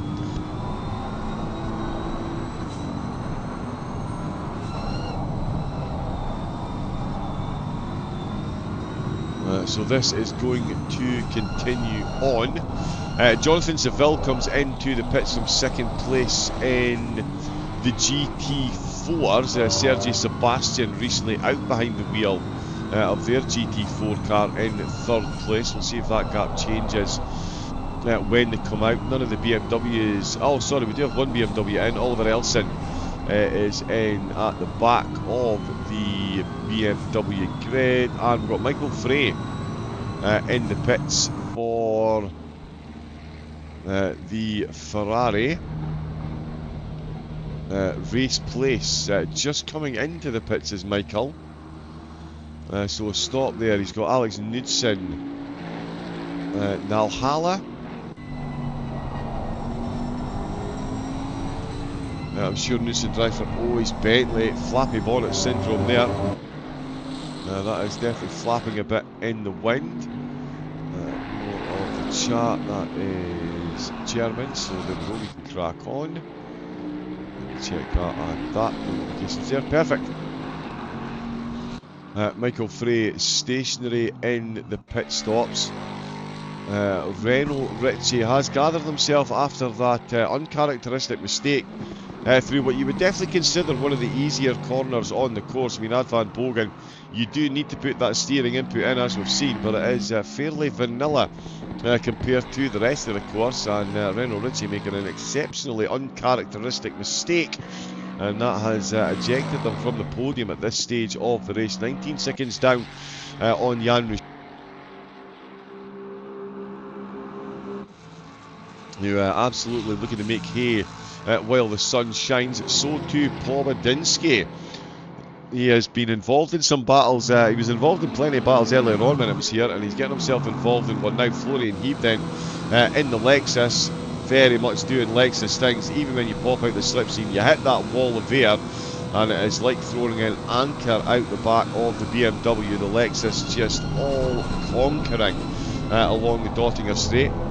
You can see just how close the BMW gets as soon as they need to apply the brakes, but as soon as they apply the accelerator again, it is once again by Lexus. Florian Heap, and they both pull into the pits absolutely nose to tail. Pobedinsky manages to massively close that gap. It did look like a bit of a slow entrance actually. I think they were on the brakes a little bit early there, well before the line. They're absolutely nose to tail. Pobedinsky is actually going to manage, he's going to try and overtake in the pit lane. He's got more pace. I wonder if the Lexus going a bit slow to sort out his pit box, sort his pit time there, but yeah, the BMW was definitely going quicker. We've got, I believe that is some GT4s come in. Yes it is, that is Nocentini, who's in his McLaren, looking a bit worse for wear. So yeah, some repairs on the horizon for the McLaren GT4 car. Quick check on Lafleur, still in third place. He's got Gazoff ahead of him now, after they swapped in the pit. So back to 21 seconds, so he's made up about 3 seconds on that last stint.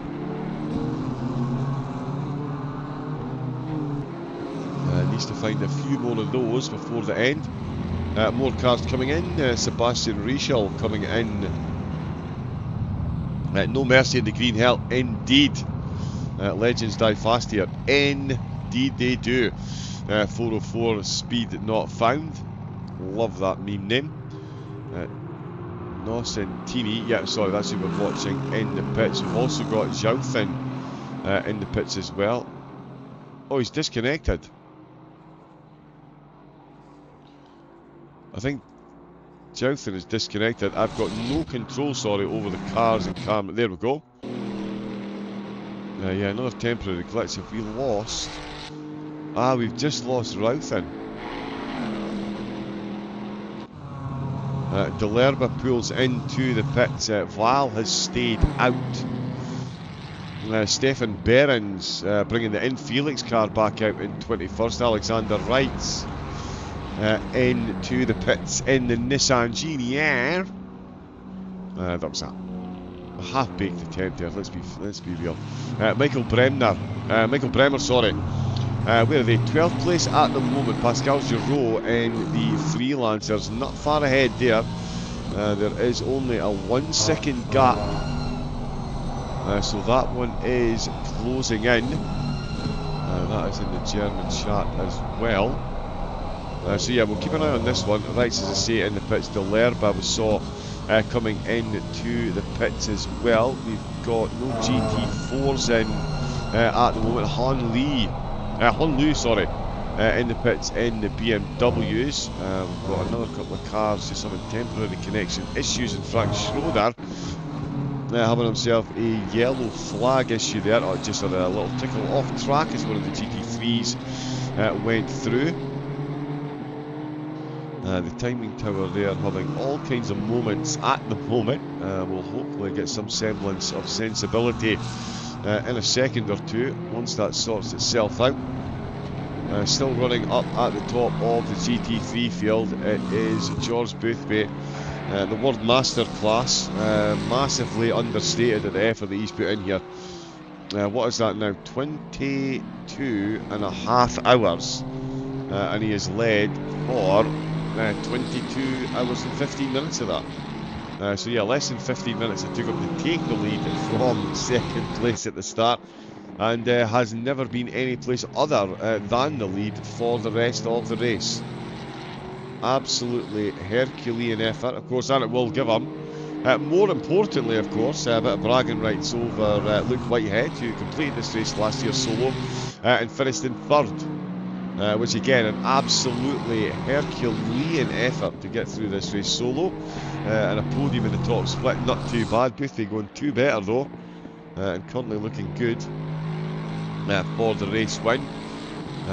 If you can, jump over to his stream. He is raising money for his daughter. He has a video on YouTube which will explain everything that's got going on and her educational needs due to her disabilities. So he is raising money. The total currently at £12,000. So that is oh wow, and we've just had another £100 with it. Yeah, the donations are coming in absolutely thick and fast on his stream. If you bear with me a moment, what I'm going to do, we're going to copy the link address. So here's the link to the video where George explains everything that he is going on with his little one, and here is the donation link.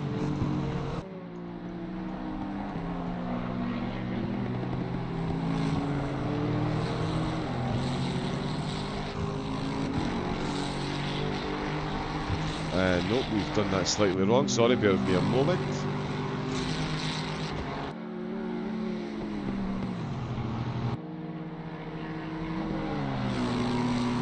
Nope. Yeah, delete, sorry, we seem to have got something wrong there. Right, okay, we need to copy that. Oh yeah, we've got the YouTube address in.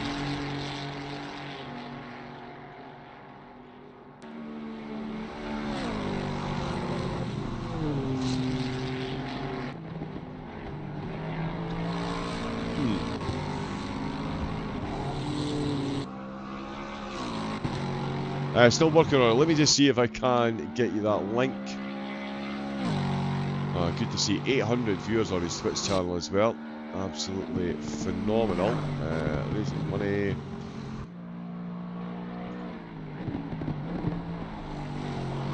There we go. So there is the link for donations as well.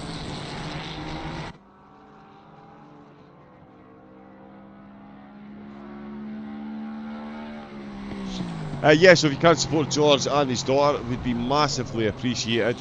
£12,270 he's currently running at. That's not too bad at all. Absolutely incredible effort. And of course, an incredible effort just to get to the end of the race.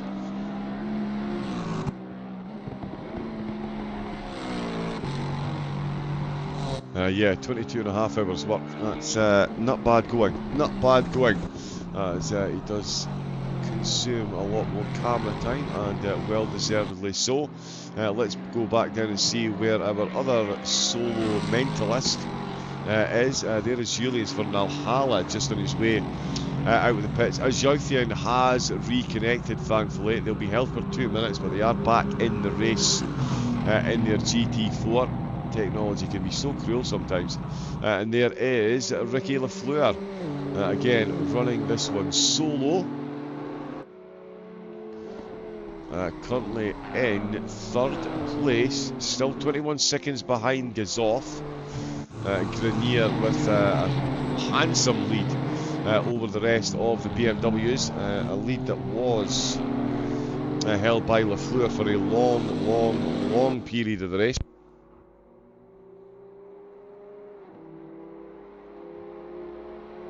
Still battling for podium honours though. And the track temperature up again. We're up another degree. It is absolutely rocketing up at the moment. And I think this is now the highest we've had the track temperature for the entirety of the race. So the drivers in the last hour and a half minutes coming into slightly uncharted territory. So we'll see how they cope. No sign of rain on the horizon. Are we going to get a wet ending to the race? I certainly wouldn't be adverse to that. I'm sure the drivers might not be quite so on board. We shall see. And wow, just like that, that is 2 minutes, 2 hours, sorry. Yeah, that is my 2 hours very nearly done. That is incredible. 6 minutes left. Wow.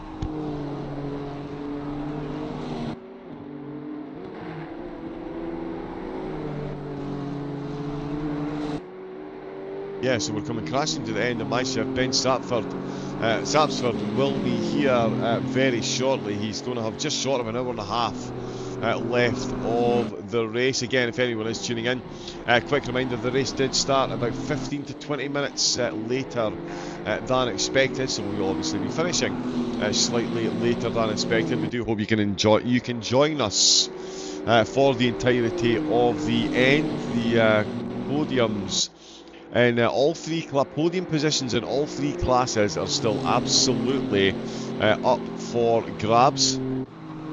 Rochelle looking to hunt down Renault Ritchie in third place. Renault Ritchie likewise trying to hunt down Moritz. An equilibrious gap between second and third and fourth, 45 seconds. It looks to be sitting up between them. Yeah, 44 seconds on average. Between those cars, so yeah, slick pit stops will be required for the rest of the race, or there may well be issue.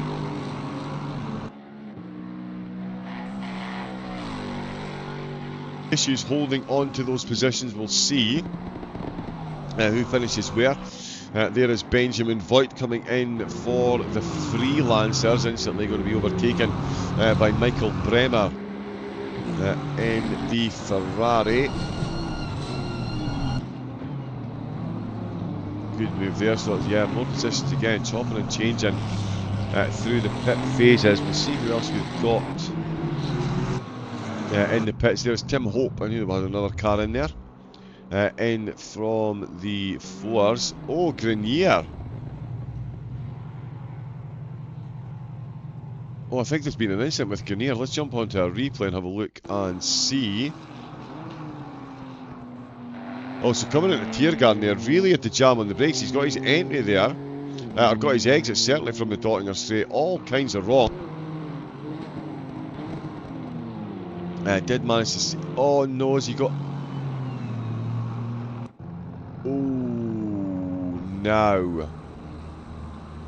Has Fabio Grenier picked up a penalty for speeding in the pit lane?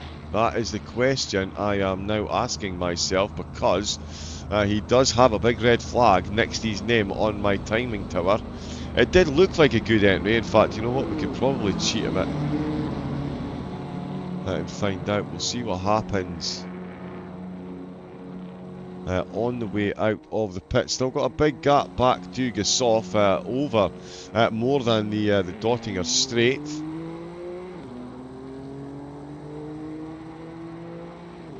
Right, doesn't look to have picked up a penalty.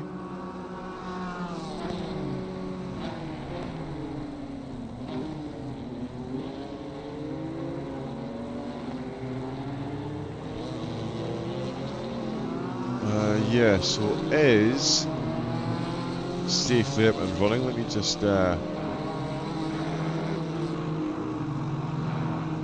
cheat a little bit. Yeah, no, he didn't get a penalty for that. That did look close though. Red flags waving as he made his way in, but he does look like he has avoided the ire of the track stewards. Oh, we've got a yellow flag with one of the BMWs. No, it's Hartmann just pulling into the pit.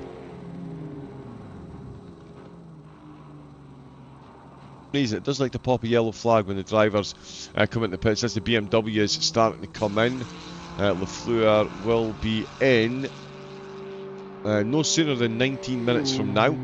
He'll be looking to get one stint. I think Boothby is going to have to come in pretty soon.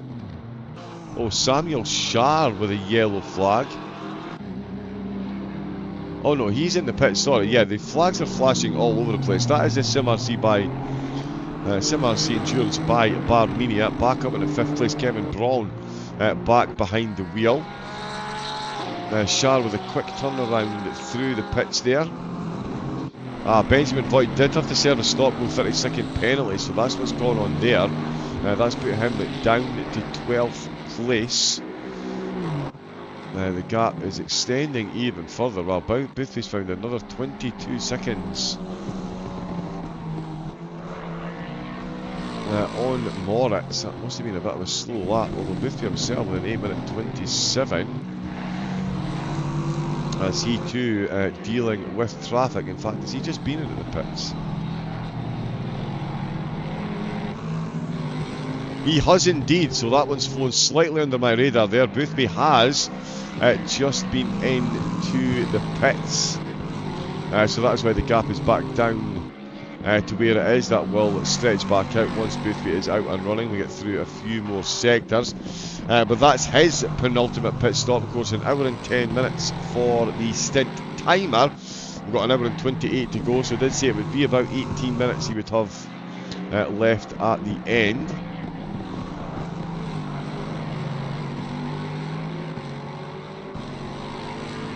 So yeah, will he do a drive-through? 26-degree track temperature. He's got a monster lead. He can afford to do a full service pit stop, to be fair.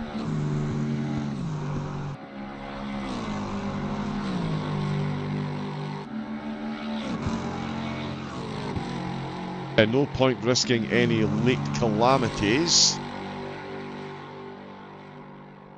Given the lead that he's got, it's been an absolute effort. We will. Ben, I believe, just about to jump in.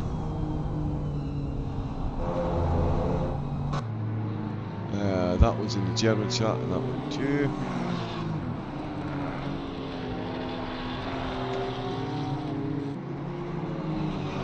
There we go. Yeah, my time here is coming to an end very shortly.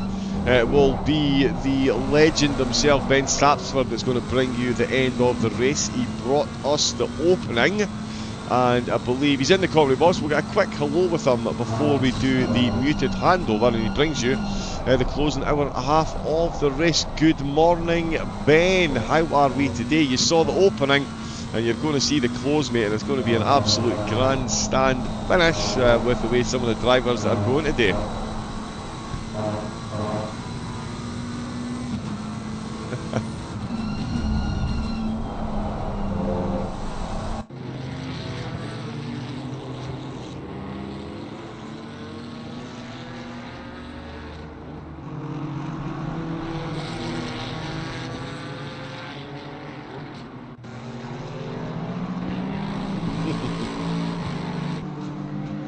Indeed, yeah, and of course Herculean effort, Boothby and Lafleur. Their names will go down in history along with Luke Whitehead, Boothby especially on the podium. Just frightening.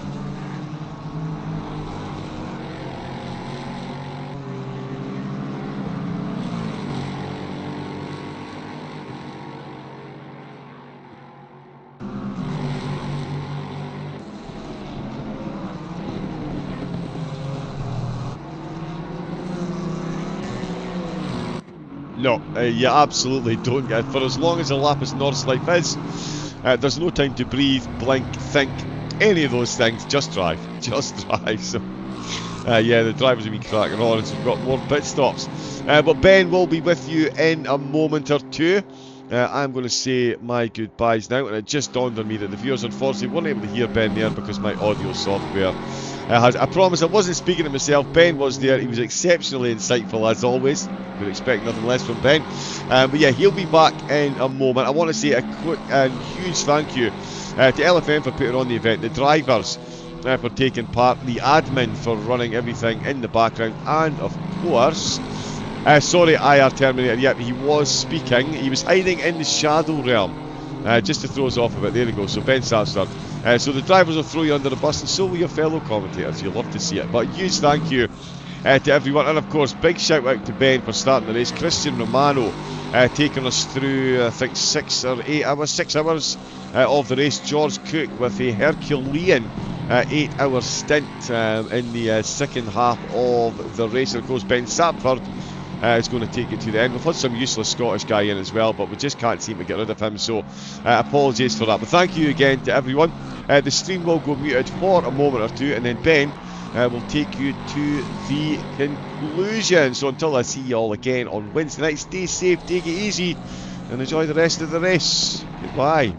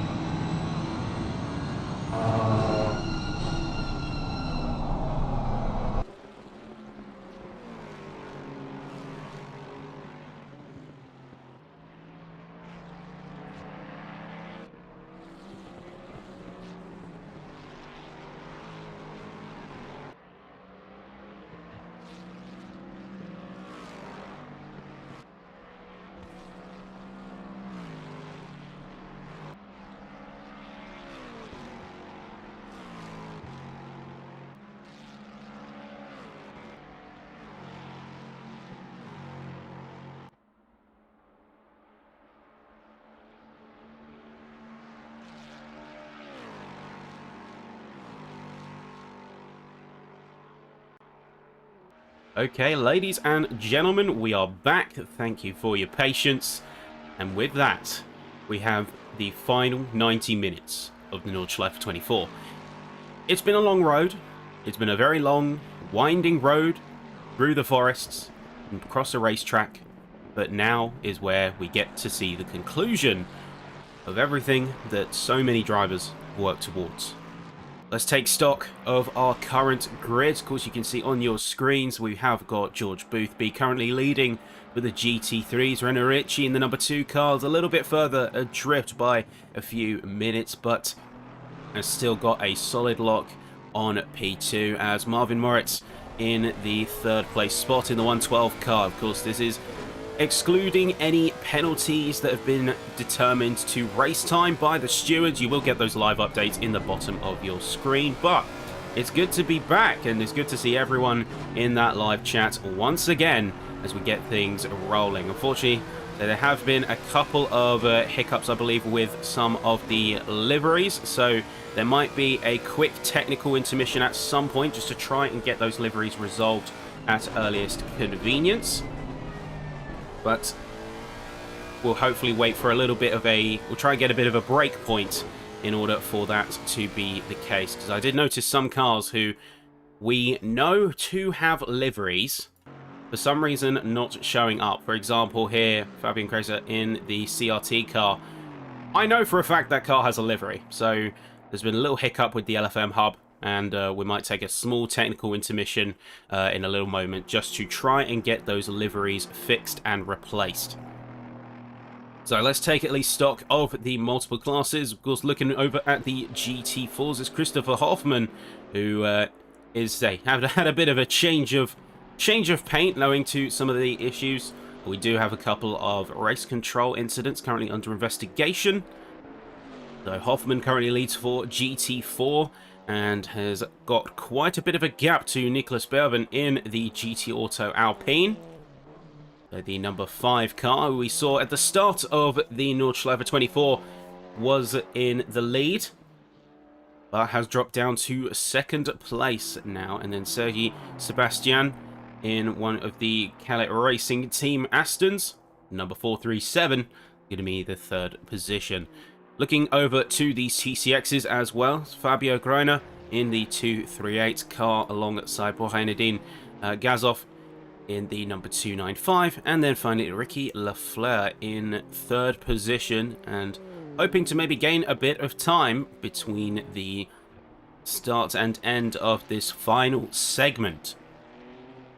So folks, we are going to be quickly going to a very short technical intermission. We're just going to switch screens over here just for a moment, and that will give us a brief chance to hopefully try and get those liveries reset. We don't want any drivers being shortchanged, and of course we want to highlight the great work that the teams have been doing to make their cars look absolutely perfect, look absolutely spick and span, and get them in peak tip-top condition. So just going to run a couple of performance checks as well, make sure we have a little bit of stability on the performance side of things. And once we have a confirmation that all of the liveries are working and displaying as intended, then we will be returning to the racetrack. Of course, while we're doing this, now will be a good time to mention and sort of give a shout out to every single one of those teams on the track today and everyone who has been putting the work in. And not just on the driver's side, the commentary side as well, everyone in the admins, everyone on the stewarding team, because of course a lot of work goes into these competitions and everyone is really working hard with these kind of events, because 24 hours is a heck of an undertaking, both on the track and in administration too. So massive love to everyone out there. And it looks like we are all good. We are back in terms of liveries, so thank you for everyone's patience. Looks like everyone's liveries have been restored. And if there are any other issues with the cars, then do flag them up. Happy to take a quick tech tweak and make sure that everything is as it should be. We are taking a quick look around and seeing some of the cars that we of course checked in with at the start now correctly displaying. Other BMW in the Rocket. A really bright and vibrant livery we've got going here. But at this point, many cars have separated themselves out by multiple seconds, if not greater. We have seen some gaps as large as entire laps, and that is not uncommon in these kind of competitions, to be absolutely clear. We do have a 30-second time penalty for the number 2 Boomer Squad car. That was for an infraction against the number 255 for, quote, unsportsmanlike conduct. There's a bit of an altercation slightly earlier between this and the number 2 Boomer Squad car. And that will mean they get a bit of a sanction slapped with. Hey, don't worry, they're not actually in 63rd place. That is just while the timing board catches up. We did a full reset on the back-end telemetry. So it might take them to cross the start-finish line in order to be able to get their positions reset properly. I see a couple of jumps up and down between now and that point. But here's Renault Ritchie. They're piloting that Lexus back in the car after being in at the start of the race. Covering the first stint, and I'm sure has made some appearances between then and now also. So there we are, we can see his position being rightfully restored to second place. As well as many other cars now getting things just corrected. Apologies, sometimes it does take a little bit of time to catch up. We are curiously down to 69 nice cars from our original 78 starters. So we have seen a few unfortunate casualties over the course of this event. And it's always a shame to see drivers having to retire out for various reasons. And I'm sure we'll get a bit of insights as we go. And we'll be able to take a little bit of a recap as to why that happened, why that was the case. You can see Renault Ritchie making his way past some of the TCX traffic around the course. And making sure he's not going to get himself into any trouble. The team's already been slapped with that 30-second unsportsmanlike conduct penalty, and that's going to put him right in the crosshair of Marvin Moritz in the 112 car and Jan Ruschel in the number 255. So that is going to be a time gap that he's going to have to overcome. As it stands, he's barely ahead of Ruschel on time. Be a few seconds ahead in final race time with that penalty. So he's going to have to either drive like his life depends on it in these last stints, or just see where it goes and hope that he'll be able to stay ahead of, if not Moritz, then definitely Ruschel. There are many other cars that have been spaced out by multiple minutes at this point. The challenge then becomes one of attrition more than outright positioning. Making sure you're not getting too caught up with the GT4s and TCXs, making sure that you're not putting yourself in harm's way and undoing the long distance that the team has been putting forward. Because the last thing you want to do, put yourself in an uncomfortable position heading into those final couple of minutes. We all know the worst kind of retirement is those last minute ones, when you're so close to the finish. Nothing anyone wants.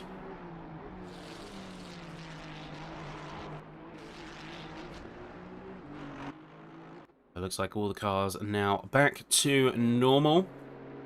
But I say Hoffman has done very well here. He's got 47 seconds clear of Nicholas Bourbon. And Sergei Sebastian 85 seconds away from the number 5 car in third place. So a lot of the leaders of the groups have carved out a bit of a pocket for themselves within the race course. And they've been able to keep things on the straight and narrow, at least until this point. Now, they got the last hour, and this is where drivers are going to have to make that judgment call. If they are going to be having a look at going for any kind of attacks or offensive moves, or whether they just want to bring it home at this stage. I think most drivers are going to be in that latter camp, just bring it home, because many drivers aren't really in proximity to be able to deliver a fight. We're on board with Sebastian right here in the Aston Martin. You're going to have to make up a whole minute and a half. And that is no small feat in this company of drivers. So I think the wise choice might be just to play it safe, bring the car into a solid third place finish. Meanwhile, if you take a look at someone like Jan Dreschler, 15.5 seconds gap between himself and Tobias Sievert in the 162 car, who, if we remember, was having a bit of teething issues earlier on in the race, but has seemingly had a bit of a bounce back in form. The 162 car done quite well for themselves. So it's where Dreschler can make a bit of a call. Is he going to try and drive harder to make up time and potentially challenge for that position? Because that would be P9 in class. Or is he going to stay within the top 10 and try and focus on keeping Fiorentini away in the 164? We have a couple of yellow flags, and oh, Dieter Bletten had a bit of an issue there. Let's wind back the clocks and see exactly what happened here. So jumping on board with the helicopter, try and get the best view that we can, of course. We will see. And oh, looks like just a touch on the rear and slamming into that wall. Looks like that was the GT3 Mustang. We're going to try and lock that down and try and secure where they are on the track. So that was Sebastian Locher, I do believe.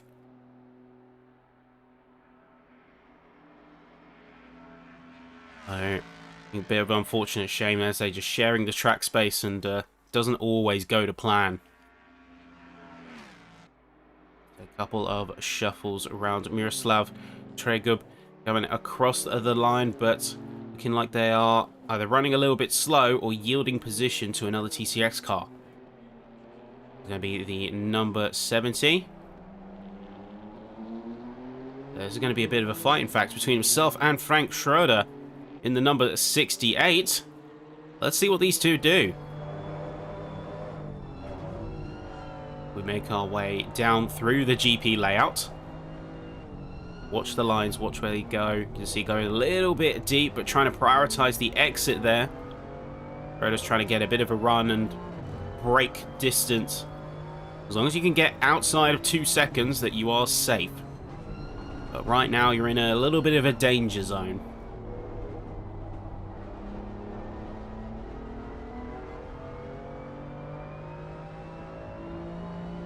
So this is also going to be the point where some drivers are considering setting up for their final stints right now. Remember, 70-minute stint timer. That means that any driver between now and the end could pit, although I believe doing a little bit of commentary napkin maps, and oh, big off track there for Schroeder. Big off track excursion there. I wonder if that's going to hold up. Either way, that has brought him right back into Tregub's crosshairs. Make our way down to the chicane before entering the Nordschleife portion of the circuit. It's all just about gauging the distance and watching their driving lines as well. Say, these M2s, they have decent mechanical grip, but as you see, they don't really have a lot of corner speed, just because they don't have the aero package that we are used to seeing with the likes of GT4, even GT4 compared to TCX, and certainly GT3. So a lot of aero load on those cars. But the driving dynamics of these slower machines are quite a bit different.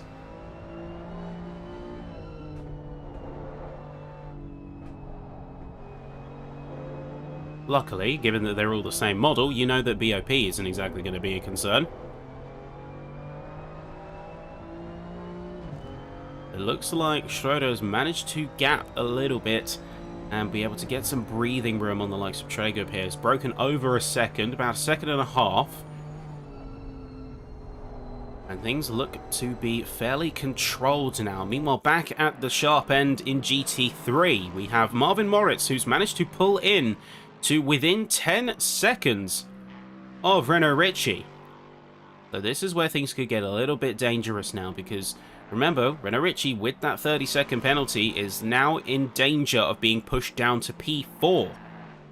Looks like we do have a penalty coming in for the 717 for causing a collision as they made contact with the number 256 car. So that was the incident with Dieter Bletten that we saw on the replay cam just minutes ago.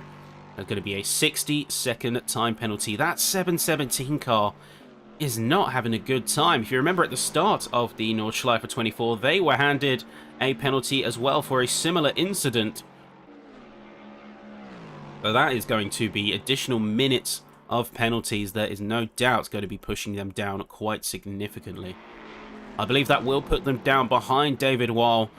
I don't know if it will put him against Zavagian. I butchered that, I do apologise. In the number 15 car. But it certainly will put him very close to dropping position down to 26th. But we can see here, say, Moritz driving like his tyres are on fire right now. And making up second after second. Makes me wonder what is exactly happening to the drivers at the front. What is Renault Ritchie's strategy going on here as we make our way through to this final hour very shortly?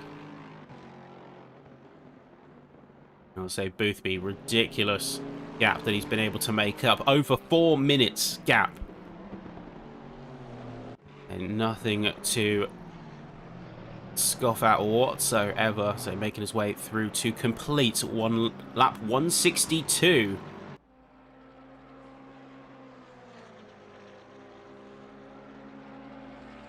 And so crossing the line just there, getting a good benchmark. So lapping in the 8:12s, consistently so, and just seeming like it's absolutely unstoppable. You look like by comparison, Renault Ritchie sitting here with the 8:16s, 8:17s rough benchmark. Marvin Moritz though also lapping in the 12s, at least if last lap is anything to go by.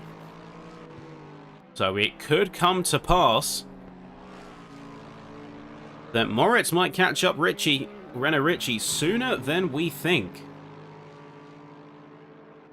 as he dances his way around GT4s and BMWs alike.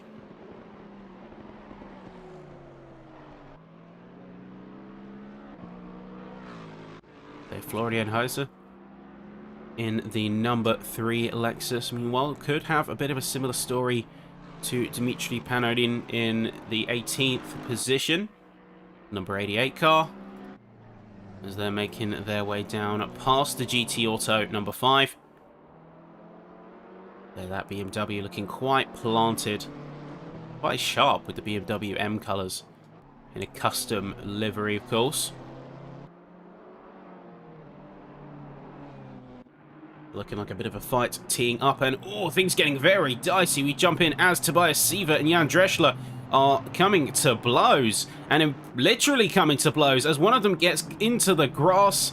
I think Dreschler is going to yield just a tiny bit there, so they allow him to get back past, not wanting to take the position illegitimately, but you can see they've got a GT3 behind them. Blue flags are coming out, but these two are fighting hard, and this is going to be where things get a little bit interesting, because of course that GT3 is going to be impatient and wanting to get by. You can see pulling up alongside Sievert as Dreschler's managed to get past, being able to use some of that superior corner speed, but Sievert has... oh, nope, Sievert is back. Briefly using the Quantum Realm. And as we know from the start of the Nordschleife 24, and as we saw a couple of incidents of such, using reality warping techniques such as phasing to another dimension to gain a position is prohibited under the LFM regulations. So would any reality bending incidents please be reported to the stewards? Please don't actually do that, I'm being facetious. I know it's just a connection issue. Regardless, Sievert, warping reality as he may, is still going to be committed to the fight against Dreschler. They've done a good job to get the move past legitimately after initially yielding, not wanting to get it as a result of contact. But I'm sure that would have bruised the confidence a little bit as they went through this sector of the green hell. Still going to be trying his best to stick to the back of the fellow Mercedes AMG. Trying to gauge the lines, hopefully not get caught too much up in any dirty air or scrubbing shenanigans.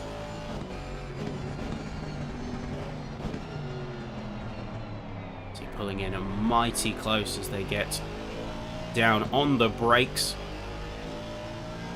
Briefly tucking parts of their car out of the slipstream. just to keep things under control. And oh no, into the wall there, just a bit too much on the outside as they cross over. A slight scrubbing into the grass, a bit of lawn mowing. Sievert is going to be dropping about a second as a result of said contact with the wall. Shame to see, because I was really looking forward to seeing Sievert go for a bit of a comeback and fight out for the position on this earthly plane, no less. Checking in on another fight that we saw a few minutes earlier. Traeger still within about 2 seconds to Schroeder. They're not entirely out of the fight yet, but looks like we do have one of the TCXs who is a lap, additional laps up, and is trying to make their way past. But also we have Jan Ruschel in the LFME sports car, also about to make their way. Question is how they're going to place their car. They're going to go for a bit of a send. They are. They're going to use some of that additional braking force and additional aero to really just fire it down the apex of turn 1 and be able to seamlessly make it past 2. The cars, Ruschel, going to be easily sweeping by the lower class of vehicle. And that's what you want to do. You want it to be fast, clean, you want the other cars to be predictable, stay on the racing line. That's the name of the game. When drivers try to drive reactively to faster cars coming through, that's when things get messy. That's when accidents happen. That's when the tears fall when they stop playing nice. And as you saw, when things go bad between multi-class overtakes, that's when you do see the stewards getting involved. You see investigations 42 and 162 cars are now under investigation for an incident prior, as Ruschel is just flying past multiple classes of car.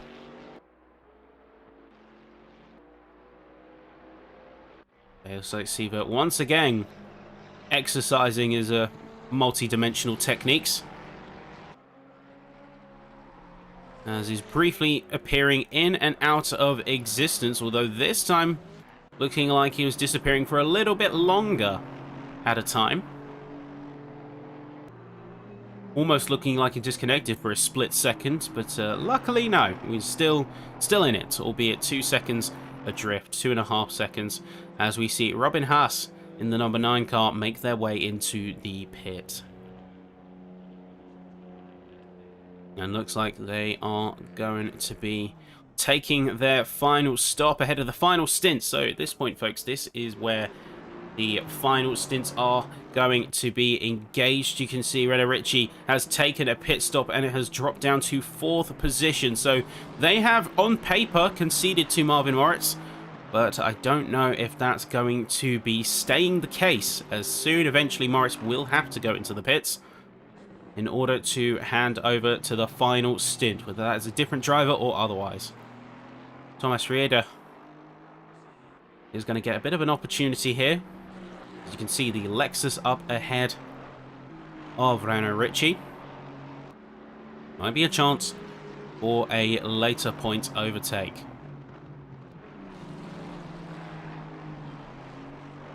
And Rieder is running on average about, let's say, 2 to 3 seconds faster than Renault Ritchie, at least pre-pit stop.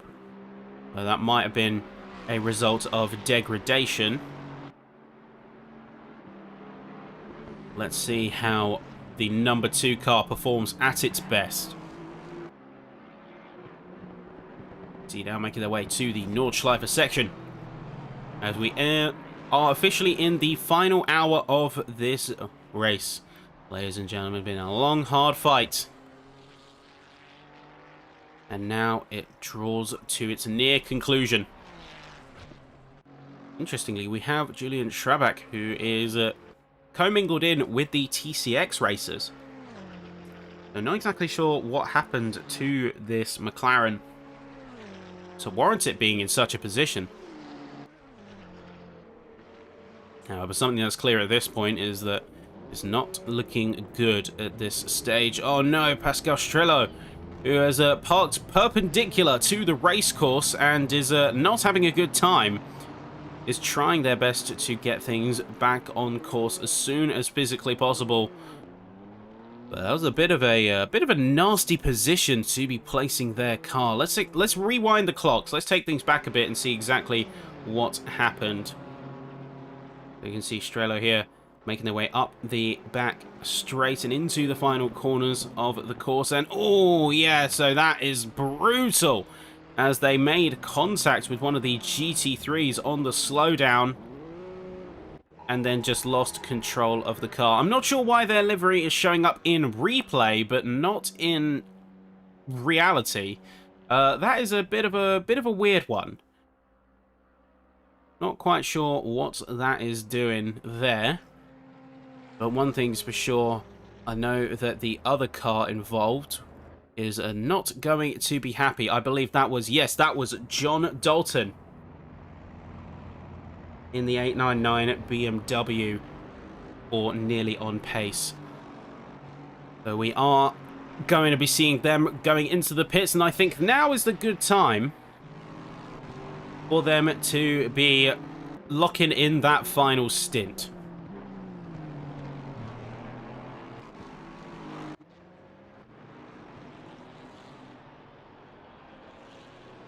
Let's see, Ahmad Juzmin in the 951 Lexus.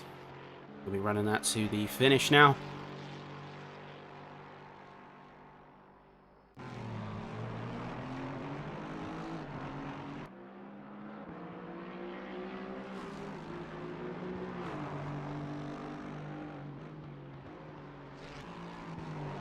Florian Heis briefly getting a bit of a yellow flag warning, flagged up on track, but looks like that was just in pursuit of position on the TCX car. Meanwhile, we have Juzmin and Uwe Seiler in 11th and 12th, who are looking to be coming to blows together, but also contending with the number 27 TCX car. That is going to be Milo Pikula. And they have proven to be quite the catalyst, as that has given a chance for Sailor to gain about a second on the Lexus here. So they opened up a gap. And that's one thing that makes multi-class so dynamic and interesting, is a car from a completely different spectrum of the race could come in and really change things up in a major way. Simply no other way to look about it.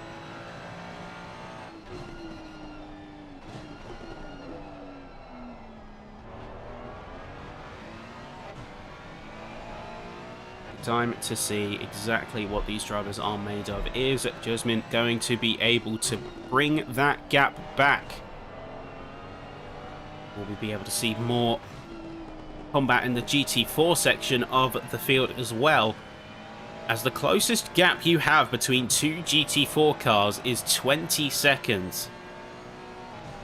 As Sievert is much further down now, and they in fact I believe have taken a pit stop.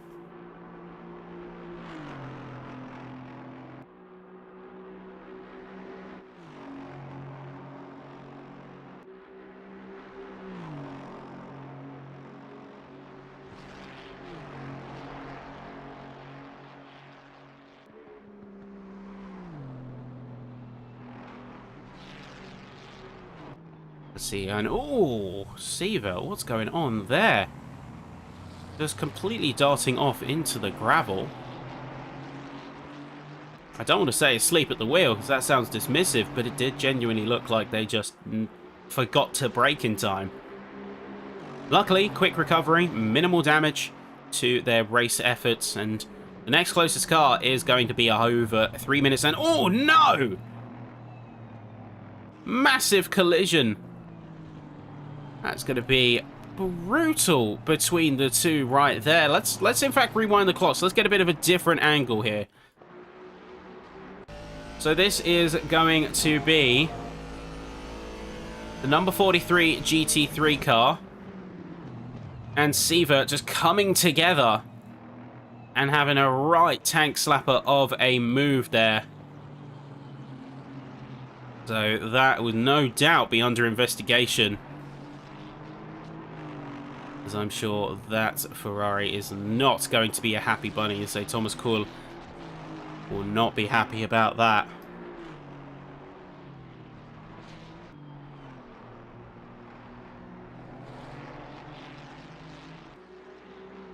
Yeah, that will be quite a tank slapper of a move there. And that's going to result in quite the damage to that front bumper and the aero of the Ferrari 2. So, lasting consequences there. And I wonder who is going to be coming out of that one with the slap on the wrist and or time penalty. Let us know in the live chat who you think it will be based on what you saw. We do see a bit of a similar repeat incident. Second verse, same as the first, as we have Ahmad Jasmin in the 951 Lexus, now trying to catch up to Uwe Seeler in the 28, but he's not really getting a chance. And as soon as he does get a chance, they encounter a GT4 car or a TCX car that puts them behind and allows the Ferrari to bring back the distance they only just clawed away at. You go for his second carousel before the back straight.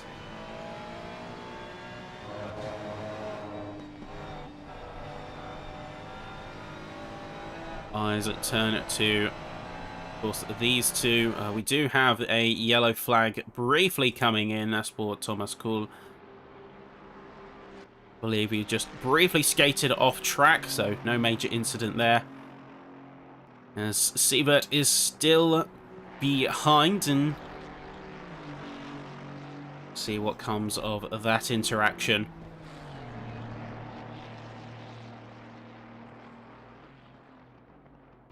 Looks like it's running quite slow, the Ferrari, as a result of the impact. Isn't really able to carry speed to the point where Sievert is actually going to be able to overtake.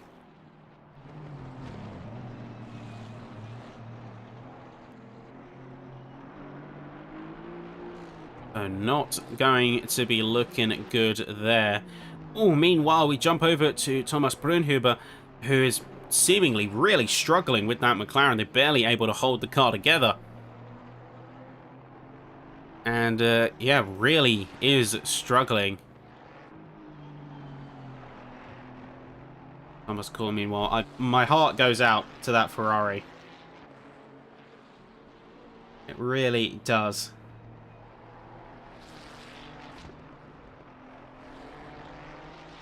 Just, if nothing else, on the basis that you get caught up in an incident like that, things get so messy so fast, and before you know it, you are in the wall. You are having a major impact. And your race is severely compromised. Hopefully, we do see them bounce back. And in fairly record time, too. Here's the number 437 coming out. This is going to be one of the Calip Racing Team cars.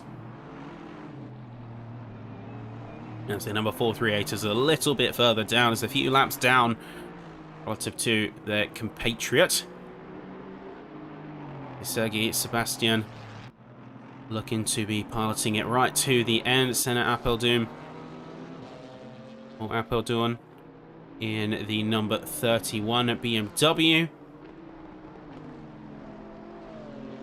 As they're dealing with a little bit of on-track congestion, shall we say. GT3 trying to get by TCX, but they are trying to pass.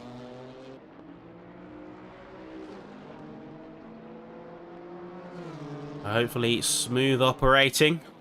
Goes around the outside of the M2, and easy does it. Has double the numbers in the model, so not quite double the speed, but might as well be. We see Kuhl losing so much time that now John Dalton down the back straight is going to be able to quickly usurp their position. It's almost as if they're driving speed limited, having to fight with the car. And yeah, you can almost see, yeah, they're having to drive with their steering fully tilted to the left. They're having to counteract steering rack damage. And this is why they're having to run so slow. Is that they're driving otherwise would be unpredictable. They're physically fighting the car. Luckily, has been able to limp it back home. And is no doubt going to be taking that into the pits. Good chance to also pull the execute on the final stint. So luckily, a lot of drivers in this scenario are going to be given a bit of a mulligan. They're going to be given a bit of reprieve or release from where they have had a bit of misfortune handed to them. As Nico Benzler also going to be jumping in. Henrique Machado, Oliver Martins doing much of the same. So looking at top of the order, George Boothby continues to hold about a 4.5-minute lead on the rest of the competition. Marvin Moritz has been working hard to chip away at time losses and make the most of the fact that we have Nick Baban piloting the number 2 car now to finish things off.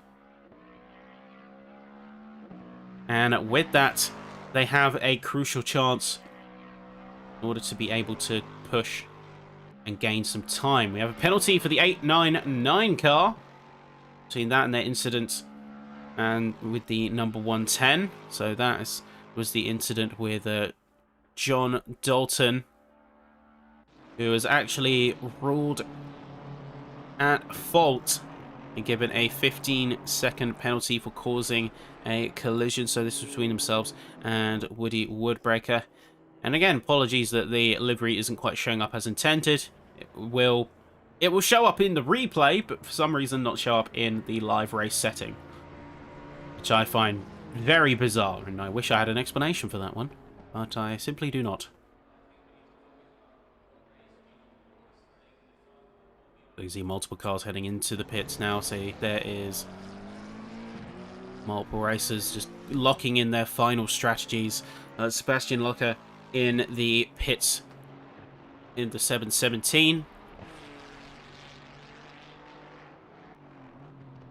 And they're going to be having hopefully quite a bit of chance to turn things just around a little bit. Mika Nicholson now piloting the 570. Will be hopefully working to get back round and past some of the TCX cars before the checkered flag falls, because that will be a bit of a tell as to how much they can recover. Even if they don't get positions on paper, rejoining the back of the GT4 pack I think will be victory enough, but I'm not quite sure how feasible that is. They'd have to make up over a lap and a half worth of race distance in about 40 minutes.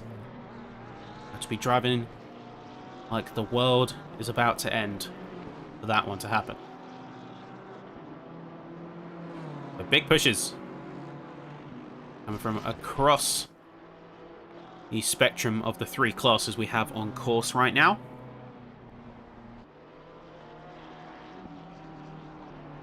And all just hunting for some room to see things through to the end.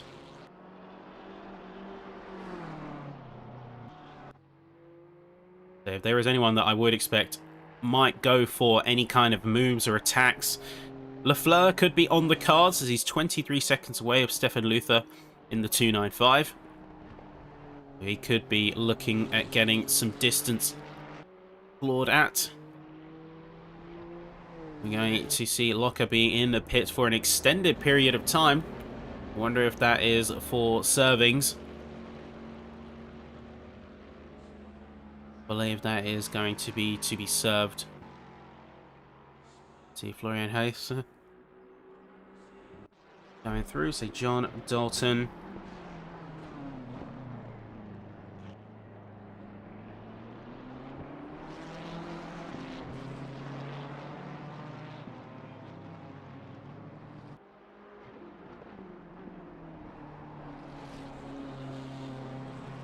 Soon be seeing what comes of the hours and hours of attrition that have led to this point. As many cars head into the pits, there is going to be a little bit of a last chance effort.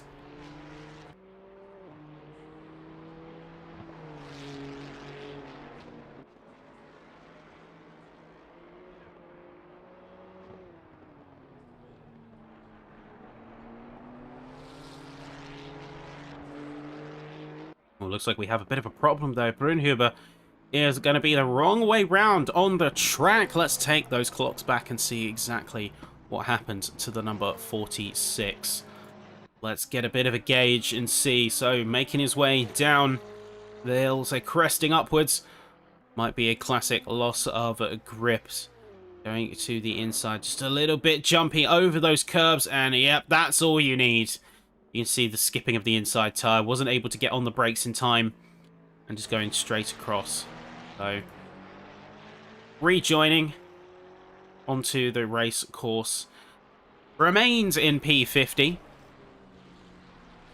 As there is going to be a lot of time that they need to bring back in order to challenge. But not going to be...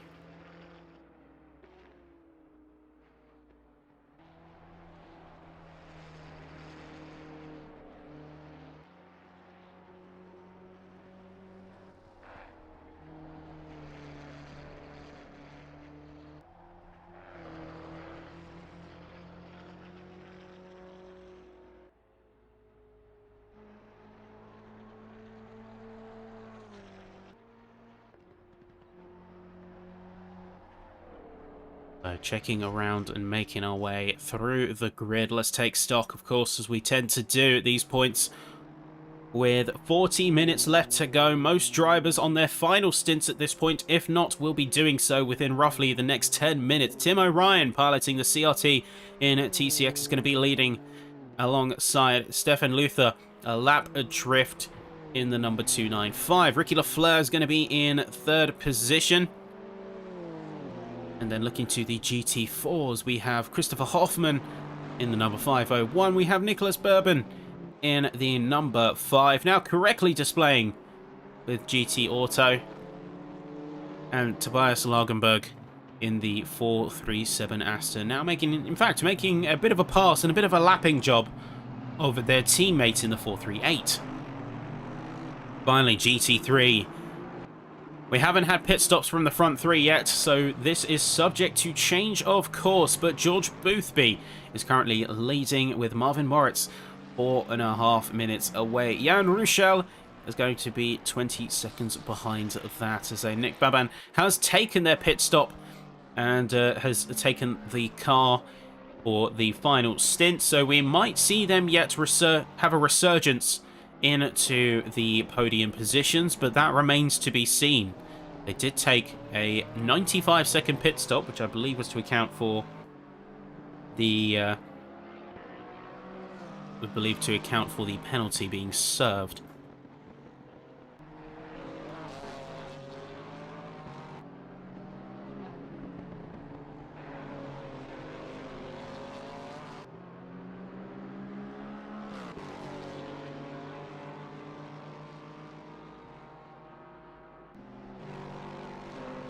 Looks like we can see a little bit more chaos happening for Brunhuber as they're limping their McLaren through the rest of the lap in order to be able to make it to the pits. We did just see the yellow flag fly for them once more, as I believe they just went off into the grass. And they are, as you can see, they're having to deal with steering rack damage. Yeah, look, you can see just how much they're having to counteract steering damage. And no doubt will be scrubbing those front tyres to all manner of disrepair. I'm going to rotate 45 degrees. That is quite the angle adjustment. Yeah, wish him best in getting him back to the pit lane and getting that car repaired and right as rain once again. Hopefully soon too, because he's at risk currently of being overtaken by Tim O'Ryan, the leader of the TCX squad.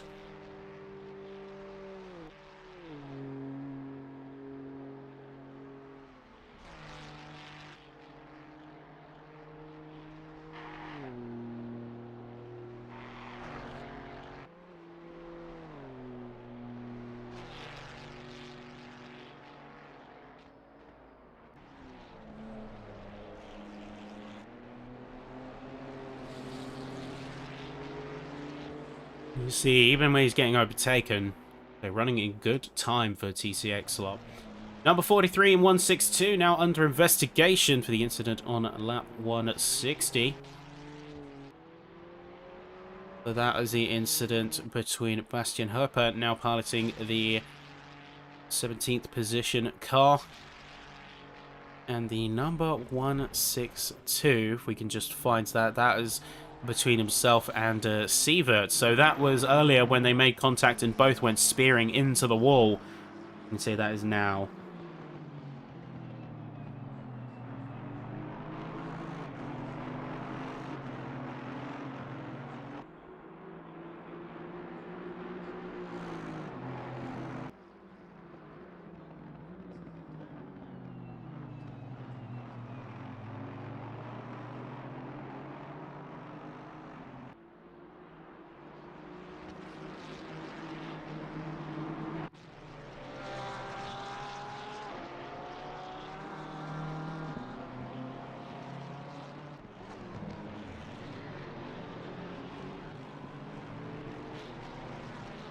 You just take a look and see everyone in full. 35 minutes to go. Field is looking quite spicy, but you can see Brunhuber ducking out of the way and struggling to keep it on track, but has made it to the back straight at the very least, so should be that just final home stretch before making it inevitably to the pit lane. We have Michael Popig, who is currently chasing down Daniel Gruner, 1.3 seconds away, and could have a chance for an overtake here. So let's take it on board from the rear wing of the number 68 car.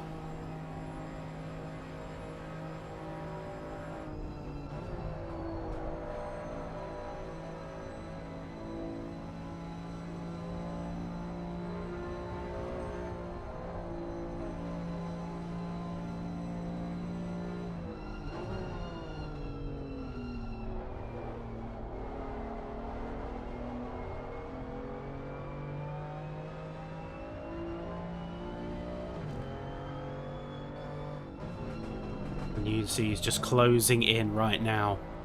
Here's Carousel. Both of them taking a nice, clean line.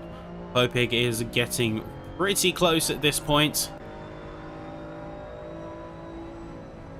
You can see just leaning on that mechanical grip, trying to carry a bit more speed through some of these corners. Wider approaches. You can see where Gruner is going narrow. That was a prime example. He's able to get the better exit and just push on the position here. Going alongside, trying to take the apex, claim the corner. 707 car has done it in a very nice display of technical prowess. Good show, good show. And with that, this green BMW is going to be up a spot. So with that overtake, they are going to be in, if I can do a bit of a napkin maths here. So they are going to be in 15th in class. And meanwhile, looks like the number 787 car is going to be receiving a warning for an unsafe rejoin. So that is going to be a slap on the wrist. Make sure you don't do it again. Keep your wits about it. So that was between Paul Selinsky and I believe 437 Callie Aston. Meanwhile, say the number 23 car on the 767 under investigation. The 787, my mistake. Sometimes I've got a very small preview in my OBS. So sometimes a little bit difficult to see exactly. Meanwhile, Sievert continuing his quantum overtake shenanigans, as it briefly looks like he'd been overtaken by Senna Appledorn despite being 2.5 minutes away. Do wonder what's going on with their connection right now.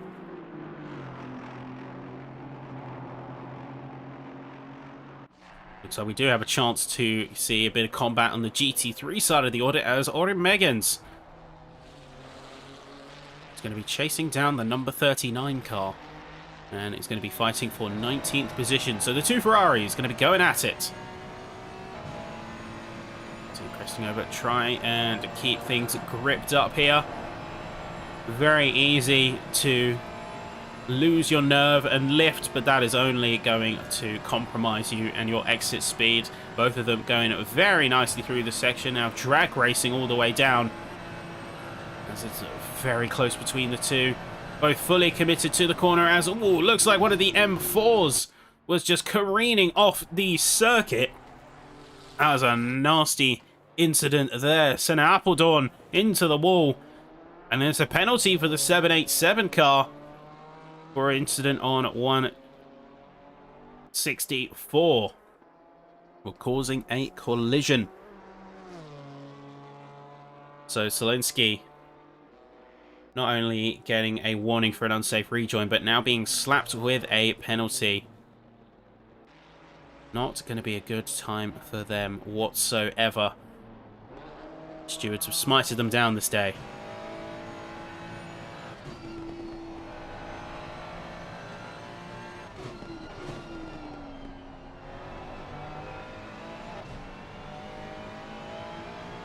Either way, final half an hour now.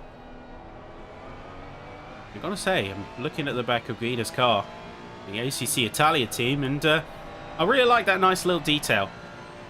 A nice little detail on the back of the car. You can see the date and the event on the back of the livery.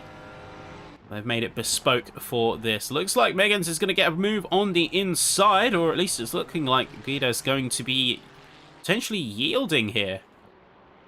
As it looks like Megan's is not only going to get the move, but already going to get quite the breakaway, unless Guida has something in mind to keep them ahead and use them as a bit of a tow to save some fuel and tyres. If that's the case, though, why let them get already 1.5 seconds ahead? Don't quite know if that's going to work out in his favour there.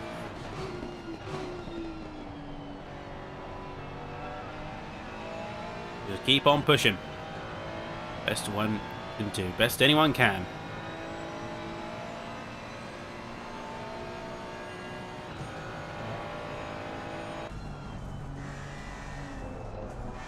Say Appledorn, having recovered from their incident, is still going to be facing some of the consequences. Of course, the impact with the wall and subsequent loss of control. They are going to be seeing a little bit of damage that they're having to compensate for. Mind you, it looks like their steering is intact. Jumping on board. Looks like they haven't got any major damage. As it was, for the most part, just a scrubbing of the wall, followed by skating off the grass and across the racing surface. They're looking like things are staying mostly intact. There we go. It's the last few laps. Now, last few crucial laps. And this is where it all comes down to a head. 23.5 hours have passed since the start of this race. And for this race weekend, one can argue that it's been even more time. We had small delays at the start. We had qualifying yesterday. And this is where it all comes down to. Be quite the opportunity to see exactly who comes out on top.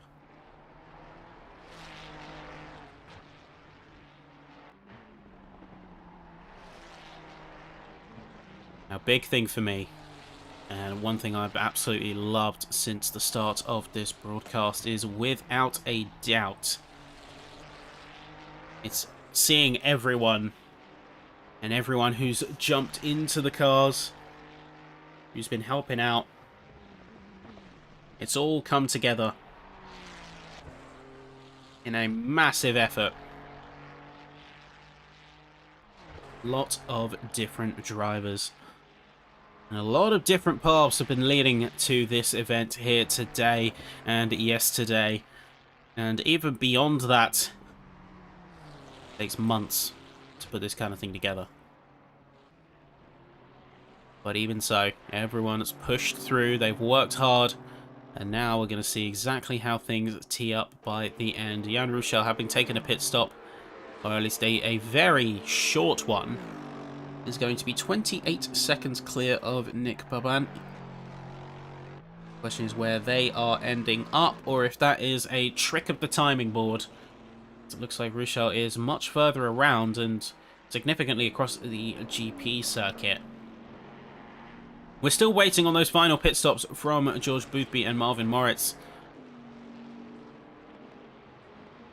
So that might be right towards the end. I have to check the regs because I don't believe that there is a final pit window closure. I don't think that the pit lane closes, for example, 15 minutes before the end of the race. We'll have to get a confirmation on that one and see exactly where the line is drawn.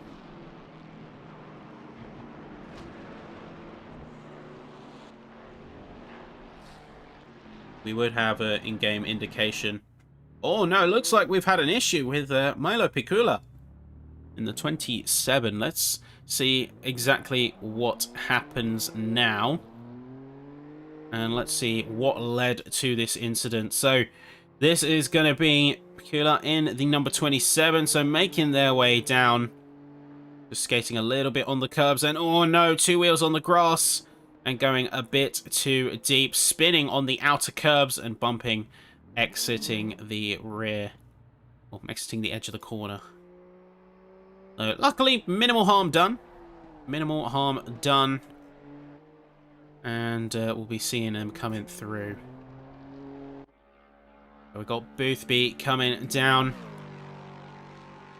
We should, in theory, be seeing Boothby pitting this lap.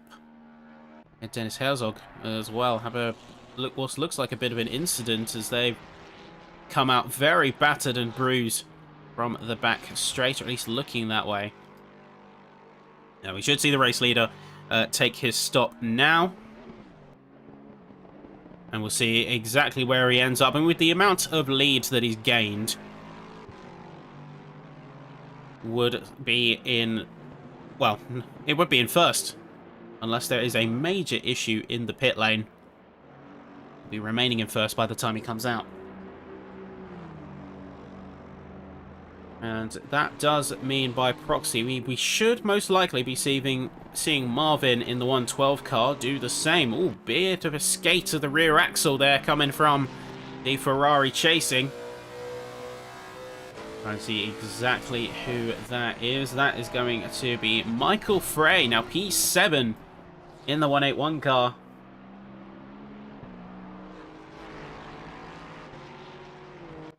I'll say, what a absolute rocket ship. George, I don't know how you've done it. I really don't know how you've done it, but you have made an absolute miracle of today's race. And there's simply no other way to look at it. 24 hours solo. What do you even say to that? What can you even say to that? The dude has fully Ironmanned this entire event and currently stands with that much of a gap. The dude's been running to the toilet and speed running a bathroom break in between his pit stops. He's only got about 40 seconds to do so, really. Which is absolutely insane. So, I tip my cap. And if anyone wants to tip more than a cap, he is doing this for a good cause. He is doing this for Alba. So consider heading over and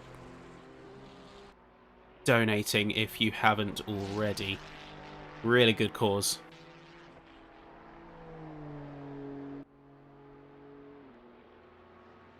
So we have, he's not the only solo driver as well. Worth mentioning, we have also got, as rightly pointed out, Lafleur is solo driving. Is solo driving in the 237 car in TCX and has been doing a brilliant job as well. They're currently sat in P3rd? P3. There we go. In TCX. Yeah, to answer the toilet questions, it's not my question to answer, really, but I imagine that they are sort of primed mentally. They're mentally primed and ready to go, so when they do go, it is very swift. But that's neither here nor there. But no, Lafleur is also running solo today and has done just as great of a job. They have really been putting the work in and flying that flag confidently with CRT.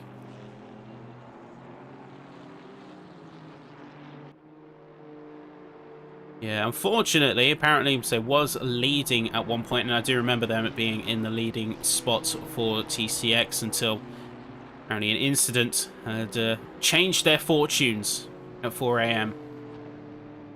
It's a shame I didn't see that because I was awake at 4 AM.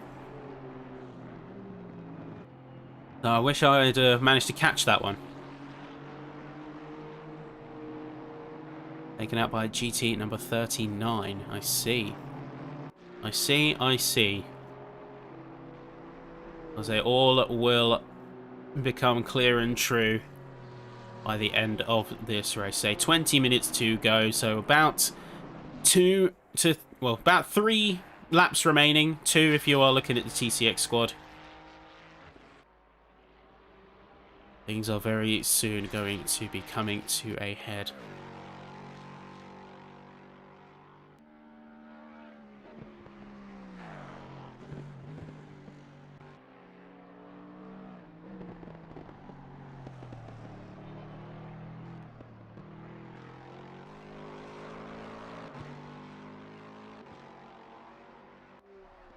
We'll just take a quick look around and see if anyone is in a bit of fight. Looks like a lot of drivers have been spacing themselves out now. Bruno wasn't able to reassert a challenge and is now dropped to 13 seconds away from Michael Perpig. He has got himself a confident position and will be looking to finish P65 total, but in class that will be in, say, 7 and 10. I'm having to manually count these. In P15.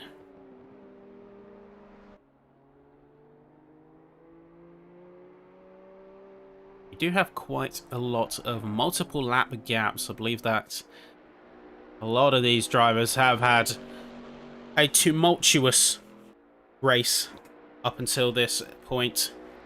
Many ups and downs because anything can happen with these kind of races. A lot can go wrong. A lot can go wrong, and for many a lot has gone wrong, but they still charge through.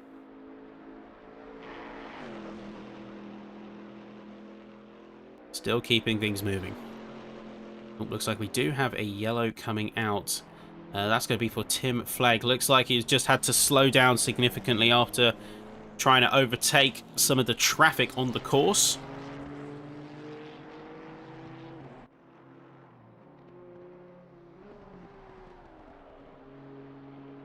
So Flegg in the 555. Running his way through.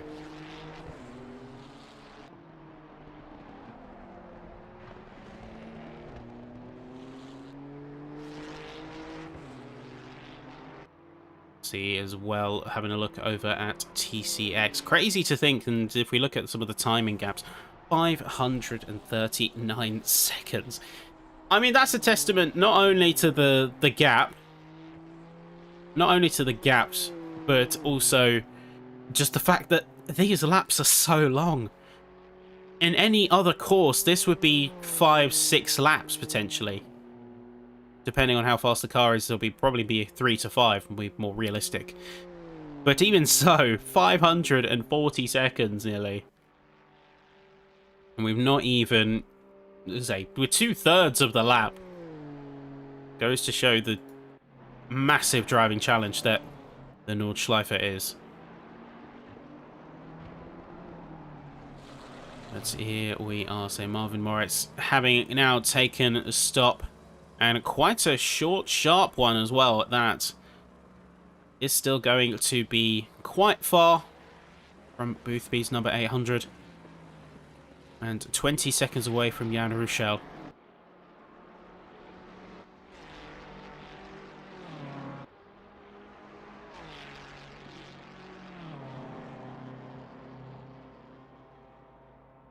So let's see who has got that final step of attrition.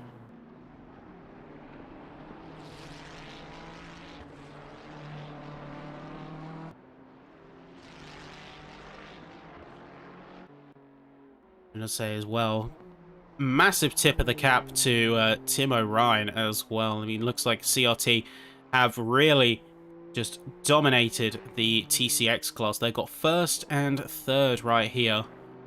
So Flyby Esports going to be breaking that formation with second place so far, and a little bit of grass, but keeping it nice and stable.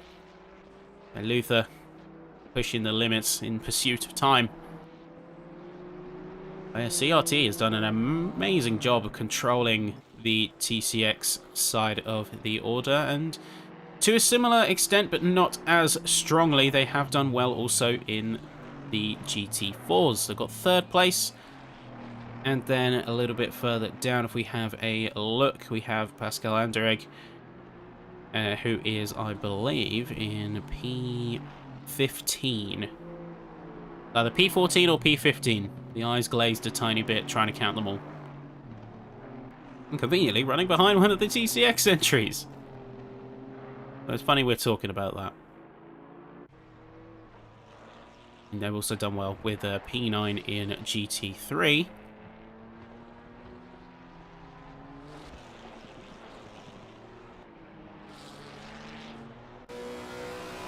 But just looking at the onboards of some of these cars, and you can really see the level of patience as well as technical skill required. Got to hold your nerve.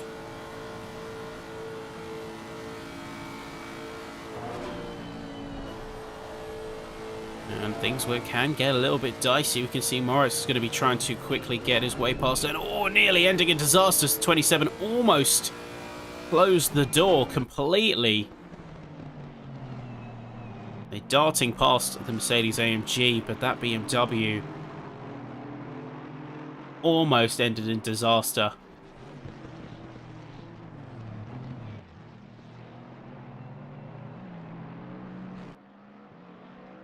So Morris navigating that one quite nicely.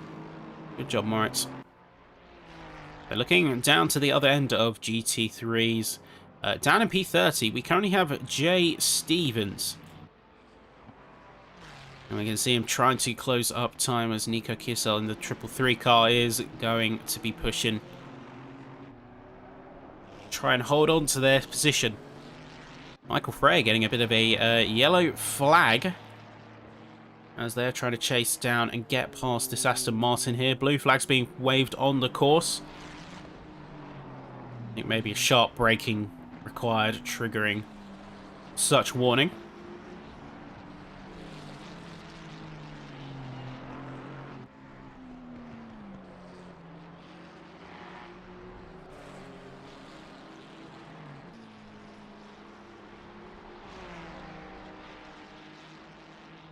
You see now down to the back straight, and so multiple cars just up ahead.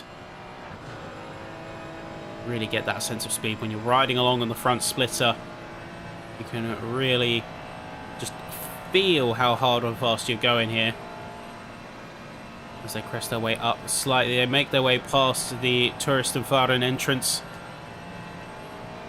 Maybe past the McLaren in the GT4. Ahmed trying to close in as well on Pascal Girard in the number 55. That the 717 car behind? I believe that is Daniel Bourne now piloting the Cryonics Racing Mustang to finish this session out.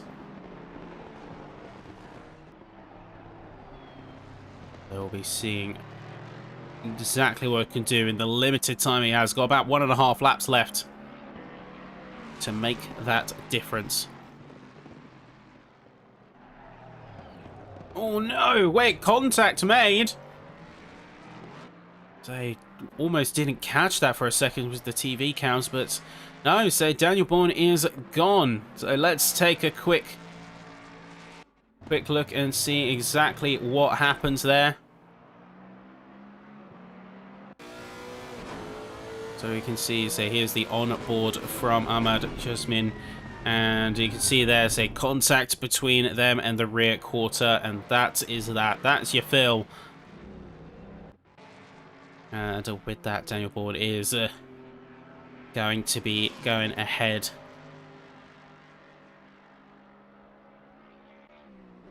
I'd be quite frustrated if I was that Lexus right now. I would be mightily so. Well, looks like Miroslav Tregub is dipping off to the side of the course in order to avoid getting in the way of other cars. But seeming a little bit worse for wear there in the number 70. Team Vixen Velocity. But before long, we will be getting the call to signal that the leader is on the final lap. So in about a few minutes' time, we will get that call from race control, and that's when the hammer falls. That is go time. Now, at this stage, ladies and gentlemen, if you have not made a move yet, if you're behind another car, if you've been putting pressure on, now is the time to execute. You're going to have to pull that move, and you're going to have to do it practically now. Otherwise, you are going to run out of time, and you will be consigned to the lower place. Thomas Brunhuber in the 46 McLaren that we saw moments ago is going to be heading into the pits once more. But no, this is the last chance. This is the last time that you'll be able to go on the attack, on the move. We can see that there is the 438 car making concession to the GT3 as it tries to make its way by. If there is ever a time that you would be wanting to gain place and position, now is when you want to do it.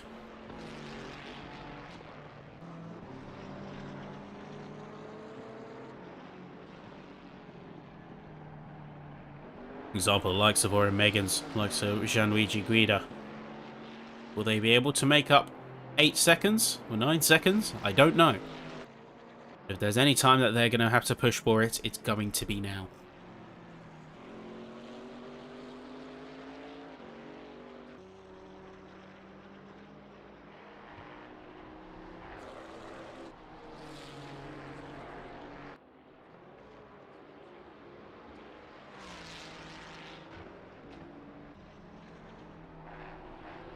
But now let's see those last runs from many a driver. See Boothby soon to be getting his way onto the back straight. I will continue to be astounded by the level of pace that he's been able to hold throughout all of this. I mean, in the face of drivers teaming and in the face of everything that's happened throughout this entire event, it's held strong.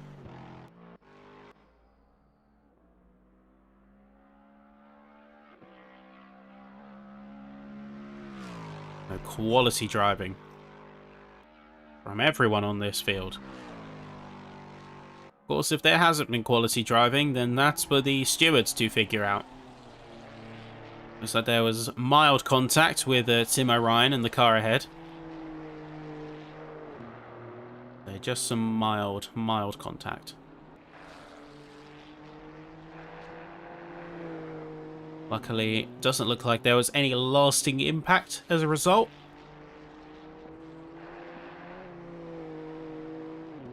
But the drivers will be good for another day.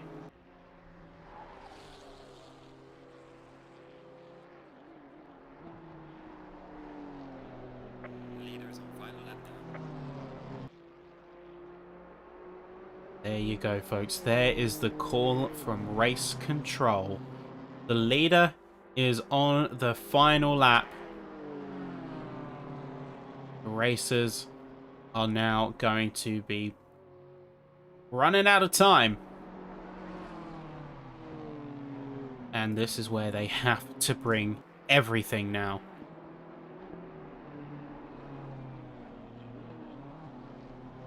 And, wait a minute. Am I just... Did I just... That's an 8:05. That's an 8:05. On the penultimate lap. George, you are insane. What are you doing? Well, whatever you're doing, keep going. It's brilliant. An 8:05 on the penultimate lap in the position where many other drivers would be playing conservative to finish. He's pushed the purple by an entire second. Or almost an entire second. Ridiculous stuff. That is the cherry on top, isn't it? That really just is the cherry. To add that extra little flavour to the end of the day and to the end of the event.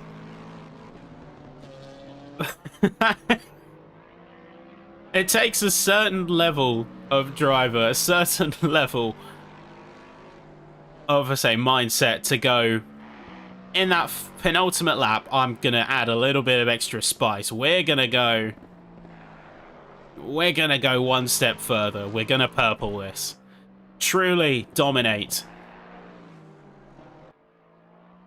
That is amazing. So Boothby on the final lap now.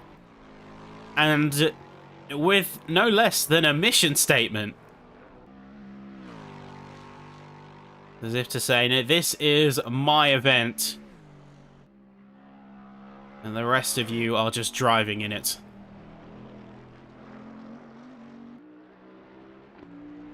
Wow. What do you even say to that? I know I'm supposed to be commentating here and say the commentator who does this for a living, but some moments just do leave you speechless. And this is definitely one of them.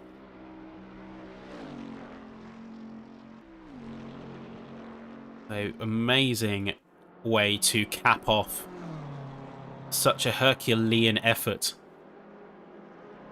from the number 800 driver. What a way to cap things off. And with that, the final crusade begins. The final loop round the green hell itself. Of course, we will be seeing, give or take 5 to 8 minutes after, in order to allow everyone to finish and cross that start-finish line.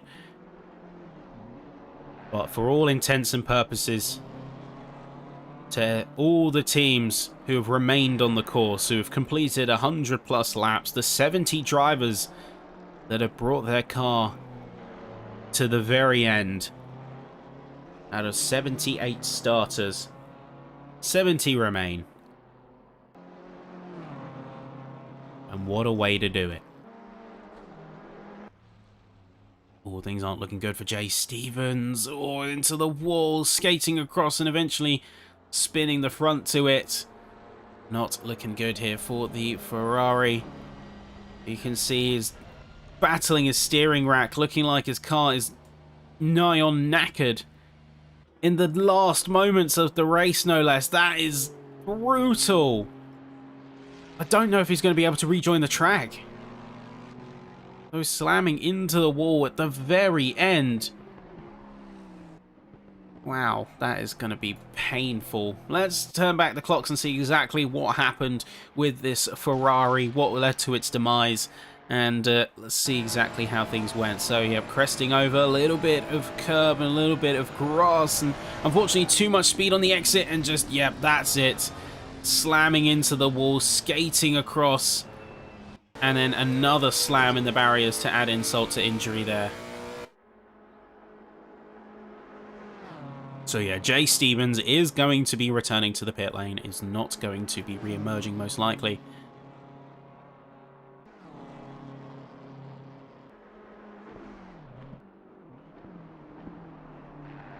And there we are, folks. So, final minute before the clock officially has elapsed, and then it will be just once the leaders get to the finish, that's when it is called. He make his way through carousel, past one of the TCX's. Boothby currently in the lead of GT3.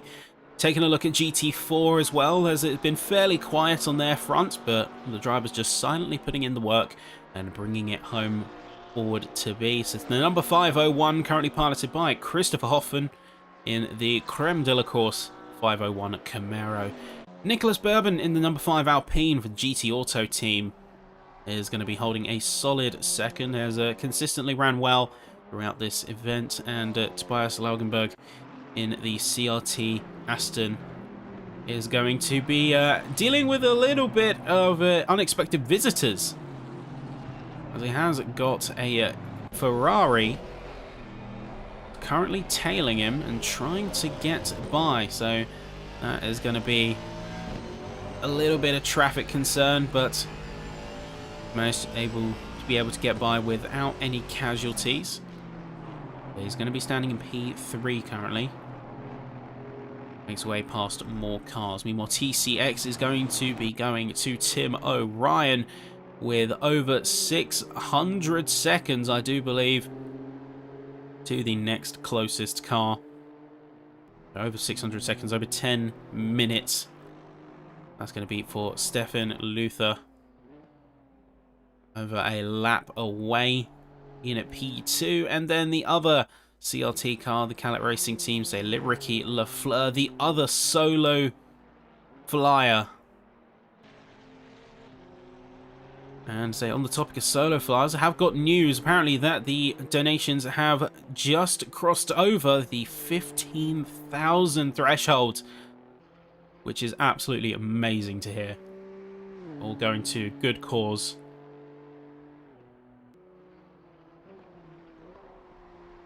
In the UK, and this is where I have a bit of a unique perspective on the issue. So I'm a teacher in the UK, and I know exactly firsthand exactly what he's talking about and how difficult the system can be. So at risk of, say, impartiality being an issue, I do feel a personal affinity with his cause and do encourage everyone to support him.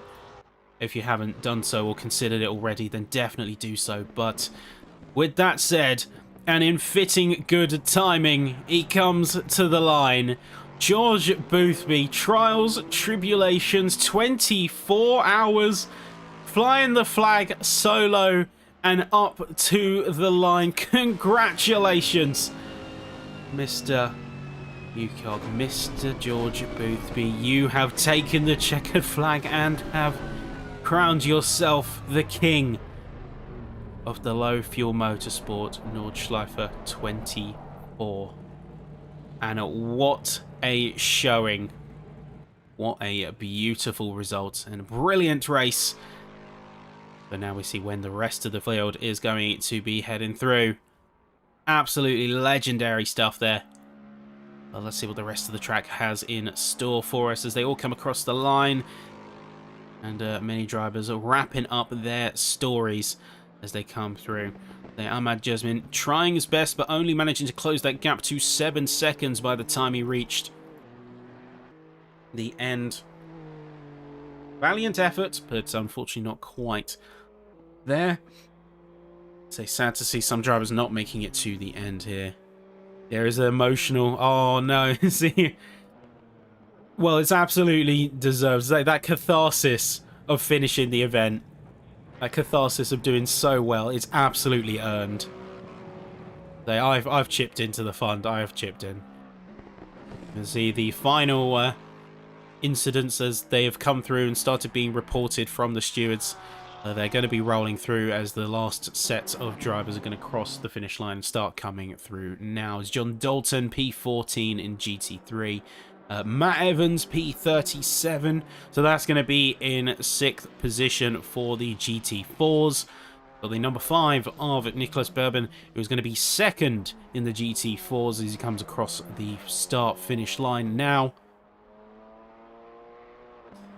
Wow, what a turnout. What a brilliant show, brilliant race. The 666 car in 7th place as James Julian's going to be piloting and bringing it home. GG's to all drivers, to everyone who's bringing that race home today. A penalty for the number 88 WeFlay car, the last parting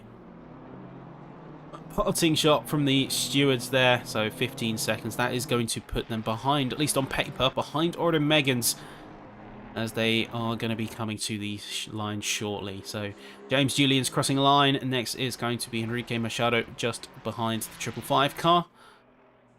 It's going to be in 15th position alongside a few other cars. A couple of the TCXs going across the line.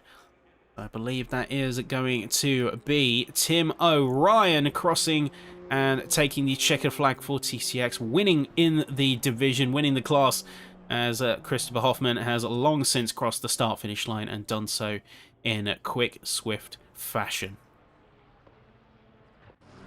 So this is where everyone starts to come through now and just finish things up. Geet Stan in, I believe that is 8th place for GT4 there. Good result. So Laugenberg, 3rd place in GT4 as he crosses in the Aston Martin. Matteo Di Buono in the number 100 AMG. Apologies for the lack of livery. Is going to be now crossing the line as well as a few more cars are teeing up to do so simultaneously. So you've got the number 930 of Timo Burkhardt as Marvin Morris crosses the line just ahead in 2nd place. We have a bit of a similar story as Bastian Hopper in the 43 Ferrari. So brilliant racing, a brilliant showing. Everyone brought their best, gave 110%. And it's time to see the spoils of their labours as Jean Rouchel is going to come in 3rd position for the GT3s. Pascal Anderegg, that's going to be a little bit further down. That's going to be P15 for GT4s right now. Tommaso Pagliai in the 164 McLaren, also going to come across alongside Daniel Barrett in the number 7. I still find that absolutely miraculous to say the 4-minute lead from Boothby to Moritz. Such a display of dominance. A 37-second lead between Hoffman and Bourbon in GT4, and then in TCX it was a 600-second lead, also known as over a lap, between Tim O'Ryan and Stefan Luther in 2nd place. Our last few cars now coming through. Maximilian Prowl going for a little bit of celebratory snaking and skating that rear axle across the finish line as the number 2 car is going to follow in fairly shortly after. Ricky Lafleur, the other solo artist here in today's event, and doing a brilliant job bringing it home. P3 for the TCXs, and what a beautiful showing it has been. So great stuff, great driving from everyone on this race course. Dennis Ram going to be coming through as well alongside a couple of other cars. Orin Megas, Popig, you can see just in the foreground there. Jeff Iberts in the 42 Mercedes is going to be showing his stuff and doing a beautiful job of the race here. So going to be seeing who is coming through. I do wonder if Georges will be interested in an interview. I would really love to chat to him and get his side of the event and how he's found it. So welcome and say thank you to everyone who's participated and been a part of this event, because without everyone here today, we would not have an event as we know it. And it has been absolutely brilliant to have everyone here. You can see the last remaining cars now coming up to finish things up. And we will soon see exactly who is coming through now. So Tobias Sievert is his quantum overtakes. Going to be soon slicing through. He's on his way. Good to hear it. Good to hear it. Gerard is going to come through alongside a few other cars as they're all going to come out on the edge of the start-finish straight. Their last showings of the racers in the field. Marcel Walkenhorst, that TCX is looking beaten, battered, bruised, but he still brought it home. Followed by the number 39 and the 717 car. There's last couple of racers just skating their way through.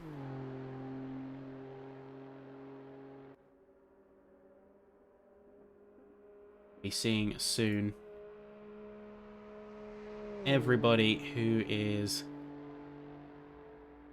going to be making an appearance in the interview booth. Of course, we do have the two separate streams. So we've got the English stream, the UK stream here, and as well as the German broadcast. So I imagine, say, those who are speaking German, say German native speakers, will be joining Chris in the broadcast booth. Number 2 will be joining him for his interviews on the German side of the broadcast, and we'll be having the English-speaking members of the race here today. We're hoping to get some perspectives on the event and everything that took place. But here we are, final car coming across. I believe that is Jay Stevens, who is going to be bringing it back. And there we go, crossing the line.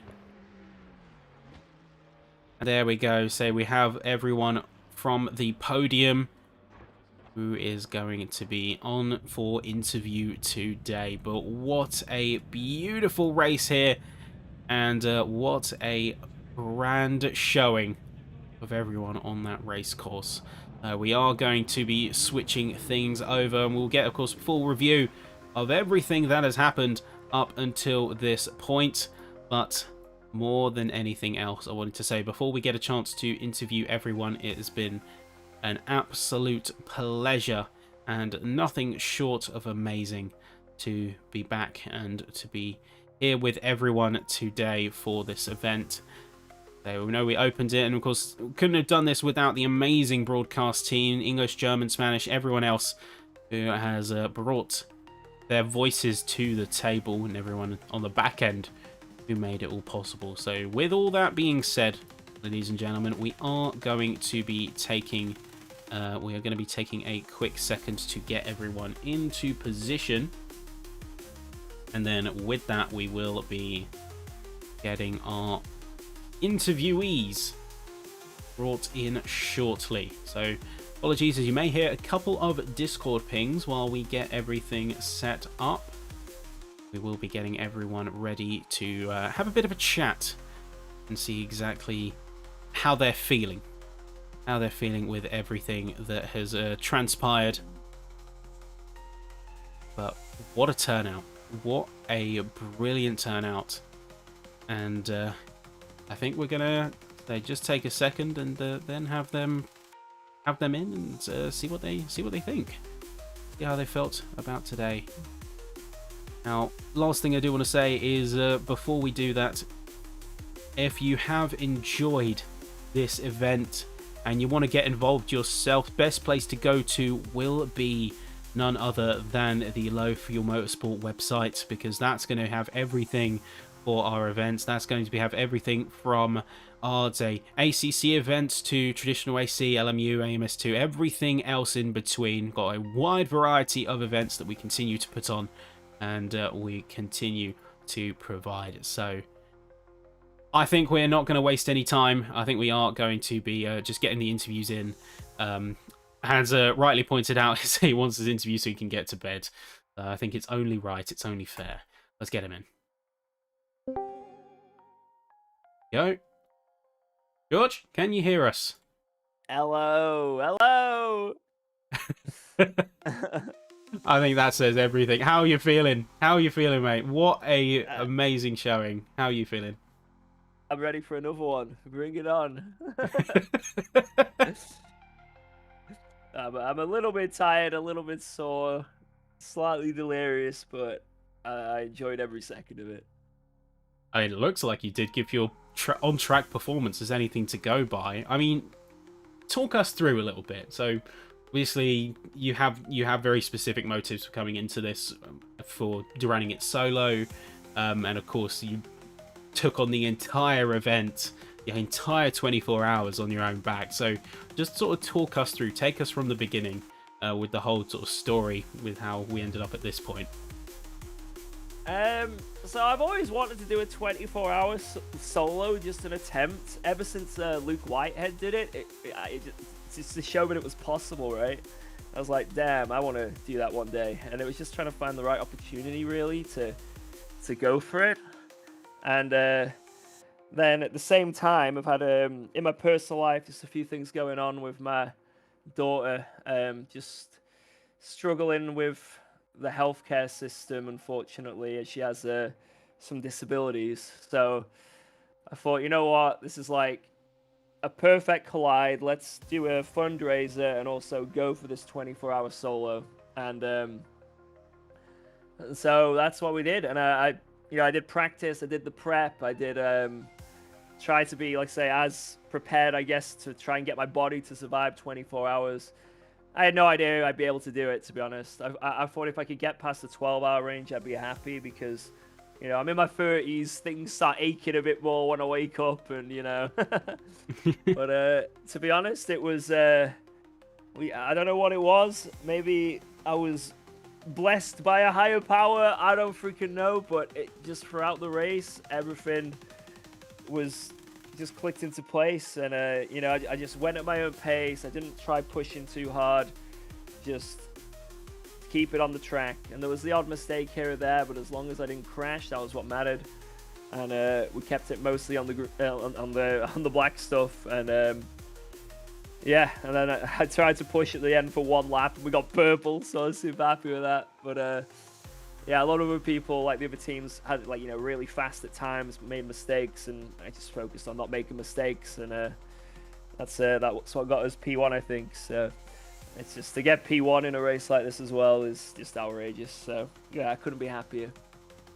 Well, say that consistency certainly paid off. So by the end, you were leading with approximately 4 minutes, which is, especially in an event like this, like you say, that is absolutely an amazing feat.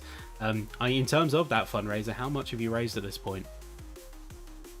It's, I can't believe I'm saying this. Like, the number is £15,410 and 40 pence. Wow. Which is outrageous. So thank you.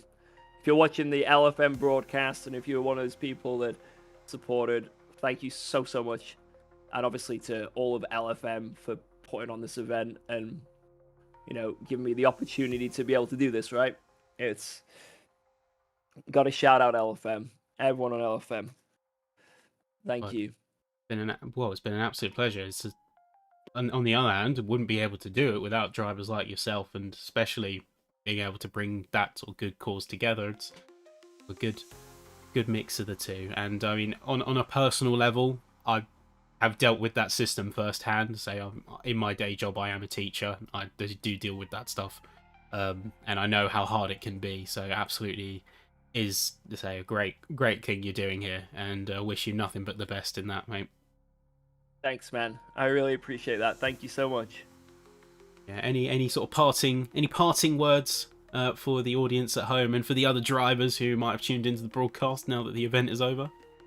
Well, just thanks for everyone driving, anyone who tuned in, just anyone who's been a part of this event in any way. It's been fantastic. And then I guess a major shout out is to my sponsors, I guess. You know, LFM, I'm part of LFM, Go, Sync Mesh, and the biggest of all, my wife and my daughter, who I did all this for. So shout out to them, to Jordana and Alba. And well, as I say, it has been an absolute pleasure, mate. I was like, gonna let you go. I think you've definitely earned a rest.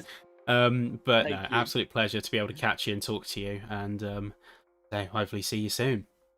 Cheers, man. Have a good one. Thank you so much. Take care. Take care. And there you go. So that was George Boothby, and of course, say the star of the hour. We are going to be seeing if we can at least catch a couple more drivers in the time that we have left here. I know that pretty much all of the podium sitters are currently in the VC. So I think what we'll do is we will next grab the winner of GT4, and that is going to be Christopher Hoffman, who piloted the 501 car. So let's bring him in and let's have a chat and see how he's feeling. So, Christopher, can you hear us in the box? How are you? I can hear you. Yeah, I'm fine. Of course, physically very done. I can only imagine. But 28 hours now as well, yeah. Brilliant job on that course there today, and say from you and the team. Say bringing that 501 car to victory in the GT4. So how are you guys feeling? What's the feelings like? Everybody else wasn't there for the last 5 hours. I was doing the last 5 hours more or less alone. But of course we separated it up front.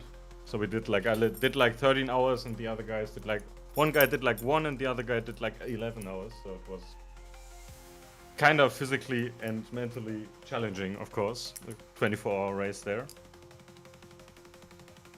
Yeah, we had GT4 was quite chaotic all the way around. I mean, in the last 2 stints, I think 3 people could have won that. That was actually super enjoying all race long. It was super close in the top row. Yeah. Yeah, because I know for a fact that we did see certainly sort of jostling at the upper end of the field. Say you had yourselves, you had the number 5 car, you had a couple of other drivers who were also mixing it up, not to mention the other traffic. So you had the TCX cars and you had the GT3s. How did you find that part of the experience, of course, dealing with different speeds of cars around the circuit?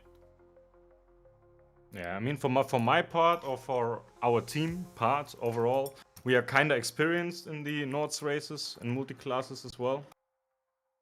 And it's always nice to see when people get this done very, very nice and so everybody is keeping an eye out on everybody, right? But that mostly works only when 2 experienced drivers meet each other on track. When there are people that are kind of new to multi-class racing, kind of funny things and sometimes sad things happen as well, yeah. I will say, it looks like in your case things worked out quite well though. So it didn't end in tears too much. Yeah, actually none of my fellow drivers did anything wrong in this race. I collected a drive-through. Don't ask me how. Our engine was red. That was only me. I collected 3 penalties. Wasn't my best race, but everybody else from the team did very well. Well, as a team effort as always, and today as a team, you made it happen. You pulled it through together, and at the end of the day, the results speak for themselves. Cleared GT4 victory, did so by about 40 seconds. So, I guess sort of any words that you have for the audience or any of the other teams who are driving there today. Yeah, thanks to everybody. Keep on playing. ACC is not dead. ACC is not dead. As long as there's no other game with a good Nordschleife out there, of course. And yeah, just everybody keep on driving, keep on having fun, and yeah, thank you for broadcasting it and making it happen to LFM as well. Well, it's been an absolute pleasure, and say thank you for bringing such a great racing event, you and every other driver who joined us today. So thank you very much for your time, mate, and say I think a well-earned rest for you and the team at this point. Yeah, thank you very much, and yeah, have a nice one, man. Thank you very much. Take care. We'll see you soon. See you soon. There we are. So I think we have got time for one more interview. Of course, that was the voice of Christopher Hoffman. So we are just going to try and see if we have got the winner of TCX in here. So any rep from the 238 car. So Tim O'Ryan brought it to the finish. Just seeing if we have got anyone from that car's entry. And we'll see if they are available for an interview. But we are running out of time here, unfortunately, today. So if not, we will just try and squeeze a couple more interviews in and get a couple more voices from the field before we sign off for the day. So I'm acutely aware of the limitations of time that we are on.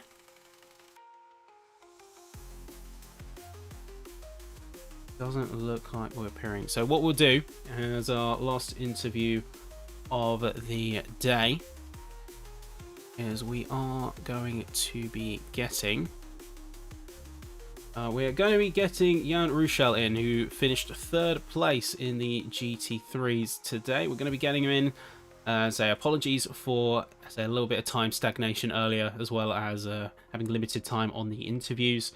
Just add a couple of tech bits to make sure that they would come through properly. But here we go. Here's Jan Ruschel. Let's bring him in. Jan, can you hear us in the box? Yes.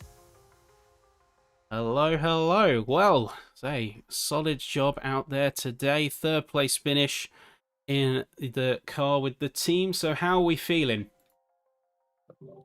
I'm feeling very good for the team, and the car felt great, but the end was very hard to drive because of the tires. Like 1.5 hours on one tire set is pretty difficult. Okay, so how would you describe that then? So what is it? A instability in the car, or just dropping grip levels? What was that like, having to deal with that sort of degradation? Like dropping grip levels. It was crazy, especially in the high-speed corners like Flugplatz or Mautkurve. And yeah, it was pretty difficult, especially with traffic. Every corner was pretty hard, and yeah, but we did it, and on P3 it's great. Yeah, and you've done a fantastic job out there. You and the entire team have done a brilliant job as comfortably locking in that P3. I mean, what was that like in terms of dealing with the traffic? You mentioned that was a little bit difficult. Was it a case of they just struggling to get round them, or what was that experience? Yeah, it was a bit of struggling to get around the cars, especially like M2s in Flugplatz or something. That's hard, but yeah, it's hard, but yeah, we did it, and yeah. Yeah, I must say, certainly a good job, well done. So, with that P3 in the pocket, of course, coming out the Nordschleife 24, is there anything that you wanted to say to any of the other drivers on the course, or anyone who's been watching here today? Thank you very much, all of you, and especially LFM for making it possible, and yeah, amazing race, and next race, maybe we see on track.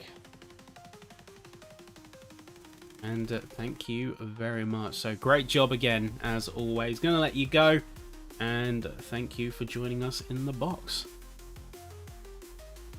Bye bye. Take care. See you soon. And there we are, ladies and gentlemen. So that is going to do it for today. Thank you, as always, for everyone's patience while we got those interviews set up. Apologies for those who we haven't had a chance to chat with today, as we have had a bit of a time crunch, of course, with the delay at the start of the event. That has unfortunately trickled down a little bit, so we won't get a chance to chat with everyone, but of course, massive congratulations to the podium sitters, for everyone that we saw out there today, to the number 800 car, the 112 and the 255 in GT3, to the 501, number 5, and 437 in GT4, and finally in TCX, the number 237, 295, and 238 in the TCX side. Massive job getting the podiums for those classes, and to everyone else who was on the track today, to the hundreds of drivers who have participated in this event, we thank you as always. Without you, these events would not be possible. And to everyone who's been watching here today, that thanks extends to you as well. But this is where we're going to say goodbye for now, so many thank yous, and we will be saying farewell for now. So take care, everyone. Of course, if you did enjoy today, consider pushing for, and if you want to join the events as well, be sure to check out our website, as well as ensuring that if you wanted to support us in any way, do check out the Patreon, as well as considering subscribing to places like us here on Twitch, etc. But that's all for now. That's all from us at the team, and thank you so much for watching. Take care, folks. We'll be back with our regularly scheduled programming in the coming weeks with the rest of our season. But take care. All the best, and we will see you all very soon. Thank you once again, and goodbye.